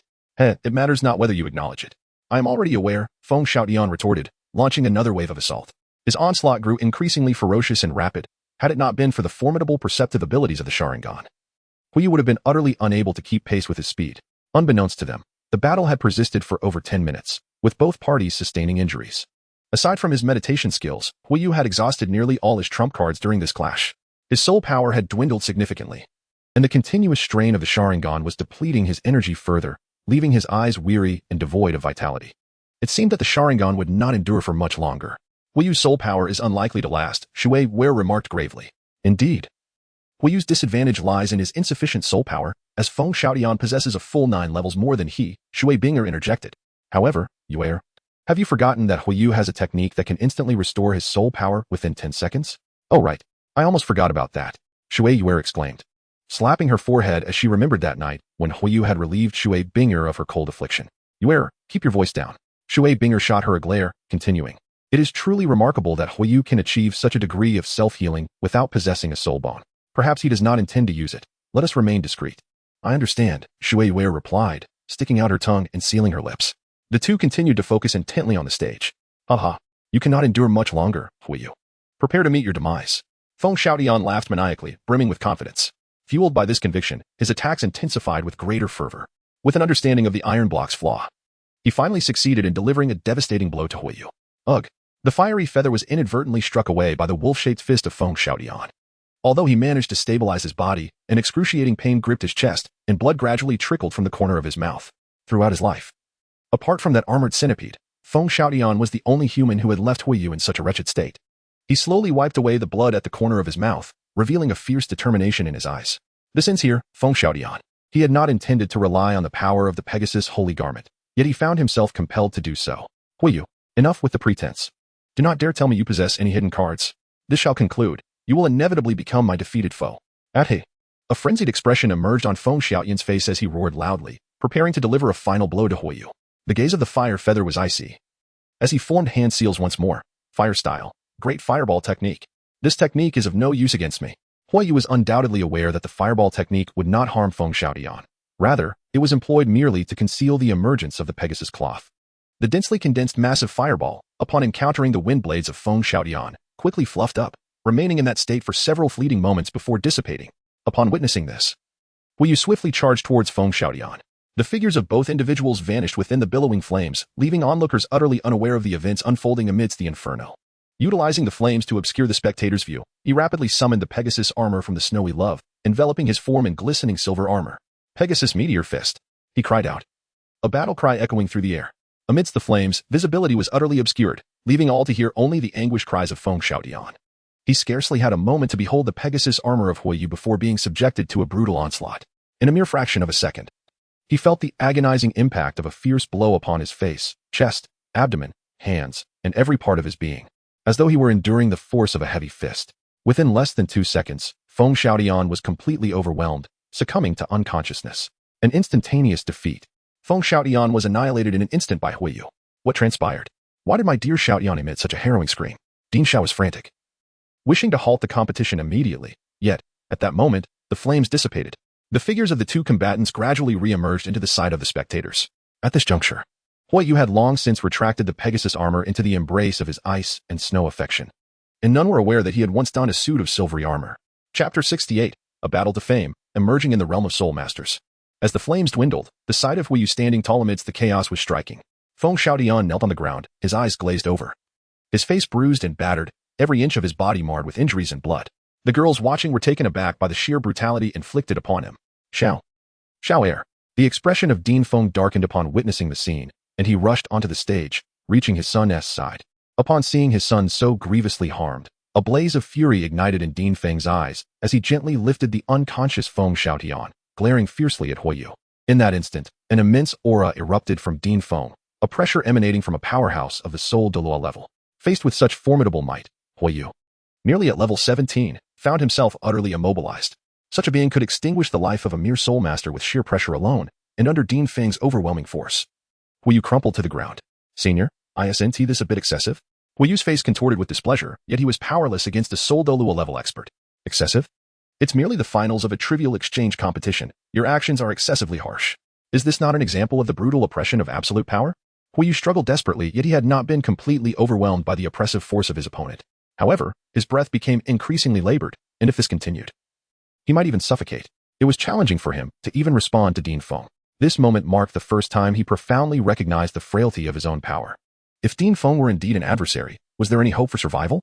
This exchange had inflated Huiyu's confidence considerably. Yet the weight of Dean Feng's pressure swiftly deflated his pride. He suddenly comprehended that among peers, those who appeared strong were not truly formidable. Only within the broader context of the Soul Master realm could one be deemed genuinely powerful. Old Feng, what are you doing? Why haven't you retracted your pressure? Hua Tianqian promptly arrived beside Huiyu, unleashing his own formidable aura to counter the situation. He had long harbored the intention of taking Huiyu as his disciple, and this exchange only deepened his affection for the young talent, whom he now regarded as his own. How could he allow outsiders to bully him? Under Hua Tianqian's protection, Huiyu managed to catch his breath and slowly rise to his feet. He gazed at the Wind Academy Dean, who held Feng Xiaotian in his arms. Astonished that the Tianma Meteor Fist had inflicted such injury, he had deliberately restrained his strength, yet the power of the Tianma Meteor Fist exceeded all expectations. The severity of the attack seemed excessively cruel, especially for what was merely a competition. The Wind Dean's anger was palpable. I believe he did not intend it. Please, calm down. What does this look like? Does the esteemed head of an academy wish to lay hands on a junior? Hua Tianqian asserted firmly. Humph. I am merely disciplining your fiery student. My disciple requires no such oversight from you. Disciple? You have taken this boy as your apprentice? The Wind Dean's intensity diminished considerably. Indeed, he is my disciple. Hua Tianqian, a soul saint of level 79, showed no trepidation before the soul Douluo-ranked Wind Dean. The two heads were well acquainted and shared a decent rapport privately. Given that Huiyu was now Hua Tianqian's disciple, the Wind Dean felt it prudent to refrain from further actions, letting out a cold snort before begrudgingly turning to leave. Dean, Huiyu was taken aback that Hua Tianqian would claim him as a disciple to protect him, unaware that Hua Tianqian was genuinely sincere in his intentions. Huiyu, do you wish to become my disciple? Huiyu, filled with surprise and delight, promptly nodded and replied earnestly, of course, I am willing. Hua Tianqian, chuckling, patted Huiyu's shoulder and said, go ahead and receive your award. Upon your return, I shall officially take you as my disciple. Indeed, Huiyu exclaimed, brimming with joy. Hua Tianqian, at the age of 45, has attained the impressive rank of Soul Sage, level 79. With such exceptional talent, it is undoubtedly within his reach to ascend to the pinnacle of Soul Douluo within his lifetime, should fortune favor him further. The prospect of becoming a title Douluo is not entirely out of the question. By becoming Hua Tianqian's disciple, Huiyu now enjoys the protection of a formidable master. As the illustrious president of the Blaze Academy, renowned throughout the Tiando Empire for his prowess in fire element manipulation, his extensive network holds significant promise for the future development of the Hualin lizard family in the city of Blaze. The organizer presented the rewards for securing first place in the individual competition, 1,000 gold soul coins and a spatial soul guide device. Thank you, was the response. Huiyu slightly bowed as he accepted the soul coin and a small gift box. The spatial soul guide was contained within this petite box. He slowly opened it to reveal a ring, an exquisite spatial ring. At the first glance, the term spatial ring sprang to his mind.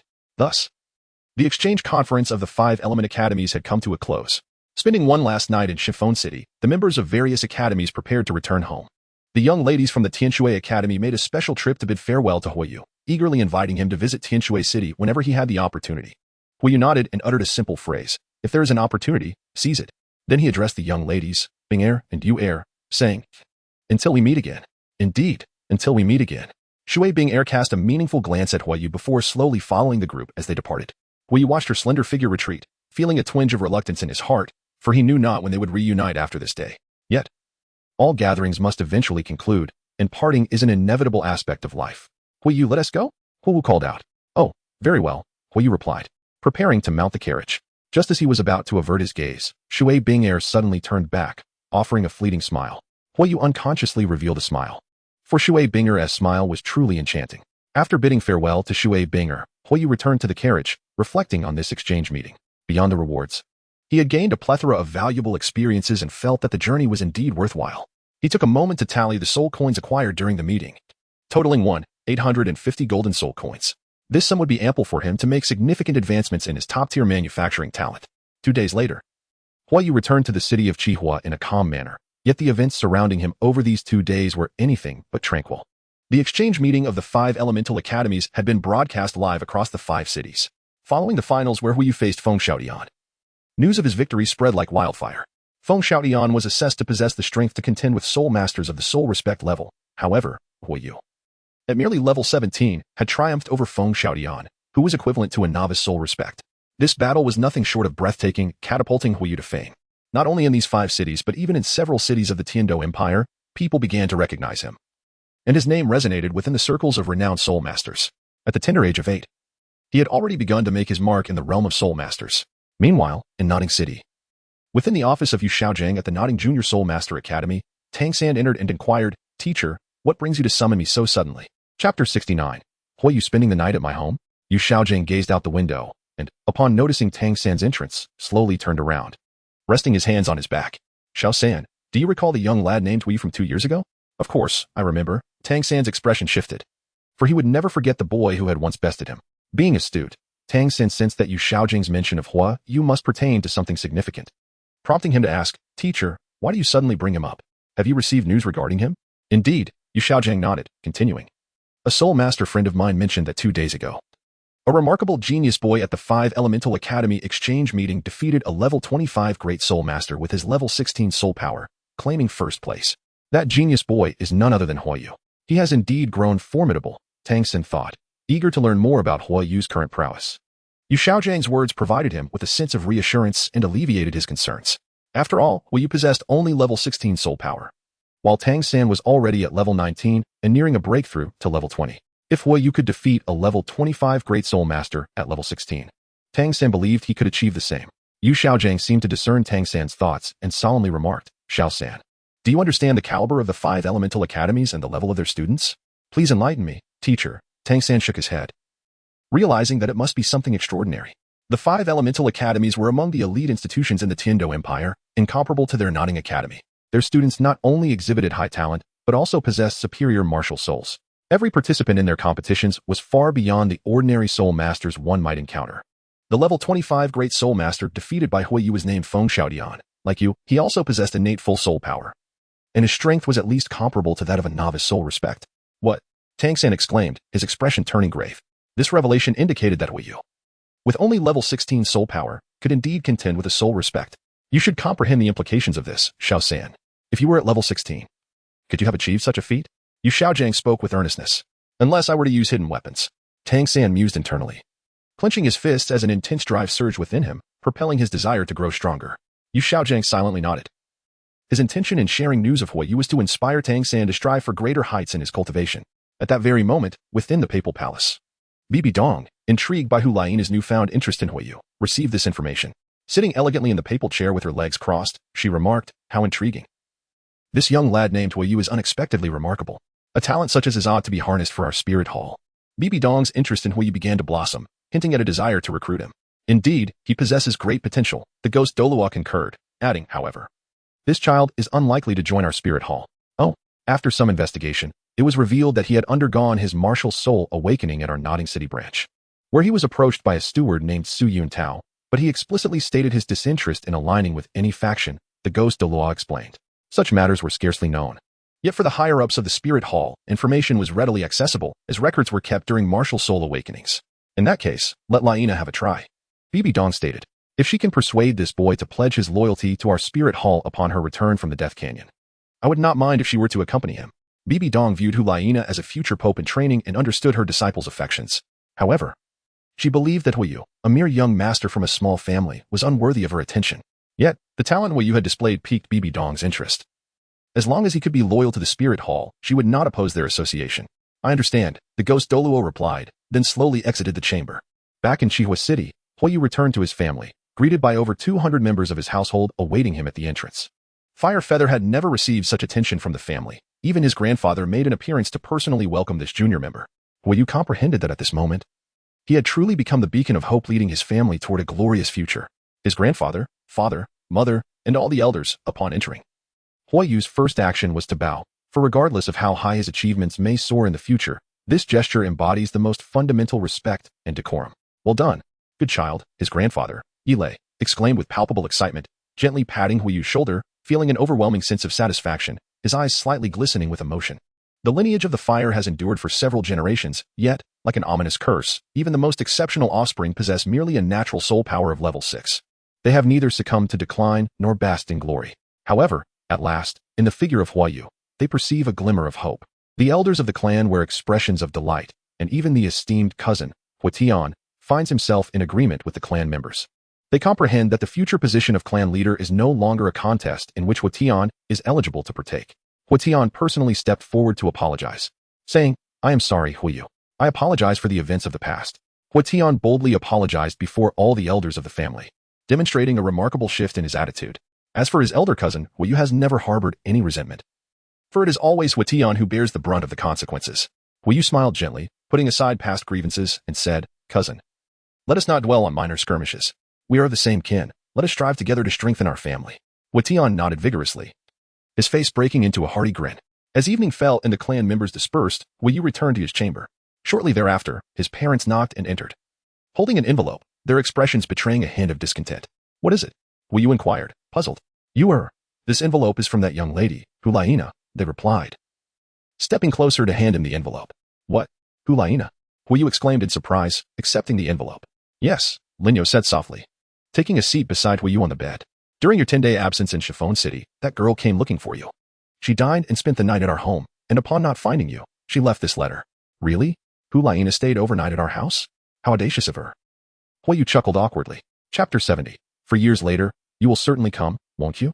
For any young lady visiting a friend's home for the first time and discovering her friend absent, it would be quite awkward to linger, let alone to stay for meals and overnight. She truly has no qualms about being an outsider. Yu mused with a wry smile. Linyo hesitated, unsure whether to voice her thoughts. After a moment, she bit her lip and said, "I heard from your father that the girl is a direct disciple of the current pope." "Yes, that is indeed the case. How shall I put it? I have spoken with her. She is a fine young lady. However, her status is exceedingly elevated, and Lin Yao always fretted over Yu's affairs. To her, it sufficed for her son to lead a joyful and safe life, indifferent to the heights of his potential as a soul master. In contemplating the criteria for future companionship, Huiyan expressed a desire to find a rather ordinary girl, rendering his hopes for Hulaina somewhat dim. Being situated within the spirit hall and possessing such an illustrious status, she is destined to embark upon an extraordinary path. "Mother, I understand your intentions, rest assured." "I will manage everything," Huiyan assured. "Very well, then. To get some rest, your father and I shall take our leave." Lin Yao affectionately caressed Huiyan's cheek before following Hui out of the room. Gazing at the envelope in his hand, Huiyan's countenance softened into a gentle smile. Memories of their encounter in the canyon of the Star-Doe forest with Hulaina surfaced, a cherished reminiscence for him, as her exceptionally beautiful visage lingered in his mind, refusing to fade. However, Huiyan had believed that after their parting that day, his life would no longer intertwine with Hulaina's, as he sought to avoid deep entanglement with the formidable spirit hall. Thus, he never contemplated seeking her out. Yet, it appeared she had quietly woven herself into the fabric of his existence. Hui shook his head with a smile and slowly opened the envelope. To his surprise, he discovered a brilliantly colored token within. This is the Soul Hall Command Medallion. Hui, astonished, meticulously scrutinized the illuminated patterns on the token, which revealed a total of 5 distinct designs. A 5th-level token. He was utterly taken aback that such a precious item had been bestowed upon him. The Spirit Hall token bore 6 distinct symbols, each representing one of the 6 once mighty title Douluos.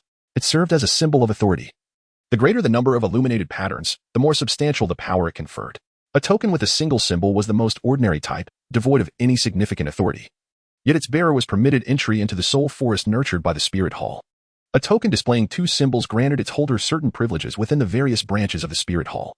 Possessing a token with 5 symbols bestowed considerable power, allowing one to seek assistance from the branches, sub-branches, main hall, and even the sacred hall of the Spirit Hall, where assistance would be rendered unconditionally. It conferred a degree of personnel allocation authority, with a status ranking just below that of a platinum bishop, equating the bearer with the bishop of the main hall.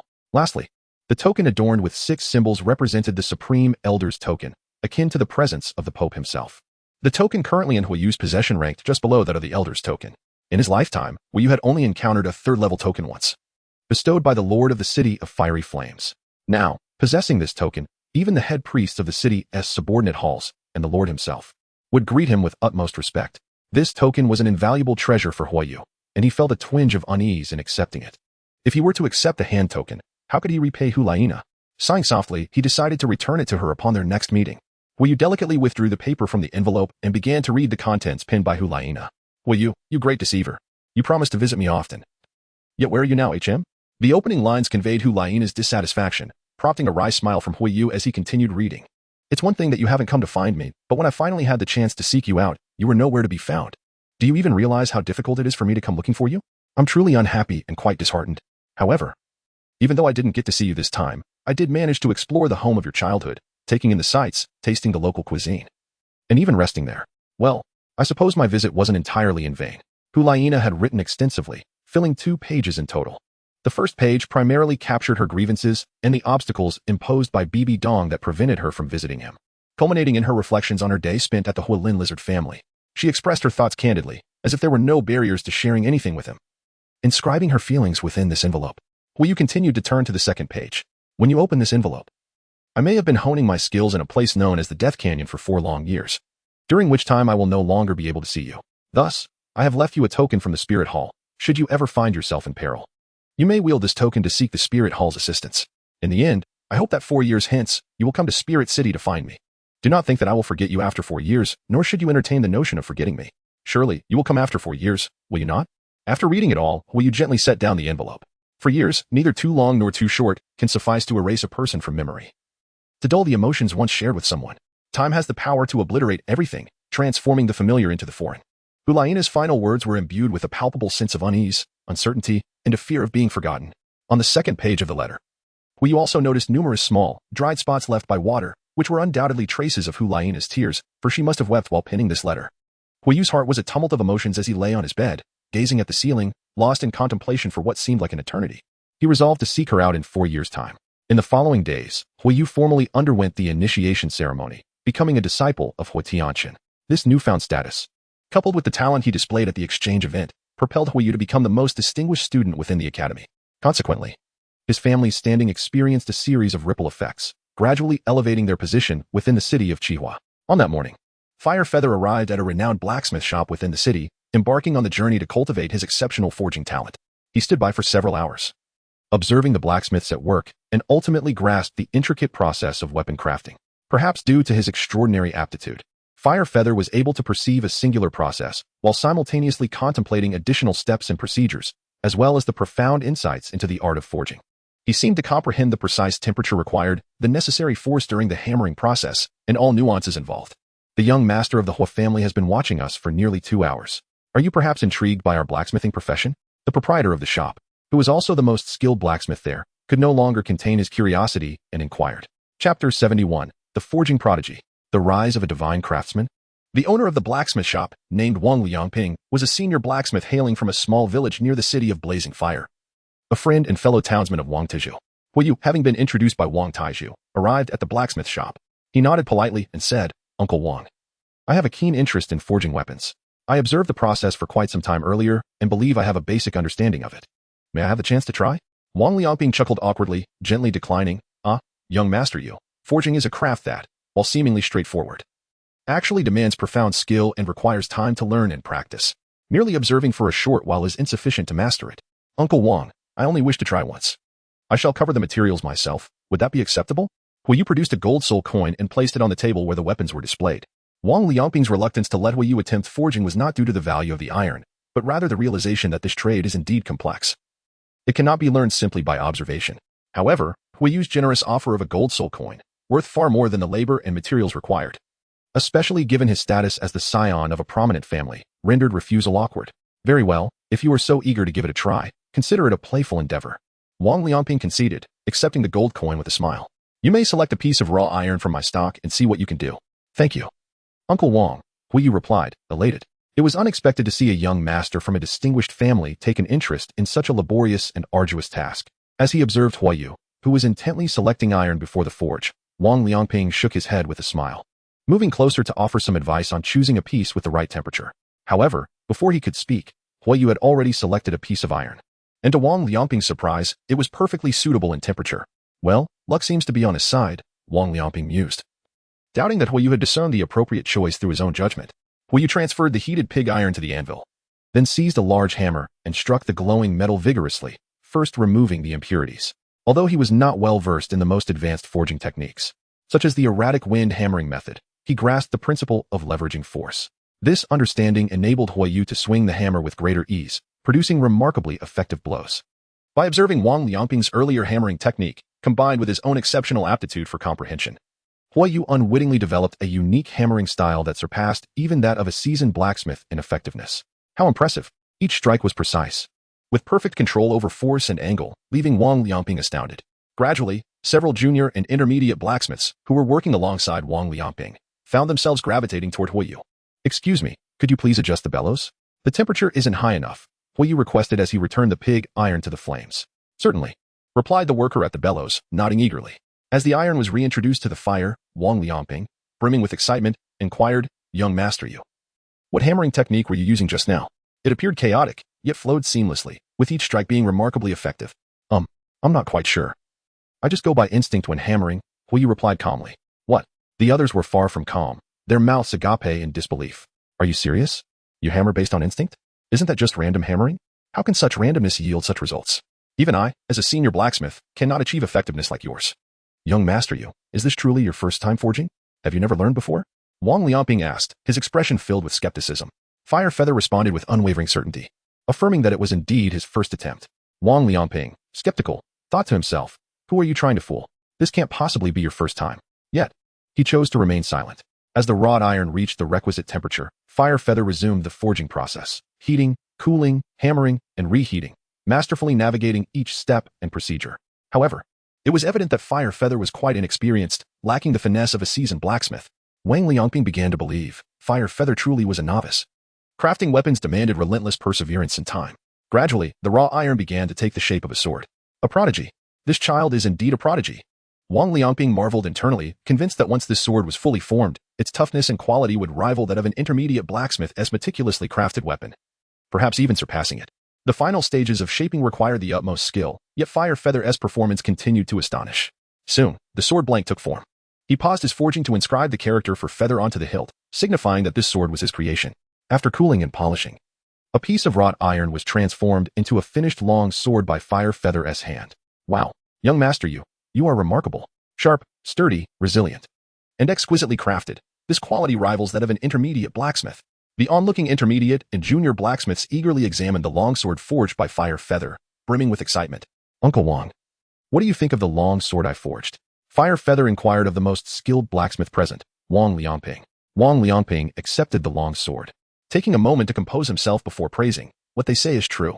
This long sword you forged indeed reflects the level of an intermediate blacksmith. With a bit more practice, you may even reach the standards of a senior blacksmith. Then it seems my talents are not in vain," Fire Feather thought to himself, nodding quietly, satisfied with achieving such proficiency on his first attempt. "Young master you. Wang Liangping's expression turned serious. Many blacksmiths toil their entire lives, perhaps only attaining the level of an intermediate blacksmith. Yet, you've managed to reach this standard on your first forging, which indicates your remarkable talent. You seem destined for this craft. If you persist, you might very well become a master blacksmith of your generation." "Uncle Wang, you flatter me," Fire Feather replied modestly. "No, I speak only the truth. I do not exaggerate," Wang Liangping insisted, shaking his head. "In the future, feel free to come here to practice your forging skills." "Thank you, Uncle Wang. I would like to sell the weapons I forge here, with the profits going to you, as a form of tuition," Fire Feather gratefully proposed. Chapter 72, 3 years and 7 months later. Forging weapons like swords and daggers is relatively straightforward, while crafting armor and protective gear is considerably more challenging. This endeavor requires a guide for instruction and direction. Wang Liangping, being a senior blacksmith, was more than adequate for the task. "Haha, young master you. While your skills are commendable, without a blacksmith's license, you cannot sell your creations in the city," Wang Liangping remarked. "Oh, then wouldn't all my crafted equipment go to waste?" Fire Feather responded with some disappointment. "There is no alternative. Weapons and armor are matters of life and death. Warriors and soul masters engaging in combat must gauge the quality of their weapons. Most rely solely on the blacksmith's level as a measure of trust. Even if your weapons possess excellent quality, without the corresponding blacksmith level, few would dare to purchase them. as they cannot trust the weapons in their hands.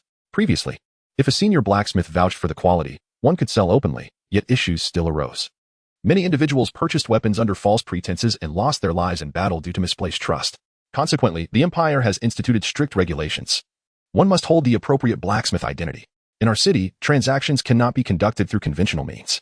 However, if you genuinely wish to sell, you would have to resort to the black market, albeit at significantly reduced prices, Wang Liangping explained earnestly. Then let us sell it on the black market. Even if the price is low. That is far too wasteful, young master you. It would be wiser to keep it until you have the opportunity to visit the Blacksmith Association in Wuhan City for assessment, thereby becoming a legitimate blacksmith and trading with full legitimacy, Wang Liangping advised. Very well. I will make a trip to the blacksmith capital of Wuhan City when I have the time, Firefeather acknowledged, expressing gratitude. Uncle Wang, I must take my leave now. I have class in the afternoon. I will return tomorrow. All right. Huoyu departed from the blacksmith shop, wielding the long sword he had forged himself, his inaugural weapon of personal craftsmanship, imbued with profound significance. Though rather ordinary in appearance, he intended to cherish it as a treasured keepsake, forever by his side. In the days that followed, Huoyu dedicated time each day to return to the blacksmith's workshop, eager to learn and hone his skills. Huoyu has exhibited remarkable talent, making rapid strides in the art of forging, surpassing Wang Liangping, a seasoned blacksmith, within merely a month. Initially, it was Wang Liangping who assumed the role of mentor, guiding Huoyu. Yet now, the tables have turned, with Huoyu imparting his insights to Wang Liangping, who, in turn, eagerly absorbs Huoyu's experience, leading to his own swift advancement and skill. To his astonishment, Wang Liangping realizes that he may soon elevate his status to that of a master blacksmith. Time has flown. In 3 years and 7 months have passed in the blink of an eye.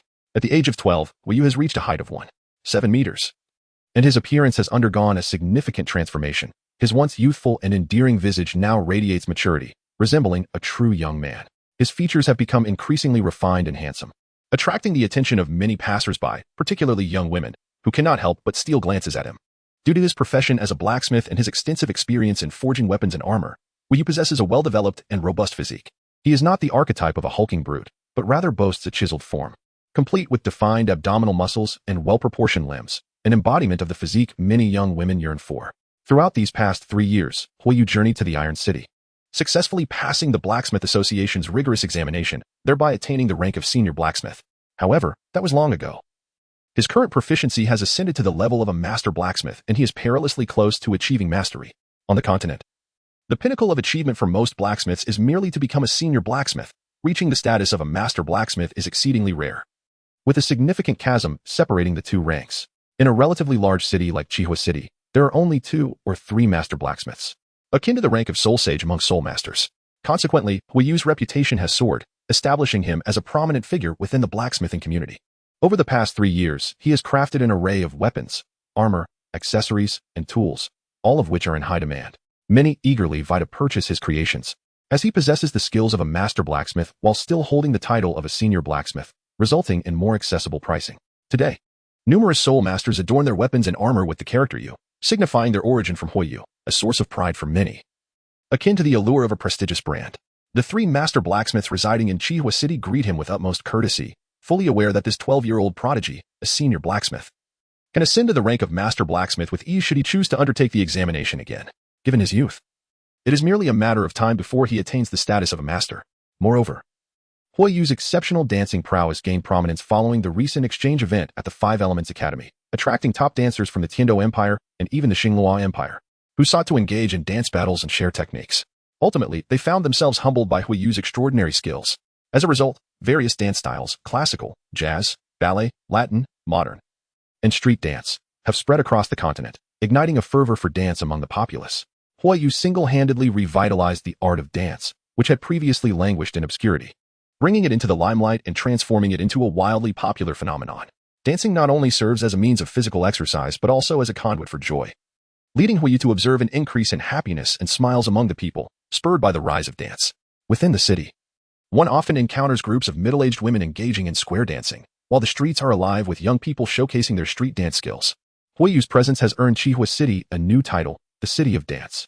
Meanwhile, elite dancers are preparing to unite and establish a dance association, wholeheartedly advocating for Huoyu's election as its president. Huoyu would naturally not refuse. After several years of development, the community of dancers has grown significantly, comprising many formidable soul masters, including those at the soul sage level. The ability to ascend to the presidency of the Dancer Association underscores the advantages that such a position affords. Within the realms of dancers and blacksmiths, Huiyu has thrived. Yet this success has come at a certain cost. In Chapter 73, we encounter an invention capable of shaking the very foundations of the continent. The notion of singular focus is paramount, as the dual pursuits of dancing and blacksmithing have consumed a considerable portion of Huiyu's cultivation time. Over the span of 3 years and 7 months, his soul power has only progressed from level 17 to level 29. Upon the evolution of his martial soul into the fire dinosaur, he possessed an innate soul power of level 7, which, supplemented by the absorption enhancements provided by his spirit ball martial soul, is roughly equivalent to an innate soul power of level 8, a feat quite challenging to achieve at level 29. Moreover, the spirit ball can absorb the soul power of soul beasts for rapid growth, although its effectiveness has diminished since reaching the rank of Great Soul Master. Had all of his energy been devoted to cultivation, he would have at least attained the rank of Soul Zune by now. In the Inferno Fire Primary Soul Master Academy, within Dormitory 6, Huiyu lay on his dormitory bed, enveloped in a profound sense of gloom, sighing, "Alas, my luck has been utterly dismal these past few years. Could it be that drawing the Pegasus armor has exhausted all my fortune?" Ever since he had drawn the formidable Pegasus armor at level 17, which significantly enhanced his battle prowess, he had only drawn trivial abilities related to daily life during the subsequent 12 draws up to level 29, abilities that proved largely ineffective, rendering them a wasted effort. "Boss, what is wrong? Surely, you're not feeling sentimental about graduating, are you?" His roommates teased. As today marked the graduation day for Huiyu and his cohort, they meticulously arranged their attire, noticing Huiyu's despondency. After 6 years of camaraderie, Huiyu shared a close bond with these roommates, akin to lifelong friends. The playful banter of boss had long since shed its hierarchical connotations. Huiyu chuckled, "Get lost. Who would miss you, bunch of smelly men?" "Alas, it seems we are indeed graduating," someone remarked, a sudden wave of melancholy washing over them. "Time has flown by so swiftly. I am truly grateful for the care boss Huiyu has shown us over the years. Indeed, as we prepare to part ways, I find myself feeling quite reluctant," another admitted. "Qiu Tiancheng and Bai Jiming, you two are certain to gain admission to the Advanced Academy of Flame. You'll still be able to be with the boss, and the 3 of you will soon join his family after graduation. Alas, it's just Peng Ping and I who will be separating from him." In the span of 6 years, among the 7 roommates, only Qiu Tiancheng and Bai Jiming, both possessing innate soul power of level 5, barely qualified for the Advanced Academy of Flame, one at level 16, the other at level 17. The remaining 2 had reached the Soul Master level, but fell short of the requirements for the Advanced Academy, though they could enroll in some ordinary institutions that accepted Soul Masters. Regrettably, 3 of his roommates would not become Soul Masters before graduation and would have to venture into the world to earn a living.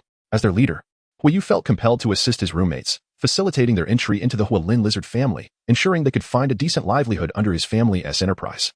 In recent years, the Hualin lizard family had experienced rapid growth due to Huiyu's efforts and was in need of manpower, particularly fresh talent. One should not underestimate those who could not attend prestigious academies. Even Yu Xiaojiang, with only half an innate soul power, managed to cultivate into a great soul master. Those with innate levels of 1 or 2 could certainly aspire to become great soul masters in the future, and with a stroke of luck, a few might even ascend to soul sovereign. Soul masters are exceedingly rare, and those who joined Huiyu's family could potentially become a formidable force, establishing a solid foundation as soul masters. This separation was merely temporary. They would all be able to join his family after graduation. Huiyu smiled, rising from the bed. Together with his roommates, he departed the dormitory, making their way to the graduation ceremony. As evening fell, burdened with luggage and a tinge of reluctance, Huiyu bid farewell to his roommates, leaving behind the academy he had called home for 6 years. His primary academy life had concluded. The next step lay in entering the Advanced Academy. Without hesitation, he chose the Academy of Flame, as it was close to home, with friends and mentors, including the Academy's dean, his optimal choice. However, there remained a 3-month wait before classes commenced. During this time, he could have relaxed. But Huiyu had many matters to attend to. That night, upon returning to his family with his belongings, he immediately made his way to a restricted area within the clan. This secluded place was guarded by several Soul Zone level protectors, a rarity for a family like the Hualin lizard, which was typically overseen by Soul Emperor level masters. The presence of Soul Zone level Soul Masters as sentinels was indeed a significant feat upon arriving at the Forbidden Domain. Huiyu beheld a structure that surpassed all others within the clan in both strength and distinctiveness. The exterior was forged from a unique, exceptionally durable stone, a testament to the family's considerable investment tailored specifically for Huiyu. Were it not for the substantial wealth accumulated over recent years, such a construction would have been beyond reach. "Young Master Huiyu, you have returned." The vigilant guardians of the Soul Sect greeted him with utmost reverence. "Indeed. I appreciate your efforts," Huiyu replied with a nod, proceeding toward the stone gate. This entrance was a mechanism requiring a special key for access. Huiyu summoned his soul power and retrieved an object resembling a token from the spatial ring, which he then pressed against the stone door. With a resonant thud, the stone gate slowly creaked open, allowing Huiyu to step inside. Generally, places so meticulously guarded harbor the most significant treasures of the family or faction. However, within lay no precious items to behold. Instead, the space housed an array of raw iron, copper blocks, steel, and various metals, alongside an assortment of forging tools and numerous creations crafted by Huiyu himself. Upon entering, one would quickly realize that this was, in fact, a blacksmith's workshop. At first glance, the only items of apparent value were the equipment and rare materials scattered throughout. Huiyu cast a fleeting glance before settling down at his cluttered desk, where a pile of disordered papers lay scattered. Each sheet was filled with designs and methods concerning the creation of the bronze sacred armor. Though seemingly chaotic, these documents represented the most valuable treasures of this forbidden realm. He was engrossed in devising a set of armor that would possess the same capabilities as the Pegasus armor. Should this technology prove successful, it would undoubtedly create a sensation throughout the Douluo Continent. The Pegasus armor enabled its wearer to instantaneously boost their soul power, sharpen their senses, and enhance various physical attributes, allowing even an ordinary person to rival a low-ranking soul master. This technology had transcended the current human capabilities. It was akin to a soul-guiding device, yet the art of crafting such devices had long been lost in the annals of Douluo's history. Even if it had not been forgotten, no soul-guiding devices related to protective gear, armor, or weaponry had ever emerged. Throughout history, the research and production of soul-guiding devices had solely advanced in auxiliary capacities, with no equipment designed to augment the strength of soul masters. If successful, it would undoubtedly unleash a formidable force, potentially inciting turmoil among the various factions of the continent. Thus, utmost secrecy was imperative. Chapter 74. A Gift for Huiyu. Huiyu had devoted 2 years to this invention. However, as his forging skills improved, he gradually began to unravel the core secrets of the bronze sacred armor. Perhaps within a few years, he would be able to produce batch after batch of this armor. Yet, Huiyu was acutely aware that without sufficient strength and backing, the emergence of the bronze sacred armor would not only fail to aid him and his family, but could also lead to tragedy. Therefore, he was preparing meticulously, secretly initiating a plan. In addition to researching the bronze sacred armor, Huiyu had also delved into the study of concealed weapons. To the denizens of this world, concealed weapons were an alien concept, a form of lethal armament shrouded in mystery, yet, Huiyu was well acquainted with them. Whether it was Tang San's myriad concealed weapons or the rich historical legacy of concealed weaponry from his previous life's memory, he possessed a deeper understanding than any blacksmith in this world. However, the crafting of concealed weapons was an incredibly intricate task requiring exceptional skill, and Huiyu gradually realized that producing a truly formidable concealed weapon was no simple feat to date. He had only managed to create small-scale throwing weapons, with the only noteworthy creation being a silent sleeve arrow. The method of crafting sleeve arrows was relatively straightforward. The ones Huiyu produced had an effect akin to that of silent sleeve arrows, emitting little sound upon release, making them difficult for opponents to detect. Currently, nearly every direct descendant in his clan bore one, considerably enhancing the self-defense capabilities of the clan's soul masters. Knock, knock. The stone door swung open once more, and Wang Taizhu entered slowly. Approaching Huiyu, he said, "Young master." Over the past 3 years, Wang Taizhu had ascended to the rank of a level 35 soul master and had become Huiyu's most trusted confidant, enjoying unrestricted access to this space. "Old Tai, how did it go?" Huiyu inquired. "Young master, as per your instructions, I have arranged for personnel to infiltrate the villages surrounding Shrek Academy," Wang Taizhu replied. "Good. Have them disguise themselves as villagers and live normally. There is no need for any action until I give the signal." Huiyu nodded slightly, tidying up the manuscript as he spoke. Ever since he began his studies on concealed weapons, his fascination with these artifacts had intensified, akin to an astronomer yearning to unveil the universe's deeper secrets. However, he recognized the improbability of mastering weapons that could rival the profound heritage of Tang's sect's concealed weapons within just a few years. The most effective way to expedite his learning was to acquire the concealed weapons crafted by Tang San as detailed in the Concealed Weapons Compendium. Through thorough research, he aimed to absorb their wisdom and innovate his own formidable designs. In Huiyu's memory, he recalled that within the next 2 years, the Dragon Whisker Needle, the Hidden Sandshot, the Celestial Claw, and the Juga Crossbow would all emerge in succession. While obtaining the blueprints for these weapons was implausible, acquiring the already manufactured ones would not pose much difficulty. Thus, Huiyu had dispatched someone to await the opportunity. "Understood, young master," Wang Taizhu nodded, suddenly recalling, By the way, the Fire God Blacksmith Shop has begun preparations for construction and is expected to be completed within 3 months. It will soon open its doors." "Are you planning to assess the blacksmiths?" "I will visit Wuhan City this month. The blacksmith shop will continue its operations as usual," Huiyu replied. "Very well. I shall take my leave," Wang Taizhu responded. "Haha, go on, get some rest," Huiyu smiled. In anticipation of the future, whether it be sacred garments, concealed weapons, or other unique equipment of his own invention, Huiyu needed to lay the groundwork to cultivate a blacksmith who would belong to him. Thanks to Hui Yu's renown in the blacksmithing community, several master blacksmiths and dozens of intermediate blacksmiths were eager to join the Fire God blacksmith shop. Hui Yu intended to further expand the shop scale, as he secretly aspired to cultivate a powerful faction of soul masters, one equipped with formidable sacred garments and concealed weapons, for which the presence of blacksmiths was indispensable. As the Huolin lizard family rapidly developed in recent years, amassing a larger enterprise, many rival families grew envious and discontented, leading to an increasing number of adversaries. An attempted assault on his father made Hui Yu realize the necessity of establishing an independent force to covertly eliminate all enemies threatening the Huolin lizard family. It was crucial not to directly bestow sacred garments, concealed weapons, or other powerful entities to the family governed solely by the Soul Emperor, as this could likely lead to their downfall or subjugation under the control of the Empire or the Spirit Hall. Hui Yu leaned back in his chair, contemplating the tasks and plans for the next 2 years, establishing the blacksmith shop, forming a dancer association, and developing sacred garments and concealed weapons were all intrinsically linked to the formation of a clandestine force, all of which were gradually progressing. Yet, he felt at a loss regarding how to obtain the celestial herbs. He had already pinpointed the locations of the ice and fire yin yang eyes and over 100 rare celestial herbs situated in the renowned Sunset Forest, 200 kilometers outside the Heaven Do Imperial City. However, that very forest belonged to the titled Douluo, Dugu, making it impossible to intrude or sneak in. Discovery would spell doom. Even if he went unnoticed, entry was still unfeasible, as the wild soul beasts there were at least a millennium old, and the forest was thick with lethal miasma. Unlike Tang San, who possessed profound knowledge of poisons and could detoxify Dugu to gain opportunities, Hui Yu doubted he could cultivate a friendly relationship with this old poison master.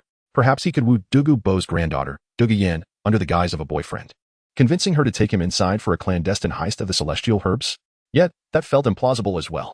Sighing, he decided to focus on crafting a gift for Hulayina instead. As their meeting was just over a month away, he hoped she would appreciate the present. Hui Yu stood up and slowly approached a piece of equipment, upon which lay 2 semi-finished swords of identical shape and color. He was aware of Hulayina's penchant for dual swords, so he had intentionally crafted a pair as a gift for her. These swords were forged from exceptionally rare and precious materials. The higher the quality of the materials, the more challenging the forging process became. To ensure the absolute quality of the twin blades, Hui Yu dedicated 2 months solely to their forging, in addition to the usual sword forging materials. This endeavor had already consumed 3 months of his time, and he estimated that they would require just another half-month to reach completion. Once finished, Hui Yu was confident that his meticulously crafted twin swords would be of the highest caliber, verging on the status of semi-divine artifacts. Alas, the more I write, the more I feel a lack of confidence, as I often doubt my abilities. I wonder how the readers who have followed me thus far perceive my work. In truth, the outcome is not of paramount importance to me anymore. It appears to be satisfactory overall. My only concern is disappointing those who enjoy reading my stories, a feeling that has diminished my joy in writing. Moving forward, I will write more freely, without overthinking. If you all find it acceptable, I shall continue to share my journey. Chapter 75, The City of Steel, Gongxin City. Soon enough, after half a month, the dual swords prepared for Hulayina were finally completed. Hui Yu admired what was, to date, his finest creation, and then proceeded to test the quality of the twin blades. Bang! Fire Feather wielded his dual swords, cleaving a large stone into 2 halves in an instant. Indeed, it was a rare red crystal, a weapon forged from core materials, showcasing its formidable prowess. He nodded in satisfaction, stowing it away within the embrace of ice and snow's love, and then proceeded to seek out his father, Fiery. At that moment, Fiery was engaged in a meeting with the elders of the clan. Fire Feather sat quietly for a moment before approaching his father once the meeting concluded. Father, I am prepared to set forth today to the Iron City to undertake the blacksmithing examination, Fire Feather announced respectfully. Oh, splendid news. I shall assign several Soul Realm experts to accompany and protect you along the way, Fire E replied. That won't be necessary, Father. I can safeguard myself during the journey.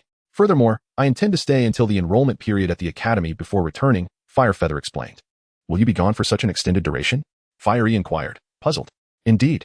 During my last visit to the Iron City for the senior blacksmith assessment, I had the fortune of meeting Master Lu Gao, who kindly offered his guidance for any inquiries I might have. Therefore, after the examination, I plan to remain at the Blacksmith Association to further my studies for a while, Fire Feather elaborated. Lu Gao, the president of the Blacksmith Association and one of the world's 3 great master smiths, was an endearing old man with an unwavering passion for forging. During the previous senior blacksmith examination, Lu Gao had passed through the assessment venue and noticed a 10-year-old boy among the crowd, that boy being Fire Feather. It was at that moment that Fire Feather forged a connection with Master Lu Gao, and indeed, he wished to seek his counsel on certain matters during this visit. However, he did not intend to stay for too long. This merely served as a pretext to meet with Hulayina. Upon hearing this, Hui Yi was overjoyed. Excellent. It's a wonderful opportunity that the esteemed master is willing to mentor you. Make sure to study diligently when you go. I will, father. By the way, where has grandfather been lately? Why do we seldom see him? Hui's expression changed momentarily before swiftly returning to normal. He chuckled softly and said, "Oh, your grandfather has recently found himself rather bored and has been visiting his old friends one by one." Hui, possessing the keen insight of the Sharingan, quickly sensed the peculiarity in his father's demeanor, as if something was being concealed from him. In the past, grandfather Hui seldom left the family. But over the past year, he had frequently vanished for a month or two at a time, which struck Hui as rather odd. He wished to inquire further. Yet Hui excused himself, citing pressing matters that required his attention. Was it truly just a visit to old friends? Hui pondered as he gradually departed from the family. "Young master, you have arrived." "Yes, let us set off." Hui boarded the prepared carriage, setting off towards Wuhan City.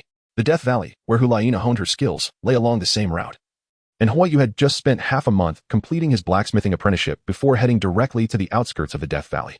The journey would take at least a few days, during which Hui immersed himself in his cultivation, sensing that it would not be long before he could break through to level 30. "Young master, we are about to arrive in Wuhan City," the coachman suddenly called out. "Very well," Hui replied. Hui roused himself, drawing back the window curtains, and beheld the city ahead, a magnificent metropolis forged entirely of steel, the city of steel, Wuhan. It had been a long time. Gazing upon the familiar skyline, a smile graced Hui's face. This was a city of heavy industry, where the air quality was far from pristine, and the days were filled with the cacophony of clanging metal. Yet, as night fell, an eerie silence enveloped the place. Nevertheless, as a blacksmith, Hui felt an inexplicable sense of comfort here. Upon entering the city, blacksmith shops were ubiquitous, and the streets bustled with towering figures, the majority of whom were blacksmiths. This was indeed a paradise for blacksmiths, the city boasting the highest concentration of them in the world, making it a premier production hub for various top-tier weapons and armor. Each day, affluent merchants and soul masters from across the globe flocked into the city, eager to procure their desired wares. Hui rented a one-way carriage and, upon arriving in the city, proceeded on foot towards the Blacksmith Association. Along the way, soldiers from the Spirit Hall patrolled with an imposing presence, causing passers-by to intentionally step aside, particularly the local residents whose eyes betrayed a hint of fear. They were apprehensive of the Spirit Hall's entourage. Such a scenario was unusual. Typically, the Spirit Hall commanded reverence and admiration from both spirit masters and commoners alike. The branch of the Spirit Hall in Fire City was notably approachable, with the bishop displaying a friendly demeanor towards the locals. Similarly, the Spirit Halls in Tianshui City, Shinkong City, and Nodding City were seen as bastions of justice in the hearts of the populace. However, Gongxin City stood in stark contrast. Hui was acutely aware of the reasons behind this disparity. The bishop here was Miles, a man of considerable power who wielded it oppressively, embodying corruption in both conduct and character. In the anime, Miles was a minor character who met his demise at the hands of the protagonist within just 2 levels. Such individuals, who abuse their high positions, are not uncommon. Hui believed that the Spirit Hall harbored many similarly despicable bishops. Nevertheless, this did not sway his judgment regarding the moral standing of the Spirit Hall's influence.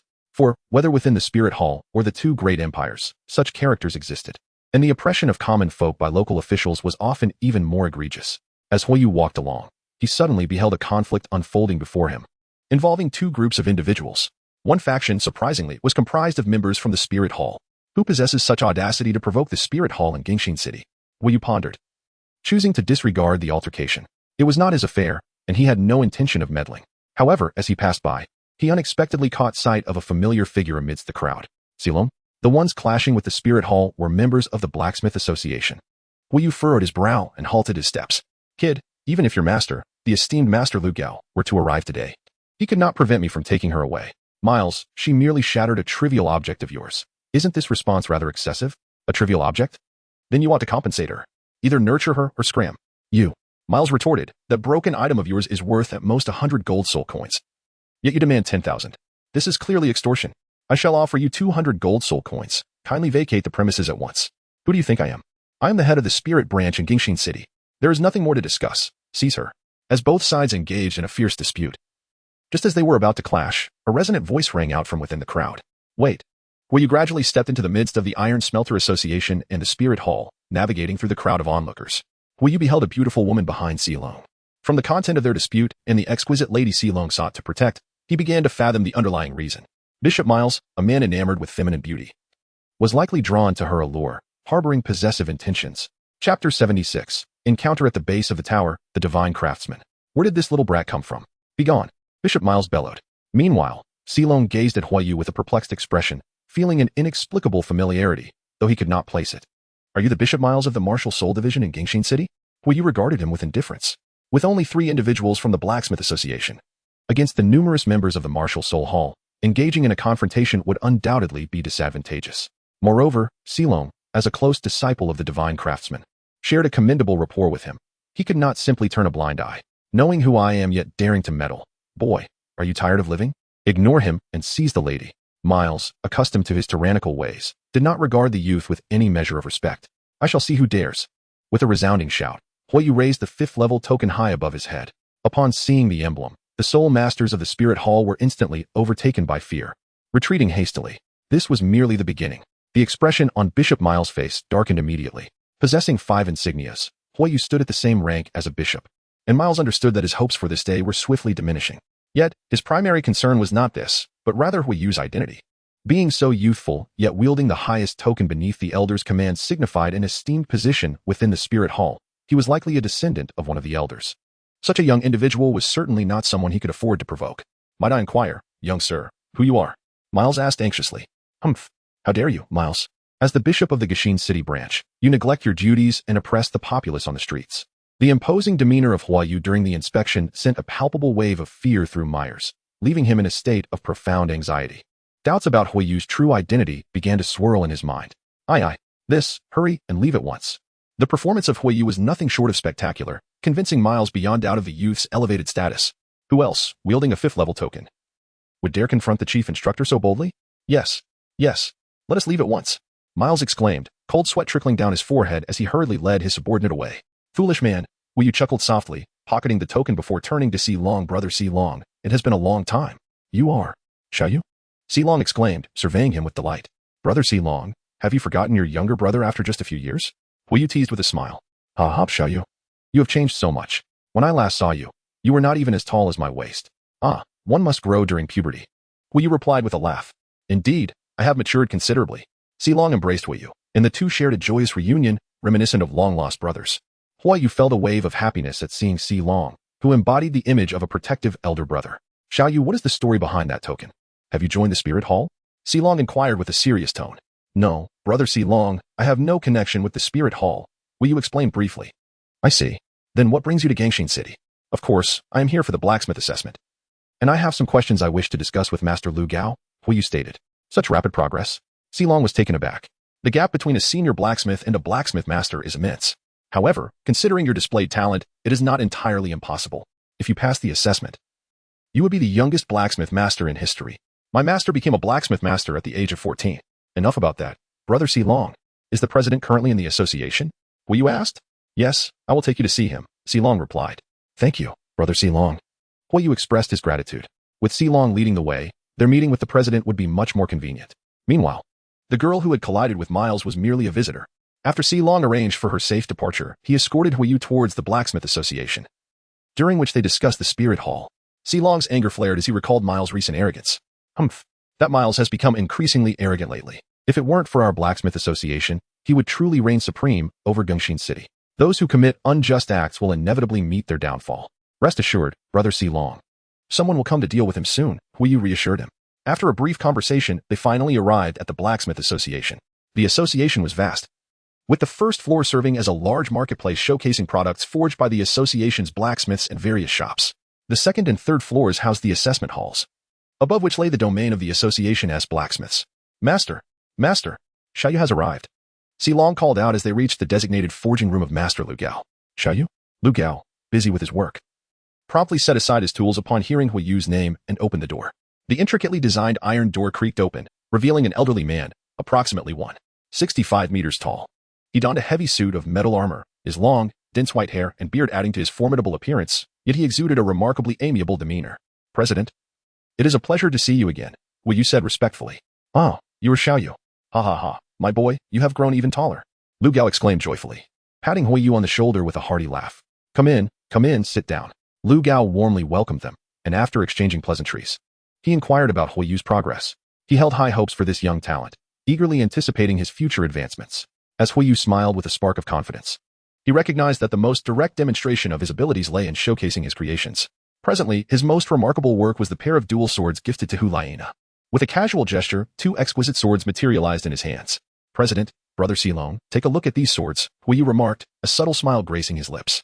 Ligao, a master craftsman, and Silong, a master blacksmith, were both at the pinnacle of their craft. A mere glance from them could reveal the extraordinary nature of these swords. Each picked up a sword, examining it intently. Their astonishment was palpable, for the craftsmanship indicated that Huiyu had nearly reached the level of a master blacksmith himself. Even Silong, an established master, would require meticulous effort to forge such a weapon. Xiaoyu, your progress is astounding. At this rate, you may surpass me in just a few years. Silong exclaimed in admiration. You flatter me, Brother Silong, Huiyu replied modestly. Silong continued, indeed, your advancement is remarkable. These swords clearly reflect at least the skill of a master blacksmith. Ligao concurred. Regarding the protagonist's current abilities, I may need to focus on a single update in the coming days due to an ear infection that renders me incapable of writing. This chapter serves to summarize the abilities the protagonist has acquired thus far. 1. Physical techniques from the world of One Piece, including the Marine 6 styles. 2. From the Naruto universe, the Sharingan, Double Tomo, with current mastery of Ninjutsu, Fireball Jutsu, Fire Dragon Jutsu, and Jinjutsu, which will strengthen as the protagonist's mental prowess increases. 3. Skills from the Ultimate Sword Saint, including meditation, rapid recovery of soul power, and injury-related skills. 4. In the Saint Seiya universe, the Bronze Pegasus Cloth, which evolves with the protagonist's soul power, progressing to Silver Cloth, Gold Cloth, and Divine Cloth. Current mastered skill, Pegasus Meteor Fist. Regarding the martial soul, the protagonist has cultivated the Pokemon World's Fire Dinosaur, currently of moderate quality, capable of evolving into a divine martial soul. The unrefined martial soul, the Pokeball, currently enhances the protagonist's soul power acquisition speed. Additionally, the protagonist possesses the ability to absorb Soul Beast soul power and soul rings for rapid growth, as well as to extend the lifespan of soul rings. Among supportive abilities displayed are exceptional forging talent, superb dancing skills, Sanji's culinary prowess, and elite capabilities in football and tennis. In Chapter 77, Promotion, Master Blacksmith, Ligao offered his insights on Huiyu's swords. If I am not mistaken, Xiaoyu, the core material of these swords is red crystal, correct? Indeed, President, Huiyu affirmed with a nod. Red crystal is quite rare, even in Gingxin City. It is hard to find. Moreover, its high value elevates the quality of the sword significantly. Given the crimson hue, these swords are undoubtedly top-tier weapons. And your craftsmanship is commendable, yet has room for improvement, Ligao remarked. Please, President, guide me, Huiyu implored. Ligao nodded and began to elucidate the shortcomings and flaws in Huiyu's forging process. Huiyu listened attentively, absorbing the insights of the master craftsman, gradually gaining an understanding of how to enhance his work. Over the years, he had been navigating this journey largely on his own. Ligao's concise advice proved invaluable. Truly, Ligao is a master craftsman, Huiyu thought, filled with admiration. He then proceeded to pose a multitude of questions, many of which pertained closely to the creation of the bronze cloth. Ligao was able to address nearly all of them, though a few touched upon areas outside his expertise. Nevertheless, he willingly dedicated time to engage with Huiyu, as these discussions seemed to ignite Ligao's interest, leading them to converse until dusk. Within those few hours, many of the protagonist's long-standing dilemmas found resolution, and erroneous techniques and knowledge were corrected. In the span of merely half a day, Huiyu exhibited remarkable progress. If he was previously on the cusp of mastering the craft of blacksmithing, he has now undoubtedly stepped into the esteemed ranks of master blacksmiths. This astonishing rate of advancement left Lu Gao utterly astounded. Without sufficient innate talent, even the most elaborate explanations and guidance would yield no such results. Xiaoyu, your comprehension of the art of forging is truly extraordinary. If I were to personally instruct you within the association, you would undoubtedly emerge as a legendary craftsman, achieving accomplishments that could rival my own in the future, Lu Gao exclaimed with great enthusiasm. Huiyu always possesses a multitude of innovative ideas, and after engaging in prolonged discourse with him, he feels a flicker of enlightenment within himself. President, do you mean to take me on as your disciple? The implication from Lu Gao is evidently clear, leaving Huiyu both astonished and uncertain as he inquired. Indeed, little Yu, are you willing? Lu Gao stroked his long beard, awaiting a response. Willing? Of course, it would be my honor. Huiyu was filled with immense joy. Becoming Lu Gao's disciple would undoubtedly elevate his reputation within the blacksmithing community to unparalleled heights. This would facilitate the forging of holy armors and concealed weapons, as he would surely require the assistance of master-level blacksmiths. Within the entire Douluo Continent, there were only 3 master blacksmiths, Tang Hao, the Titan from the Leaf family, and Lu Gao himself. The other 2 were unlikely to be accessible. Ha ha ha, splendid. Silong, spread the word. Today I shall take Xiaoyu as my closed-door disciple, Lu Gao proclaimed with great mirth. Yes, master, Silong replied, equally elated, as he hurried off to relay the news. Though Lu Gao had many disciples, he had only 2 closed-door students, Silong and CD. Huiyu would now become the 3rd closed-door disciple of the association president. Extra! Extra! Master Lu Gao takes on a closed-door disciple. Extra. Extra. Master Lu Gao takes on a closed-door disciple. It had been over a decade since Lu Gao had accepted a closed-door disciple. Who was this fortunate individual? I know. It's that young lad Huiyu from Wuhan City. I'm familiar with him. Years ago, I participated in the advanced blacksmithing assessment alongside him. He is an exceptionally talented child. In a single day, the news of Huiyu becoming Lu Gao's disciple spread throughout the entirety of Wuhan City. And he became a well-known figure in the blacksmithing realm. A few days later, Huiyu triumphantly passed both the blacksmith and master blacksmith assessments, becoming a master blacksmith at the tender age of 12. His fame transcended the blacksmithing community and resonated across the Douluo Continent. Wow, it's that Huiyu again. In a tea shop on the streets of Tiando City, several patrons gazed at the newspaper in their hands, where the headline featured a photo of Huiyu alongside his master blacksmith credentials. Goodness, this kid is simply extraordinary. He has appeared frequently in major news stories over the past few years, first as a genius at the 5 Great Academies Exchange, then as the president of the Dance Association. And now a master blacksmith at 12. What is going on? How can he excel in everything? Indeed, compared to him, what was I doing at 12? This lad is destined for greatness, with his identities as both Lu Gao's disciple and the president of the Dance Association. His status in the Tiando Empire is already quite lofty. Who would dare provoke him without possessing soul master strength? In cities across the Tiando Empire, numerous individuals engaged in discussions about this young prodigy, and Huiyu found himself in the limelight once more. Meanwhile, Huiyu had been dedicating his days to learning and advancing alongside Master Lu Gao, making significant progress in his research on the bronze holy armor. Although he had heard whispers of his growing fame, Huiyu remained unfazed, as his primary focus was still the crafting of the bronze holy armor. Now that Lu Gao had become his mentor, and after spending several days together, Huiyu had come to appreciate his master's character. Thus, he resolved to share his research on the bronze holy armor with Lu Gao, hoping to receive further guidance. Master, I have been researching a type of armor that can significantly enhance the combat capabilities of soul masters when worn, Huiyu stated directly. Oh. Lu Gao abruptly paused his work and turned to Huiyu with keen interest. Huiyu continued, after these days of studying alongside you, I have made significant breakthroughs in this research. Currently, the progress stands at approximately 70%. Success should be within reach in less than 2 years. To enhance the battle prowess of soul masters? By how much? Lu Gao's interest peaked, yet he couldn't shake the feeling that it was implausible. After all, there has never been an external means to augment a soul master's strength, except for soul bones. At least level 10. Huiyu asserted with utmost confidence. What? How can this be possible? Armor serves only a defensive purpose. I have never heard of such a thing. Lu Gao exclaimed. Quickly, inform me of your current research progress.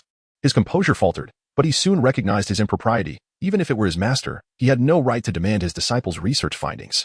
Realizing the gravity of the situation, Lu Gao softened his tone, saying, Well, Xiaoyu, might you share your insights with me? Certainly, master. But I wish for this to remain between us. I promise you, Lu Gao replied solemnly. Subsequently, Huiyu sketched a diagram detailing the structure, required materials, manufacturing methods, and all he had researched over the past few days, sharing it with Lu Gao. Chapter 78. Illusions? Indeed, they are mere facades. After listening, Lu Gao was left in awe, his heart still turbulent. He gazed at Huiyu as if he were a treasure. Incredible. Simply astounding. Xiaoyu, you are a genius in the world of blacksmithing. The materials you mentioned for the armor number in the dozens, plus additional materials from soul beasts. To fuse these materials and intertwine them to yield unimaginable effects, this is nothing short of miraculous. Achieving such advancement in your research is astounding for a blacksmith.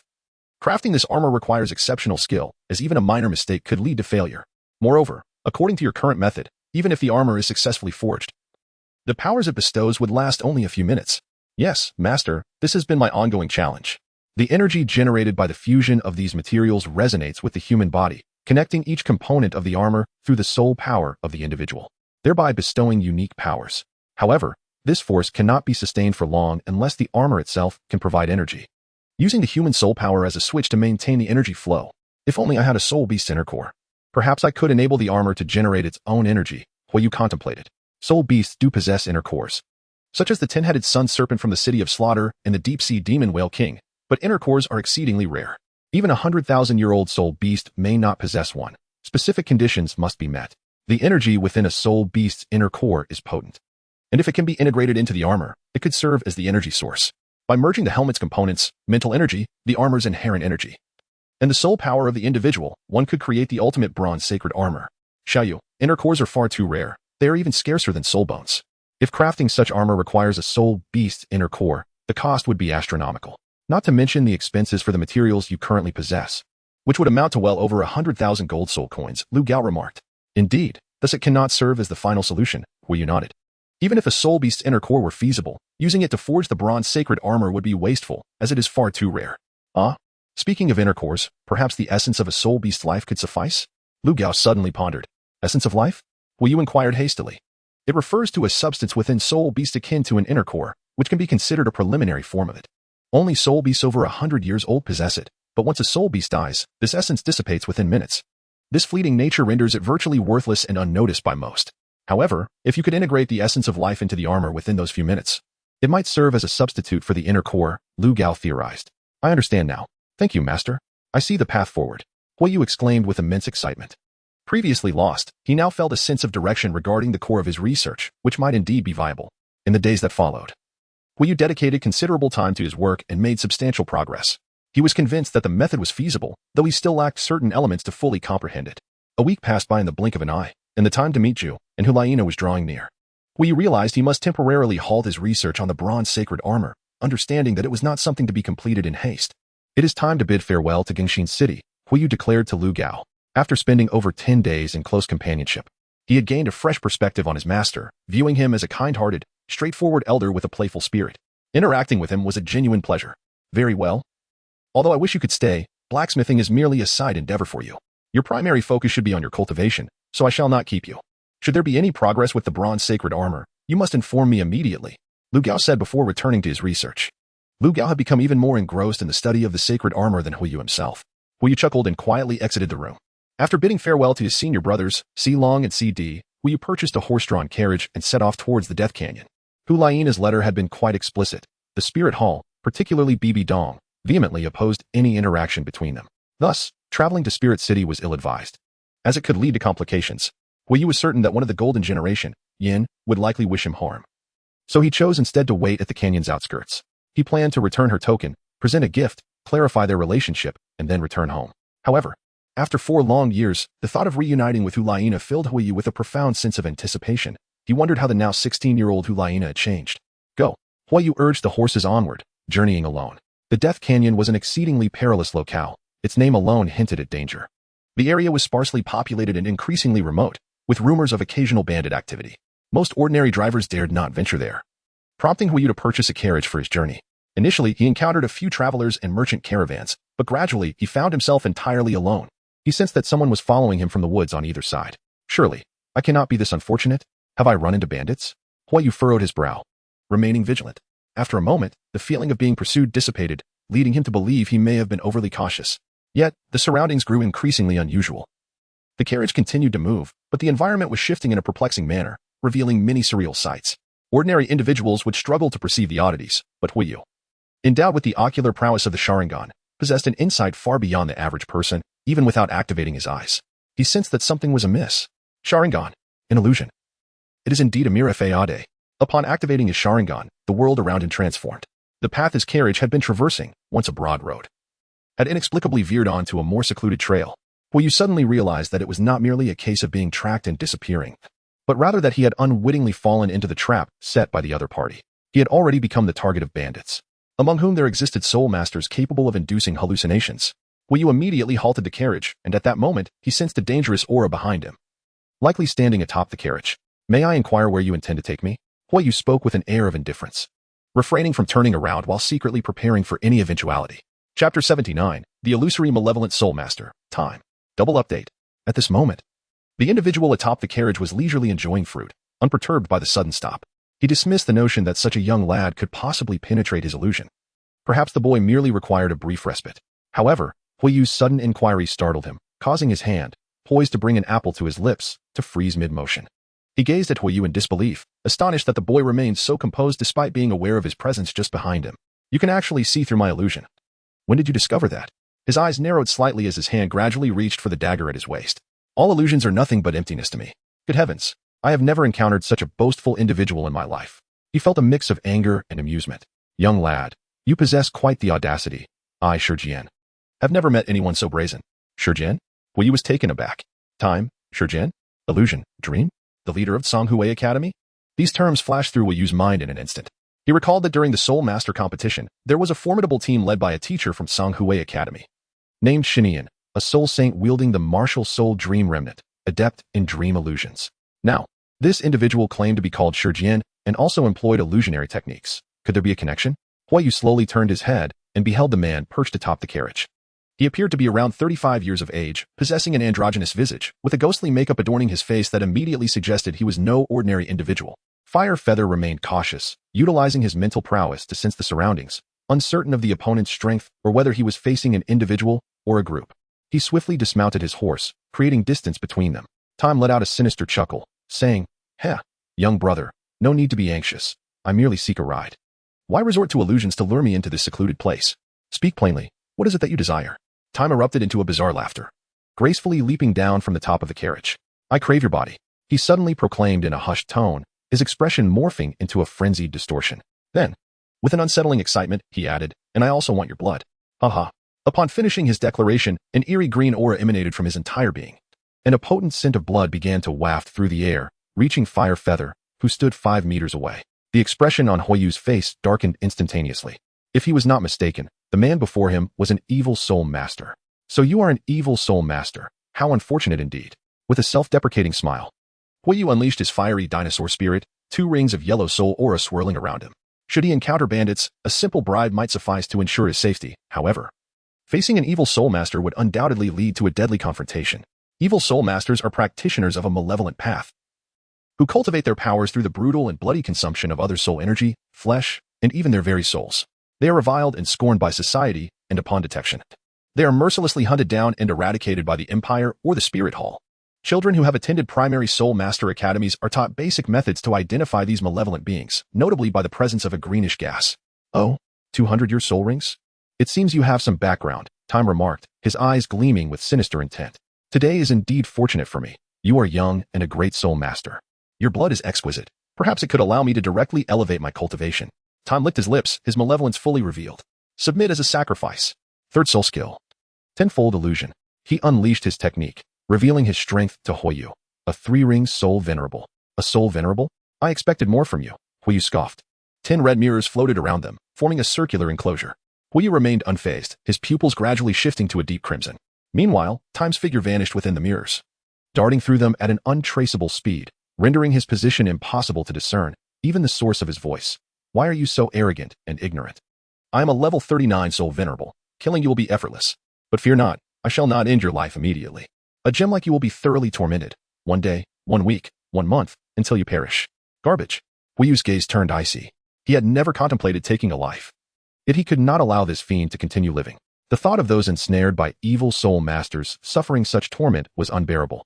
Their plight must be akin to living hell. "Rest assured, scum like you will meet your end swiftly. How vexing you are? Then allow me to make you suffer first." Suddenly, Time emerged from a mirror directly behind Huiyu, dagger in hand, lunging towards his back. Confident in his speed, amplified within the tenfold illusion, he believed he could attack unimpeded, having previously dispatched soul venerables with this very tactic. But unexpectedly, the outcome was not as he anticipated. Huiyu effortlessly evaded the strike. How was this possible? Time's expression changed dramatically. "Did you truly believe I would be unaware of your arrogance?" "The truth is quite simple." A smile crept onto Huiyu's lips as his eyes ignited with a fierce determination. "Because I possess the audacity to be arrogant. And today, you shall meet your demise. Evil soul master." He activated the celestial horse armor, radiant light bursting forth from the icy love at his chest, forming protective gear that enveloped him. His soul energy surged, his aura escalating. Do not even think about facing a soul venerable. With the celestial horse armor's enhancement, even a soul master would fall. This revelation sent waves of unease through the evil soul master. He could not fathom feeling apprehensive toward a great soul master. First soul skill, evil spirit clone. The evil soul master could no longer afford to play, unleashing his true power. Simultaneously, Huiyu activated his strongest form. First soul skill, fire dragon body. Prepare to endure 1,000 torturous blades, boy. The evil soul master manifested numerous clones, darting through the mirrors to launch a relentless assault on Huiyu. His first soul skill was a true art of shadow clones, each possessing a degree of offensive capability, yet only the main body could exert its full strength. Combined with the third soul skill, tenfold illusion, this technique was indeed formidable, capable of slaying a soul master of a higher tier. Yet, regrettably for him, all his attacks lacked substantial power, relying solely on weaponry to enhance damage. Such a soul master posed little threat to Huiyu, a master of unparalleled defensive techniques. Furthermore, Huyu's Sharingan allowed him to easily discern between clones in the true body, skillfully evading with techniques like Phantom Shadow and Shave, deflecting the clone strikes with ironclad defenses, rendering the evil soul master's efforts futile. Impossible. Impossible. You are merely a great soul master. I refuse to believe I cannot defeat you. The evil soul master raged on, his assaults only managing to inflict superficial wounds on Huiyu, a reality he found unbearable. Initially, it had been his clones attacking. Now, the main body finally struck, unaware that Huiyu could distinguish between them. This reckless onslaught only emboldened Huiyu, who had been patiently awaiting this moment. I've got you now. Huiyu suddenly pivoted to face the entity before him, and the sinister sorcerer's visage contorted with terror as he realized he had been seen through. Perish. Celestial Pegasus Meteor Fist. Crack, crack, crack. The flame feather fist struck with astonishing speed, akin to a myriad of shooting stars. Within mere seconds, the malevolent soul master was assailed by hundreds of punches, subsequently sent hurtling several dozen meters away, while the mirror clone vanished in that very instant. Huiyu immediately pursued, discovering a blood-soaked evil spirit master lying on the ground, barely clinging to life. To his surprise, he also spotted a wooden cabin behind him. In such a remote area, the existence of a dwelling was highly suspicious. It could very well serve as the stronghold of this malevolent spirit master. Please don't kill me. No. Please don't kill me. I beg you, whatever you desire, I can fulfill, the evil spirit master whispered in a tone of desperation. His eyes filled with a profound fear of death. Had you not been an evil spirit master, perhaps I might have spared your life. Huiyu's expression was one of indifference as she approached him step by step, brandishing a dagger. Allow me to pose a question. What is your relationship with Sharingan from Songhui Academy? Why, you know my brother? A flicker of disappointment crossed the eyes of the evil spirit master. Ah, so it turns out he is your brother. Huiyu slowly raised his dagger, and upon witnessing this action, he comprehended that his adversary had no intention of sparing him. With a face twisted in malice, he exclaimed, "You cannot kill me. My brother is a soul saint. Should you take my life, he will undoubtedly seek vengeance upon you. And what of the soul saint? A wretch like you must perish. Your existence will only bring more calamity upon others." No. Huiyu plunged his blade directly into the heart of his adversary. A torrent of crimson life force gushing forth from the wound, staining his fist. The malevolent spirit master stared wide-eyed. Disbelief etched across his face as he gazed at Huiyu. He found it unfathomable that he would meet his demise at the hands of a mere 12-year-old boy. As he observed the malevolent spirit master gradually slipping away from the realm of the living, Huiyu's hand trembled slightly, an unsettling feeling stirring within him. In his previous life, taking a life was a grave sin, and despite having lived in this world for 12 years, the memories of his former existence, deeply ingrained in his very being, continued to exert their influence. However, Huiyu soon regained his composure. Eradicating the malevolent spirit master was a duty that every righteous spirit master ought to fulfill. Fire Feather drew forth his dagger, wiping away the traces of blood, and gazed toward the wooden cabin before him. He faintly discerned the feeble cries for help emanating from within. Could it be? Have the esteemed members of the Spirit Hall come to rescue us? It seems so. There are sounds of combat outside. Help! We are here. The voices of those inside, having also heard the clamor of battle, grew increasingly numerous in their desperate pleas, as at least a dozen individuals had been ensnared by this malevolent soul master. How could so many have been captured? Bang! Huiyu stepped into the stone house with a heavy heart, and a mere glance almost made him retch. In the center of the hall stood a massive alchemical furnace, emanating a pungent stench of decay, leaving no doubt as to its grim purpose. Surrounding it lay several corpses, their grotesque forms mutilated beyond recognition, and the entire wooden structure was permeated with the metallic odor of blood. Having grown up sheltered in a greenhouse, Huiyu had never witnessed such brutal and sanguinary scenes, and as a result, he expelled the contents of his stomach from breakfast. The atrocities committed by the malevolent soul master were indeed inhumane.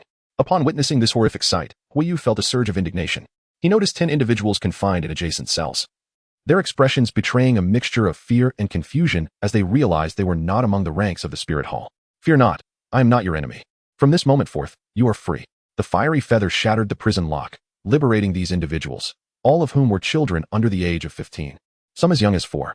Among them were both boys and girls. Some appeared physically intact, likely having been recently captured, yet the majority bore the scars of torment that rendered them nearly unrecognizable as human beings.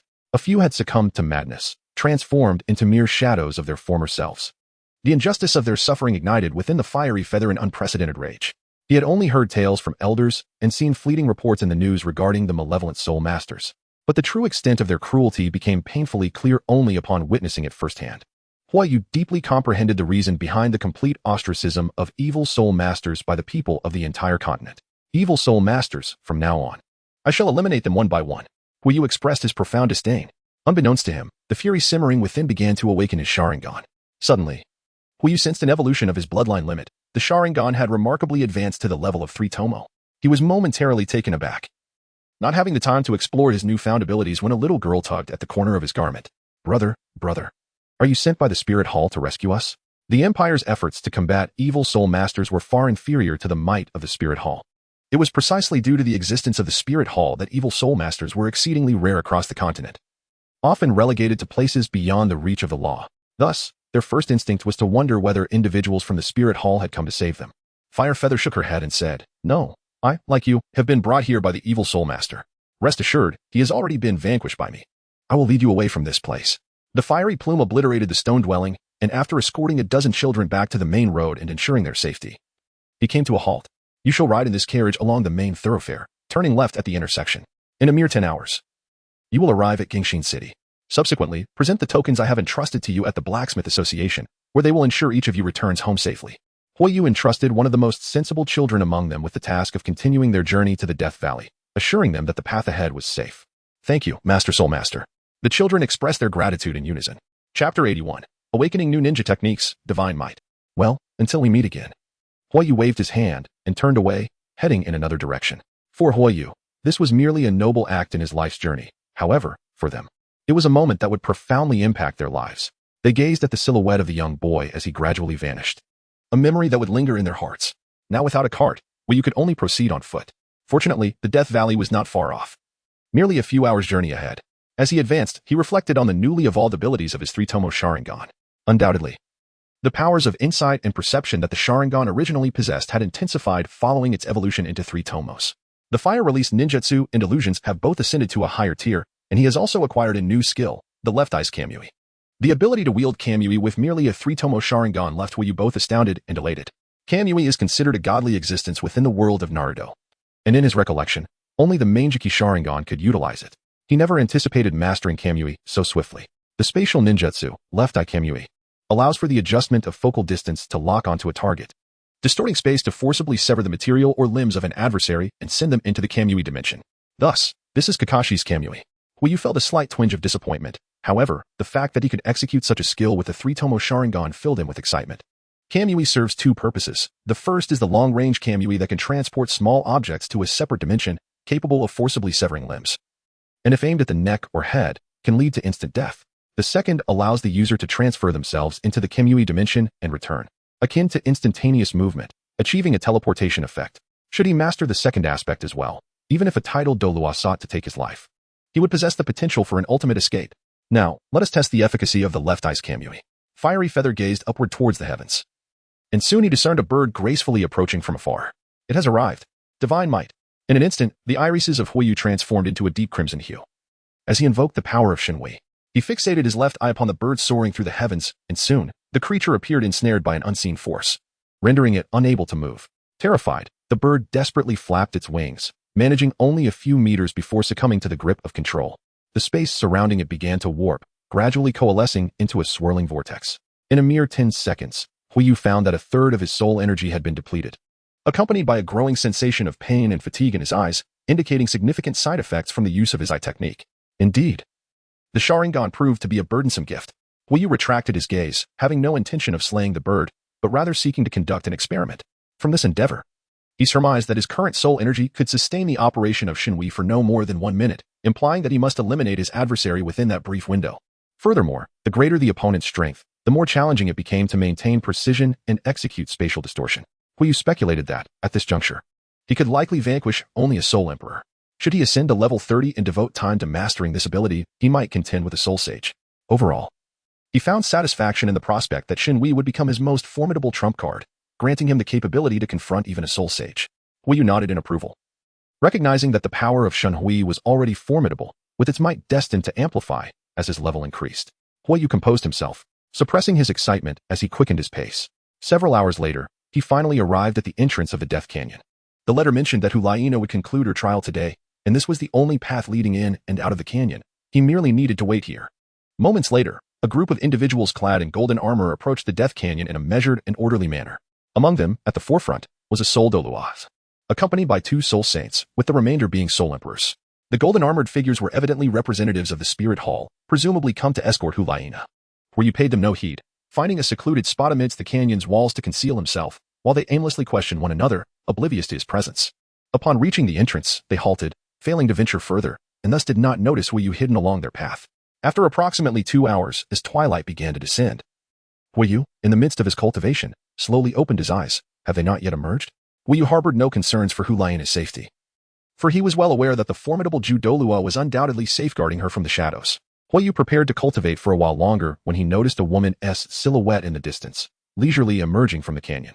At last, she had made her appearance. The corners of Yu's mouth unconsciously curled into a smile as he beheld the woman before him. Hu Laiana. Goodness, after 4 years apart, she had become strikingly beautiful. Yu gently stroked his chin, an uncontainable smile gracing his face as he admired the woman approaching him from afar.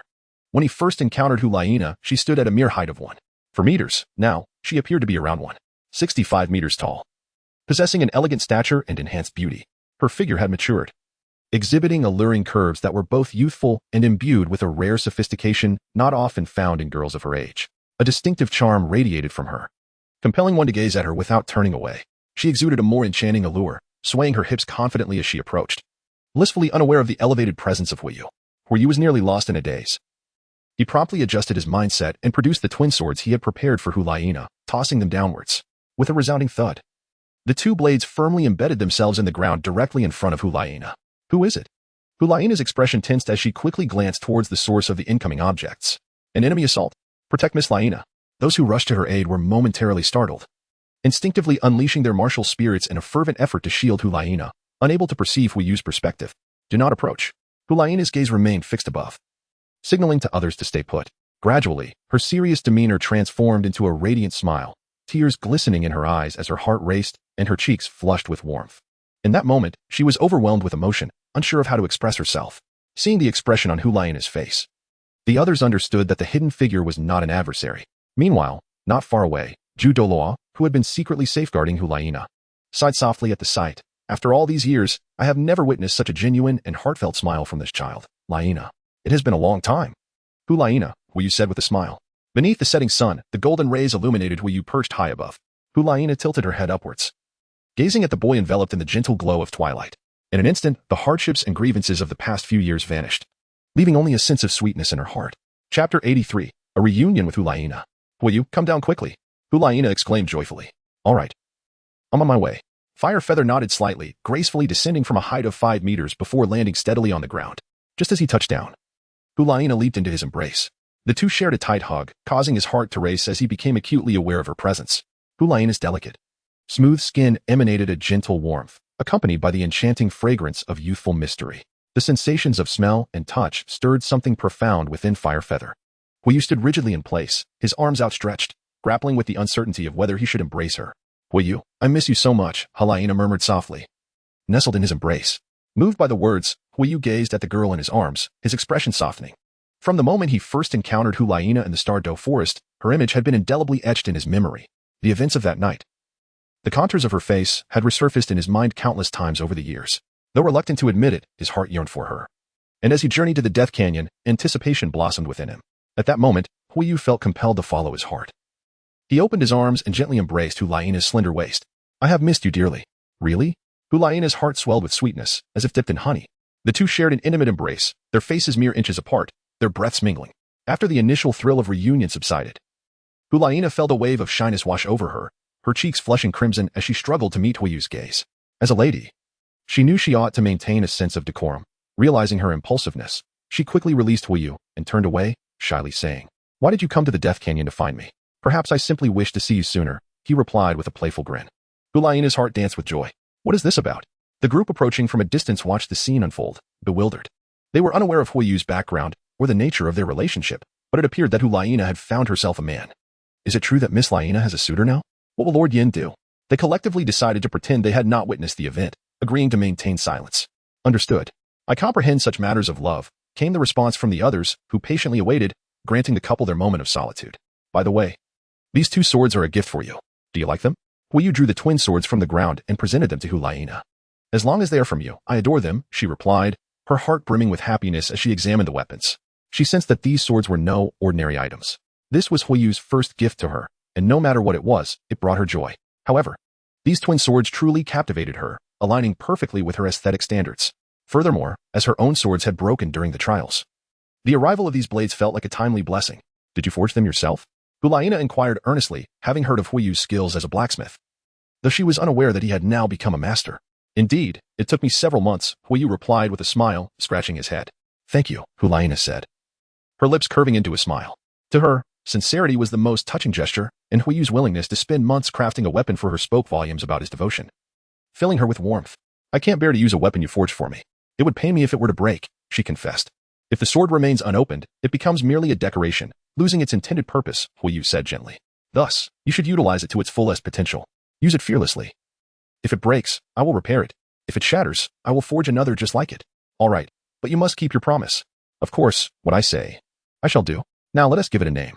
After a moment of contemplation, Hulaina playfully suggested, let us call it Firefox. Firefox sounds splendid. Huiyu agreed. Ahem. Apologies, Miss Laina, but it seems the time has come for us to return, interjected the Soul Douluo from the Spirit Hall, stepping forward to interrupt. Yes.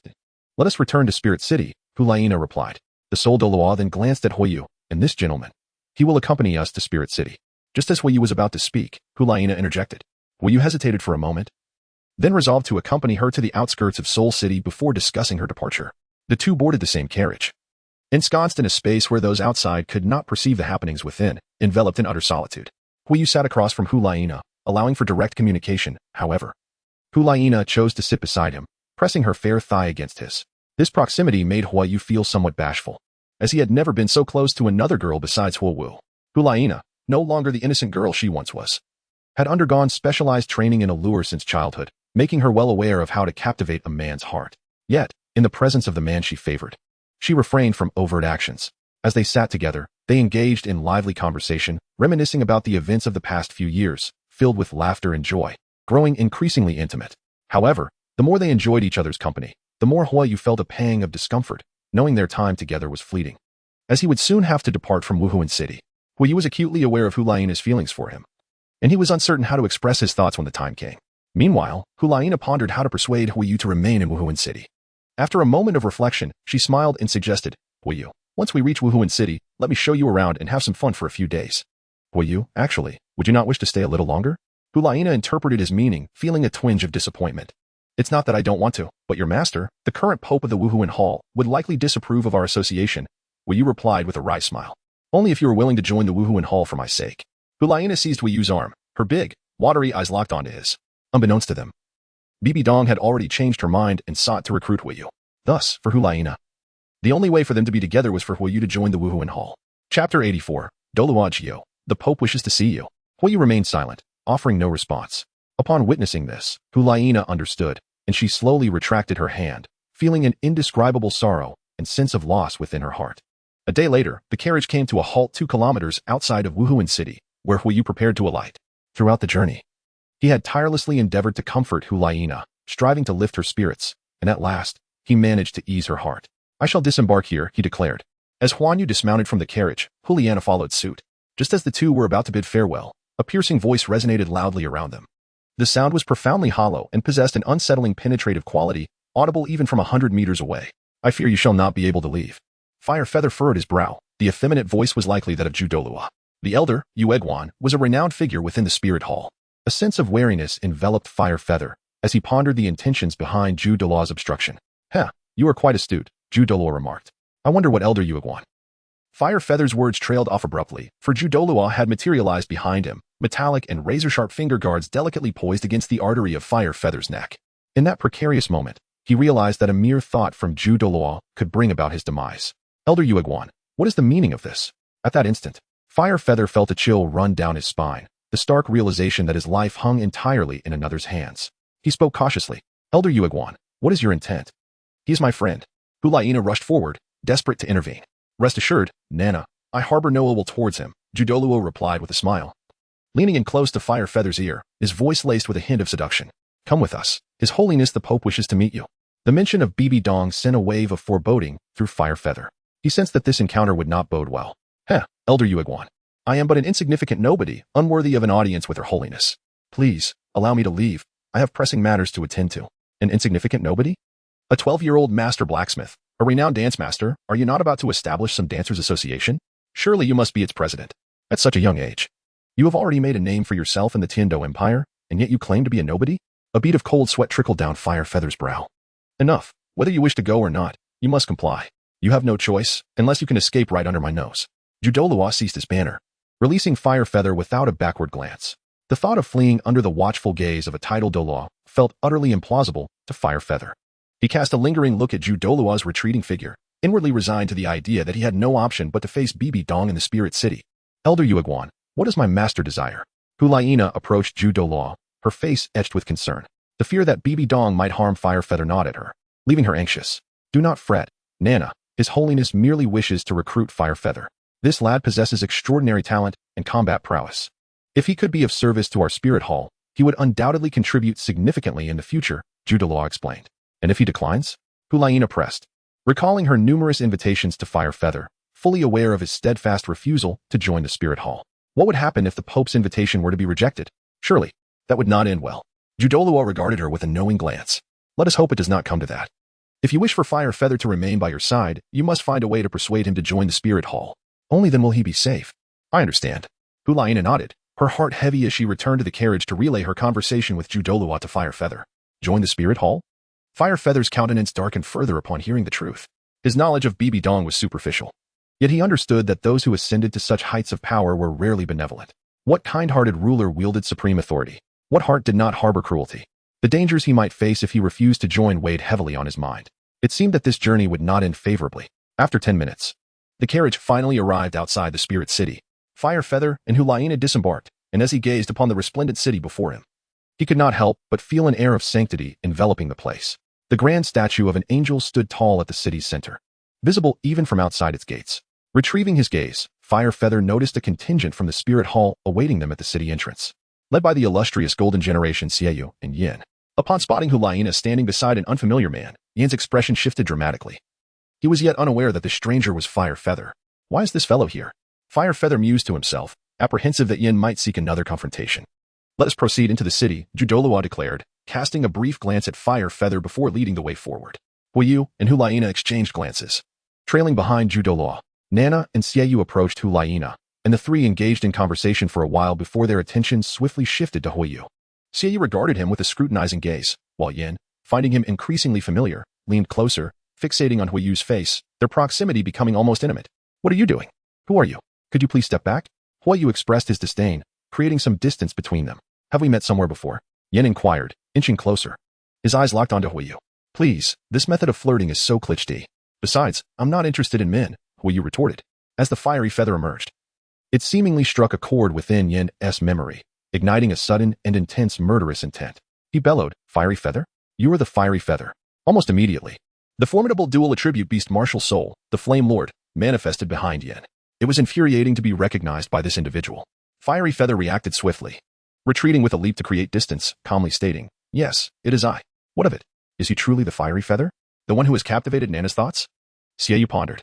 Since their encounter in the Stardow Forest, his younger sister had changed noticeably, and he had discreetly learned that a boy was the cause behind this transformation.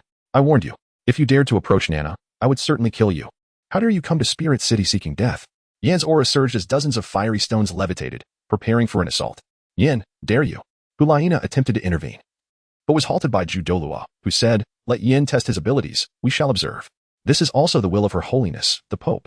But Yin is already a soul master of rank 42, while Fiery Feather is only at level 29. This is entirely unfair. Hulaina protested. Chapter 85, Fiery Feather vs. the Golden Generation Yin. This lad was capable of defeating a level 25 soul master when he was merely level 16. He will not be so easily overwhelmed by Yin. Just watch closely, and I shall intervene if the situation becomes critical, Douluo replied. Reluctantly, Hulaina acquiesced. Hey, Senior Yuiguan, are you not going to intervene? Huiyu directed his shout towards Douluo, but his call went entirely unheeded, leaving him feeling utterly humiliated. With no other option, Huiyu reluctantly chose to engage in battle. Yin, oblivious to Huiyu's return to Wuhan City and the absence of any opposition, was singularly focused on eliminating his rival. Die! Yin exclaimed, sweeping his hands forward, unleashing dozens of fiery stone blocks that soared through the air. The shapes were reminiscent of soccer balls, and Huiyu's innate talent for the sport allowed him to react instinctively. He raised his leg and kicked wildly, returning each projectile with precision aimed directly at Yin. How infuriating! Yin grumbled as he deflected the fiery stones, his expression marred by frustration. First soul skill, Hell Lava Burst. A smirk crept onto Huiyu's lips.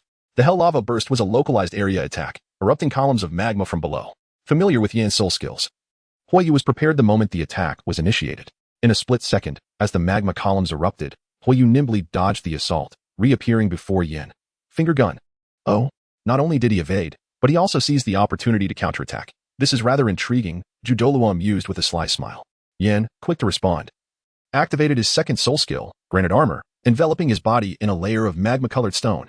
This transformation altered his appearance, rendering him akin to a demon from the depths of hell. The finger gun merely staggered him, causing no real harm. Humph, is your attack merely a tickle? Yin scoffed, retracting the granite armor with disdain. His formidable defense surpassed even his current iron block defense, leaving no vulnerabilities. Huiyu's strikes would find no purchase against him. Huiyu scrutinized his opponent. Yan's granite armor and his iron block were of the same ilk, offering uniform defense with no weak points to exploit.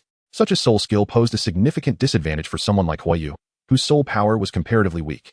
Without formidable strength, unless he donned the holy garment and unleashed the Pegasus Meteor Fist, other attacks would likely prove ineffective. First soul skill, Fire Dragon Body, he declared. A self-enhancing amplification technique. Relying solely on amplification, I may still bridge the soul power gap between us, Douluo remarked calmly. Through their previous exchanges, Huiyu had piqued Douluo's keen interest. Huiyu's finger gun, the ethereal phantom steps, and his astonishing agility had astonished him. These feats transcended the realm of soul skills or soul bones, yielding remarkable effects that were quite extraordinary. Douluo eagerly anticipated the unfolding confrontation between Huiyu and Yin. Come, let me witness the extent of your abilities, he silently urged. The fiery feather once again sprang into action, this time opting for a proactive assault through close combat. Today, I shall not spare you. Yin executed each strike with lethal intent, showing no mercy, which ignited a murderous resolve within Huiyu. As others sought his demise, he too would show no leniency. However, within the territory of the Spirit Hall, where the formidable Douluo was present, he could not afford to eliminate Yin. Such an act would surely lead to his own downfall. The two engaged in a fierce confrontation, neither able to gain the upper hand. The golden generation of the Spirit Hall was selected from countless exceptionally gifted children, their combat skills, soul power, and mastery of martial spirits, as well as their reflexes, far surpassing those of ordinary soul masters, with strength that vastly exceeded that of their peers. Without donning the sacred attire, he was no match for Yin. Iron block. Bang. With a single punch, Huiyu was repelled by Yin, the force of which caused a sharp pain in his chest. The weight of iron seemed insufficient to withstand Yan's might. Dragon of Fire Technique. Huiyu swiftly formed seals with both hands, unleashing a straight line of flames. In my eyes, your flames are nothing but refuse. My martial soul is a supreme dual attribute of fire and earth, the Lord of Flames. At present, the martial soul of Huiyin is of merely moderate quality, undeniably inferior to the top-tier fire attribute martial soul, Yin, which effortlessly deflected the assault. Go ahead and strike. Your incessant self-praise is truly remarkable. Prove your worth by defeating me first, Huiyin retorted, simultaneously unleashing his second soul skill, the Flame of the Fire Dragon. This constitutes Huiyin's inaugural offensive technique, derived from a 700-year-old fire-type soul beast, and is categorized as a medium-range attack with a burning effect. Once struck by the flame of the fire dragon, the enemy's skin will ignite with flames, causing excruciating pain for a brief period. The potency of this second soul skill surpasses that of the Grand Fireball technique and the Fire Dragon technique. With the advent of the second skill, Huiyin scarcely employs the Grand Fireball technique, reserving it for minor adversaries, as it proves inadequate against formidable foes. Meanwhile, the Fire Dragon technique remains exceptionally practical for long-range fiery assaults. I have declared your flames to be worthless. Yin, brimming with confidence, chose to confront Huiyin's attack head-on. Is that so? Huiyu chuckled. Yin soon sensed something was amiss. Although the flames had dissipated, a faint ember still lingered within him, capable of piercing through his fire attribute soul power and scorching his skin. How could this be? Yan's face contorted in agony as he struggled to channel his soul power to suppress the burning sensation. However, this would accelerate the depletion of his soul energy, and the scorching would still manifest whenever he utilized his soul power or soul skills to attack. My second soul skill carries a burning effect. No matter whether the enemy is a fire attribute soul master or not, they cannot escape its searing consequences. If you claim my flames are worthless, then it seems you are even inferior to refuse, Huiyu taunted. Very well, Huiyu, you have successfully provoked me. Yin was utterly enraged. Yet Huiyu had no intention of continuing the fight, calling out, wait a moment. He then turned to Douluo and said, Elder Yuegwan, this fellow has been biting at me like a dog. Are you truly not going to intervene? If I were to be injured by him, how would I face His Holiness the Pope? By this point, he understood that Douluo's lack of intervention was likely an attempt to gauge his own strength through Yan's actions. The Huiyin conjecture suggests that since BBDong intends to recruit him, she would undoubtedly not allow any harm to befall him. Therefore, he has no intention of taking action. To defeat Yin, one would need to reveal the bronze sacred garment and utilize the left eye's divine might. However, exposing his most formidable trump card to the Spirit Hall merely for the sake of defeating Yin is utterly unnecessary. Who are you calling a dog? Yin exclaimed in indignation. Will you cast a glance at him? Whoever agrees to it, it is so. Chapter 86. So what if I kissed? Are you seeking death? Third soul skill, Hellfire. Hui remained motionless this time, calmly standing in place, displaying no intention of defense. This lad is attempting to engage in a battle of wits, thought Douluo, who discerned Hui's state of mind yet refrained from intervening immediately. Without any form of defense, Yan's third soul skill was potent enough to annihilate his opponent. It was perplexing how Hui could remain so composed. As the flames approached, Hui still made no move, prompting Douluo to finally act. Should Hui find himself in peril once more, not only would he face reprimand from BBDong, but he would also earn the resentment of Huiina. A situation he could ill afford. In that critical moment, Douluo sensed Hui's presence and merely channeled a flicker of soul power, dissipating Yan's third soul skill, perfectly showcasing the prowess befitting a title Douluo. It seems my gamble has paid off, Hui mused, with Douluo intervening. He realized that no one else would dare to act against him before meeting BBDong. This lad is recklessly courting danger. Does he not fear that I might not intervene? Douluo pondered. At such a young age, possessing this level of courage and audacity, who among the younger generation of the Spirit Hall could match that? Douluo found himself increasingly impressed by Huiyu and addressed Yan, saying, "Enough, stand down. He is summoned personally by the Pope. You cannot touch him." What? The Pope summoned him personally? What could the esteemed Pope want with him? Yan inquired anxiously. You will understand once you reach the hall. Do not delay. Let us head to the Pope's palace, Douluo said, waving his hand dismissively and ignoring the others as he proceeded forward. Cursed be it. Consider yourself fortunate, Yan muttered, conceding to Douluo's words. As they walked, Yan trailed at the back, observing Huiyu, Huiina, and Xiaoyu walking side by side, his expression darkening. Teeth clenched in frustration. Let me introduce you. This is my brother, Xiaoyu, Huiyu said. Xiaoyu and Huiina were siblings, each bearing their parents' surname. Having inherited their respective martial spirits, orphaned at a young age, they were nurtured under BBDong's care, with the Spirit Hall being their entire world, to which they pledged their loyalty. To Huiina, Xiaoyu was the most remarkable man she had ever encountered. Hence her desire for him to forge a good relationship with Huiyu. As for Xiaoyu, he felt a tinge of indifference towards Huiyu. Yet he recognized the need to honor Huiina's wishes and extended his hand, saying, Xiaoyu, Nana's brother. Xiaoyu's demeanor was relatively polite, which garnered a semblance of goodwill from Huiyu. As the group conversed, they gradually grew familiar with one another. And Huiyu discovered that these so-called antagonistic geniuses of the original narrative were, in truth, quite amiable and principled individuals. We have arrived. Indeed, the group halted in unison. Huiyu came to a halt, standing before the most magnificent and imposing entrance of the Pope's Hall within the Soul Master City. It was undoubtedly the most resplendent and awe-inspiring structure he had ever encountered, adorned with a statue of an angel that radiated a sacred aura, seemingly imbued with life. Upon traversing this world, Huiyu had often envisioned the day he might visit this place for leisure. Yet he never anticipated that his first arrival would be under such coercive circumstances. BBDong must be within the hall. As Huiyu gazed at the broad and lengthy staircase before him, a mixture of nervousness, excitement, and anticipation welled up within him at the thought of meeting BBDong. She was his favorite female character from the Douluo Continent, possessing an exquisite beauty and a flawless figure, truly a goddess among goddesses. Huiyu had longed to meet her. However, he could not shake the notion that this woman might pose a threat to his life, and he sighed deeply at this thought. You four wait here. Douluo instructed, his form flickering before vanishing, only to reappear moments later at the top of the staircase, gradually making his way into the hall. Huiyu found himself lost in contemplation. The only information he currently possessed was that BBDong desired him to join the Spirit Hall's ranks. If he were to decline her invitation, would she perceive it as a slight or take offense, potentially leading to his demise? Should she indeed contemplate his elimination? Might she spare his life out of consideration for Huiina? Or perhaps she would not take any action at all. Huiyu was consumed by thoughts, contemplating the myriad possibilities that lay ahead. Yet, his hesitation rendered him unable to fathom BBDong's true intentions, which filled him with a profound sorrow. Do not worry. Regardless of the circumstances, I shall not allow my teacher to harm you. Huiyu's hand was gently grasped by Huiina. Indeed, Huiyu replied, casting a glance at Huiina beside him. Suddenly, he felt a sense of reassurance wash over him, her small hand's warmth igniting a flicker of comfort within his heart. You. Yan's countenance darkened upon witnessing this scene. What is it now? Huiyu replied with impatience. Remove your filthy hands. You are unworthy of Huiina. Yan suppressed his rising fury. I refuse to let go. What if I kissed her? Huiyu provocatively pecked the back of Huiina's hand while glancing at Yan. This fellow was insufferable. His irritation would only be alleviated by provoking him further. Huiina's face flushed crimson, and she shyly withdrew her hand.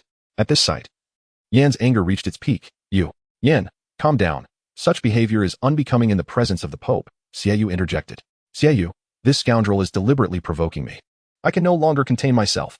If you wish to face punishment, so be it, Xiaoyu declared, unfazed by the escalating tension. Meanwhile, within the Pope's chamber, BBDong reclined languidly in the Pope's chair, her long legs elegantly crossed, while the two titled Douluos, Dulau and Dulau stood before her. Elder Yueguan, how goes the probe? BBDong inquired with an air of indifference. Your Holiness, Yin was unable to discern Huiyu's true capabilities. He suspected our intentions and ceased combat halfway through. However, during their exchanges, it became evident that this young man possesses some extraordinary methods. And he is both astute and courageous, Douluo reported. This lad is certainly a talent worth nurturing. If he could remain in the Pope's palace under our direct guidance, he might prove to be on par with Xiaoyu, Hulaina, and Yin, Douluo continued. Xiaoyu, Hulaina, and Yin are the finest among the younger generation of our spirit hall. Yueguan, you hold this Huiyu in high regard as well, do you not? Douluo questioned. Old Gue, do you doubt my judgment? Douluo retorted. Huh, have you not made errors in your assessments before? Douluo shot back. The two bantered amicably. Douluo and Douluo shared a deep camaraderie, having stood side by side in the protection of the spirit hall for decades, each holding a significant place in the other's heart, regarding one another as true friends. Chapter 87, The First Encounter with BBDong, the most exquisite woman in the world. Although Douluo and Douluo often expressed differing opinions, when it truly mattered, they would always unite on a common front. Very well. Since Elder Yueguan speaks so highly of him, it is clear that Huiyu is indeed someone we should seek to ally with. Let Xian and the others enter the hall, BBDong commanded. Understood. A soldier soon emerged from within the hall, swiftly descending the steps to approach Huiyu and the others. The Pope requests your presence in the hall. Let us proceed, Xiaoyu remarked, leading the way up the steps. Huiyu followed closely behind, ascending the steps with a heart laden with a myriad of emotions, each vying for dominance. After a brief moment, he entered the grand hall. The Pope's chamber was immense, housing the elder hall within, indicating that at least 10 formidable titled Douluos resided here. This was his first encounter with so many of such esteemed power in such proximity, though still some distance from the main hall where BBDong resided. Huiyu trailed behind them, encountering individuals along the way. Some were young geniuses of the spirit hall, akin to Hulaina, while others held significant positions as soul masters. Yet he did not encounter any elder-level figures. Moments later, Huiyu finally arrived at the main hall. The soldiers flanking the entrance willingly pushed the doors open, allowing light to flood into the chamber. Standing at the threshold, Huiyu's gaze was immediately drawn to the resplendent figure of BBDong, seated regally upon the Pope's throne. Such exquisite beauty existed in the world. He was utterly captivated at the sight of her. BBDong's features were stunningly delicate, embodying a softness that radiated nobility and divine grace. Her skin was flawless, pale, tender, and smooth, her figure strikingly alluring, accentuated by her long, elegant legs, which were almost entirely bared, exuding an irresistible charm. Clad in a magnificent golden gown, crowned with a golden tiara, and wielding a scepter, she further accentuated her ethereal complexion and noble demeanor, radiating purity and sanctity, akin to a celestial being, evoking a sense of unattainable divinity. Huiyu had encountered many exquisite beauties, Huowu, Hulaina, Shui Binger, and Shui Yuer. Yet, none possessed the allure, charm, and grace that BBDong exuded. Alas, it was a lamentable fate that such a goddess was sullied by the likes of Qian Xuanji. How infuriating it was. As Huiyu scrutinized BBDong, she too assessed him, and he made a rather favorable impression on her. Your Holiness, exclaimed Xiaoyu, Hulaina, and Yin in unison, each kneeling on one knee. Noticing that Huiyu remained standing, all eyes turned toward him. One kneels to heaven and earth, twice to one as parents. In a previous life, even before a president, kneeling would have been unthinkable. With a modern mindset, Huiyu had no habit of kneeling and had never bowed to another. Feeling somewhat awkward, he glanced at BBDong and, with a hint of nervousness, inquired, Your Holiness, is it necessary for me to kneel? You do not belong to our spirit hall. Since you have not knelt, there is no need for you to do so. Please step aside and wait, BBDong replied, her expression impassive, revealing nothing of her thoughts on the matter. For an ordinary child, encountering the Pope for the first time would typically invoke a sense of reverence. Yet here was a boy who dared to stand before BBDong without bowing. Huiyu respectfully bowed slightly, maintaining an air of calmness, seemingly unperturbed as he stepped aside. This demeanor surprised BBDong, for such a scene and expression indicated a formidable psychological strength. You may rise as well. Yes. The three slowly stood up, aligning themselves in a row alongside Huiyu. Huiyu initially anticipated that BBDong would immediately summon him. However, he found himself completely overlooked, as if he were a mere specter.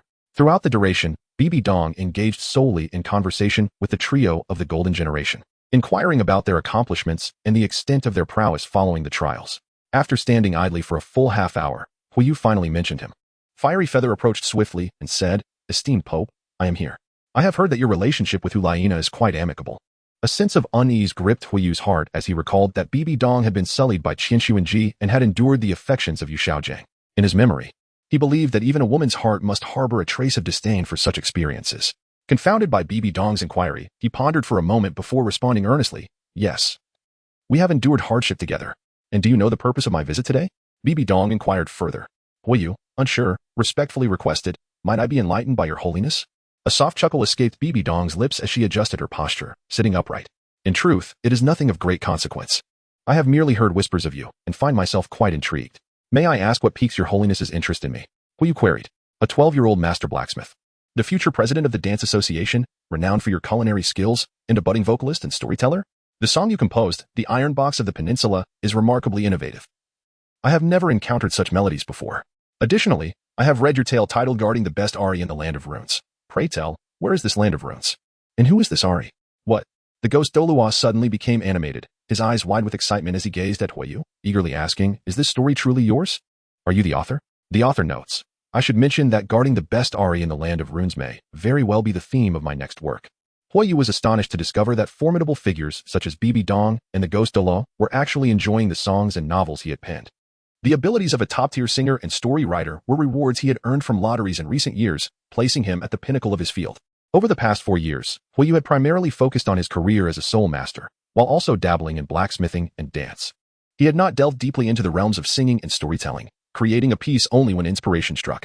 Consequently, his recognition in these two areas remained rather limited. Moreover, the musical tastes of this world differed somewhat from his own, resulting in his creations not gaining much popularity. While a casual rendition of a song by Jay Cho became a sensation, as for his novels, they were hardly read in the Tiando Empire, rendering them niche works. Thus, he was genuinely surprised to learn that individuals from the Spirit Hall were actually engaged with his writings. Old Ghost is utterly captivated. He has been clutching this book day and night, neglecting his duties, and even intends to track down the author to demand a quicker continuation. Who would have thought it was you, young lad? Chuckled the Jew Douluo. What? Huiyu's expression darkened. You. It has been 2 months since the plot was last continued. Hurry and tell me what happens next. Will Shadow Island pose a threat to the entire continent? Speak. The ghost Douluo exclaimed, fervently gripping Huiyu's collar. The intensity in the ghost Douluo's gaze mirrored Huiyu's own fervent anticipation for the next installment of a novel in his past life, desperately urging for an update. Chapter 88, Your Holiness, the most delightful moments are yet to come. Fire Feather was on the verge of tears. As the oppressive aura of ghost Douluo left him feeling immensely uncomfortable and immobile, he never anticipated that his casual scribblings could harbor such perilous implications. Had he not embarked on this journey to Spirit City, would ghost Douluo truly scour the world for him, resorting to threats? Spectre. BBDong wrapped her staff and gazed intently. Upon her utterance, ghost Douluo instantly regained his composure, releasing Fire Feather and stepping aside. A sigh of relief escaped Fire Feather's lips.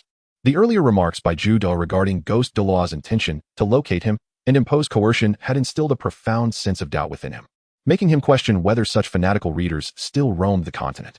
He cast an awkward glance at ghost Douluo before addressing BBDong. Your Holiness, the iron box of the peninsula was actually crafted by a gentleman named Zhou. It is not my creation, and that tale is entirely a product of imagination, devoid of any connection to reality. I see, BBDong replied with a chuckle. At such a tender age, you possess such a wealth of talent. I'm quite curious about what else you might be capable of. Beyond his innate abilities as a soul master, Fire Feather excelled in various other disciplines, seemingly proficient in all. At such a young age, she was genuinely intrigued by how he managed to cultivate his skills so rapidly while simultaneously mastering so many talents. Upon entering, Huiyu observed BBDong closely. She frequently rubbed her neck, and her limbs appeared somewhat sore and heavy, likely due to the burdens of her demanding duties. An idea struck him. Your Holiness, have you been experiencing a loss of appetite, fatigue, heaviness in your limbs, bitterness in your mouth, dryness, or perhaps headaches lately? Oh, you possess knowledge of medicine? BBDong smiled faintly, interpreting his words as a subtle acknowledgement of his medical understanding. Just a bit, he replied. It seems you are suffering from excessive dampness. Huiyu smiled gently. He had acquired a skill related to medicine, though it was not of the caliber of a top physician, but rather that of an exceptional health and massage therapist. This ability allowed him to treat minor ailments effectively, primarily through massage, which he had seldom employed, save for the occasional indulgence with family. Now, however, it might prove invaluable. If BBDong were willing to allow him to massage her, Huiyu was confident in his ability to provide her with comfort and joy, thereby potentially enhancing his own safety. Excessive dampness? Indeed, beyond what you have mentioned, I also possess some massage techniques that could alleviate these symptoms and effectively relieve your dizziness. Might your Holiness be inclined to give it a try? Impudent. How could your Holiness be touched so freely? Douluo exclaimed. Intriguing. Let us give it a try. For it has been some time since I have enjoyed a massage myself, BBDong replied, crossing her legs and beckoning Huiyu with her finger. Your Holiness. Douluo hesitated to speak further. Do not worry, BBDong signaled for him to remain quiet. Then I shall humbly proceed, Your Holiness. Huiyu, seeing the situation, first offered a respectful bow before slowly ascending the steps. Wuyu approached BBDong step by step, his heart racing with each stride as the embodiment of exquisite beauty drew nearer. An overwhelming sense of nervousness enveloped him. BBDong was the first woman to evoke such trepidation within him. Your Holiness, I shall now proceed to caress your head and neck, Wuyu articulated. BBDong replied casually, adjusting her posture to lean against the armchair, thus allowing Wuyu to massage her from behind. It was undeniably tempting. Wuyu swallowed hard as he positioned himself behind BBDong, where he inadvertently caught a glimpse of what should remain unseen, the alluring curves and the deep valley that lay before him. BBDong, a figure of considerable stature and prowess, possessed an acute awareness that transcended the visible spectrum. She sensed Wuyu's gaze with uncanny precision. A flicker of cold intent flashed in her eyes for an instant, indicating that he had offended her holiness. Wuyu rolled up his sleeves, gradually lifting both hands towards BBDong's temples. At the moment of contact with her body, his heart raced faster, and his hands trembled slightly. Your hands are shaking. Are you nervous? BBDong smiled faintly. What kind of person are you? How could one not feel anxious in your presence? Wuyu said with a wry smile. Taking a deep breath, he steadied his emotions, swiftly adjusting his mindset to adopt the most professional demeanor as he gently began to caress her temples. The massage skills of Wuyu were unparalleled. Under his expert touch, BBDong felt an immense sense of comfort. She slowly closed her eyes to savor the experience and remarked, Splendid. Your technique brings me great pleasure. Your Holiness, the best is yet to come. Wuyu's hand gradually glided downwards, traversing from her face to the nape of her neck. In that moment, BBDong, under Wuyu's soothing touch, had completely relaxed both her body and mind, letting go of her defenses to revel in the experience. Under normal circumstances, who would dare to touch her face? Such an act would surely invite calamity. Yet, the instant Wuyu's fingers brushed against the back of BBDong's neck, her body visibly trembled. Your Holiness, is something wrong? Have I made you uncomfortable? Wuyu inquired anxiously. No, please continue. A faint blush crept onto BBDong's cheeks. She maintained an air of composure, feeling not discomfort, but rather an immense pleasure, yearning for Wuyu to continue her gentle caress, albeit striving to conceal her eagerness. Wuyu noticed a faint blush on BBDong's face, and in that instant, he comprehended the implication. A knowing smile gracing his lips, it appeared that BBDong was quite sensitive about her neck.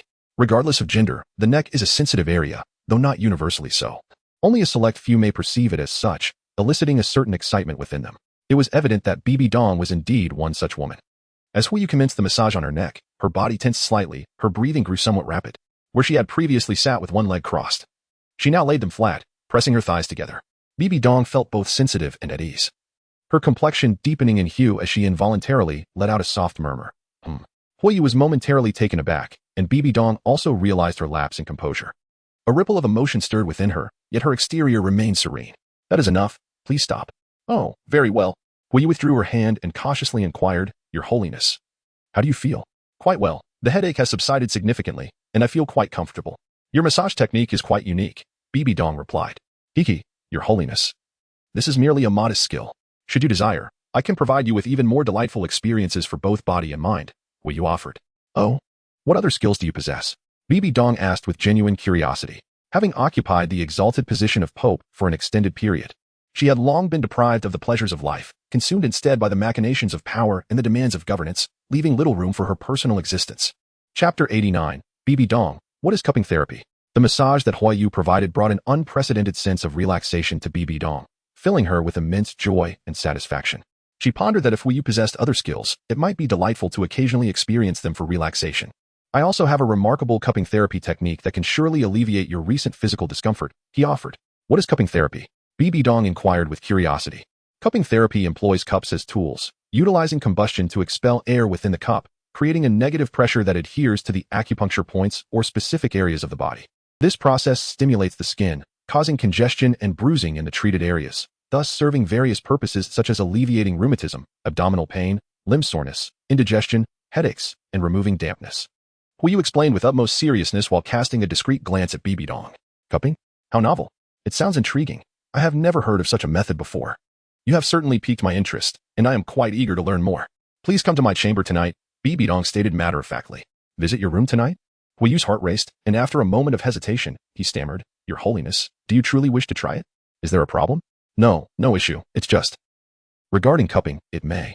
Wuyu trailed off, uncertain if BBDong understood what cupping entailed, and whether she would be amenable to it. Enough. Just come tonight, BBDong interrupted, rising from her seat. You may leave now. Very well. Wuyu initially wished to provide an explanation, but upon witnessing the situation, He had no choice but to withdraw. Let this be all for today. You may all disperse, he declared, signaling his intention to depart. Wu Yu could no longer contain his impatience and cautiously ventured, Your Holiness, I have personal matters that compel me to leave shortly. After tonight, I may have to depart from Soul Master City. He had initially anticipated that BBDong would directly engage him in conversation regarding his potential affiliation with the Spirit Hall. However, she had not broached the subject at any point. Now, as he contemplated leaving, he realized he was in another's territory. Without BBDong's consent, he could not simply depart, and he felt compelled to inquire. Moreover, posing the question would not directly rebuff BBDong's overtures, at most. It would merely convey his intentions. There's no rush. You may remain in Soul Master City for a few days. I shall assign personnel to ensure your safety around the clock. Nana, please arrange a room for Wu Yu, BBDong declared before taking her leave. She still refrained from mentioning any recruitment matters, yet Wu Yu comprehended her intentions clearly. She was evidently intent on binding him to Soul Master City. Her insistence on having guards around the clock was merely a precaution to prevent his escape, implying that without her approval, he would be unable to depart. Alas, it seemed that a return to Blaze City was not feasible in the near future. Wu Yu sighed inwardly. Wu Yu was permitted to stay temporarily in Soul City, which filled Hulayina with immense joy. She cheerfully exclaimed, Wu Yu, regardless of anything, let us enjoy a few days in Soul City. Wu Yu managed a wry smile in response. Hee, come, I shall first show you to your room. All right, Wu Yu agreed, with a bright smile. Hulayina took Wu Yu's hand and, brimming with delight, strode confidently towards the palace exit.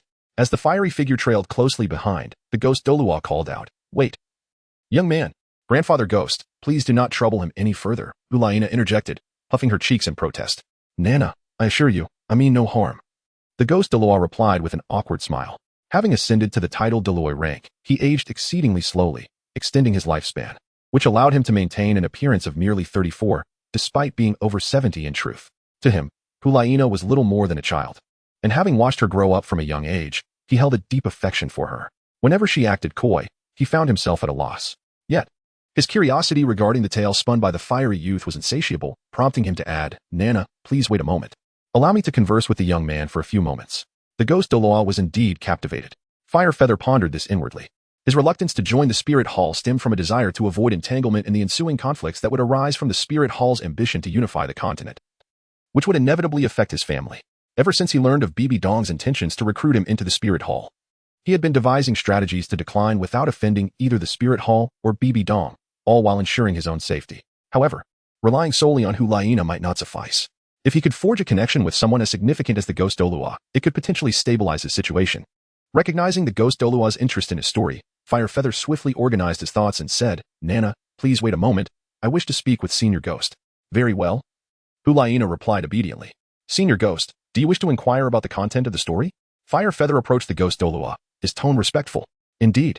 Your narrative is wondrous and fantastical, soaring like a heavenly steed, refreshingly innovative and utterly captivating, so different from any other literature I have perused. In comparison, those others are mere refuse. However, young man, I must express my frustration at your prolonged silence. It has been 2 months since the last installment. Ah, my apologies. Senior Ghost, I was unaware that you also enjoyed my writings, Firefeather replied, feeling a bit flustered. The ghost Douluo's praise indicated high expectations. To be frank, are you planning to abandon the story midway? No. Now that I know you are following along, I shall certainly complete it, Firefeather assured him. That's more like it. Now, do share the subsequent developments with me, the ghost Douluo urged eagerly. Wu Yu smiled lightly, a spark of inspiration igniting within him.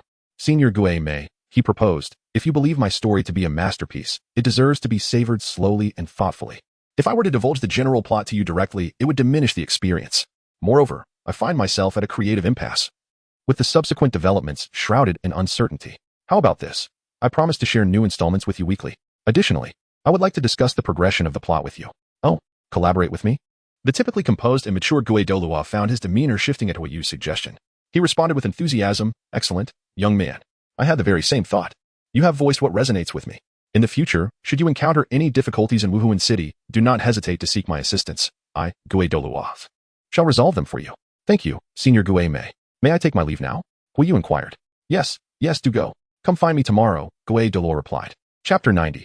Cohabitation with Hulayina. Very well. Wu Yu offered a slight bow before returning to Hulayina's side. Having preliminarily garnered Gue Douluo's favor and established a connection, he could now utilize the narrative to gradually strengthen their relationship. In doing so, he would effectively have an ally to support him in the future. In her heart, Wu Yu was devising a plan. Let us proceed, Nana. Is your story truly captivating, Huiyu? Grandfather Ghost seems to adore it. Hulaina inquired with curiosity. It is rather decent. Though it primarily depends on individual taste, Huiyu replied with a smile. Where can one procure this book? Well, given the vastness of Spirit City, any large bookstore within the city should suffice, Huiyu pondered. Then I shall also acquire a copy to peruse. Very well. I happen to need to gather some supplies for the Pope as well. Let us go together. Sounds good. The two exchanged smiles, engaging in conversation as they made their way toward the designated quarters for the elite disciples of the Spirit Hall. Along the way, their laughter filled the air, oblivious to the glances cast upon them by the occasional talented disciples of the Spirit Hall. Who is this fellow? Why is he so close to Hulaina? I have no idea. Mind your own business. Pretend you haven't seen anything. Among the younger generation of the Pope's Hall, who doesn't know that Yin has affections for Hulaina? Who dares to approach her, aside from a select few? This lad must possess some skill and backing to walk so closely with her. Indeed, some disciples who encountered Huiyu and Hulaina whispered amongst themselves, while others dismissed the matter, and a few discreetly followed for a short while before hastily retreating into obscurity. Huiyu noticed these occurrences but paid them little mind. In fact, he had grown accustomed to them. Such was the case when walking alongside Huiyu at the Blazing Fire Academy. He had become accustomed to the attention. After all, the goddess's allure and popularity attracted many suitors, particularly someone of Hulaina's stature and breathtaking beauty. If the fire feather does not encounter any unforeseen circumstances, it is certain that within 2 days, someone will come seeking trouble. Soon, Fire Feather arrived at the residence of the core disciples of the Papal Hall. Within the Papal Hall, there resides a group of exceptionally gifted young soul masters, all nurtured by the Papal Hall itself. This cohort of prodigies consists of individuals hailing from various regions of the continent. Fire Feather had heard from Hulaina that in the larger branch halls of the Spirit Hall, there exist specialized institutions dedicated to the cultivation of young soul masters. These institutions frequently select talented children from these branch halls through rigorous evaluations and subsequently send the most gifted ones to the Papal Hall's core institution for further training, gathering the continent's talents in one place, ultimately cultivating a select group of the most extraordinary individuals. Therefore, those who remain here to cultivate in the Papal Hall possess remarkably high innate soul power, each excelling in their own unique skills. As Huiyu treaded along the path, he could distinctly sense the difference between himself and the ordinary students. Here we are, Huiyu. For the next few days, you may stay with me, Hulaina gestured. Huiyu gazed at the solitary house before him, a 3-story edifice, each level spanning approximately 200 square meters. It stood in stark contrast to the accommodations of the other disciples, clearly indicative of the exceptional treatment afforded to a genius of Hulaina's caliber. Would it be appropriate for me to reside with you? Huiyu pondered aloud. What is there to be concerned about? There are several rooms within. You may choose any one you desire, Hulaina replied. Very well, he conceded. Huiyu followed inside and inquired, which floor do you reside on? The 2nd floor, replied Hulaina. Huiyu nodded slightly. Initially, he intended to request a room on the 3rd floor. However, upon reaching the 2nd floor, Hulaina promptly selected a room for him, conveniently adjacent to her own. This girl truly seems unperturbed by the thought of me secretly sneaking in at night to do something untoward, he mused with a wry smile, confirming his choice of room. Allow me to show you my room, Hulaina said with enthusiasm. In Huiyu's company, she radiated the charm of an innocent and adorable girl, as if yearning to share the tapestry of her life with him. Sounds delightful, Huiyu replied warmly, stepping into Hulaina's chamber. Her bedroom was remarkably spacious, comparable to the living room on the 2nd floor. The decor was split between soft pink and deep red hues, exuding both youthful vibrancy and a mature allure, an embodiment of Hulaina herself. To the outside world, she appeared enchanting, yet in this intimate space, she was imbued with a sense of youthful exuberance. It's nearly noon. We should probably head out, Huiyu remarked, glancing at the time. Just a moment. Let me change into something else, she replied. Sure, he responded. Hulaina dashed to her wardrobe, selected an outfit, and made her way to the changing room. Huiyu assumed she would re-emerge shortly, yet after standing there for 10 minutes, he found himself wondering if changing clothes truly required such an extended duration. Huiyu, feeling somewhat helpless, resolved to thoroughly explore Hulaina's bedroom. As he wandered aimlessly, he found himself before the wardrobe. Noticing that the door had been left ajar after Hulaina had retrieved her clothes, he moved to close it, only to unexpectedly discover a uniform from the Blaze Academy nestled within. How could there be a Blaze Academy uniform in her wardrobe? Huiyu examined the garment carefully. It was immaculate and free of pilling, though it bore several small holes, indicative of being well loved. The size seemed appropriate for a student in the 3rd or 4th grade. Could it be? Huiyu's gaze softened as memories flooded back to him. He recalled the moment 4 years prior when he had handed her the uniform to help conceal her form. So, this was the reason. A smile graced Huiyu's lips as she prepared to close the wardrobe door. At that moment, Hulaina emerged from the changing room, inadvertently witnessing the scene. No wonder it took so long. She had evidently taken great care in her appearance. Huiyu found herself momentarily entranced by Hulaina, who had donned a delicate layer of makeup and changed into a stunning purple gown adorned with roses, complemented by ivory stockings. It seemed that Hulaina had a particular fondness for this hue, rendering her even more enchanting at that moment. With a hint of nervousness, she hurried to Huiyu's side and promptly shut the wardrobe doors, as if wishing to conceal the school uniform from his view. You still have that school uniform, Huiyu observed, his gaze fixed intently on Hulaina, recalling how he had once urged her to discard it. Instantly, her cheeks flushed with warmth as she fidgeted with her fingers, averting her gaze in shyness. She hesitated, before swiftly shifting the topic. Let us be on our way. Hee, very well, Huiyu replied.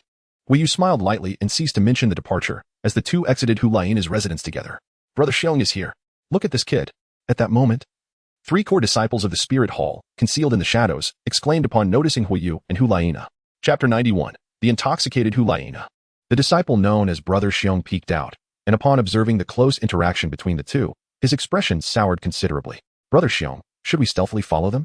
One suggested. No need. Let's first send someone to investigate this kid's background, he replied, narrowing his eyes with a cold demeanor. Brother Xiong, named Xiong Jin, was the grandson of the 5th elder of the Spirit Hall, a 95th level soul Douluo known as the Demonic Bear. Even the Pope could not govern elders of such rank, and there was an implicit caution towards them. With such a lineage, Xiong Jin was already among the elite of the Spirit Hall's younger generation. This background made him arrogant from a young age, disregarding his peers, even top talents like Xieyu and Yen. His feelings for Hulaina were complicated. The sudden emergence of Huayu irritated him. Fine, I shall go, he said, as the other two nodded and departed. Xiong Jin stepped out from the shadows, silently watching Huayu's retreating figure, his face darkening. Yen has always been close with Hulaina, yet I've never seen them this intimate. This kid, after a while. The two disciples who had gone to gather information returned to Xiong Jin. Brother Xiong, this kid's origins are unclear, but he returned with Hulaina today. He even fought with Yen at the city gate, but was interrupted halfway by the Jew Douluo. Following that, he met with the Pope. Met with the Pope? Xiong Jin pondered for a moment, then inquired, you say this when you fought with Yen? What was his strength? A 29th level assault type soul master, the disciple replied. What? A 29th level weakling? Xiong Jin scoffed derisively. I see. You all may leave now. Meanwhile, Huiyu and Hulaina had arrived at the commercial district of Spirit City. As it was lunchtime, they first sought out a restaurant to dine together. After their meal, they began shopping, starting with Hulaina's choice of storybooks authored by Huiyu, followed by items for cupping therapy. Regardless of whether BBDong would undergo the treatment that evening, Huiyu felt it prudent to be prepared. He sensed that the night would not be merely about the therapy. BBDong might very well express her true feelings during the process. Just as Huiyu thought they could return after their errands, Hulaina suddenly wished to explore further. Consequently, they spent the afternoon wandering the streets. And as Hulaina purchased numerous items, Huiyu carried them for her. For a fleeting moment, he felt as if he were on a date with her. Since leaving the Pope's palace, Huiyu had sensed someone following them. Likely the guardian BBDong had dispatched to ensure his safety, whom he assessed to be at the soul sage level. She truly holds me in high regard, he mused inwardly. Huiyu, I'm hungry again, Hulaina said, gently rubbing her stomach and looking at him with innocent eyes. All right, it's about time. Let us find something to eat, then we can head home, he replied. I don't want that. I've heard you are quite the cook. Tonight I wish to taste your culinary skills, Hulaina pouted charmingly. If you eat my cooking, I fear you might become addicted, Huiyu teased, playfully pinching her nose. Then you must promise to cook for me forever. Forever is. Huiyu blurted out before realizing the weight of his words, pausing abruptly. Such a statement could be construed as acknowledgement, something to be spoken with caution. Hulaina had never expressed her feelings before. Her direct words were unmistakable. She felt a blush rise, while Huiyu's response filled her with joy. Then let us buy some ingredients for tonight's meal, he suggested. Okay. They both chose to sidestep the weighty exchange, opting to overlook it. As dusk fell, they returned to their abode. Huiyu entered the kitchen to prepare dinner while Hulaina leaned against the counter, chin resting on her hands, watching intently as he cooked. It resembled the daily life of a couple. Observing Huiyu's focused demeanor, Hulaina reflected on their time together that day and felt a surge of happiness. Oh, Huiyu, about that suction therapy, cupping, I think it sounds intriguing. May I try it? Hulaina suddenly asked. You want to try it? Huiyu was taken aback. Is that not all right? No. It's just. Huiyu hesitated, uncertain how to express his concern. Cupping required one to remove their clothing. And while he dared not harbor any thoughts towards BBDong, he feared he might lose control with Hulaina. He quickly conjured an excuse, saying, This therapy is not suitable for someone your age. Is that so? Hulaina tilted her head skeptically. Of course not. I would never deceive you, Huiyu replied, feeling slightly guilty. Now let us eat. Together, they brought the dishes to the dining table. Hulaina suddenly remembered something and asked with interest, Huiyu, do you drink? Well, I enjoy a little. Why do you wish to try? Huiyu inquired. Yes, I would like to, but I've never had alcohol before. Never had it? Then perhaps it's best you refrain. It's quite easy to get drunk. No worries. Have you forgotten that soul masters can expel the effects of alcohol using their soul power? I want to get drunk, she insisted. That's true. Then let us have a little, Huiyu conceded, having forgotten that aspect. I'll go fetch some. Soon, Huiyu returned with a bottle of wine. Huiyu noted its low alcohol content and poured each of them a glass. A little sip will suffice. As they enjoyed their dinner and sipped wine, the atmosphere was relaxed. However, halfway through, Huiyu suddenly dropped her chopsticks and collapsed onto the table, unconscious. Laina, Huiyu called out, but receiving no response. He hurried to her side. Discovering she had merely passed out from intoxication, he was left bewildered. No way, you've only had 3 sips. Oh, I was careless. This wine packs a punch. Huiyu lightly tapped his forehead, exuding an air of exasperation. He had not anticipated that Huiyu would succumb to intoxication after merely a few sips. Just a moment ago, she appeared perfectly composed, showing no signs of inebriation. Before he could hastily summon his soul power to assist her, she had already collapsed. Despite her earlier assertion that she could expel the effects of the alcohol with her soul energy, Huiyu shook his head with a bitter smile and could only carry her to her room to rest. As he looked at the beautiful figure in his arms, her cheeks flushed from intoxication, he suddenly felt a surge of heat within. He had reached an age where a young man becomes sensitive to physiological responses. And being so close to such an alluring woman, alone in a room, was a scene that proved difficult to endure. However, Huiyu managed to suppress the unruly thoughts within him. His reason prevailed, allowing him to maintain the decorum befitting a gentleman. He gently placed Huiyu onto the bed, ensuring she lay flat before attempting to rise. Unexpectedly, Huiyu's arms tightened around his neck, refusing to release him, resulting in him inadvertently collapsing onto her. Huiyu found himself nearly enveloping Huiyu's soft form, pinning her beneath him, their faces mere millimeters apart, almost on the verge of a kiss. The fiery feather, weighing over 100 pounds, suddenly descended upon her, prompting a subconscious sigh from the intoxicated Huiyu. This delicate utterance left Huiyu momentarily bewildered. He felt Huiyu's entire body, soft and radiating warmth, alongside the fragrant aroma that emanated from her lips and the gentle cadence of her breath. It completely overwhelmed his rationality, leaving him consumed by illicit thoughts. He could endure no longer. Huiyu could no longer endure it. He passionately pressed his lips against Huiyu's delicate mouth, succumbing to a loss of reason as he fervently kissed her. Huiyu, though lacking in experience, had nonetheless watched numerous related videos in his previous life. While he had never eaten pork, he had certainly seen pigs run. He began to change his direction, inching closer. And just as he was about to reach the vicinity of her chest, Huiyu suddenly called his name softly. Huiyu. Until that moment, Huiyu had shown no sign of awareness. She was likely still intoxicated, completely oblivious to the unfolding events, and it was uncertain whether she had truly regained her senses. However, that single utterance jolted the beastly instincts within Huiyu, snapping him back to reality. He swiftly regained his composure and immediately withdrew from Huiyu's embrace. What on earth am I doing? Huiyu lay on the edge of the bed, his breath coming in quick gasps, his left palm pressed against his forehead, overwhelmed by a sense of agitation. As his mind gradually regained clarity and composure, he found himself engulfed in a wave of guilt and self-reproach. He had, in a moment of reckless impulse, stolen Huiyu's first kiss without her consent while she was inebriated. An act so incongruous with the innocence of a girl who had never ventured into the realm of romance. A profound sense of remorse settled within him. Meanwhile, Huiyu lay peacefully asleep, seemingly oblivious to the events that had transpired, her slumber genuine rather than feigned. Alas, Firefeather's heart was in turmoil as he turned to gaze at the peacefully sleeping Huiyu, his emotions swirling in complexity. His purpose in seeking her was to clarify their relationship, yet circumstances had led to an entanglement he could not simply dismiss.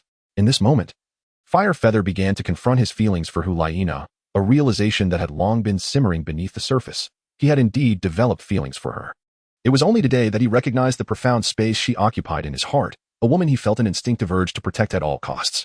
However, the obstacles presented by Huiyu's identity, the spirit hall, and BBDong loomed large, making it difficult for Firefeather to embrace his emotions. Now, however, he found himself wavering. Laina. Huiyu attempted to awaken Huiyu, but after several calls, she remained in a deep slumber, observing her peaceful repose. He couldn't bring himself to disturb her further. Very well, sleep well, he thought. Gently, he caressed her cheek, tucked her in with care, turned off the light, and then stood alone by the window, allowing the cool breeze to envelop him in contemplative silence. Huiyu accompanied Huiyu for quite some time, lost in contemplation. Suddenly, he remembered that he was scheduled to give BBDong a cupping therapy session that evening. Oh no, he had completely forgotten about it. Huiyu hurriedly glanced at the clock and realized it was nearly 11 o'clock at night, his expression darkening instantly. This is a disaster. How could it be 11 already? The disparity in status between Huiyu and BBDong is immense. To suggest visiting her room for cupping therapy this evening cannot be construed as an invitation. In the context of their unequal standings, it is tantamount to a command. As the clock struck 11 and he had yet to make his way there, he risked keeping the esteemed Pope waiting for an extended period. Should she take umbrage, His very life could hang in the balance. It was akin to an emperor leaving the palace to dine at a modest eatery, only to find himself waiting for hours without any food being served. The proprietor of such a humble establishment would likely find himself in dire straits. A solution must be devised. With a furrowed brow, Huiyu paced back and forth, contemplating his options. It was evidently too late to go now, and it was quite possible that BBDong had already retired for the night. However, to abstain from going would mean abandoning her and defying the order. No. He must make an appearance. Huiyu exited Huliana's chamber, swiftly grasping the prepared tools, and hurried towards BBDong's residence, hoping she had not yet succumbed to slumber. Firefeather quickened his pace, his mind racing with thoughts.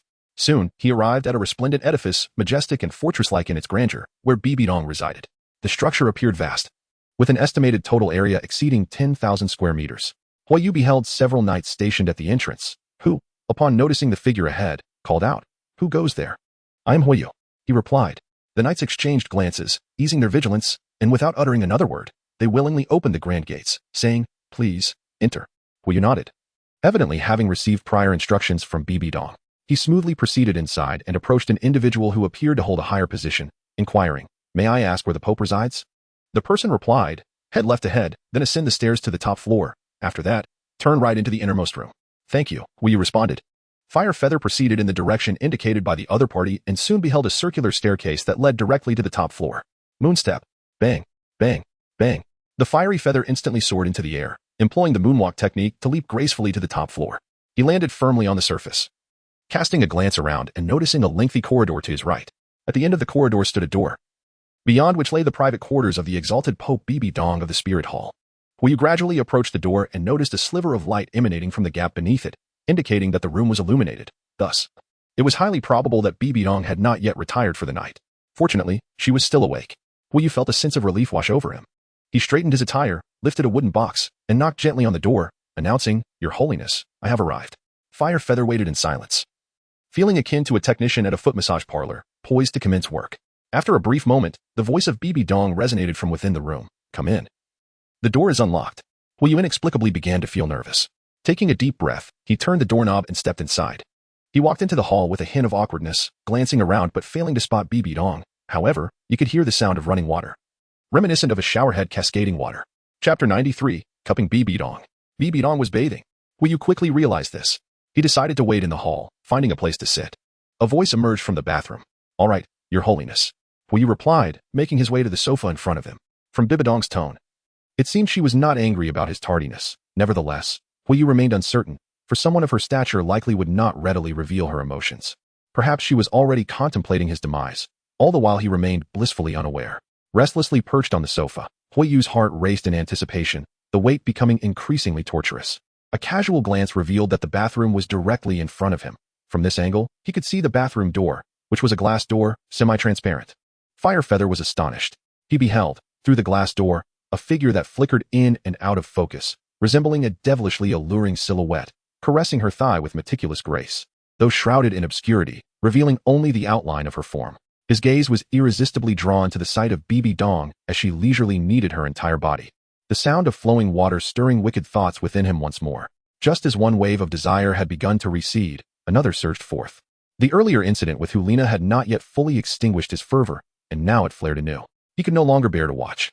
Firefeather shut his eyes and crossed his legs, seeking to calm his mind through meditation. After a brief moment, there came a soft click. The bathroom door swung open, releasing a cloud of steam, and BBDong emerged, wrapped in a white towel.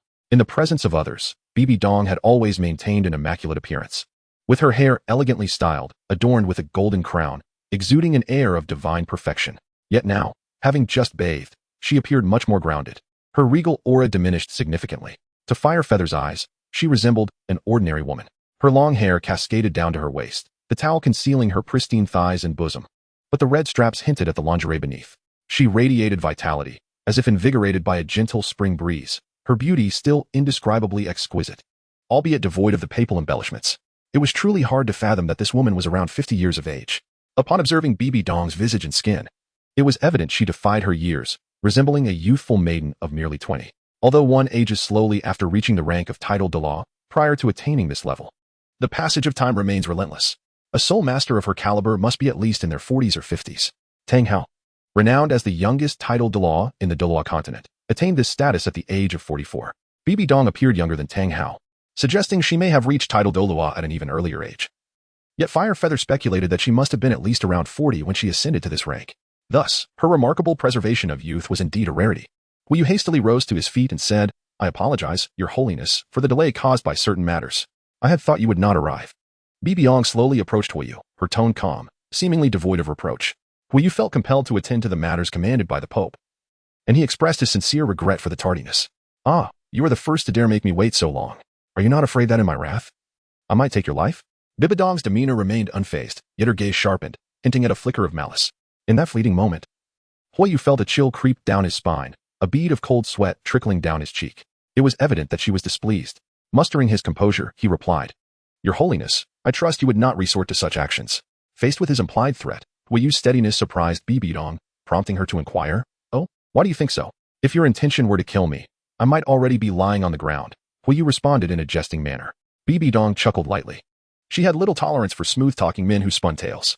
Had Wu Yu's reply been filled with flattery, she would not have easily overlooked his lateness. Satisfied with his answer, she turned and beckoned, "Come, let us proceed to the room." "Very well."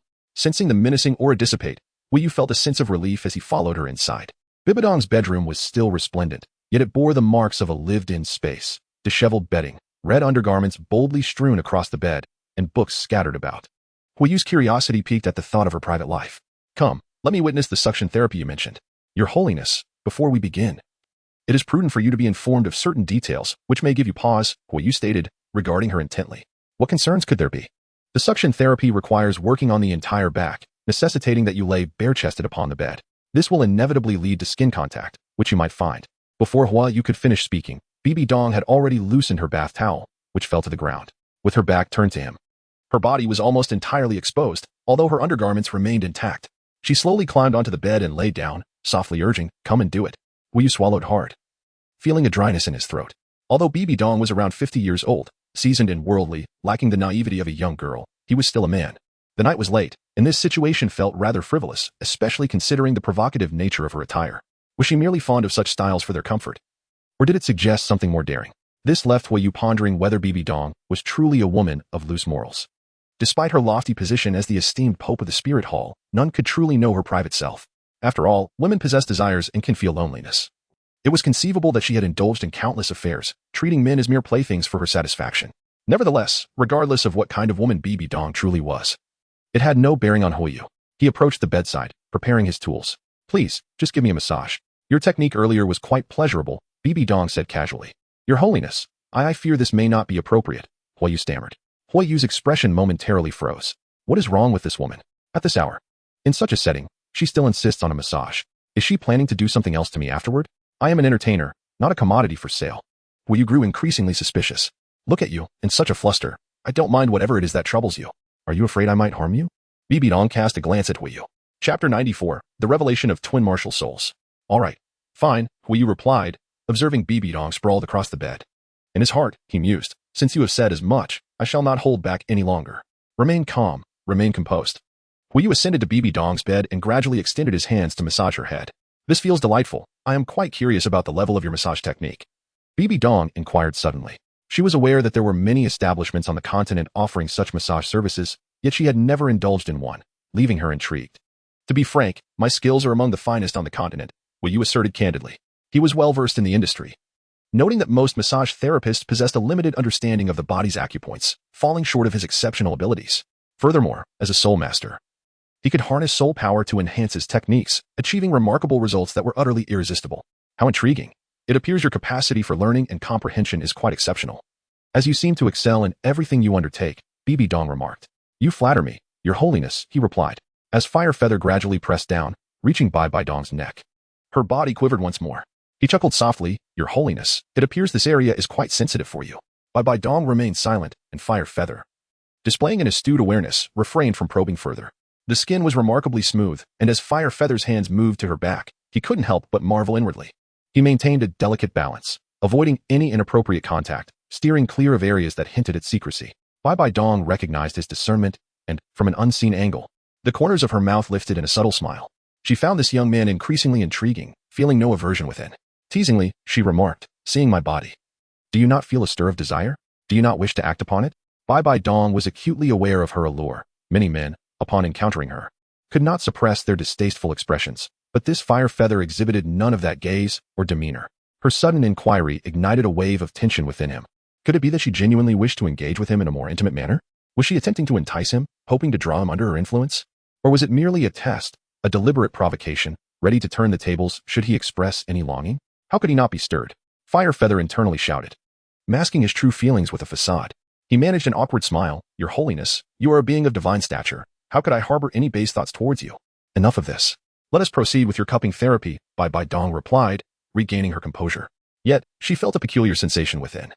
For her earlier words did not align with her usual demeanor. It felt as if a long-forgotten version of herself had resurfaced, the authentic BBDong, unshackled from the burdens of her role. After the death of Qian Sunji, ascending to the papacy had compelled her to don a mask, and over time, she had grown accustomed to this guise. In that fleeting moment, she sensed a return to her true self. The BBDong unbound by the mantle of the spirit hall. Very well, Fire Feather acknowledged, loosening his grip and retrieving a prepared glass jar. After a series of operations, he began the familiar process of cupping on BBDong's back, the jar firmly adhering to her skin. Hesitant. As she wore lingerie with a strap across her back, he intended to bypass that area, only for BBDong to proactively interject. This may hinder your work. You know. It's fine, we can skip this part. Just unfasten it, she commanded. What? Me unfasten it? Fire Feather's heart raced, nearly reaching his throat. To unfasten BBDong's lingerie, was this not excessively provocative? Did she truly wish for him to repeat himself? No, that will not be necessary. Huayu slowly extended his hand, his heart racing intensely. He gently grasped BBDong's lingerie strap and gradually unfastened the clasp. Overwhelmed by hesitation and nerves, his hands trembled slightly, and lacking any prior experience in unfastening such garments, he struggled repeatedly without success. How could he be so inept? Soon. Wiping the sweat from his brow, Huayu made another attempt and finally managed to unfasten it, then flung the straps aside. The once snug lingerie now fell away from her body. In an instant, Huayu caught sight of BBDong lying flat, her sides pressed against her ample bosom. My goodness, Huayu's patience was nearing its limit. He had never been subjected to such torment. He swiftly averted his gaze, hastening the process, and moments later, he declared, It is complete, Your Holiness. We need only to wait half an hour for it to conclude. Ah, my interest in you grows ever deeper. BBDong remarked with an earnestness that altered both her demeanor and tone abruptly. Is it finally time? Huayu's expression turned increasingly grave. He sensed that BBDong was about to reveal the true motive behind her coercion for him to come to Spirit City. The moment of revelation was at hand, and the so-called interest was far from the mere superficial curiosity he had imagined. I believe you have already surmised the genuine purpose behind my invitation for you to enter the city. BBDong's aura shifted dramatically. She now embodied the true essence of the Spirit Hall's Pope, as she was meant to be. The phoenix feather no longer beat around the bush. His expression grave. Your Holiness, why do you seek to win me over? Why? The Spirit Hall has never been short of talent. Nor has it ever turned away those with potential. Furthermore, your innate gifts and abilities are exceptional. Should you choose to join the Spirit Hall, you would undoubtedly become a formidable soul master, contributing to our strength. Such is the path laid before you. Huayu maintained a calm demeanor, reflecting on the overwhelming presence of powerful soul masters from the Spirit Hall, which pervaded the two great empires. With dozens of title Dulau and an innumerable array of soul Dulau, the number of soul masters was still far surpassed by the combined forces of the two empires. How could you be certain that I could ascend to become a formidable figure within the Spirit Hall? Even a soul master endowed with exceptional talent and innate soul power, who cultivates rapidly in the early stages, may not necessarily attain the rank of title Douluo. Indeed, there are prodigious talents who, upon reaching the level of soul Douluo, find themselves unable to advance further. To reach the esteemed level of title Douluo, mere talent is insufficient. It necessitates a blend of diverse abilities and fortuitous opportunities to even have a chance at entering the ranks beyond level 90. Even for Nana, Xiaoyu, and Yin, I am not entirely convinced that they can achieve level 90. However, you possess a considerable potential. My ability to assess individuals is quite keen. There is an unusual aura emanating from you, a strange power that intrigues me. Furthermore, you are a twin martial soul wielder. How do you know this? The last statement astonished Huayu, as he had never disclosed the existence of his twin martial souls to anyone besides his father and Wang Teju. Despite the extensive reach of the Spirit Hall, it seemed implausible that they could be aware of his secret. Could it be that she senses another martial soul within me? Chapter 95, Refusal of BBDong's Invitation. With a slight smile at the corner of her mouth, BBDong remarked, I, too, am a twin martial soul wielder. As one who possesses dual souls, I am well acquainted with the phenomenon. When your left hand made contact with my body during the day, I sensed it instantly. Within you resides two martial souls. Truly, the esteemed Pope is remarkable, Huayu thought, marveling at her ability to discern the nature of a person's soul through mere contact. How could an ordinary person achieve such a feat? Huiyu was left wondering about her methods, but ultimately, it mattered little. The revelation of his twin martial souls had already come to light. Huiyu's expression was markedly unnatural, tinged with a hint of displeasure. For the revelation of his twin martial souls was anything but fortuitous. His previously demonstrated talent was of a genius caliber, while the Spirit Hall had few such individuals. They were not entirely absent among the younger generation. Such talent, however, was unlikely to significantly shake or threaten the Spirit Hall in the future. Thus, even if Huiyu ultimately declined their invitation, the likelihood of his safety remained considerable. BBDong, being a wielder of twin martial souls herself, was acutely aware of their formidable nature. While others might possess 9 soul rings, a twin martial soul could accommodate 18, effectively doubling their skills. Coupled with the enhancements provided by soul rings, which augmented soul power and physical attributes, their combat prowess was extraordinarily formidable. Should both martial souls successfully undergo cultivation and ascend to the rank of title Douluo, they would undoubtedly reach the pinnacle of soul masters. Such an individual, if they were to mature, would inevitably pose a threat to the Spirit Hall and BBDong herself. Furthermore, the Spirit Hall had already embarked on a scheme to unify the continent and establish a martial soul empire, driven by rampant ambition. If such a prodigious talent were to align with opposing forces, it would constitute a grave risk. Should they prove unusable to her, the likelihood of eradication was substantial. If BBDong indeed harbored such intentions, even with the support of Ghost Douluo and Chrysanthemum Douluo, where you would find little recourse across the entire continent. Only she held the knowledge of how to cultivate twin martial souls. Any reckless attempts at cultivation would lead to catastrophic failure. If he wished to avoid wasting the potential of his second martial soul, he should join the Spirit Hall. She could take him on as her disciple, personally guiding and nurturing him, granting access to the finest cultivation resources in the realm, along with unparalleled status and wealth. Under her direct tutelage, he would stand a substantial chance of attaining the realm of title Douluo, perhaps even achieving greater strength. BBDong's words exuded absolute confidence. She believed that such an offer would entice nearly everyone, and for someone like Huiyu, emerging from a modest family, there was little reason to refuse such advantageous prospects. Huiyu fell into silence. Indeed, under such circumstances, who could withstand the pressure? A future of brilliance and success awaited. Yet the answer he provided ultimately exceeded BBDong's expectations. Your Holiness, what if I refuse? What did you say? BBDong's gaze instantly turned frigid. Initially, Huiyu's displayed talents merely suggested he was worth recruiting, not yet reaching a level that stirred her deep concern. Even if he was reluctant to join the Spirit Hall, it was of little consequence. However, once she discovered that Huiyu possessed twin martial spirits, her perspective had irrevocably shifted. Huiyu's response left BBDong feeling extremely displeased and enraged. In an instant, a formidable aura enveloped the entire room, and a powerful force erupted from BBDong, sending Huiyu crashing against the wall. The glass jars clinging to her shattered one by one as she clambered up from the bed, conjuring a cloak that she draped over herself before slowly advancing towards Huiyu. Observing the now hostile BBDong, Huiyu gradually rose from the ground and inquired, "What will happen if I refuse? Then it seems you will not be leaving the Soul Master City." BBDong's tone left no room for negotiation. Huiyu met her gaze with an unusual calmness, which bewildered BBDong. She found herself hesitant. She did not wish to kill Huiyu outright. Her previous statement was merely a threat meant to sway his decision. However, Huiyu's demeanor conveyed an unwavering resolve, causing her to falter. She had no intent to take his life, nor was she in a rush to compel him to join the Spirit Hall immediately. Time was on her side, and such talent was worth the effort to cultivate. After some contemplation, BBDong softened her rigid stance and decided to offer him a seemingly insignificant opportunity. It's not entirely impossible. If you can defeat 2 of the Spirit Hall's promising disciples, I shall cease my pressure upon you. Ah, those 2 must be Xiaoyu and Yan, right? Huiyu replied with a wry smile. Xiaoyu, a level 43 Soul Master of the 4 Rings, and Yan, a level 42 Soul Master of the 4 Rings, possessed strength that far exceeded their rank. As a mere level 29 Huiyu, even with the Celestial Pegasus armor, he might not stand a chance against them unless he employed the Sharingan space-time ninjutsu, Kamui. Yet, should he resort to Kamui, despite his reluctance to take lives, one of them would inevitably suffer a grievous injury. He could not bring himself to use such power against Huliana's elder brother. Setting aside these considerations, it was clear that for anyone else, defeating Xiaoyu and Yin was nearly impossible. Therefore, what BBDong presented as an opportunity was, in reality, a situation firmly within her control. Very well. I shall grant you 1 month. Should you manage to overcome Xiaoyu and Yin within this time frame, I will allow you to leave the Soul Master City without further threat. However, should you fail, you must join my Spirit Hall and pledge your unwavering loyalty to us. A month, you say? Huiyu pondered internally, sensing that he would soon break through to level 30. With a month at his disposal, he was confident he could elevate himself to a Soul Sovereign. When he applied the 3rd Spirit Ring, his Fire Dragon Spirit would evolve once more into a high-quality fire-breathing dragon spirit, significantly enhancing his power, making it feasible to defeat Xiaoyu and Yan. He gazed intently at BBDong and replied, Very well. I accept. Humph, such arrogance. Regardless of your combat prowess, defeating Xiaoyu and Yin is an impossible feat. BBDong thought to herself, smiling inwardly at what she deemed an unattainable goal. She waved her hand dismissively, stating, "You may leave now. I am weary." Huiyu exited the room, his expression impassive as he muttered a brief farewell. However, upon leaving BBDong's quarters, he did not feel relieved. Rather, he was burdened with thoughts. Overcoming Xiaoyu and Yin would not be an easy task. In the time ahead, he needed to dedicate himself to enhancing his strength while also gaining a deeper understanding of their combat styles and habits.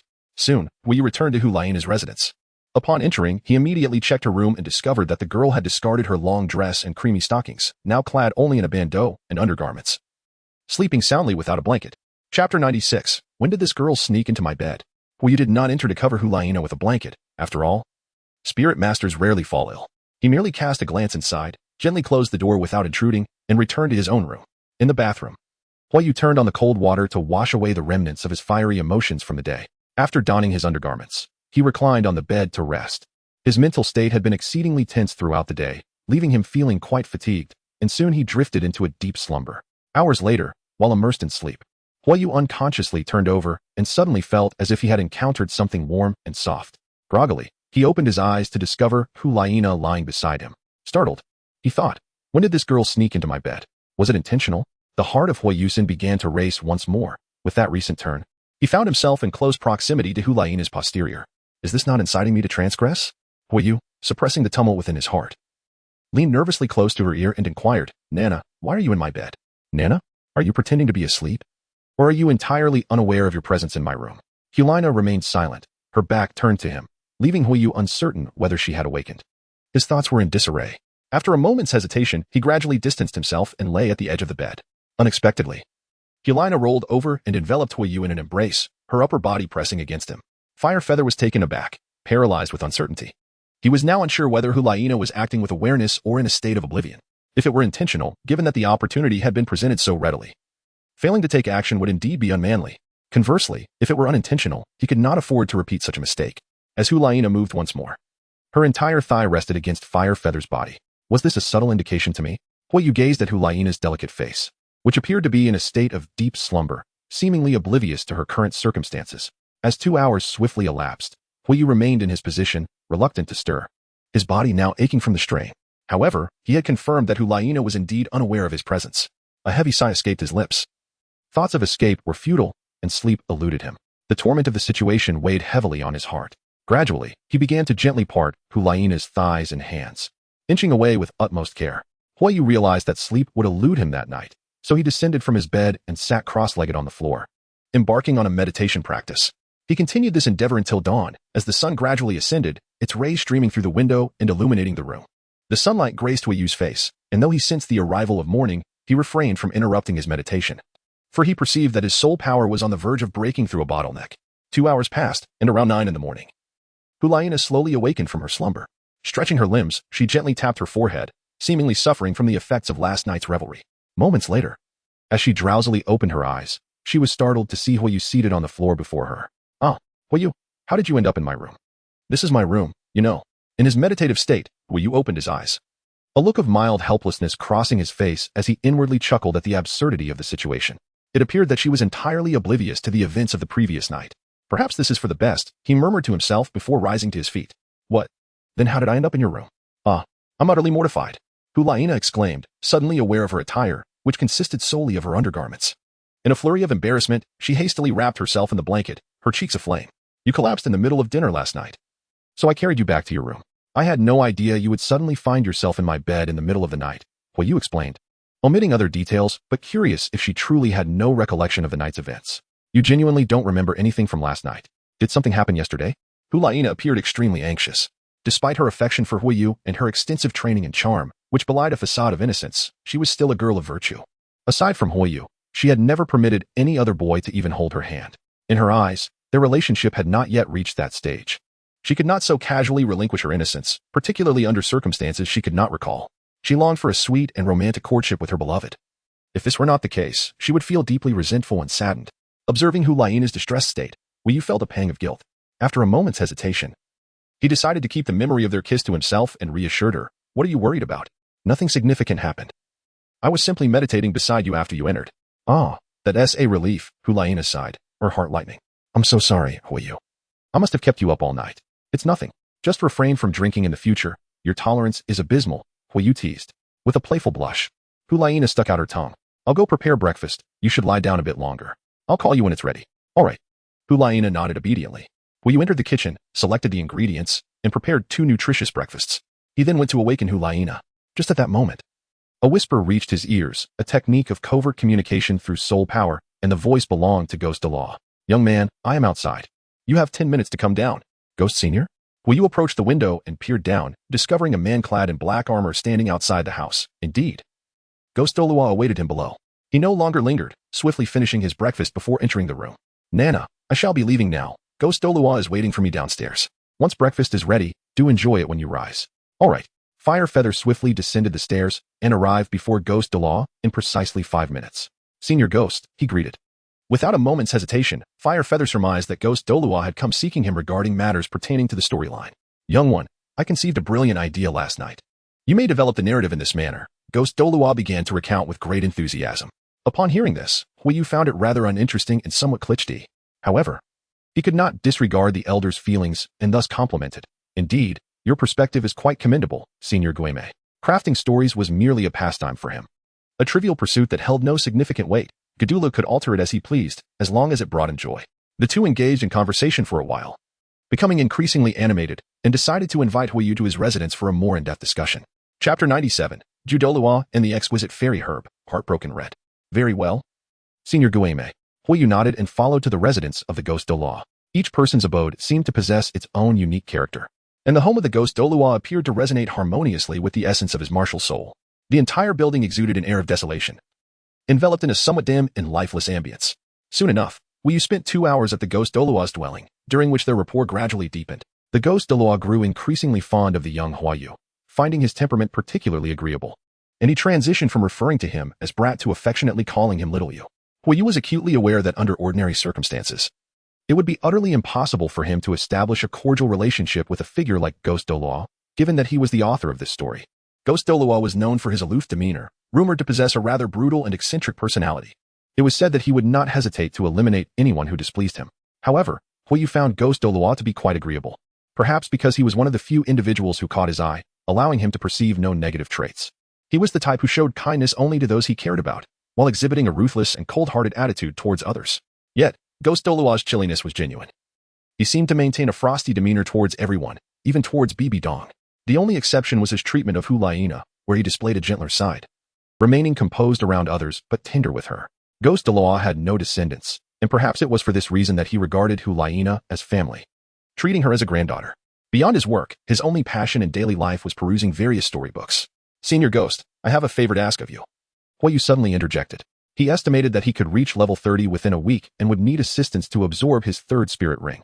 The third spirit ring had an age limit of 760 years. With Huiyu's current strength, hunting such a beast alone was feasible. However, at this level, he would need to venture into the inner regions, where he might encounter spirit beasts with significantly higher ages, possibly in the thousands or even tens of thousands of years. Should he encounter one that surpassed 10,000 years, it could prove perilous. The most pressing concern was the need for protection, as the process of absorbing a spirit ring requires time, sometimes as brief as half an hour, but it could extend to several hours.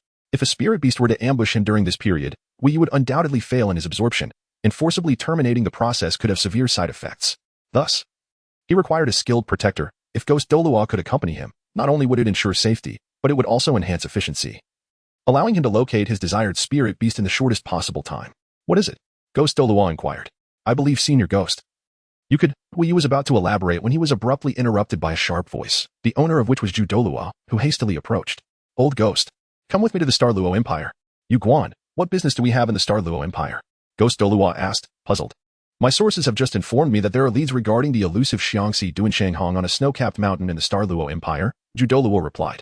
Upon hearing this, Ghost Douluo lost interest in the pursuit, as Douluo had been searching for Xiangxi Duanshanghong for decades, only to return each time with failure. He felt there was little hope left. Even if he went, it would undoubtedly be in vain, a futile effort. Yet Douluo refused to give up.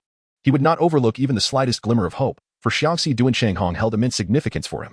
Douluo's martial soul was also a type of celestial herb, known as Qirong Tong Bianju, which had been absorbed by Dai Mubai in the original text. However, Douluo's celestial herb was not the rarest, and it could not compare to the extraordinary Xiangxi Duanshanghong. Absorbing Xiangxi Duanshanghong would greatly enhance his martial soul, propelling his spirit power to new heights and augmenting his strength significantly. I cannot be away for long at this moment. Old ghost, your assistance would expedite the search considerably, Douluo urged.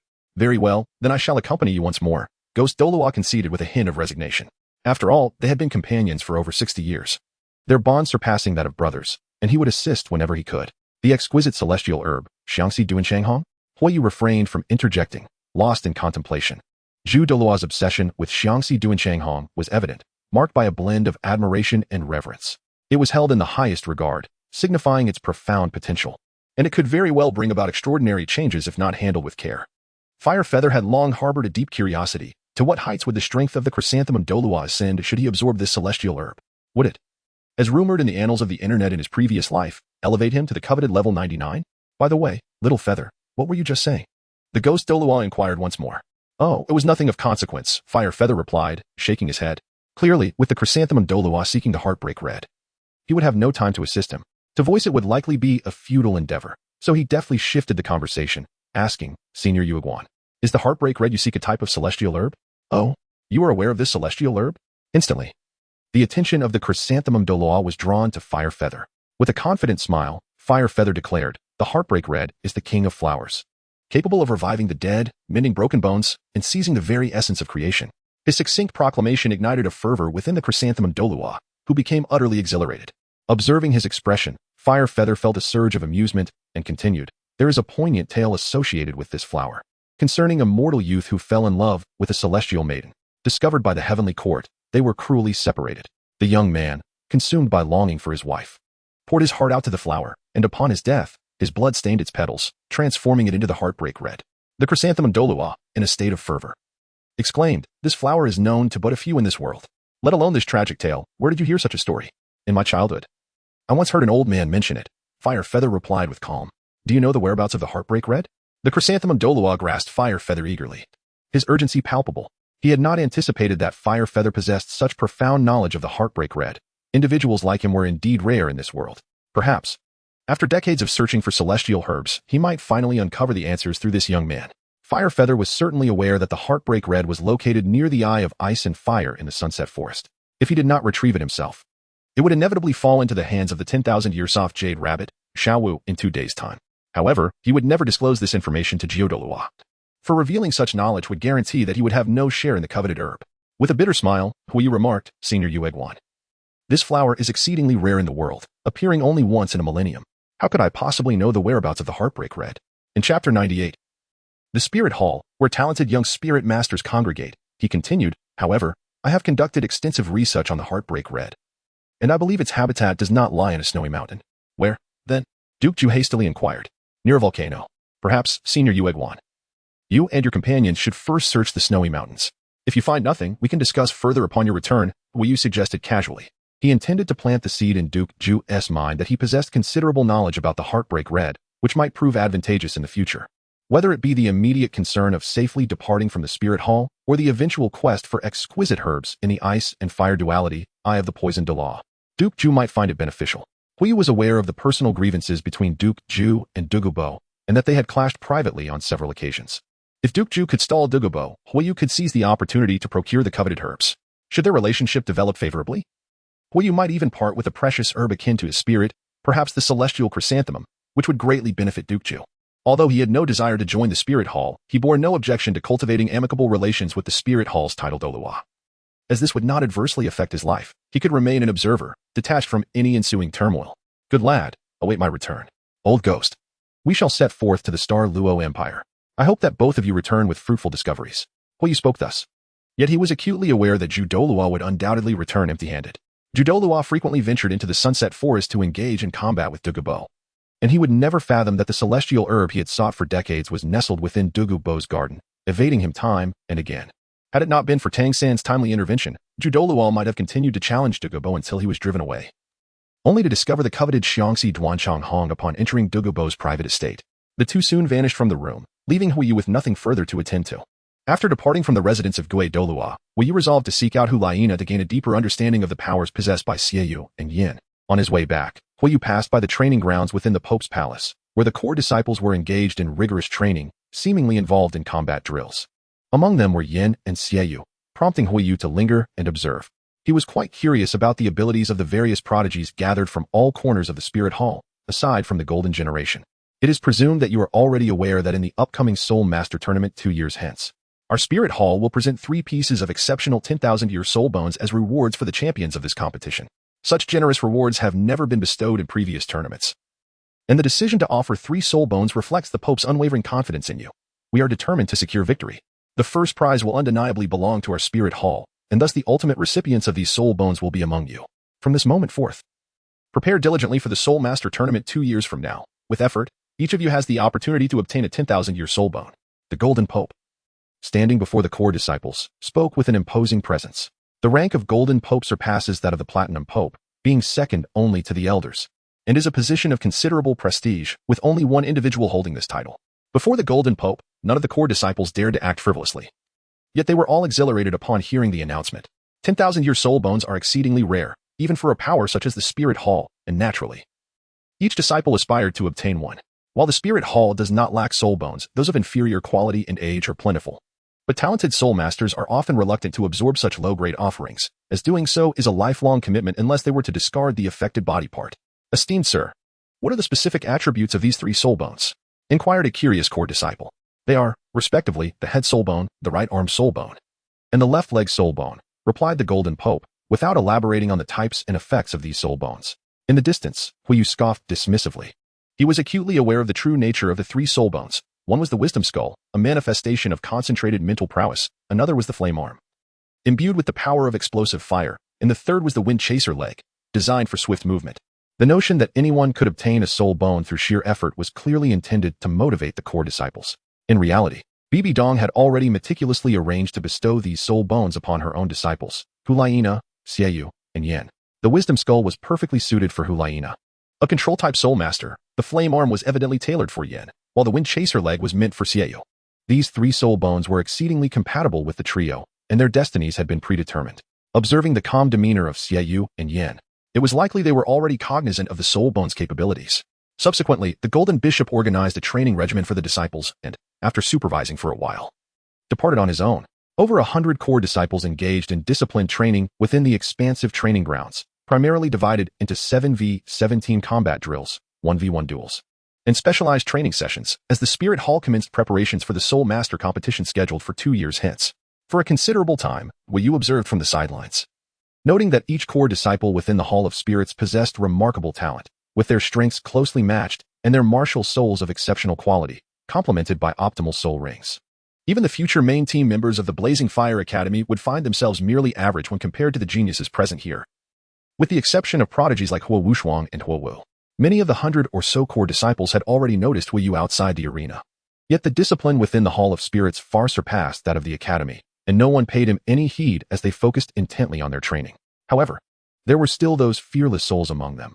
Xiangjin, the grandson of the 5th Elder, the Magic Bear, was a rebellious spirit among these core disciples. Upon spotting Huiyu, a cunning smile crept upon his lips. Stop. Just stop. Xiangjin suddenly interrupted the 7v17 battle, disregarding the thoughts of others. Xiangjin, what are you doing? We are still in training. What if the master returns? The others also ceased their activities, their expressions filled with displeasure. How could he halt the training of others simply because he chose not to fight? Why rush? Just take a break, Xiangjin replied impatiently, beckoning a few disciples to his side. What is this guy up to now? From a distance, Yin wore an expression of disdain. Ignore him. Let us continue our training, Xiaoyu remarked lazily, patting Yan's shoulder to encourage him to focus. Chapter 99. Your juvenile provocation holds no sway over me. Hulayina, Xiaoyu, and Yin had achieved their current status and accomplishments solely through their own merits. In the Hall of Spirits, they had no familial ties and had endured considerable bullying from the privileged children during their youth. However, as they displayed remarkable talent, they gained the favor and nurturing of the Pope, BBDong, which led to their esteemed positions, rendering them untouchable. Consequently, the trio harbored disdain for those with connections within the hall, finding no common ground with Xiangjin. All right, let us continue. Yin nodded in response to Xiaoyu's reminder, refocusing his attention. Meanwhile, Xiangjin had already left the training grounds, accompanied by a few followers, making his way towards Huiyu outside the arena.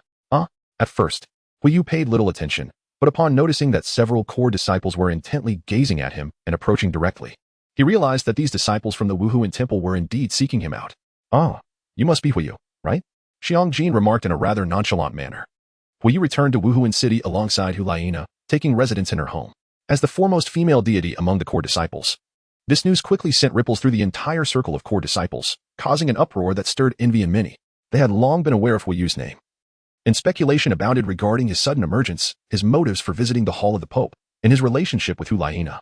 The Hall of the Pope is a sacred place for soul masters, and even Hulaina could not casually invite outsiders to stay overnight, indicating a strong insistence from higher authorities. Given Huiyu's youth, it is highly likely that he would join the Wuhan Palace and become a core disciple. Such newcomers were not unheard of, as there were typically 1 or 2 who transferred each year. Huiyu was not surprised that they knew his name. He simply lacked the inclination to engage with them, responding coldly, "Is there something you need? I heard you fought against our Wuhan Palace's Golden Generation member, Yin." At the city gate, Xiangjin remarked with a smile, though internally he was already contemplating how to teach Huiyu a lesson. "I did engage in combat." Huiyu replied casually, his gaze shifting to observe the ongoing battle between Xiaoyu and Yin. He was focused on analyzing his opponents, showing little interest in the people before him.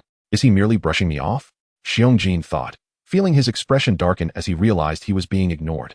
Among the core disciples of the Wuhan Palace, few dared to display such an attitude towards him. Suppressing his displeasure, he smiled again and said, "To have fought with Yin indicates your considerable strength. I, Xiangjin, have been seeking new opponents lately. How about we have a match?" Huiyu cast a fleeting glance at him, sensing that this fellow, with a smile concealing a dagger, surely harbored ill intentions. It was likely that he was a suitor of Hulaina, attempting to undermine a rival. With little interest, he politely suggested, "Perhaps we shall discuss this another time. I believe it is high time you return to your training." "Why wait for another time? Let us settle this now. Whether or not you train is of little consequence," insisted Xiangjin, relentless in his pursuit. "How insufferable." Huiyu frowned. Had it not been for the presence of the Pope's palace, he would have dismissed him long ago. With a hint of impatience in his countenance, he replied, "No, thank you. I have no interest." "Curse it. My brother is willing to spar with you out of respect," exclaimed a subordinate beside Xiangjin, anger flaring in his voice. "Are you all merely his lackeys?" Huiyu retorted, no longer inclined to offer them any courtesy. He cast a disdainful glance at the core disciples behind Xiangjin and scoffed, "You have become core disciples of the Spirit Hall, which must mean you are rare talents across the continent. Why then do you serve as underlings? How dare you?" "Hey, calm down, everyone." Xiangjin raised his hand, and his companions fell silent. He sauntered up to Huiyu, a trace of mockery lacing his words. "What is the matter? Are you afraid?" "Such juvenile provocations hold no sway over me," Huiyu replied with a smirk. Infuriated, Xiangjin's smile vanished, replaced by a brooding expression. His initial politeness was merely a fade to facilitate a fair contest with Huiyu, which he intended to sabotage. After all, duels between soul masters could easily spiral out of control, resulting in severe injuries or even death. He aimed to create a scenario of accidental harm. The distinction between malicious provocation and intentional injury was significant. Yet, as Xiangjin's patience wore thin, Huiyu unexpectedly acquiesced, however, "Since you were so eager to spar, let us proceed." His prior rejections had been explicit. Any sensible individual would have taken the hint. Yet these persistent individuals showed no signs of relenting, indicating they would not easily back down. It seemed that refusing would only prolong the encounter, wasting further time. Initially taken aback, Xiangjin soon erupted in laughter. "Ha, splendid. I was waiting for you to say that. Come, let us head to the training arena." His words attracted the attention of several core disciples, and news of the impending contest spread, creating an illusion of camaraderie between Xiangjin and Huiyu. Yet, who could overlook the fact that Xiangjin harbored feelings for Hulaina, while Huiyu maintained a close relationship with her? It appeared amicable, but deep down, everyone suspected there was more to this duel than met the eye. Is Xiangjin truly going to spar with Huiyu? What sparring? Can't you see? Xiangjin is clearly using the contest as a pretext to teach that kid a lesson. After all, Xiangjin was the grandson of the bear Douluo, and could be unyielding in his actions. It seemed that Huiyu was in for a rough time. He is bound to be in trouble. By the way, what kind of strength does Huiyu possess? He appears quite young. How could he dare to accept a duel with Xiangjin? Rumor has it he is a level 29 Great Soul Master. He likely has no inkling of Xiangjin's true strength. Then he is in for a world of hurt. Let us sit back and enjoy the spectacle. The core disciples whispered among themselves, many eagerly anticipating the unfolding drama, even hoping to witness Huiyu's downfall. Even Yin displayed an amused expression. "Xiaoyu, it seems Xiangjin is looking to stir up trouble for Huiyu. If they clash, it will certainly be entertaining." Internally, Yin chuckled. Both Xiangjin and Huiyu were individuals he found disagreeable, and their conflict could yield beneficial outcomes for him. If animosity were to arise, perhaps Xiangjin would eliminate Huiyu, a nuisance in matters of the heart. Xiaoyu's demeanor remained cold and disinterested. He was unconcerned with Huiyu's fate. However, he understood Hulaina's deep concern for Huiyu, And should the situation escalate, he could not remain passive. After a brief moment of contemplation, he calmly stated, Yan, I am aware of your thoughts, but should Xiong go too far, I will not stand idly by. Yan's gaze shifted, slowly assessing Xiaoyu. He is not even your brother-in-law. Is it really necessary to involve yourself so deeply? Xiaoyu offered no reply, silently observing Huiyu. Seeing this, Yan chose not to press further. At that moment, Xiong had already escorted Huiyu into the training arena, his thoughts darkly reveling. Boy. If I do not bring you to your knees for several months, I shall not bear the surname Xiong. Huiyu followed closely behind, approaching the training ground. Observing the expressions of the core disciples around him and the entourage accompanying the man, he surmised that the Xiong was likely a person of considerable background. After a moment of contemplation, he ventured to advise, My friend, are you truly certain you wish to compete here? Should you suffer defeat, it may be quite embarrassing. Oh, losing is merely losing, what of it? Xiong replied with a hearty laugh, dismissively waving his hand, though internally he cursed, Fool, where does your confidence stem from? Do you really think I would lose to you? Huiyu pondered, I hope you possess such fortitude. Let us settle it here, Xiong declared, coming to a halt. That is fine by me. Huiyu shrugged. Hey, are they truly about to engage? Shall we go and observe? Let us go. Wait, what if the master returns? Never mind, everyone else is going. We want to be missed. Let us see what this fellow can do to earn Huiyu affection. As some undisciplined disciples moved closer to witness, an increasing number of core disciples followed suit. Before long, the area was teeming with onlookers. Huiyu, my brother. In a duel among soul masters, accidental injuries are inevitable. If you happen to get hurt, please do not take offense, Xiong remarked courteously. Indeed. The same applies to you, Huiyu replied with a slight smile, recognizing the clear intent behind the words. He intended to harm. How utterly vexing. Xiong thought coldly. Let us begin. Huiyu, a level 29, second-ring battle soul master, wielding the martial soul of a fire dinosaur. Huiyu unleashed his martial soul, with 2 circles of yellow spirit rings swirling before him. A fire tyrannosaurus? What kind of martial soul is that? It appears rather unimpressive. The surrounding core disciples were momentarily taken aback. A fire tyrannosaurus? I've never even heard of it. Xiong scoffed inwardly and then released his own martial soul. A towering, seemingly ferocious giant bear, exuding an aura of malevolence, materialized behind him, adorned with soul rings. Yellow, purple, a supreme configuration. Xiong, a level 35 3-ring battle spirit master, boasted the blood demon crazed bear as his martial soul. A proud smile graced his face as he spoke of his martial soul, for it symbolized his lineage as a descendant of the 5th elder of the spirit hall, and it was also a top-tier beast martial soul. The blood demon crazed bear. Could he possibly be a descendant of the demon bear Douluo? Huiyu furrowed his brow. If that were true, the opponent's background was even more formidable than he had anticipated. It seems my martial soul has instilled fear in him. After all, my grandfather is an elder of the spirit hall. How could this unknown brat not feel intimidated? Observing the change in his opponent's expression, Xiong felt a swell of pride. Be careful, Huiyu. Roar. Xiong emitted a beastly roar and charged forward unexpectedly. His fighting style was chaotic, wild, and devoid of any discernible pattern, yet it possessed an overwhelming ferocity. Truly, the blood demon crazed bear was a top-tier beast martial soul, exhibiting immense strength. Huiyu braced himself against Xiong's assault, and then, propelled by the force of his opponent, he leaped back to create distance. The blood demon crazed bear was a powerhouse, with exceptional strength and commendable speed, coupled with Xiong's adeptness in combat, reflexes, and skills. Although his spirit power was only 6 levels higher than Huiyu's, he proved a formidable opponent. While an ordinary level 36 spirit master would be easily dispatched by Huiyu, Xiong belonged to the ranks of the continent's elite prodigies. As he rapidly contemplated his strategy, Xiong refrained from launching another immediate attack, instead performing a rather peculiar gesture. He slowly raised his hand, seemingly intent on displaying the bloodstains on his claws to Huiyu. Then, with a deranged expression, he licked the blood from his claws. As Huiyu witnessed this action, he glanced at his palm and indeed found that his finger had been grazed, revealing a slight trace of blood, yet he felt no sense of empathy. Xiong was licking his own blood, and Huiyu realized that although it appeared he had merely thrown a punch, he had intentionally inflicted a cut with his nails during the strike. However, Huiyu was unaware of why his opponent would resort to such a trivial and inconsequential act. The reason my martial soul, the blood demon frenzied bear, is considered a premier martial soul is not solely due to the physical attribute enhancement bestowed by its embodiment, but also due to its bloodthirst. Once I taste my opponent's blood, your every attack will diminish by 20%, Xiong proclaimed with a smug expression. Ah, I see. Huiyu thought to himself, maintaining a cold demeanor without the slightest hint of anxiety. Yes, I have heard of it, but I did not anticipate that this was the intrinsic effect of your martial soul. It was well known that any martial soul that reached the title of Douluo level had left behind numerous legends and tales across the continent. The demon bear Douluo had long since retired from the spirit master community, But Wu Yu had heard some accounts of his exploits and was aware of the bloodthirsty nature of the blood demon frenzied bear. He had assumed it was merely a type of soul skill and had not considered it to be an innate ability of the martial soul itself. The capacity to reduce an opponent's damage by 20% was indeed a hallmark of a top-tier martial soul. Are you not the least bit anxious? Xiangjin's expression revealed that he felt no thrill from Wu Yu's demeanor, which left him quite uncomfortable. What is there to worry about? You cannot defeat me. Wu Yu replied, perplexed. Damn, is this guy mentally deficient? I possess a top-tier martial soul at level 36. While you are merely at level 29 with some worthless martial soul, can you not discern the reality of the situation? Xiangjin was on the verge of exploding with rage at Wu Yu's arrogance. Damn it, this is infuriating. Just wait until I cripple you. He restrained his fury.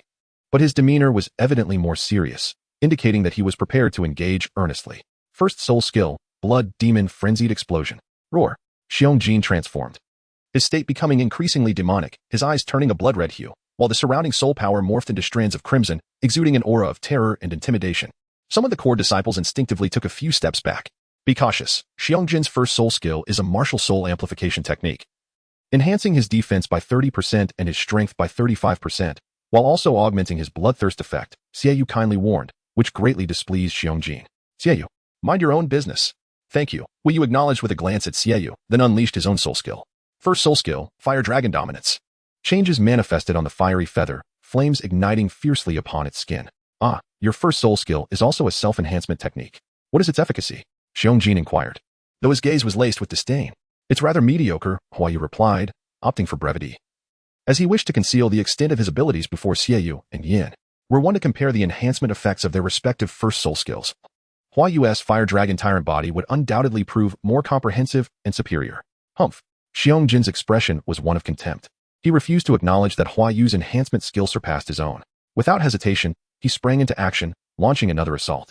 In the ensuing confrontation, every strike from Xiangjin was imbued with malice, each one aiming for a lethal blow, revealing the opponent's intentions with each moment. This prompted a flicker of murderous intent within Hua Yu's eyes. What on earth does this fellow intend? Throughout his life, many youths like Xiangjin had sought him out over matters of the heart, yet they approached with a mindset of teaching and suppression. None had been as vicious as Xiangjin. Such an assault could easily render one incapacitated. This level of aggression transcended mere conflict, resembling a profound enmity between them. Yet, Hua Yu had scarcely exchanged a handful of encounters with Xiangjin. How could this be? Xiangjin's face darkened, despite having activated his first soul skill for enhancement. He found himself unable to suppress Hua Yu. Doubts began to creep in. Was Hua Yu's self-enhancement technique even more formidable than his own? The onlooking disciples began to discern the underlying dynamics, whispering amongst themselves, who do you think has the stronger enhancement effect between Hua Yu and Xiangjin? Xiangjin's enhancement is already remarkable, yet Hua Yu appears equally impressive. Have you noticed? After activating his first soul skill, Hua Yu's defense, speed, and strength have all surged. Indeed, it's akin to an all-attribute enhancement, and judging by his transformation, the enhancement effect is likely over 20. Quite extraordinary. Boom. The two collided, their formidable soul powers clashing against one another. Kid, today I intend to incapacitate you, rendering you unable to cultivate for several months, Xiangjin hissed. His voice barely above a whisper, meant only for Hua Yu's ears. Is this where you falter? Hua Yu smiled wryly. It must be because of Hulaina, right? I had anticipated your motives, though I did not foresee your ruthless approach. In that case, I shall not hold back any longer. Xiangjin's expression shifted. It dawned on him that Hua Yu had long been aware of his intentions. Suddenly, he felt a terrifying aura emanating from Hua Yu. Locking eyes with him, he noticed Hua Yu's irises had turned a blood-red hue, within which swirled 3 black, jade-like tomo. What manner of eyes are those? A surge of fear swept through Xiangjin's heart in that instant. The 3 tomo of the fire feather began to spin rapidly, causing Xiangjin to panic and quickly create distance. However, he had already unwittingly fallen into Fire Feather's illusion. What a fool, his mental prowess is astonishingly feeble. Fire Feather chuckled. The current iteration of the 3 tomo Sharingan's illusion techniques had reached an impressive level, capable of effortlessly ensnaring opponents whose spiritual power surpassed his by 10 levels. Those within 20 levels would also be susceptible, while adversaries within a 30-level disparity could easily succumb if their focus wavered. This largely depended on the opponent's mental fortitude. For someone like Tang San, who possessed the purple extreme magic eyes and had exceptionally high mental strength, such illusions would prove ineffective. Xiangjin was 7 levels above Fire Feather, and being a top-tier genius with a formidable martial soul, he had presumed the opponent's mental capacity would be commendable enough to withstand the illusion for a while. However, it took merely a glance for him to be ensnared in his own delusion. How utterly pathetic. After years of research, My illusion techniques have evolved to focus primarily on psychological manipulation, drawing forth the innermost desires of individuals to manifest as the visions they perceive. Within these illusions, one remains impervious to external sounds and touches, unless subjected to intense pain or able to break free through their own will. Huiyu silently gazed at Xiong-jin, realizing that any attempt to engage with his illusions was utterly futile. At that moment, Xiong-jin perceived his surroundings as uniform, with Huiyu completely vanishing from sight. Where are you? Huiyu, show yourself. I'm right here. The fiery feather stood not far in front of him, yet the entranced Xiong-jin was utterly oblivious. Unable to discern the source of the voice that seemed to emanate from every corner, reverberating throughout the entire battleground. What is this sneaky business? Where are you? Show yourself. What is wrong with the Xiong-jin? ISNT the fiery feather right in front of him? Why is he shouting blindly? Observing the bewildered Xiong-jin, the onlooking core disciples were utterly perplexed, feeling as though he had suddenly transformed into a fool. Pointing the spear, Huiyu's expression was frigid as he slowly extended his finger, channeling the power of the six-style finger gun into it, gradually advancing towards Xiong-jin. At that moment, in Xiong-jin's perception, Huiyu had transformed into the visage of Hulaina. Nana, when did you arrive? Xiong-jin was initially taken aback, only to reveal an infatuated demeanor. For the first time in many years, Hulaina was casting flirtatious glances and emitting sweet laughter directed at him. When had Hulaina ever smiled at him in such a manner? Xiong-jin was utterly oblivious to any discrepancies in Hulaina's appearance. He was merely puzzled by the sudden shift from battling Huiyu to encountering his beloved. Yet, with Hulaina's endearing call, Xiong-jin succumbed entirely to his infatuation. Brother Xiong, she said, and the mere utterance of that name sent ripples of joy through Xiong-jin's heart. It was a phrase he had yearned to hear, and he was taken aback by the unexpected arrival of such happiness. Nana. Xiong-jin approached the woman before him, his expression one of sheer admiration. In his eyes, Hulaina bashfully covered her face, her figure swaying shyly, causing Xiong-jin to nearly drool in anticipation. Was he truly seeing Hulaina? Huiyu frowned. He had not moved at all. What Xiong-jin perceived was merely a reflection of his own desires, an illusion conjured in his mind. As Xiong-jin moved toward Huiyu, he remained blissfully unaware that the Hulaina before him was, in fact, Huiyu. Nana, could you call my name once more? Xiong-jin said, a mix of anxiety and eagerness in his tone. The Hulaina in his vision shyly nodded, filling Xiong-jin with elation. However, abruptly, the figure of Hulaina turned icy and distant. Chapter 102. I care not whose grandson you are. Fool. Even if you are a product of your own imagination, I shall not permit you to gain even a moment's advantage. With a fierce expression, Huiyu resolved that since the opponent sought to incapacitate him, he would likewise show no mercy. He brandished his spear. The fiery feather pierced through Xiong-jin's body, breaking through flesh and interrupting a rib. The excruciating pain of the fractured bone elicited a heart-wrenching scream from Xiong-jin, shattering the illusion that had ensnared him. He turned to gaze at Hulaina, whose visage gradually transformed until it resembled that of the fiery feather. You are the fiery feather. How could this be? What was that just now? Xiong-jin's face contorted with terror as he realized that everything he had just perceived was but a mere illusion. Indeed, all that you witnessed was a fabrication, came the reply. How could that be? How could such a vivid illusion exist? The more he pondered, the more dread enveloped him. Had the fiery feather's blade plunged into his heart rather than his ribcage, he would have surely perished. After all, Xiong-jin was the grandson of the fifth elder of the spirit hall, the Bear Douluo. The fact that he remained alive was a testament to the fiery feather's restraint. Yet, to Xiong-jin, the fiery feather's mercy appeared as a matter of course. Who would dare harm the grandson of an elder? Fury ignited within him, his face ablaze with wrath. You are courting death. With a roar, he unleashed his second soul skill, Mad Bear Explosion.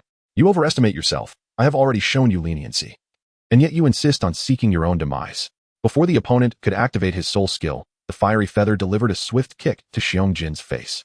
Bang! Xiong-jin was sent sprawling, crashing to the ground in a disheveled heap. The earlier assault had merely broken a rib. No further attack had followed, signaling the end of the conflict. Yet, Xiong-jin was still intent on retaliating, but the fiery feather would not indulge him. The kick, imbued with a powerful air blade, carved a deep gash across Xiong-jin's face. Coupled with the pain of his fractured rib, he lay on the ground, writhing in agony. Though the fire of his indignation burned far hotter within him, he could hardly fathom his humiliating defeat, particularly at the hands of a mere 29th-level soul master. Having grown up arrogant and disdainful, he had never before encountered such suffering and indignity. With a face contorted in murderous rage, he bellowed, Fiery feather, I will have your life. His eyes radiated a lethal intent, a genuine desire for vengeance, not merely the outburst of momentary fury. Is this truly the extent of your composure? Have you lost your pride so quickly? The fiery feather chuckled coldly. I warned you before we began. Should you lose, your humiliation would be profound. Why is it that you cannot bear to face defeat? While a flicker of murderous intent ignited within him, he considered the circumstances. Were they in a desolate place, he would have shown no mercy to one who harbored such lethal thoughts. However, they were within the spirit hall, where Xiangjin's grandfather, the bear Douluo, was present. The fiery feather cannot bring about his demise. Xiangjin's face flushed crimson. In front of so many core disciples, he found himself utterly humiliated. In a fit of rage, he rose to his feet, enduring the excruciating pain of fractured ribs, and defiantly exclaimed, "What sorcery did you just employ? In a fair and honorable battle, you could never match me. A loss is simply a loss. There's no need for such excessive banter. I have no time to indulge you further. Hurry and tend to your wounds." With a casual wave of his hand, Wei Yu prepared to depart. "Halt. You shan't escape." Xiangjin, unable to restrain his vexation, knew he must reclaim his dignity. "You seek your own end. You have yet to face the consequences." Huai Yu's gaze sharpened as he delivered another powerful kick, forcefully striking Xiangjin into the ground. The earth shattered beneath them as Xiangjin found himself pinned down. "You wish to cripple me? Then today, I shall render you incapacitated for months, unable to cultivate," he declared, Spear of Destiny. With a swift strike, Huai Yu's finger landed on Xiangjin's knee, producing a chilling crack as bones shattered. Xiangjin let out a wretched scream, clutching his leg in agony.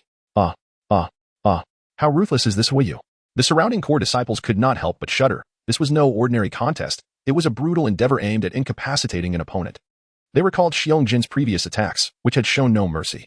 If their roles were reversed, how much more vicious would Xiangjin have been towards Huai Yu? Indeed, one could only imagine that Huai Yu would have fared far worse. Yet, what had just transpired? Xiangjin's defeat seemed inexplicably strange. Could it have been the result of a soul bone's ability? That was indeed a possibility. The crowd murmured amongst themselves, speculating. My leg. My leg." Xiangjin cried out in distress, his expression still fierce, showing no signs of submission. He began to issue threats. "You are finished. You are finished. I am the grandson of the fifth elder of the Spirit Hall, the demon bear Douluo. How dare you treat me this way? I care not who your grandfather is. It matters not if you are his grandson." Huai Yu stepped firmly upon the shattered bone of his adversary's leg. The exclamations of Xiangjin echoed in agony, unable to endure the torment any longer. As he gazed into Huai Yu's eyes, a glimmer of fear emerged. Before him stood the first peer who exhibited no trepidation in the face of his esteemed lineage. Despite knowing he was the grandson of the formidable demon bear Douluo, this young man dared to confront him in such a manner. Has he lost his sanity? Fear enveloped Xiangjin, plunging him into utter panic. Huai Yu no longer cared. The trouble had already been stirred, and the confrontation had taken place. He doubted that this individual would easily let him off the hook. Now, was he finally aware of the fear? Fire Feather, once again poised to strike and sever another bone from the formidable bear Jin, was suddenly interrupted by the appearance of Xiai Yu, who seized Fire Feather's hand with an air of authority. Xiai Yu, with an expression of indifference, remarked, "Enough. Do not overstep your bounds. After all, he is the grandson of the demon bear Douluo. By releasing him now, he will not seek revenge upon me?" Fire Feather inquired. Casting a skeptical glance at Xiai Yu silently assessed Fire Feather, taken aback by the audacity of this young lad, who not only managed to overpower Bear Jin but also displayed such boldness upon learning of Bear Jin's lineage, showing no trepidation towards the formidable forces that loomed behind him. Bear Jin was backed by the fifth elder, a figure so powerful that even Xiai Yu would tread carefully in his dealings with him. Although Fire Feather spoke the truth, Xiai Yu felt compelled to offer a final warning. If you persist in this course of action, not even Nana will be able to safeguard you. Huai Yu gradually withdrew his power and cast a fleeting glance at Xiangjin, uttering no further words as he slowly departed from the training ground, vanishing from the sight of the onlookers. Everyone stared at Huai Yu's retreating figure, momentarily lost in thought, for the outcome had taken them by surprise. Initially, they had anticipated that it would be Huai Yu lying on the ground. Instead, it was Xiangjin. Beside them, Yin felt a mix of satisfaction and discontent. The satisfaction stemmed from witnessing Xiangjin's humiliating defeat, while the discontent arose from Huai Yu's ostentatious display of prowess. What a waste! With a disdainful glance at Xiangjin, Yin muttered a curse under his breath before returning to his training. The core disciples who had gathered began to disperse, returning to their previous activities, while Xiangjin, supported by his underlings, left the training ground in a thoroughly disheveled state, his expression devoid of light. Meanwhile, not far away, the Golden Archbishop had been observing the entire scene from the shadows. He had never truly left, having vanished from the crowd's view solely to witness this moment. He had long recognized Huai Yu's presence and had anticipated the confrontation between Xiangjin and Huai Yu, a conclusion that had been foreseen by BBDong as well. The Golden Archbishop soon disappeared, only to reappear before the main hall, standing before BBDong. "Your Holiness, you are indeed prescient. Huai Yu has just fought against the grandson of Elder Mo Xiang," the Golden Archbishop reported respectfully. BBDong chuckled softly and inquired, "What was the outcome?" "Xiangjin suffered a disastrous defeat," the Golden Archbishop replied truthfully, recounting the entire sequence of events to BBDong. Upon hearing this, she expressed her astonishment. "Oh? Are you saying that Xiangjin experienced hallucinations during his battle with Huai Yu?" "Indeed, Your Holiness," he confirmed.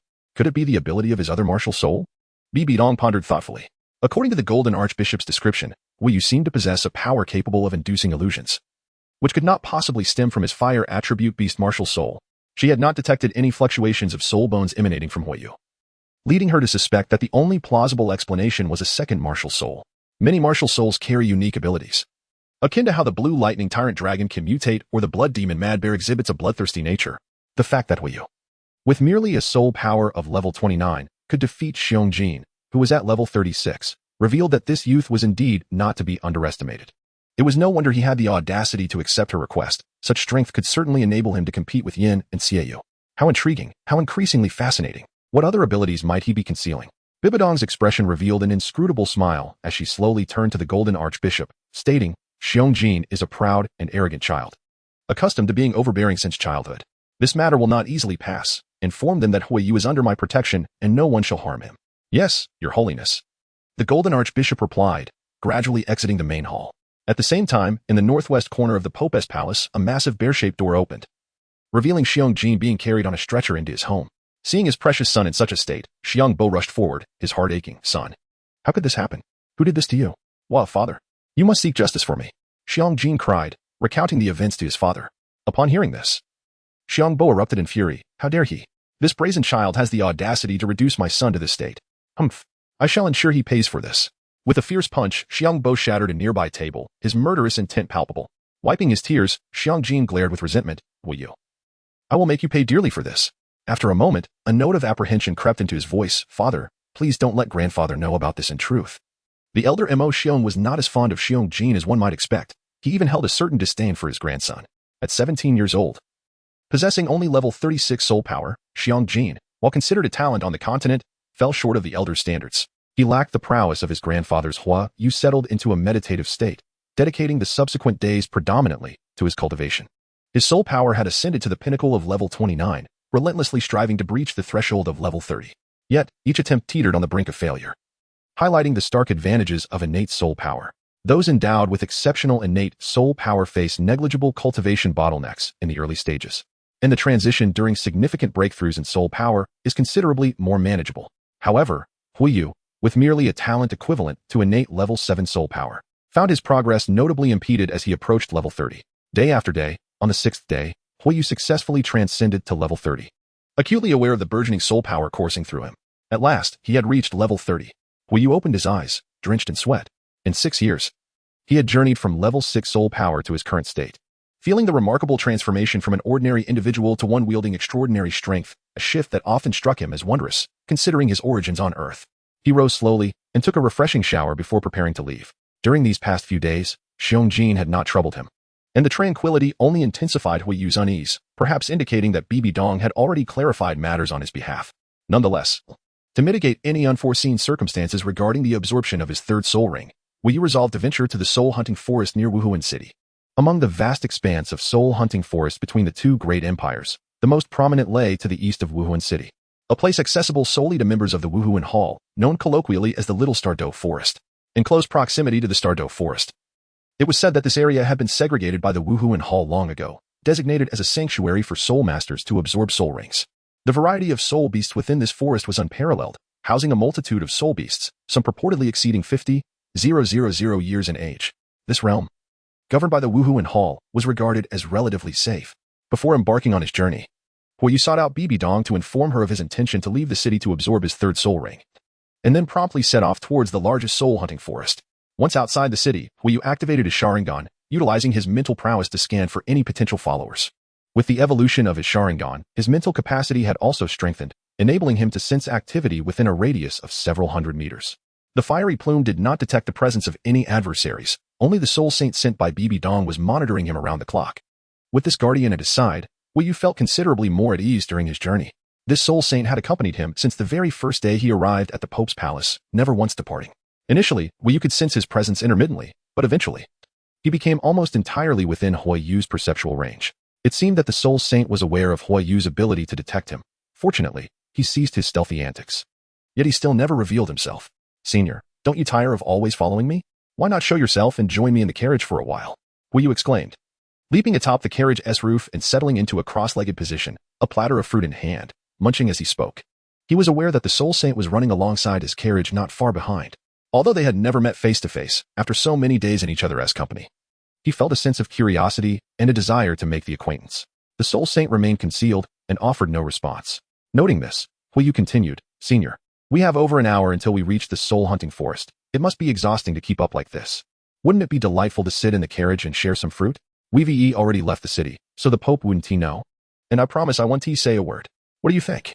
The soul saint's task was to covertly observe him, so it was unlikely she would readily reveal herself.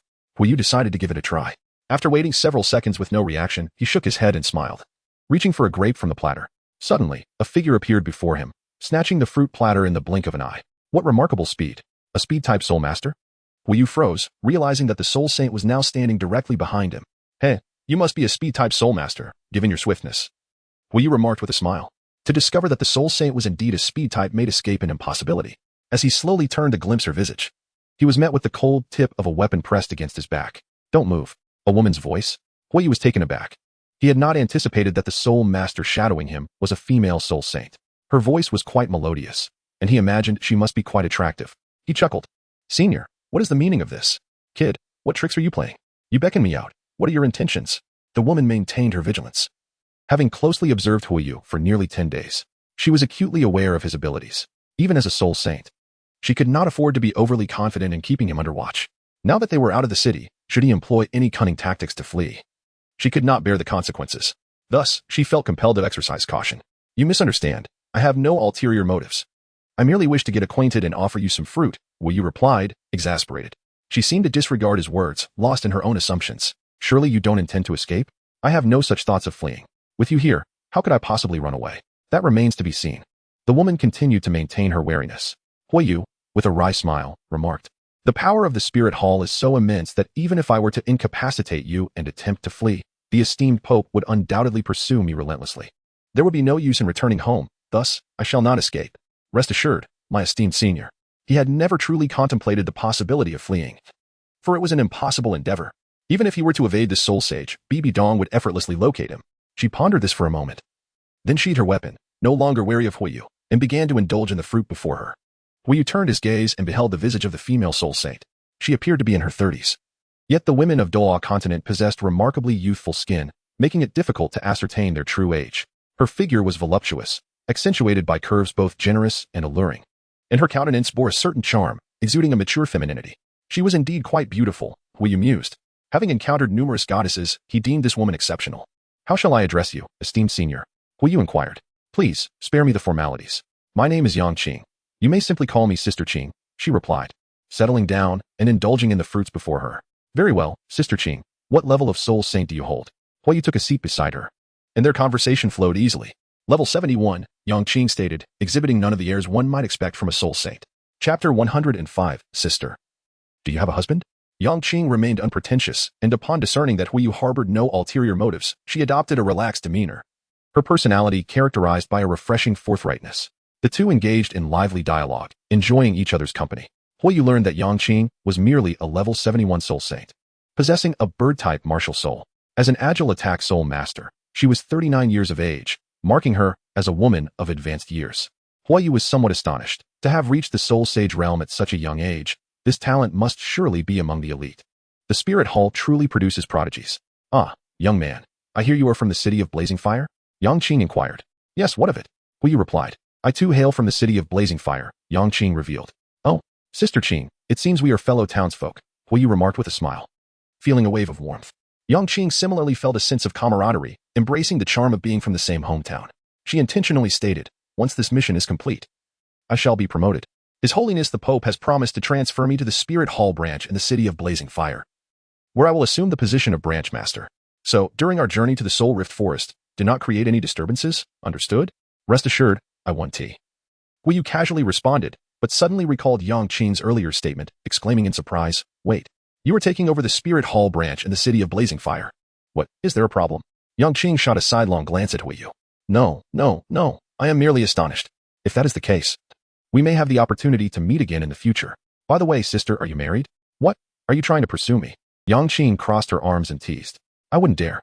Huiyu rolled her eyes, and after a lengthy conversation, she discerned that Yang Qing was the type of woman who was open and jovial, relishing in such banter. Yang Qing chuckled lightly. No. I've been searching but haven't found a suitable match. Indeed, she was single. Huiyu mused. Although she was already 39 years old, her appearance belied her age, resembling that of a woman around 30, with a youthful spirit that was far from that of a mother.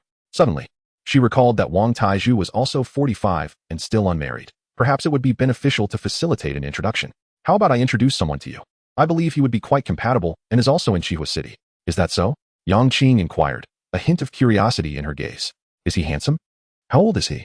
What is his family's background? What level of soul power does he possess? The barrage of questions left Wuyu momentarily speechless, hesitant to respond.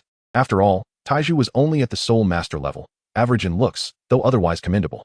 Yet, compared to Yang Qing, a soul sage and a potential future leader of the martial soul hall's branch in Wuhan City, he seemed somewhat lacking. Clearing her throat awkwardly, Huiyu said, in any case, he is a sincere person. You can meet him and assess for yourself later. All right then, I shall await your news, Yang Qing replied without refusal. At this stage in life, with soul power being increasingly difficult to enhance, she had little ambition regarding strength. Instead, she yearned for companionship and a family, yet had not found the right person. As their journey continued, Yang Qing no longer shadowed Huiyu discreetly. They walked together and, after nearly an hour, finally arrived at the vast forest where the martial soul hall kept its soul beasts. Heavily guarded, a golden knight approached and halted them, stating, "Halt. Please present your identification or insignia." With a flick of his wrist, Huiyu summoned a 5th-level token into his palm and raised it for all to see. The knights, upon witnessing this, hastily stepped aside, clearing a path for Huiyu. Yang Qing was taken aback by the sight of Huiyu's token, sparking her curiosity about his true identity. She had long been puzzled by BBDong's insistence that she keep an eye on this young man, and now the significance of Huiyu's status became apparent. A bearer of a 5th-level token was undoubtedly extraordinary. Even upon her ascension to the position of Hall Master, she would still be beneath him in rank. Why are you dawdling? Let us go. Oh, right. Yang Qing snapped back to reality, noticing that Huiyu had nearly reached the entrance, and hurried to catch up. Approximately 10 minutes after they entered the soul-hunting forest, 2 powerful soul saints infiltrated the same area. These 2 were the assassins dispatched by Xiong father to eliminate Huiyu. Do you need my assistance? Yang Qing inquired deliberately. Certainly. Having a soul saint's help would make things considerably easier. With your strength, hunting a soul beast over 1,000 years old should pose no challenge, correct? Indeed. It's not difficult, though it can be quite taxing. Moreover, my target for the 3rd soul ring lies between 2,000 and 2,500 years, Huiyu replied. What did you just say? Yang Qing's brow furrowed, her tone serious. Are you insane? The limit for the 3rd soul ring is just over 1,700 years. Are you trying to get yourself killed? The limits of soul rings at each stage typically apply to the majority. But those whose mental fortitude and physical prowess far exceeded these boundaries could transcend established norms. In my current state, absorbing a soul ring over 2,000 years old shouldn't be problematic, Huiyu asserted with unwavering resolve. As long as one's mental strength and physique were sufficiently formidable, they could absorb what was deemed the limit of a soul ring. The Sharingan had amplified his mental power, while years of training had rendered his physique remarkably robust. Based on his extensive knowledge, he deduced that his 3rd soul ring's limit should allow him to absorb a ring close to 2,700 years. However, Huiyu had no intention of pursuing a 2,700-year soul ring due to the inherent risks. He could easily select a more manageable age for absorption and subsequently enhance the ring's age through his spirit ball martial spirit. As for his 1st and 2nd soul rings, both had reached the threshold of 999 years. The delay in surpassing the purple threshold to 1,000 years was likely attributable to the fact that the soul rings absorbed by the spirit ball martial spirit had all been of the century mark. Should he consume a 1,000-year soul ring, it was possible that both the 1st and 2nd soul rings could finally break the 1,000-year barrier. Although it was also conceivable that 999 years was their absolute limit. Another objective of this venture for Huiyu was to ascertain whether his soul rings could indeed surpass the millennium mark. Yang Qing's reaction was fervent. Only a scant few individuals on the continent had absorbed soul rings that exceeded their limits, and most of those instances ended tragically. She had no desire for Huiyu to take such risks and vehemently opposed the idea, stating, "No, I cannot agree to this. Come on. Why do you care if I absorb a soul ring?" Huiyu retorted, exasperated. "My duty is to keep an eye on you and ensure your safety. If you were to perish while absorbing a soul ring, how would I explain that upon my return? If you wish to court death, don't drag me down with you. I have my own ambitions to pursue." Huiyu rolled his eyes in disbelief. "Rest assured, I am absolutely confident that I will not meet my demise." "Really?" Yang Qing responded skeptically. The soul ring was of paramount importance to a soul master, determining the course of their life. If she were to intervene, it could ultimately jeopardize Huiyu's fate. All right, Huiyu nodded. Very well then. Yang Qing, seeing his determination, ceased further objections, and the 2 hastened towards the heart of the soul-hunting forest. After an hour or 2, Yang Qing suddenly halted, her expression turning vigilant. "Wait, Huiyu. What is it?" Huiyu inquired, sensing a foreboding feeling as Yang Qing came to a stop. Without responding verbally, Yangqing focused her mental energy to sense the surroundings. After a moment, she stated, "Two soul saints are rapidly approaching our direction." Fire Feather quickly furrowed her brow. This soul-hunting forest often harbors soul saints, does it not? Yangqing shook his head. Such soul-hunting forests rarely witness the presence of soul saints, for they would not venture here to absorb soul rings at their levels.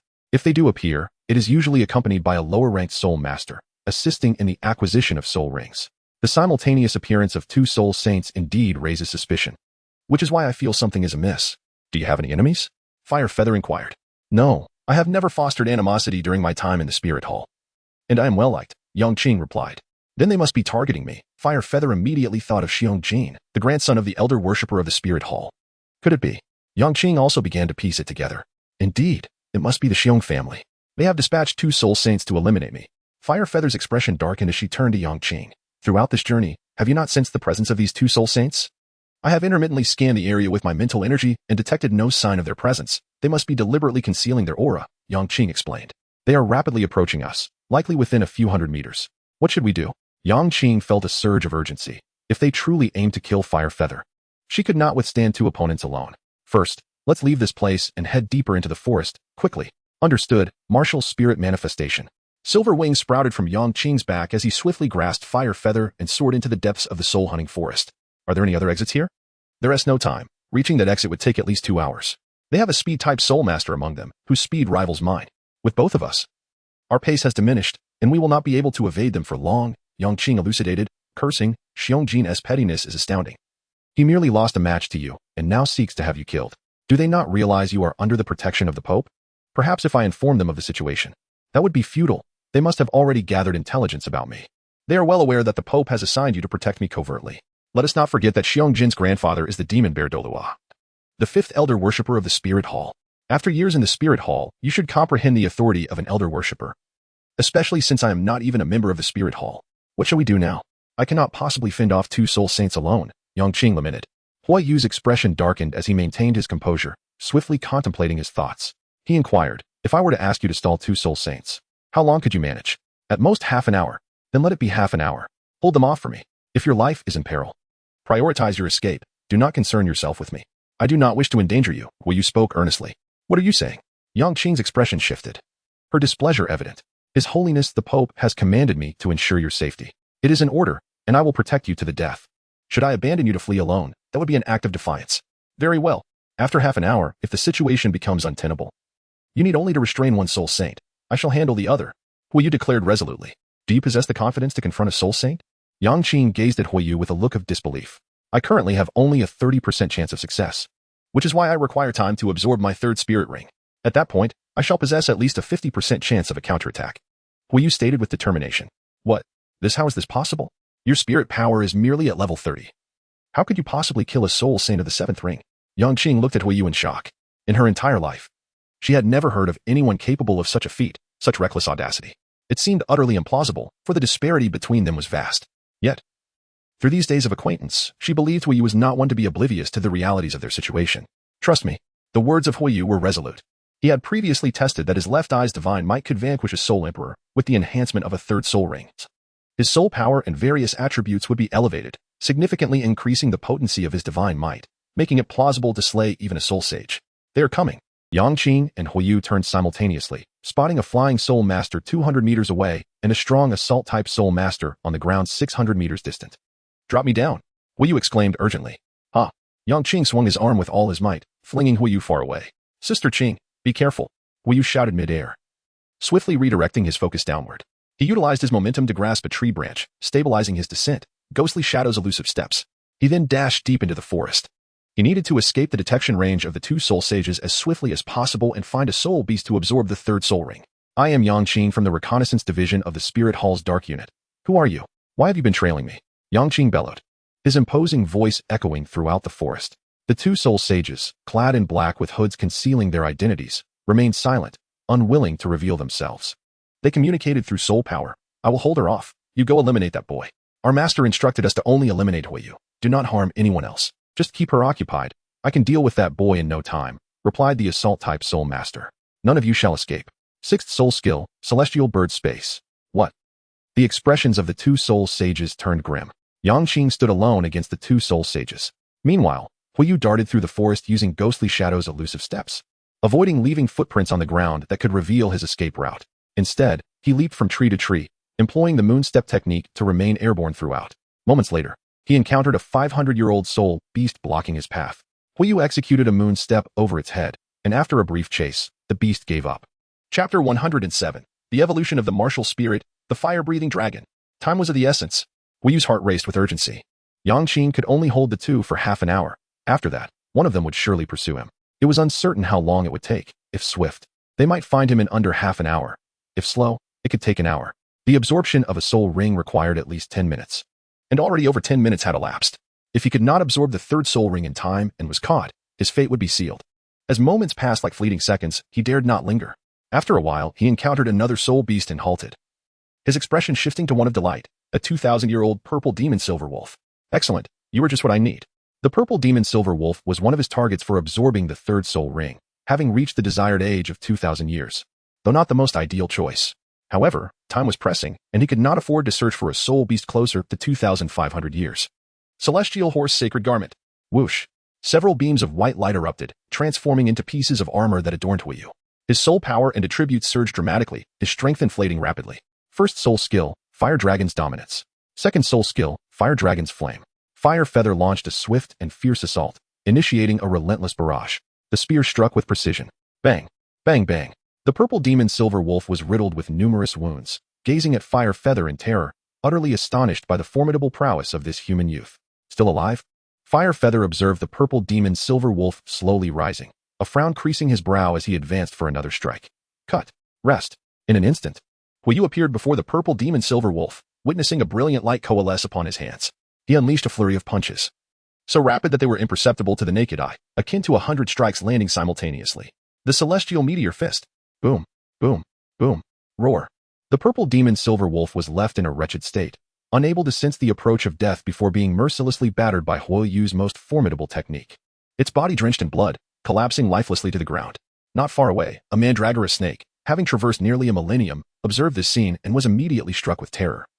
Fleeing in haste, Huiyu's heart weighed heavily as he pondered the fate of Qingjie, casting a glance in her direction before swiftly turning back. He then scattered a circle of snake-repelling powder around him, the aroma of which effectively deterred the assaults of soul beasts, unless driven by deep-seated enmity. Much like the fire-armored Tyrannosaurus from whom he had absorbed his second spirit ring, seeking vengeance on its behalf. Having successfully dispersed the powder, Huiyu promptly settled into a meditative posture, preparing to absorb the spirit ring from the 2,000-year-old purple demon silver wolf. While the snake-repelling powder afforded a degree of safety, the absence of a protective guardian still posed a risk. Out. The fiery feather swiftly mobilized its soul power, compelling the soul ring within the body of the purple magic silver wolf to emerge. Soon, a violet soul ring appeared and floated gently into the air, subsequently enveloping the fiery feather. At that moment, with the 2,000-year-old soul ring bestowed upon its form, the fiery feather was immediately engulfed by a profound discomfort, as if the purple magic silver wolf were attempting to retaliate against it. The soul of the fire feather seems to dwell within a unique mental realm, while the purple demon silver wolf lurks beside him, as if incessantly gnawing at his flesh. His countenance soon becomes drenched in cold sweat, as his spirit endures relentless torment, steeped in profound agony. For the first time, Huiyu found the absorption of the soul ring to be an arduous endeavor. A clear indication that surpassing one's limits is indeed no simple feat. A fleeting thought crossed his mind, conjuring images of his father, mother, master, Hulaina, Huowu, and many other faces. Moments later, during the process of transcending the limits of soul ring absorption, Huiyu's soul power surged, breaking through to level 31. He had fully mastered the backlash of the soul ring and had navigated through the perilous phase. Now, he merely needed to smoothly integrate the soul ring into his body. Meanwhile, half an hour had already elapsed, and the opponent's powerful assault-type soul master had shaken off Yang Qing's restraint and was swiftly advancing toward Huiyu's location in search of him. "This kid is truly elusive," remarked the formidable assault soul sage, his voice deep and resonant beneath a concealed visage. Although Huiyu made every effort to conceal the traces of his evasion, it merely served as a delay. A soul sage could still discern his presence through various details. Approximately 10 minutes later, a smile crept onto the lips of the assault soul sage. "At last, I have found you." He gazed towards the northwest, his eyes glinting with murderous intent. In an instant, he vanished from his position, and 10 seconds later, a figure descended from the heavens, striking the ground with tremendous force. The resounding crash reverberated, causing the earth to tremble ever so slightly. The spot where he landed was left with a colossal crater, an unmistakable signal to Huiyu that danger had arrived.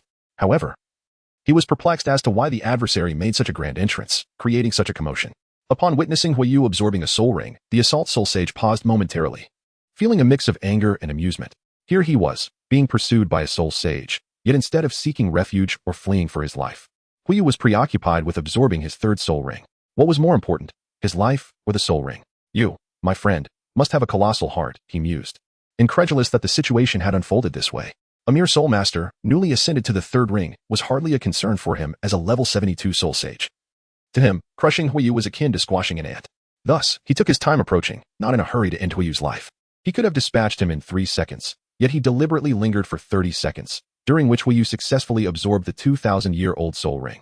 The power of the fire feather has once again experienced a tremendous enhancement, and the fire dinosaur has undergone a complete evolution, its size nearly tripling. Now classified as a medium-sized martial soul, with a pair of dragon wings sprouting from its back. At this moment, Huiyu's fiery dinosaur martial soul has officially evolved into that of a fire dragon. The fire dragon is a high-level martial soul, possessing the bloodline of the dragon race. And this evolution surpasses the power gained when the little fire dragon martial soul transformed into the fiery dinosaur.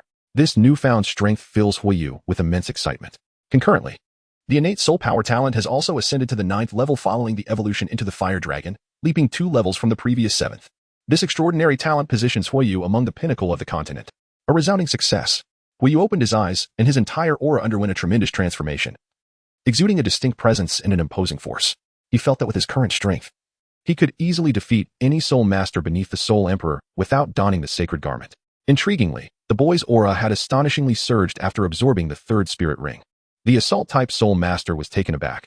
He had never witnessed a soul master whose power increased so dramatically after absorbing the third spirit ring, far surpassing that of ordinary individuals. Chapter 108, Life and Death Crisis, Confronting a Soul Sage. At such a tender age, attaining the rank of soul master was a remarkable talent, placing him among the elite of the Pope's Hall core disciples. With such potential, he might one day become a soul Douluo. Yet it was unfortunate that he had provoked someone he should not have. The assault-type soul sage spoke blandly. Immediately, a black panther spirit manifested behind him, adorned with a magnificent configuration of 7 spirit rings, yellow, yellow, purple, purple, black, black, black, radiating brilliantly around him. In that moment, the atmosphere grew palpably tense as he emitted an overwhelming pressure, attempting to force Huiyu to the ground. However, the Black Panther Soul Sage underestimated Huiyu. Under his oppressive force, Huiyu remained largely unaffected, even casually cleaning his ears and nonchalantly flicking away the debris, declaring, "Who do you look down upon? You think pressure alone can constrain me? A powerful individual can indeed eliminate a weaker one through sheer pressure." The oppressive force of a soul sage could suffocate a great soul master, leaving even a soul master struggling to move. Yet for Huiyu, not even the pressure of a soul Douluo could compel him to the ground.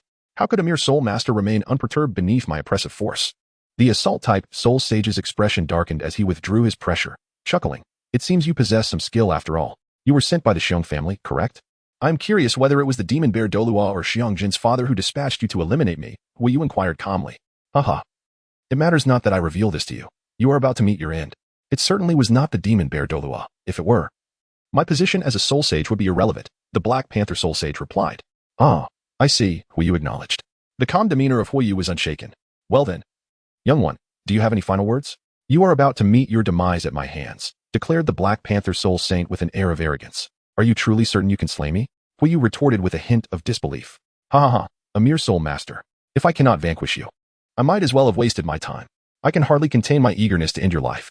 Erasing an unripe genius brings me immense pleasure," he continued, a strange excitement lacing his laughter.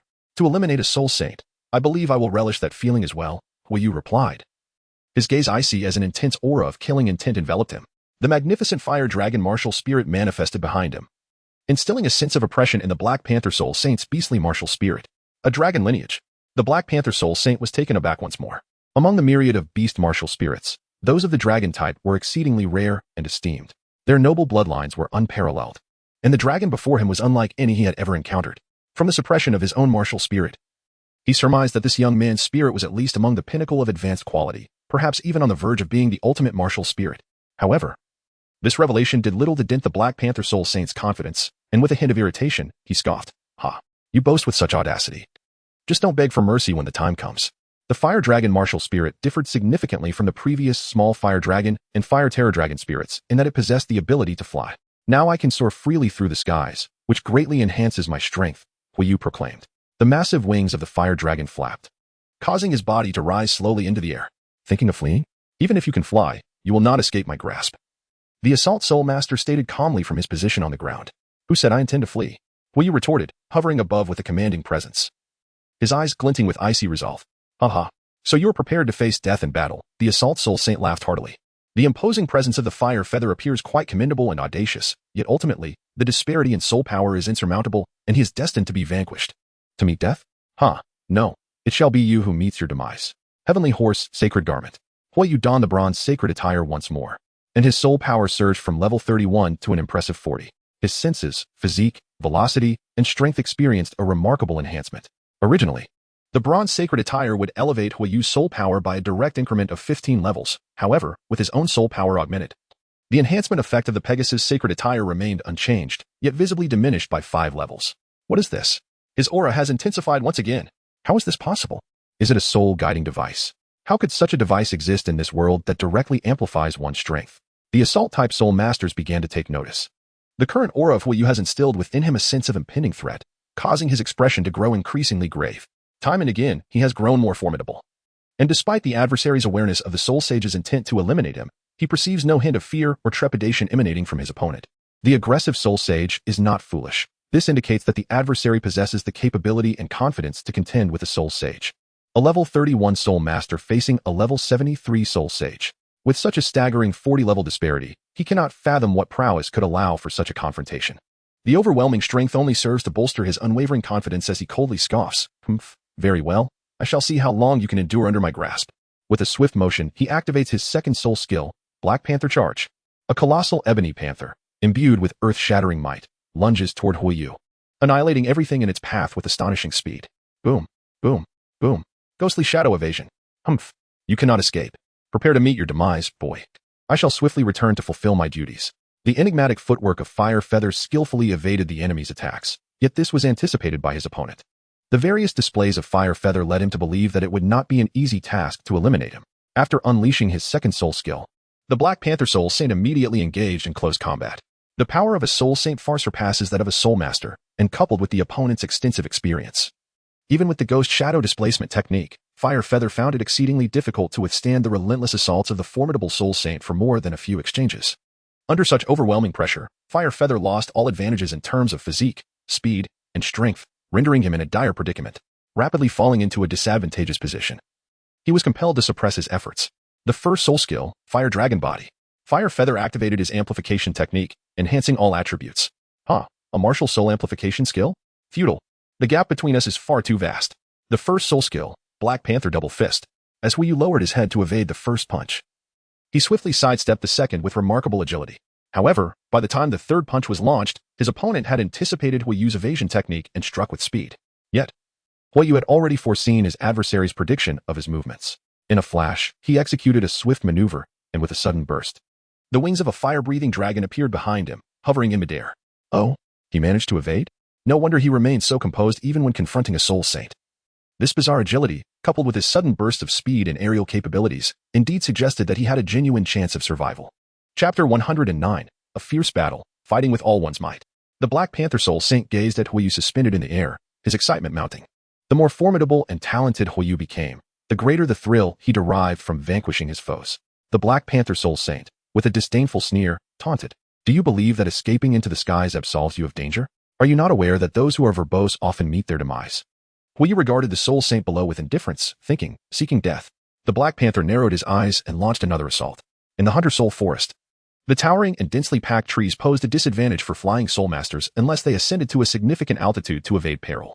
However, for those possessing flight capabilities, the consumption of soul power in maintaining such a state during combat made it preferable to avoid flying if possible.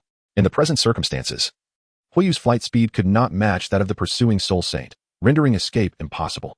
With no option to flee, his only choice was to eliminate the Soul Saint below. Should Yangqing prove to be no match for the agile attack-type Soul Saint, the arrival of another enemy Soul Saint would necessitate confronting two opponents simultaneously, leaving him with no chance of survival. The release of the Left Eye's Divine might require absolute certainty. Failure would mean the loss of his last gambit against the Soul Saint. The Black Panther moved with the swiftness of a leopard, deftly navigating the towering trees, closing in on Huiyu in mere seconds. So swift. Despite Huiyu's rapid flight to evade, he could not keep pace with his adversary's speed. It's over for you. The Black Panther Soul Saint proclaimed, launching a powerful punch. Damn it, an iron block. Huiyu's expression darkened as he realized he could no longer evade the incoming fist and braced himself to endure the blow. The force behind the punch, augmented by the first soul skill, sent Huiyu hurtling over 100 meters. Thud. Ugh. Huiyu clutched his chest, crimson blood slowly trickling from the corners of his mouth. Before he had the chance to catch his breath, his opponent once again confronted him, observing that Huiyu had merely sustained a minor injury. The Black Panther Soul Saint was taken aback. Typically, a Soul Master would remain incapacitated beneath the weight of his punch. Could such a formidable defense truly be achieved by a powerhouse of the Assault Spirit lineage? The Black Panther Soul Saint was once again astonished by Huiyu's capabilities. Though he masked his surprise with derision, "What's the matter? Is this all you can muster? I expected more from you. Yet it appears you are merely at this level. A Soul Master is still just a Soul Master. Under my strength, you possess no chance of survival. Blame your own arrogance for daring to inflict grievous wounds upon the grandson of the demon bear Douluo. Perhaps in your next life, you might learn some humility." "I understand you, you fool," Huiyu retorted angrily, sparing not a shred of respect as he hurled insults. He showed no mercy towards one who sought to take his life. The expression of the Assault Soul Saint darkened completely, his fury palpable as he declared, "You have thoroughly provoked me, boy. And what of it? Do you think that by not provoking you, I would escape your wrath?" Huiyu responded coldly, "I could grant you a swift death, but I have chosen instead to savor your torment. If you possess any courage, come forth and stop your incessant prattling," he bellowed, feeling a sense of urgency beneath the oppressive aura of the Soul Saint. Third soul skill, Black Panther Frenzy. The Black Panther Soul Saint's aura surged rapidly. Empowered by his own enhancement technique, under the augmentation of his soul skill, his speed and strength became exponentially greater.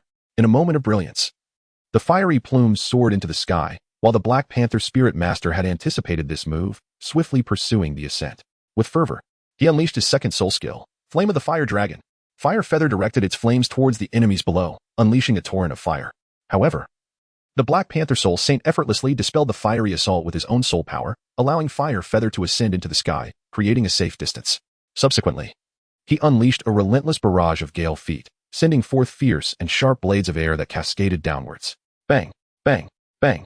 The air blades relentlessly struck the ground, some even cleaving through trees, causing several to topple with a swift precision. What a remarkable technique. The ability to harness such destructive soul power is truly astonishing. You continually surprise me. How much more can you possibly do? My anticipation grows. The Black Panther Soul Saint felt an exhilarating thrill as the battle progressed. Initially puzzled as to why two Soul Saints were dispatched to eliminate a mere Soul Master, he now comprehended the gravity of the situation. This young lad before him could not be regarded as an ordinary Soul Master. His capabilities had reached an extraordinary level, a fusion of bizarre powers, rendering him capable of vanquishing a Soul King. Yet, as the confrontation unfolded, the Black Panther Soul Saint discerned that despite the formidable combat prowess of his opponent, the actual striking power was not overwhelmingly lethal. He realized that a few blows would not suffice to slay him. He could afford several missteps and still survive Fire Feather's onslaught, but the latter could afford only a single mistake. The Black Panther Soul Saint also harbored concerns for his comrades and whether they could withstand the likes of Yang Qing. It was imperative for him to escalate his efforts. As the battle progressed, he noted the significant depletion of his soul power and recognized the urgency of finding the optimal moment to unleash his left eye divine might. Fire Feather flapped his wings, rapidly devising a strategy. He had meditation at his disposal, akin to a second chance. It could restore his injuries and replenish his soul power. However, the divine might could only be executed once with his current soul power. If he were to use it before invoking meditation, he would have a subsequent opportunity post-restoration, granting him 2 chances in total. Hence, he needed to act before his soul power waned, lest he squander the opportunity to eliminate his adversary. The Black Panther Soul Saint launched another assault. Fourth soul skill, Black Panther Rain. Boom, boom, boom. The fourth soul skill of the Black Panther Soul Saint was a ranged attack, akin to a machine gun that could unleash a rapid barrage with astonishing speed. The fiery wings of the phoenix beat rapidly as it darted through the woods, skillfully evading its surroundings, which had been ravaged beyond recognition by the fierce battle between 2 formidable opponents. With the activation of the third soul skill, Dragon Scales, while maneuvering at high speed, the dragon scales on the flaming dragon spirit's wings manifested into numerous hard and sharp scales. With a swift sweep of its wings, countless scales were launched into the air.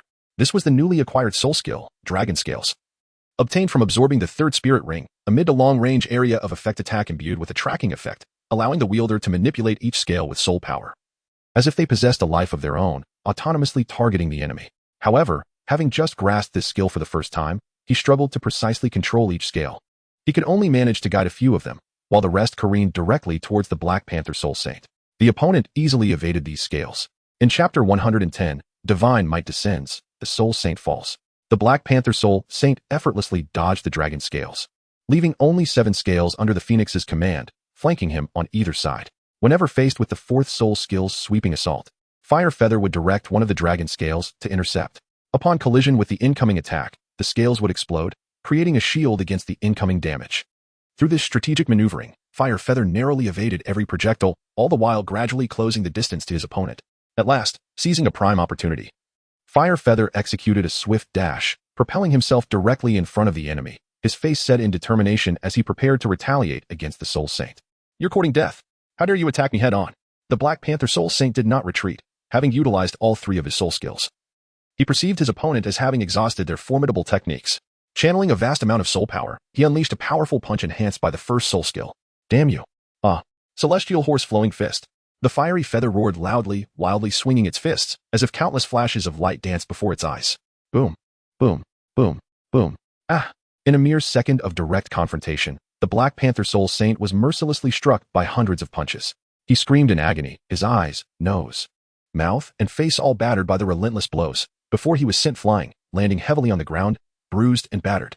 With a powerful surge of soul energy, the fiery feather was sent soaring, crashing against a grand tree, leaving a gaping hole in its trunk. His body became ensnared within the wood, and he spat out a mouthful of blood. A mere soul master, yet. The Black Panther Soul Sage slowly rose from the ground, his hood and veil having been thoroughly torn apart by the fiery feather, revealing his visage completely. This was the first time the fiery feather beheld the true face of his opponent, a man who appeared to be nearly 60 years of age. For a soul master, such an age merely signified middle age, not old age. Fueled by rage, the Black Panther Soul Sage exuded an overwhelming aura of murderous intent. His expression twisted with fury as he glared at the fiery feather, feeling an unprecedented humiliation at being so thoroughly vanquished by a mere soul master.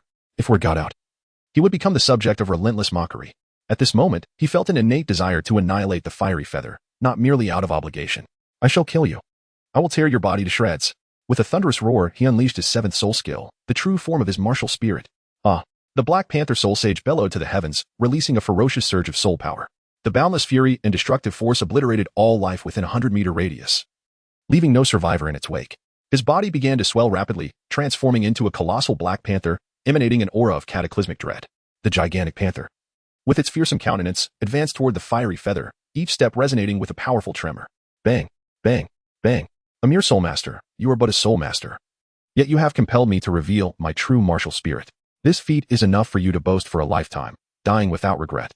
Now, it is time for this to end," declared the Black Panther Soul Sage. The fiery feather spat out blood, his injuries evident as he retorted. "What is there to be proud of? My life has only just begun.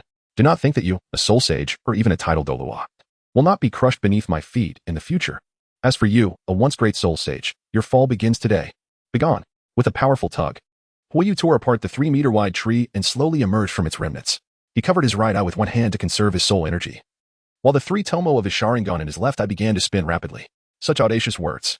At that moment, the Black Panther Soul Saint felt an overwhelming shock. To declare one's own downfall and to trample upon the title Douluo beneath one's feet. How ludicrous, how superficial, how utterly delusional it seemed coming from the lips of a mere millennium old who had just ascended to the rank of Soul Master. Yet, for reasons unknown, as he gazed upon Huiyu's fearless demeanor and his formidable presence even in the face of a Soul Saint's martial spirit manifestation, he found himself wavering in disbelief. Perhaps if he did not eliminate this youth today, he might indeed achieve such heights in the future. "Die!" he roared, charging forth, in the form of his martial spirit. All his attributes had reached their pinnacle, unbridled by any caution towards Huiyu's techniques. The fiery feather fixated its left eye upon the adversary, declaring, "You shall be the one to perish. You will be the first Soul Saint to fall by my hand. Embrace death. Divine might." The gaze of the Sharingan seemed to imprint itself upon the heart of the Black Panther Soul Saint, becoming immense, profound, and hollow, evoking a chilling sensation that coursed through his entire being. Such an eerie gaze. He was horrified to realize that his body appeared to be ensnared by some dreadful force, rendering movement nearly impossible. How could this be?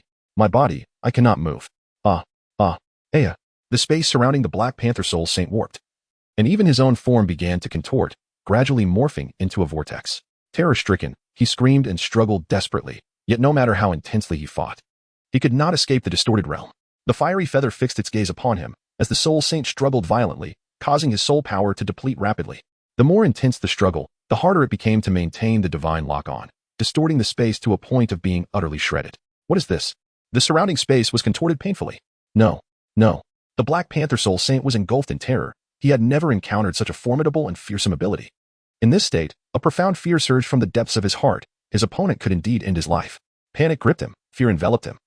He did not wish to perish, and he began to plead loudly to the fiery feather, "Do not kill me. Do not kill me. I beg you."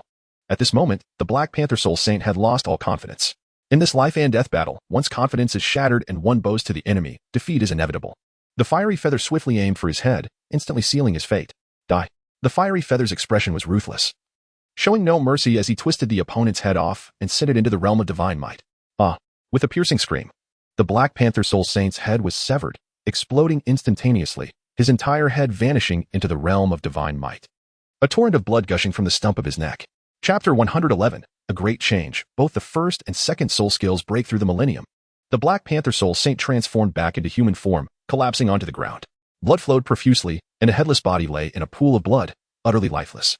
A generation of Soul Saint thus fell, perishing beneath the might of the fiery feather, who gazed coldly at the lifeless Black Panther Soul Saint, his heart devoid of emotion. Only due to the complete depletion of his soul power did he himself fall to the ground, utterly exhausted, gasping. Currently, the power of divine might is still too feeble to kill a soul saint. I nearly allowed him to escape just now. At level 31. My soul power cannot unleash the true power of divine might. It has finally met its end. The fiery feather let out a long sigh of relief. After resting for a moment on the ground, he immediately sat in meditation to recover his soul power. I wonder how things are faring with Qing. A look of concern crossed his face. Although he had slain the Black Panther Soul Saint, danger still loomed, for another agile attack-type Soul Saint remained alive. And he was completely drained of soul power. The Sword Saint's meditation technique could not be employed without a certain level of soul power.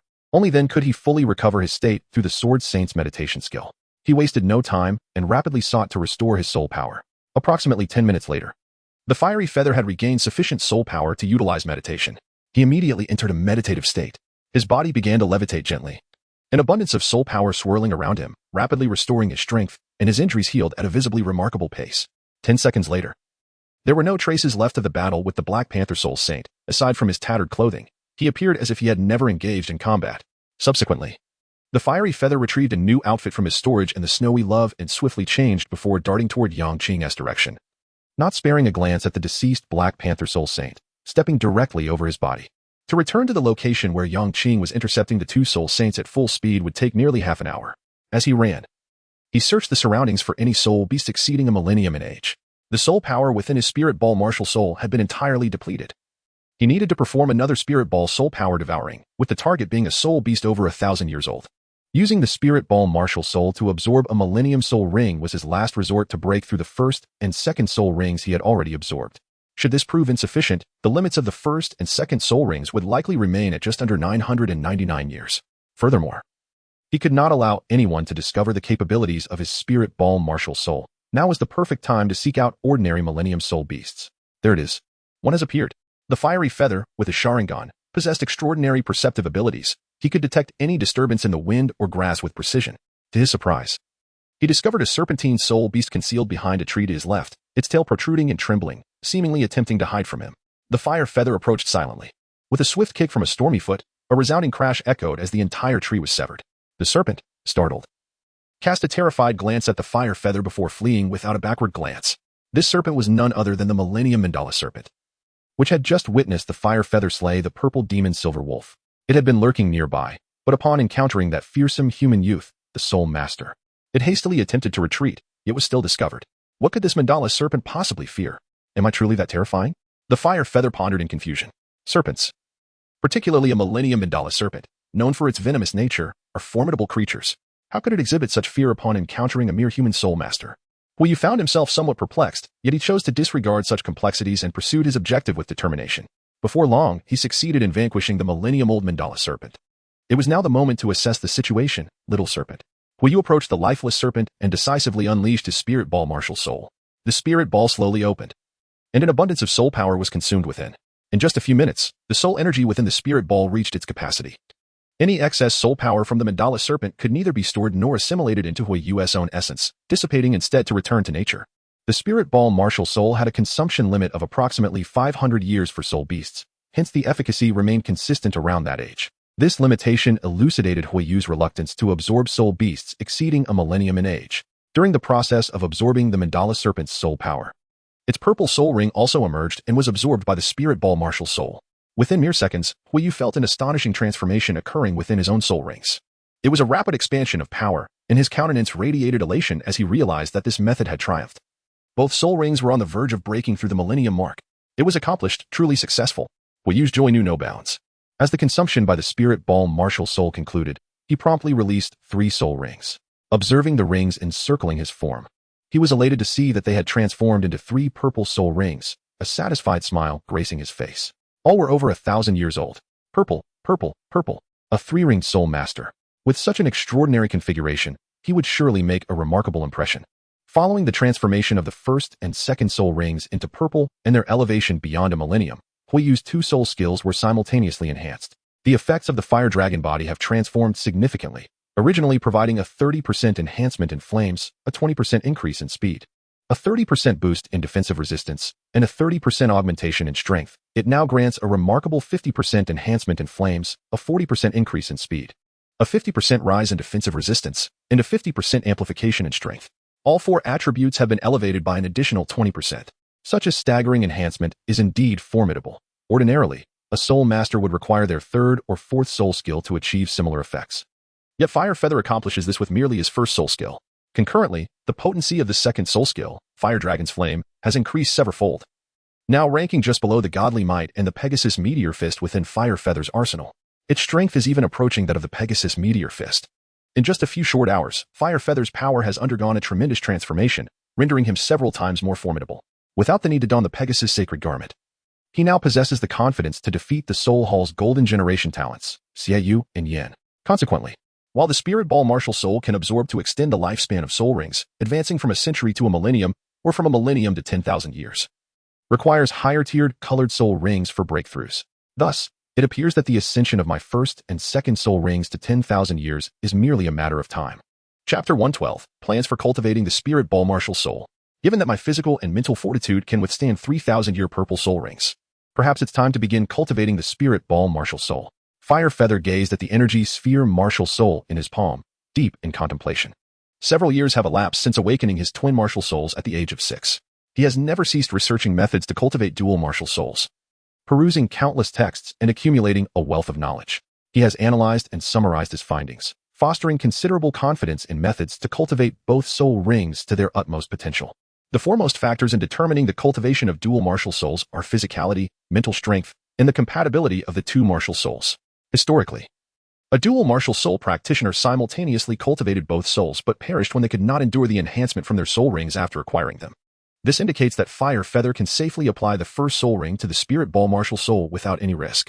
The reluctance to cultivate stems primarily from the lifespan of the soul rings. Generally, one must first attain the rank of Title de Law, ensuring their body and mental prowess can withstand the strain before embarking on the cultivation of the 2nd martial soul.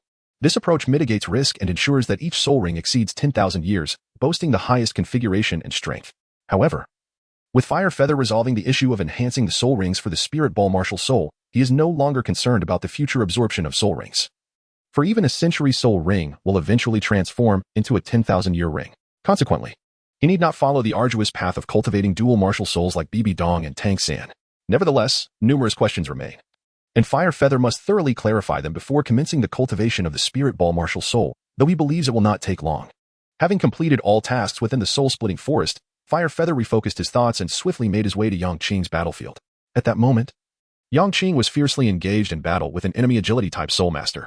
Initially, it was Yangqing who sought to delay her opponent, but the tables had turned, and it was now the enemy who wished to stall her. Both were evenly matched and possessed flying capabilities, thus their combat space was primarily airborne.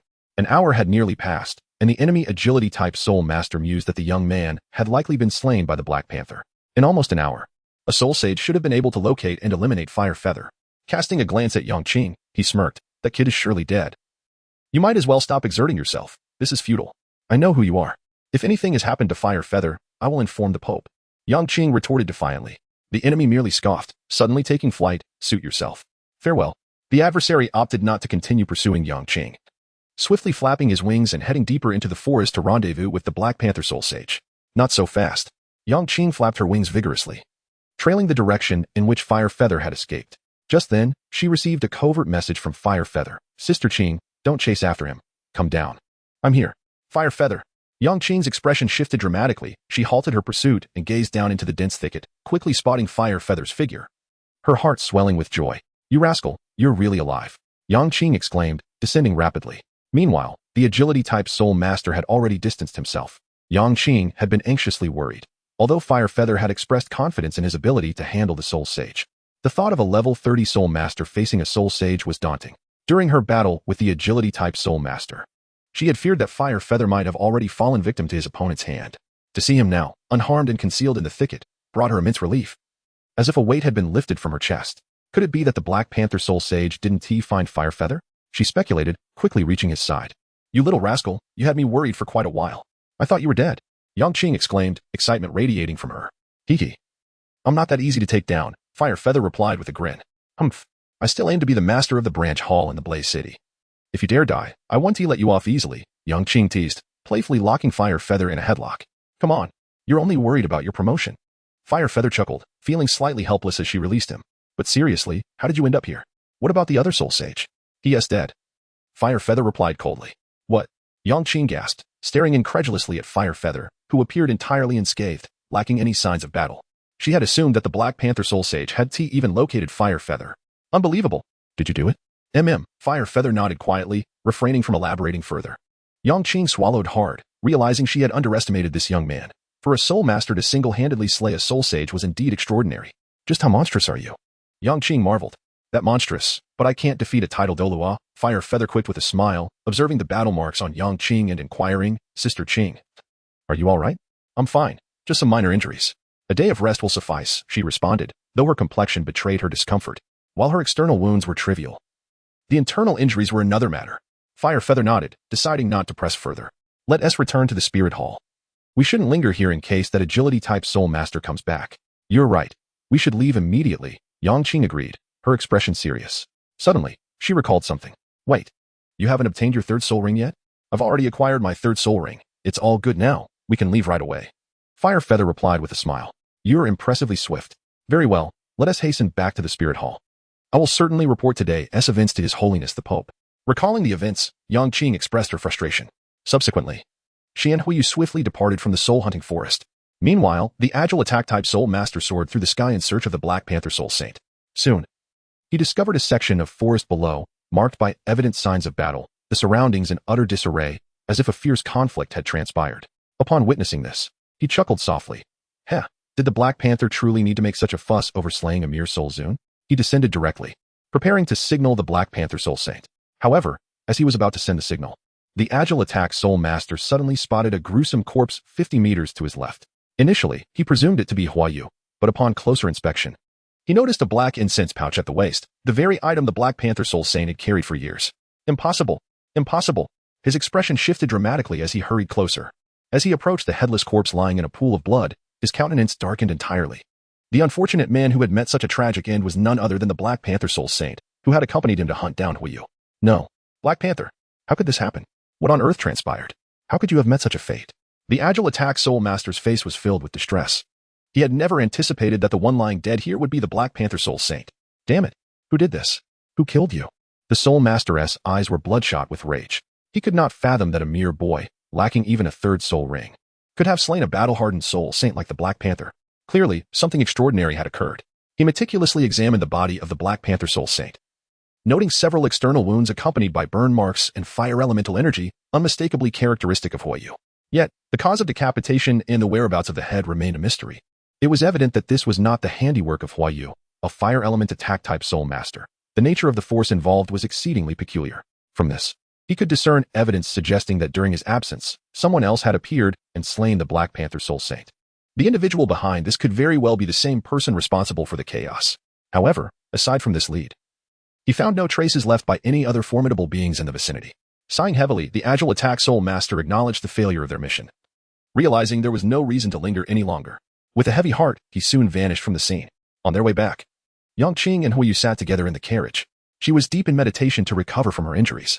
After a while, her expression became clearer, and she paused to inquire, Huiyu, what are your plans regarding today's events? Fire Feather fell into silence for a few moments, then slowly uttered, if one seeks to kill me, I shall surely retaliate. However, his adversaries were from the Xiong family. Yang Qing interjected, if you understand the implications of this, then it is likely that the title Douluo will come to kill you. A gentleman's revenge is not too late. Wait and see. Today's events will not go unpunished. Fire Feather stated, his calm demeanor betraying an undercurrent of murderous intent. He chose not to divulge his plans to Yang Qing, for she was affiliated with BBDong of the Spirit Hall, and he could not fully trust her. At this point, he had already extended enough courtesy. Yang Qing refrained from pressing further. Upon returning to the Spirit Hall, she promptly reported to BBDong about Fire Feather's encounter with two soul saints in the soul hunting forest. You have done well, BBDong remarked, her expression remaining impassive, as if she had anticipated this occurrence. She merely commended Yang Qing before gesturing for her to leave. Concerned for Fire Feather's safety, Yang Qing hesitated and ventured, Your Holiness. While the identities of these two soul saints are unknown, I suspect they belong to the Xiong family and are the work of Xiong Yin. If this is the first attempt, a second may follow. Should such an assassination occur again, we may not be so fortunate. As someone from the City of Flames, I have developed an affinity for Fire Feather, and I would hate to see such a talent extinguished in its infancy. That would be a great pity. Enough. You may go. I have my own plans regarding this matter, BBDong replied tersely, dismissing her with a wave of her hand. Yang Qing exited the main hall, feeling dissatisfied for not obtaining the answers she sought from BBDong. After her departure, the Golden Bishop of the Spirit Hall emerged from a corner of the hall. Your Holiness, is it true that Fire Feather single-handedly killed a soul saint? BBDong inquired. As the Pope of the Spirit Hall, commanding the most powerful force of soul masters on the continent, she was not easily caught off guard. She had foreseen that someone would attempt to eliminate Fire Feather after his venture into the soul-rending forest.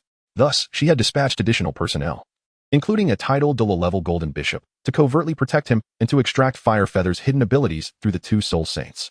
While the plan was executed successfully, they had not anticipated that Fire Feather would ultimately slay a soul saint. Thus, the Golden Bishop did not have the opportunity to intervene.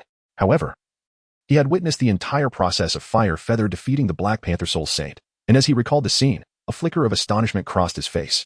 He looked at BBDong with utmost seriousness and declared, Your Holiness, it is indeed true. This child has slain a soul saint all on his own.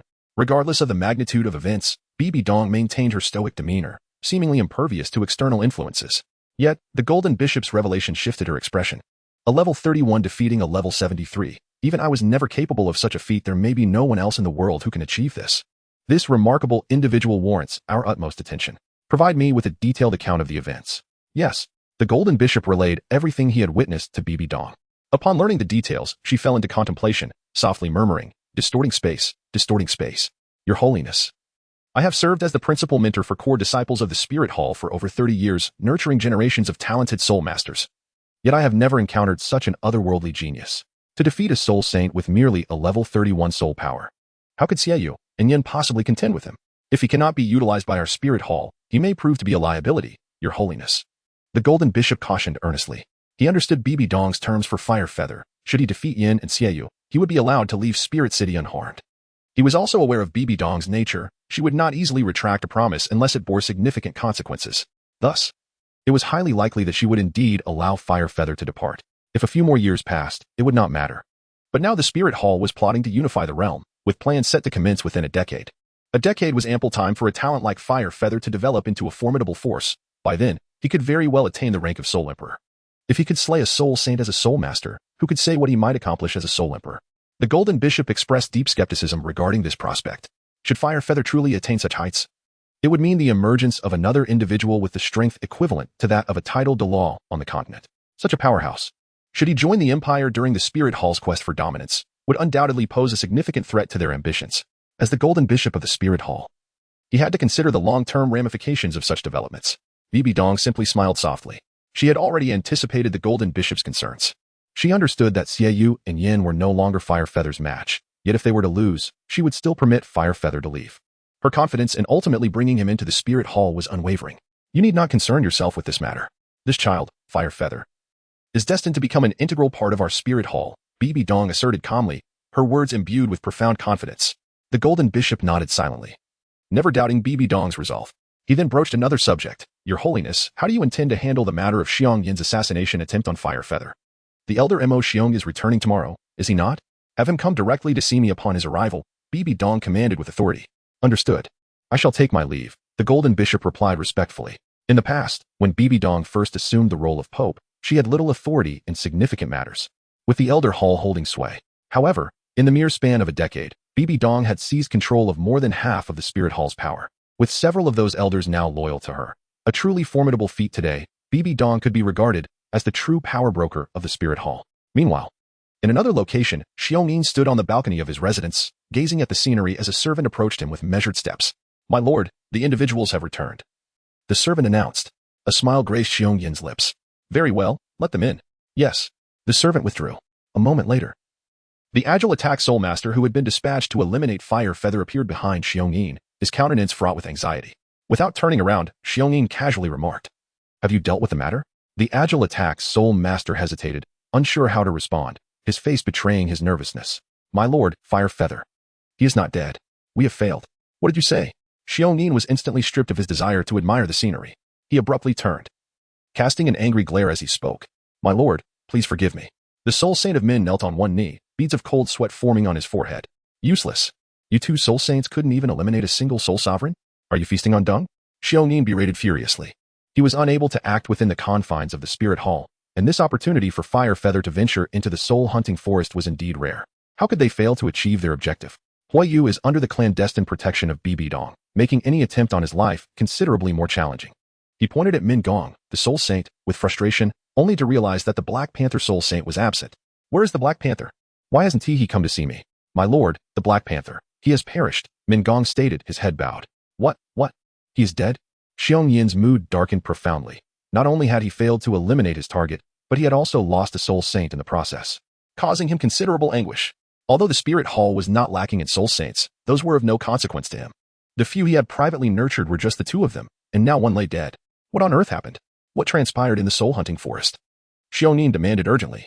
"I was occupied with the soul saint secretly protecting Huayu while the Black Panther pursued him. I do not know what transpired, but ultimately, it was the Black Panther who fell. A soul master cannot possibly contend with a soul saint," one subordinate explained. "It is my belief that there was another formidable soul saint, hidden in the shadows, protecting him in the soul-hunting forest." Upon hearing this, Xiongyin fell into deep contemplation and spoke somberly. "It appears I have underestimated the Pope's regard for this boy." He surmised that Huayu lacked the capability to kill a soul saint. The only plausible explanation for the Black Panther's demise was that BBDong had dispatched yet another powerful protector for Huayu. This individual must have been able to keep both soul saints unaware, likely possessing strength at least on par with that of a soul Douluo. For a soul Douluo to be assigned to safeguard a mere 12-year-old boy illustrates the extent of BBDong's investment in Huayu. Moreover, given the boy's evident talent, it is plausible that BBDong intends to personally cultivate him.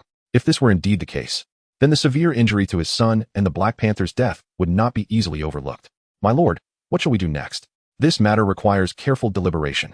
"You may withdraw for now," Xiongyin sighed heavily, massaging his temples as a signal for him to leave. "Very well," Min Gong replied, raising his head briefly. Having surmised Xiongyi's intent, it seemed they would have to endure this humiliation in silence. Meanwhile, in the training grounds of the Pope's core disciples, an oblivious Xiongyin sat in the shadows, basking in his triumph, flanked by two loyal disciples. Following the last encounter where Huayu had grievously injured him, he had been bedridden for several days and had just recently risen. Now, he boasted to his followers about Huayu. "Brother Xiong, is it true that the boy Huayu will not return?" One disciple inquired. My father dispatched 2 soul saints to eliminate him. Does he stand a chance of survival?" Xiongyin scoffed. "Ha ha ha, such is the might of Xiongyin." Xiongjin's demeanor was arrogant as he coldly chuckled. "Whoever that reckless brat is, daring to oppose me, this is his fate. Brother Xiong is magnificent. Brother Xiong is formidable." One disciple praised, while the other, caught off guard, gazed blankly into the distance and nudged Xiongyin. "Brother who? Who is that? What? Who are you referring to?" Xiongyin glanced at his disciple, only to be struck dumb by the sight before him. He leapt to his feet, doubting his own vision, rubbing his eyes in disbelief. Impossible! How could he have returned alive? What they beheld was none other than Huayu, whom they had presumed dead. Chapter 115, The Continuous Shock of Hulaina. At that moment, Huayu was strolling along the road, engaged in light-hearted conversation with Hulaina, merely 50 meters ahead of Xiongyin and his companions. Huayu seemed to sense their gaze and turned to look, catching sight of Xiongyin and his 2 companions frozen in place. In that instant, a glimmer of murderous intent flashed in his eyes, only to vanish as quickly as it had appeared. A slight smile graced his lips. "Ah, what a coincidence to meet again." Huayu deliberately greeted them before vanishing from their sight. The 3 stood dazed, the atmosphere thick with silence. Moments later, Xiongyin regained his composure, his expression darkening. Why was Huayu still alive? Why had he not perished? A surge of anger ignited within Xiongyin. Recalling the beating he received in front of all the core disciples and the days spent recovering in pain, his frustration intensified. Huayu had just taunted him with that greeting, clearly a provocation. Xiong, his loyal follower, felt a bit awkward. Having just assured Xiongyin with great confidence that Huayu had been dealt with, only to be slapped in the face less than a minute later. Not only had Huiyu returned unscathed, but he was also accompanying the goddess Hulaina home. Anyone would find such a situation deeply unsettling. The followers suddenly found themselves at a loss for words, hesitating to offer any comfort. However, as devoted subordinates, they felt compelled to say something. Brother Xiong, silence. Xiong bellowed, his frustration directed at his follower, before departing with a sullen expression. At that moment, all he wanted was to return home and uncover the truth of the matter. Did something happen in the soul-hunting forest today? Hulaina asked, her sensitivity peaked. She was aware of the conflict between Huiyu and Xiong, having witnessed Huiyu's previous confrontation. Yet, she had noticed something unsettling in Huiyu's gaze earlier, an icy, murderous glint that seemed out of character. A mere beating should not invoke such a demeanor in him. Her instincts told her that something significant had transpired. Nothing, Laina, what are you imagining? Huiyu replied, gently ruffling her hair.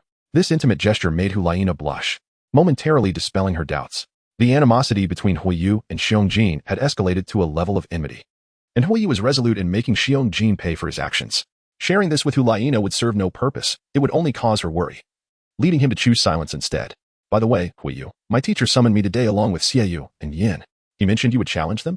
Hulaina suddenly inquired. Indeed, Huiyu nodded, gazing earnestly at Hulaina. This is a condition set forth by His Holiness the Pope. If I can defeat Xiaoyu and Yin within a month, I will be granted safe passage back to Chiwa City. Should I fail, I shall have to join the Spirit Hall. Laina, do you wish for me to triumph over them? Huiyu asked earnestly. If you do not genuinely desire to join our Spirit Hall, even if you remain, it would be against your will, wouldn't it? I hope you can follow your heart and pursue the path you truly desire. Therefore, I believe you can overcome Yin and Xiaoyu. Hulaina responded with sincerity. During their time together, she had contemplated much. She could not selfishly decide Huiyu's future simply because she wanted him by her side. However, she pondered, yet, with your current strength, it may be challenging to defeat Xiaoyu and Yin. They are among the most exceptional talents of our generation in the Spirit Hall, comparable to my own abilities. Though she expressed doubt, Hulaina felt the likelihood of Huiyu overcoming them was slim. Xiaoyu and Yin are indeed formidable. Previously, I would not have stood a chance against them. However, after returning from the soul-hunting forest, my strength has significantly increased. Once home, I shall reveal my transformation to you, Huiyu declared. Excellent. They exchanged glances and returned to Hulaina's residence. In the living room, Huiyu unleashed his fire dragon martial spirit, showcasing 3 purple 1,000-year soul rings for Hulaina to see. Fully purple, 3 youth soul rings. The sight of Huiyu's transformation left Hulaina utterly astonished. She had anticipated he would acquire a formidable soul skill at most. Yet both the first and second soul rings had evolved to 1,000 years. Moreover, his martial spirit had undergone an evolution, its aura suggesting it was nearing the pinnacle of power. Though rare, martial spirit evolution was not unheard of on the continent. Numerous methods and phenomena could elevate a martial spirit to a higher quality, such as absorbing soul rings, which could enhance a martial spirit or through the medicinal properties of celestial herbs. However, she had never encountered any claims of soul rings upgrading in such a manner. Legend had it that once soul power reached divine level, all soul rings would significantly enhance. Another rumor suggested that through diligent practice and the passage of time, the age of soul rings would gradually increase. For instance, if one absorbed a 10-year soul beast's ring, it might take around 90 years for that ring to evolve into a 100-year ring. This varied from person to person. Those with exceptional physiques could potentially achieve this transformation decades sooner. However, such individuals were exceedingly rare, as a human's lifespan is typically brief, often not exceeding a few decades, with very few reaching a century without being titled Douluo. Most soul masters met their end in their 80s, succumbing to the ravages of time. Consequently, the opportunity for humans to witness the enhancement of their soul rings was almost non-existent. Especially considering the transformation from 100 years to 1,000 would require several hundred years. Thus, the improbability of such an occurrence was staggering. Yet Huiyu's soul rings had astonishingly evolved from 100 years to 1,000. Tell me, Laina, are you surprised? Huiyu asked with a smile. Is this even achievable by a human? Huiyu, are you still human? This is utterly extraordinary, Hulaina exclaimed, her face a mask of shock. What else could I be, a 100,000-year soul beast? Huiyu jested. No, Huiyu, but how on earth did you accomplish this? Hulaina inquired, her excitement palpable. Because of this, Huiyu said softly, raising his left hand to reveal a red and white orb resting in his palm. Dual martial spirits. You possess dual martial spirits. Hulaina was once again overcome with astonishment. Indeed, Huiyu affirmed, nodding as he decided to share some of his secrets with Hulaina. Laina, today I shall unveil this secret to you. My second martial spirit, I refer to as the spirit ball. Why call it the spirit ball? Hulaina asked, curiosity lighting her eyes. Huiyu momentarily faltered, his thoughts interrupted. Wait, don't interrupt me, let me finish. Chapter 116, Continue the Lottery, The World of Dopa. The protagonist Xiaoyin's alchemical talents. Huiyu continued, this spirit ball martial soul possesses the remarkable ability to store soul power. allowing me to absorb it at an accelerated pace. The most significant advantage I have discerned thus far is its capacity to devour the soul power of soul beasts, along with their soul rings, thereby enhancing both my soul power and the longevity of my soul rings. It is precisely due to this that my first 2 soul rings have transformed into Millennium Soul Rings. Huiyu's expression turned serious, apart from his father and Wang Taizhu. Hulaina was the 3rd person to learn of the extraordinary capabilities of his spirit ball martial soul. Moreover, she was the first to whom Huiyu voluntarily revealed this secret. The prowess of your spirit ball martial soul is undeniably formidable and unique. Hulaina was once again taken aback. With such a martial soul, Huiyu's future soul rings would undoubtedly reach 10,000 years without issue. She felt elated that Huiyu entrusted her with such a secret, as it indicated her significant place in his heart. Otherwise, he would not have confided in her. Feigning seriousness, she inquired, Huiyu, are you not concerned that I might disclose this secret to others? It is precisely because I trust you that I chose to share this with you, Huiyu replied, standing tall and gazing intently into Hulaina's eyes. Upon hearing his words, Hulaina felt a warmth in her heart. She was somewhat moved. The intensity of Huiyu's gaze made her feel a little shy, and a faint blush crept onto her cheeks. Nana, the fiery feather suddenly grasped Juliana's hands, his gaze shimmering with intensity. What are you doing, Huiyu? Juliana's heart raced uncontrollably. She had never witnessed such a fervent look in Huiyu's eyes before. Huiyu gazed at her with profound affection and gently spoke, Nana, if one day I were to ask you to leave the spirit hall and return with me to the city of blazing fire, would you be willing? After spending time together, Huiyu had come to a clear understanding of his feelings. He could no longer ignore his emotions for Hulaina. He realized he had truly fallen for this woman and was willing to protect and cherish her for a lifetime. This statement had weighed heavily on Huiyu's mind, for he knew it would not come without considerable challenges. However, as long as she was willing to forsake the spirit hall to join him, he was prepared to face all obstacles ahead, even if it meant opposing the spirit hall. He was determined to bring her into his life. Hulaina's expression froze, and this moment felt eerily familiar, reminiscent of their first separation in the Stardow Forest, presenting the same question, the same choice. The spirit hall was the place where she had grown up, a sanctuary that had nurtured and supported her. She had never contemplated leaving or betraying it. In the past, she had not hesitated, but this time, uncertainty clouded her mind. If forced to choose between the spirit hall and Huiyu, she found herself at a loss. My teacher would never allow me to leave, she thought. It may not be now, but I promise you, I will resolve all issues. And one day I will take you away. That day will not be far off. Huiyu held Hulaina's small hand tightly. To abduct the future saintess of the spirit hall, the prized disciple of Pope BBDong, even if Hulaina was willing, would not be an easy feat yet. He believed every problem had a solution, hinging primarily on her will. Hulaina fell silent, torn within herself. Observing her struggle, Huiyu slowly released her hand. Disappointment evident in his voice as he said, I understand. No, Huiyu, Hulaina exclaimed, urgently grasping his hand as he withdrew, fearful that he might misinterpret her hesitation. It's all right. Time is still on our side. I can wait for your answer. Huiyu forced a smile, gently ruffling her hair before retreating to his room. He assumed Hulaina's silence was a rejection, not realizing she was merely indecisive. Since that was the case, he resolved to give her the time she needed to contemplate. The spirit hall was bound to incite turmoil in the future. If Hulaina could extricate herself from it, she would evade danger. For Huiyu had gradually become aware of the butterfly effect his presence had on this world over the years. Future events would likely deviate from their originally intended course, as his existence would undoubtedly alter the historical trajectory he was familiar with. For instance, Hulaina's affection for Tang San. In the unfolding narrative, it was precisely this sentiment that allowed Hulaina to survive after the spirit hall's eventual defeat. Yet now that she had developed feelings for him, the history Huiyu once knew had already begun to shift. Huiyu let out a silent sigh as he returned to his chamber. He took a moment to adjust his mindset before opening the long and used two-dimensional lottery wheel. Having reached soul power levels of 30 and 31, he had acquired 2 chances for the draw. He had refrained from using the first opportunity, intending to utilize both today in one go. System, I wish to draw.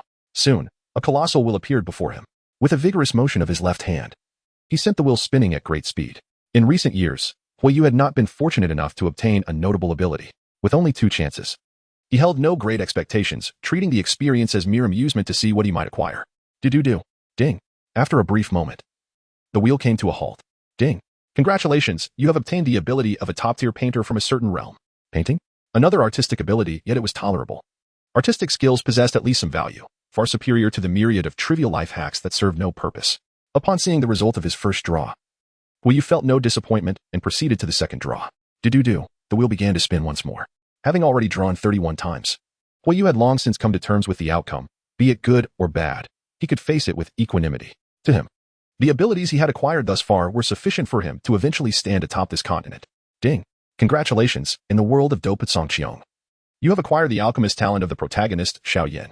Oh, Xiaoyan's alchemist talent. That's quite splendid. This ability is precisely what I require at this moment. Yu felt a flicker of excitement. Xiaoyan's alchemist talent was also a growth-oriented ability, necessitating Yu's gradual study. However, upon fully assimilating these two abilities, he distinctly sensed a surge of new knowledge entering his mind, instantly enhancing his understanding of various rare herbs and elixirs, among other alchemical insights. He had witnessed a plethora of flora and their effects on the Douluo Continent. Within mere minutes, myriad recipes for healing potions and detoxification methods flashed through Yu's mind. The knowledge of healing and poison was a duality that both intrigued and thrilled him, as he had long sought to grasp the intricacies of toxicity. His upcoming venture into Dugu's medicinal garden necessitated an understanding of poisons. Otherwise, navigating the toxic mist of the setting sun forest would prove perilous. Many rare herbs possessed formidable toxicity and danger. Chapter 117, The Pope's Library. Without comprehension of these matters, blindly foraging for celestial herbs in Dugu's garden would be fraught with life-threatening risks. Now, with the art of alchemy at his disposal, Yu no longer needed to worry about such predicaments, significantly enhancing his ability to acquire the unparalleled celestial herbs within the ice and fire yin-yang eye, as well as their future utilization. Moreover, armed with this ability, he could avoid the risks of theft or coercion, instead opting to replicate Tang San's methods to cure Dugu Yin and resolve Dugu's toxicity issues. This approach would not only facilitate the acquisition of celestial herbs, but also earn him the favor of a formidable title de law like Dugu. Yet the core essence of the alchemist ability in the world of Do Pai Song Qiong transcended these benefits. It lay in the crafting of elixirs. Be it foundation-building potions that enhance one's cultivation talent, or those that directly augment cultivation, if he could concoct such potions within the Douluo Continent, his soul power would undoubtedly soar, enabling those with insufficient talent to break through previously insurmountable realms and cultivate a legion of powerful soul masters. Yu was somewhat taken aback.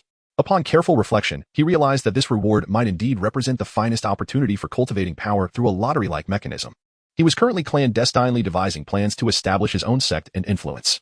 However, considering that the Douluo Continent and the world of Do Pai Song Qiong were not one and the same, the effects of various herbs differed significantly. Even possessing identical alchemical skills did not guarantee the creation of pills capable of dramatically enhancing one's soul power. Yu pondered this, feeling less than optimistic. In the Douluo Continent, there were also alchemists, such as Yang Wudi from the Pa clan, among many others of that ilk. Yet, there had never been any known substances to augment soul power, indicating that such occurrences were exceedingly rare in this realm. He wondered if Douluo had returned. Suddenly, the thought of this individual crossed his mind. Douluo was the most knowledgeable person he knew within the spirit hall regarding various herbs and celestial plants, and he had conducted considerable research in this field. It was likely that